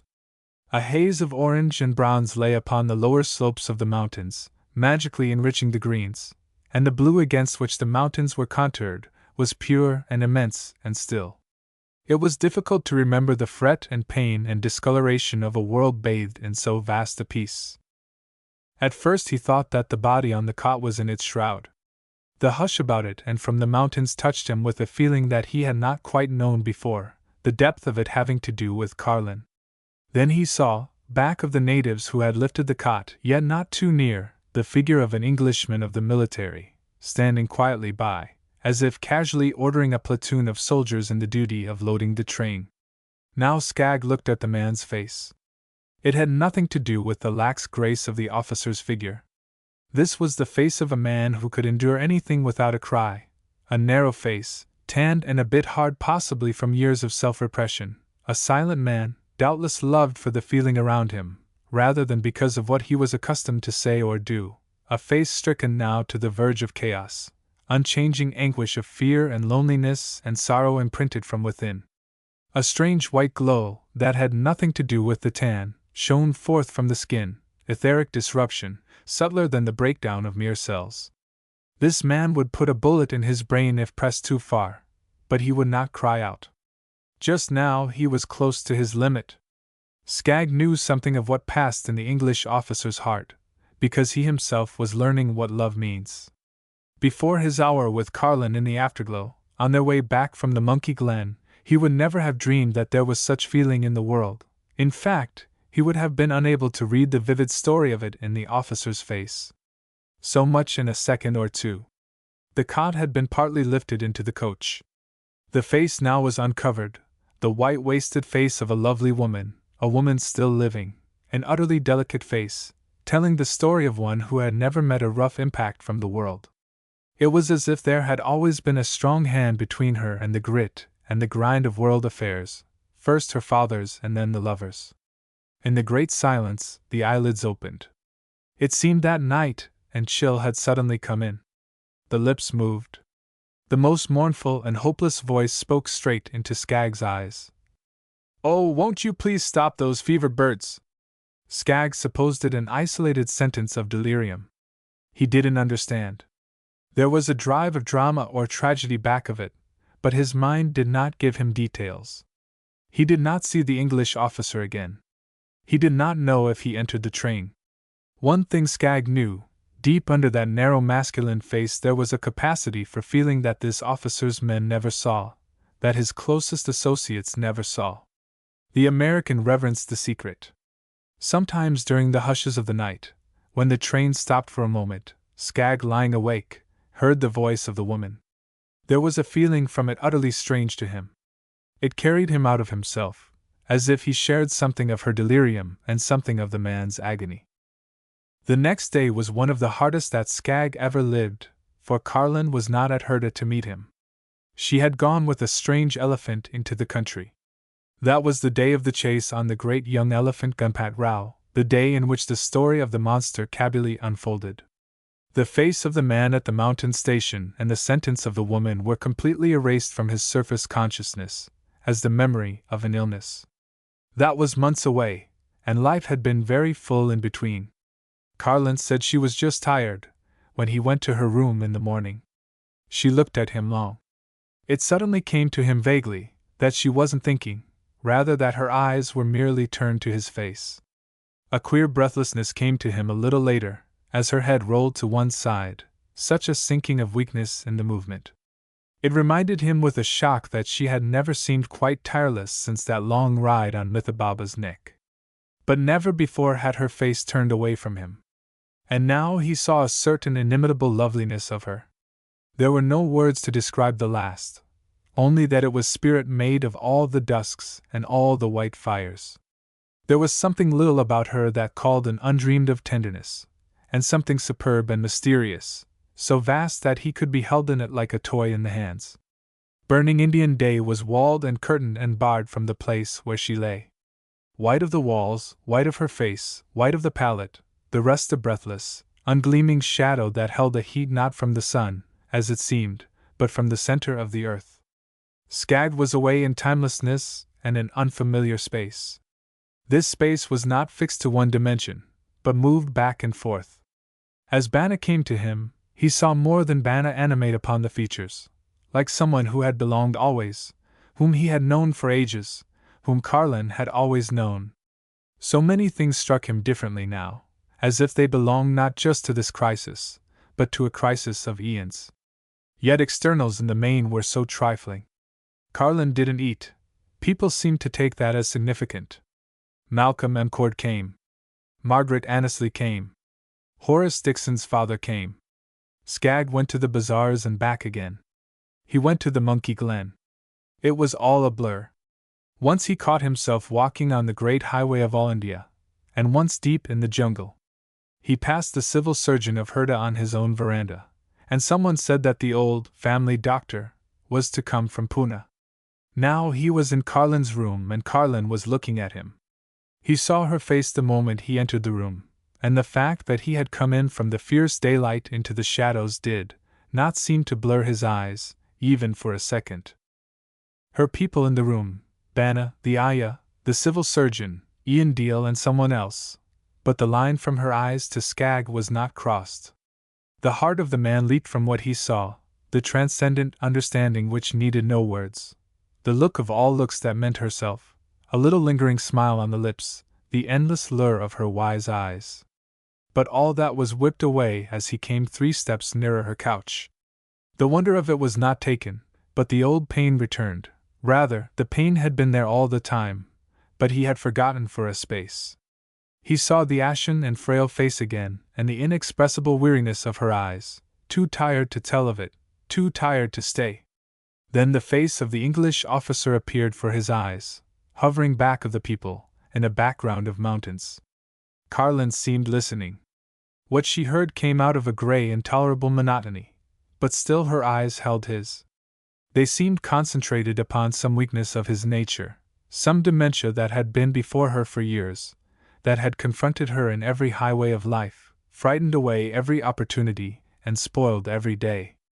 Her hand lifted just slightly, the palm turned toward him.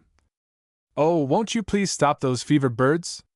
Then one day Skagg, standing in the darkened library, heard Margaret Annesley and one of her friends speaking together in the veranda. "But does she really hear anything?" the friend asked. "Oh, yes, though you never hear them unless you are ill with the fever." "How strange and terrible, and is it a particular fever?" Jungle fever, dear. It comes to us sometimes of itself, but more often after a shock. Carlin's night in the dark. Skag's arm lifted in a curve to cover his face as if from a blow. Yet Margaret Annesley was not quite right, for he had learned to hear what Carlin heard. From far away, very faint, curiously thin tones came to him, always repeating one word, with an upward inflection, like a question. Every repetition sounded the fraction of a degree higher than the last, till they were far above the compass of any human voice. Fever? Fever? Fever? Fever? And on and on. When it began, quite low, he heard infinite patience in it. Gradually it grew full of fear, then it climbed into a veritable panic of terror. When it stopped at last, on a long distracted "U-R-R-R," he heard the male bird's answer, sounding nearer, in deep tones of utter hopelessness, with a prolonged descending inflection. "Bukai-R-R-R! Bukai-R-R-R! Bukai-R-R-R!" The Indian word for fever, repeated only 3 times. Then the female began again, so, day and night, night and day. After he had once heard it, he could always hear it. So he learned that they never rest. Always, by listening, he could hear it at some point of its maddening scale, its insane assurance of the hopelessness of jungle fever. Skag faced the ultimatum. This was different. It had nothing to do with his world of animal dangers. This was a slow devouring which he could not touch nor stay. Carlin was melting before his eyes. The brothers had come in, one by one, from over India. Margaret Annesley had attended to that. Skag met them, moved quietly about, yet could not remember their faces one from another. He answered when spoken to, but retained no registration as to whom he had spoken, or what had been said. Sometimes he was alone for a few moments with Carlin, and when her eyes were open he was appalled by the growing sense of distance in them. Then before she spoke, he would hear what she heard. "Bukai-R-R-R! Bukai-R-R-R! Bukai-R-R-R!" There were queer rifts of light in his mind, instants when he realized that all the hard moments of the past had prepared him for this. He saw clearly that he could not have endured, even to the present hour, without every experience life had shown him, especially without the difficult ones. He lived again the great moments, all the Indian afterglows that were identified with Carlin, perfect lessons of mercy she had taught him, through the very yearning of his own heart in her presence to be worthy of days with her. Never useless words from Carlin, but always the vivid meaning. He had been slow at first to see how much more magic were their days together, because she paid for them with a night and day readiness to go forth to the call of service to others.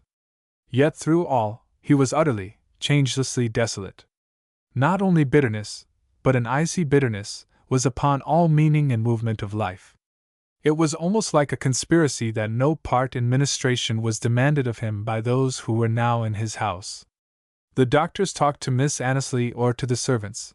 The brothers came and went with their fear and fidelity, but spoke to Skag of other things than the illness.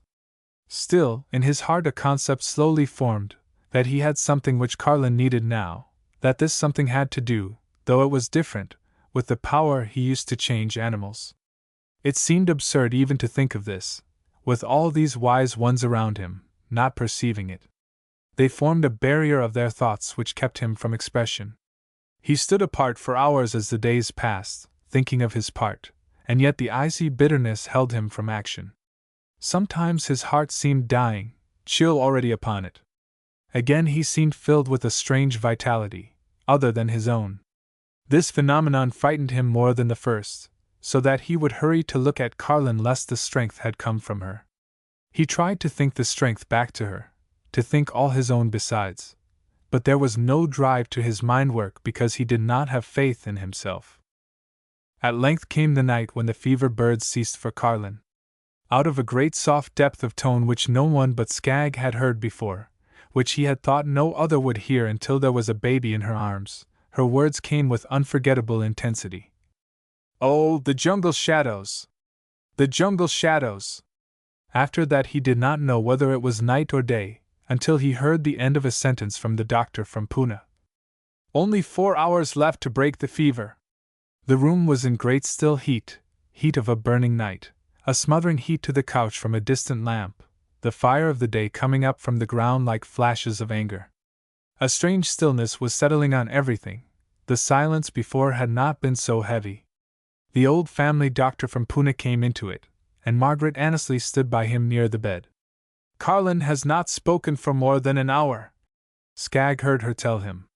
It seemed long before he answered. "She has passed too far down into the shadows. She will not speak again." The words came to Skagg as if through limitless space, but the last ones penetrated deep and laid hold.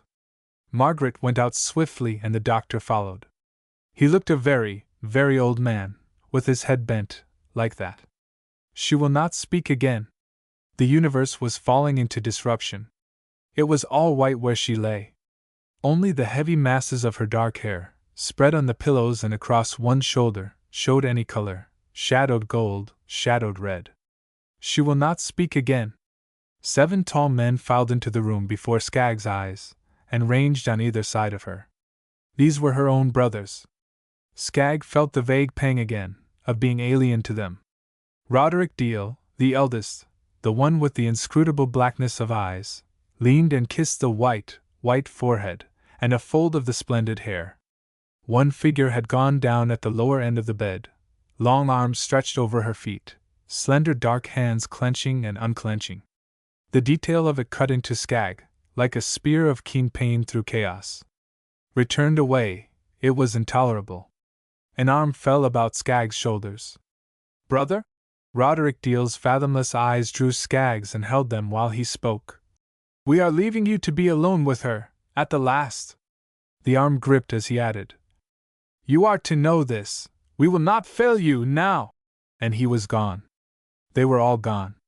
Faint tones of the fevered bird ascending came from far out. Other tones, descending, came from greater distances within. She will not speak again. Banna touched his sleeve. "My master!" The man's nearness of spirit, as he spoke, vibrated into Skagg and roused him to something different, something clearer. "A mystic from the Vinda Mountains has but just reached this place. They are very powerful, having great knowledge. This man is blood-kin to her. Give me permission and I will call him." Skagg looked into Banna's eyes, finding the ancient friendship there. Then he said only one word. "Hurry!" Banna leaped away across the lawn and Skagg turned to stand by Carlin's side. The silence seemed absolute now, the whiteness absolute. He remembered that she had gone down into shadows. He bent his head toward her breast and looked down. Sense of time was gone, even the endlessness of it. Sense of whiteness was gone. His vision wakened, as he groped through deepening shadows, on, till they turned to utter blackness. In that utter blackness appeared a thread of pure blue. He traced it back up till it entered Carlin's body. There, it was not blue any more, but a faint glow of high white light centered in her breast and shed, like moonlight, through all her person. The heart of his heart called to her. There was no answer. He became aware that a tall, slender man stood at his side, but it did not disturb him. The man wore long, straight robes of camel's hair. The sense of him was strength. At last he spoke. "Son, why do you call to her? She cannot come back of herself. You cannot fetch her back." "Why?" breathed Skagg. "I ought to be able to." "No," the man said kindly. "You are not able to. I am not able to. No created being is able to." The man emphasized the word created. "What can?" Skagg asked. "First you must learn not to depend on yourself, then you must know something of the law."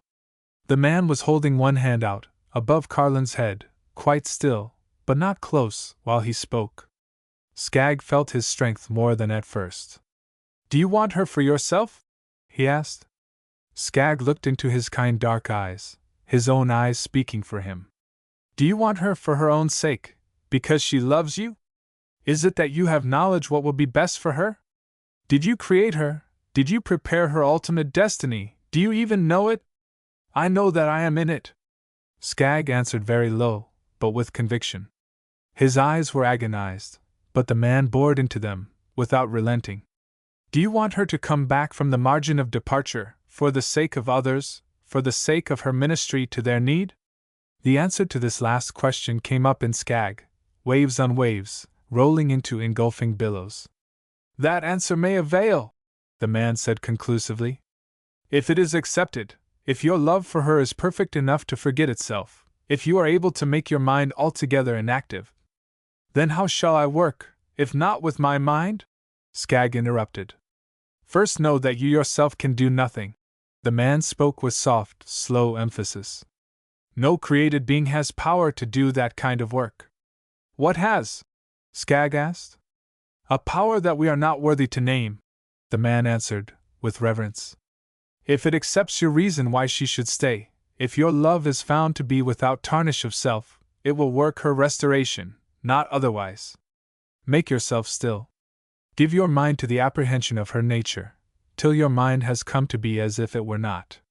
Peace. The man dropped his head a moment, before he moved to stand at the foot of her bed. With his eyes on her face he leaned, laying his palms over her feet.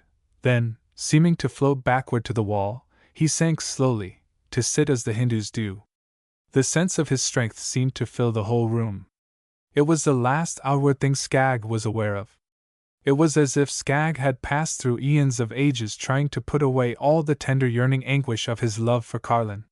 He came to know her as a beneficent entity of high voltage, needed in more than one place. It must be that he should make it possible for her to serve here, more potently than there, else she could not be held back. With all his strength, he would try. Son, the mystic's voice rang out. Now give yourself to your love for her, with your strength. Presently a warm glow flowed up into Skag's feet, filling his person and extending his physical sentiency into her body. That body was utterly bound in a strange vice, very heavy, as if every particle of every part were separately frozen. It seemed to Skag as if he could not breathe. Breathe, the mystic said, as he rose from the floor to stand on his own feet. That instant an impact of force from him struck Skag like a blow, and the next moment his sense of strength had become like that of 20 men. It was hard to bear. Steady, slow. It was a soft, but imperative order. Gradually the warmth increased, not in degree, but in the rate of its flow. At last it was a surge so intense that Skag could feel his own blood pulse, a different kind of pulse. The need of help was very great. There was a faintness, surely more terrible than any death. Fear not, the mystic called tenderly. The Supreme Power cares for her, more than you can. As he heard these words, a great tide rose up into Skag, penetrating his body and his mind and the uttermost deeps of his consciousness. A vast sweeping tide, it descended below all depths, it ascended above all heights, it compassed all reaches. It was ineffable love, transcendent. It was for her. But it was for him, too. Nay, it was for every living thing in this mortal condition and in all other conditions. Carlin turned her head a little, lifted one hand a little and sighed deeply. Then she moved till she lay easily on one side, just murmuring, I think I'll sleep. Carlin had spoken again. Son, the mystic spoke very softly, while he drew Skag to a large couch in the same room. It is finished. She is altogether safe now. You should be this far away. Stretch yourself here and give yourself to sleep also. It will be best for her if you do. Be at perfect rest, there is no fear. I will give Bana directions. Now peace be on thee, and on thy house forever. His words permitted no answer. He went and smiled down on Carlin.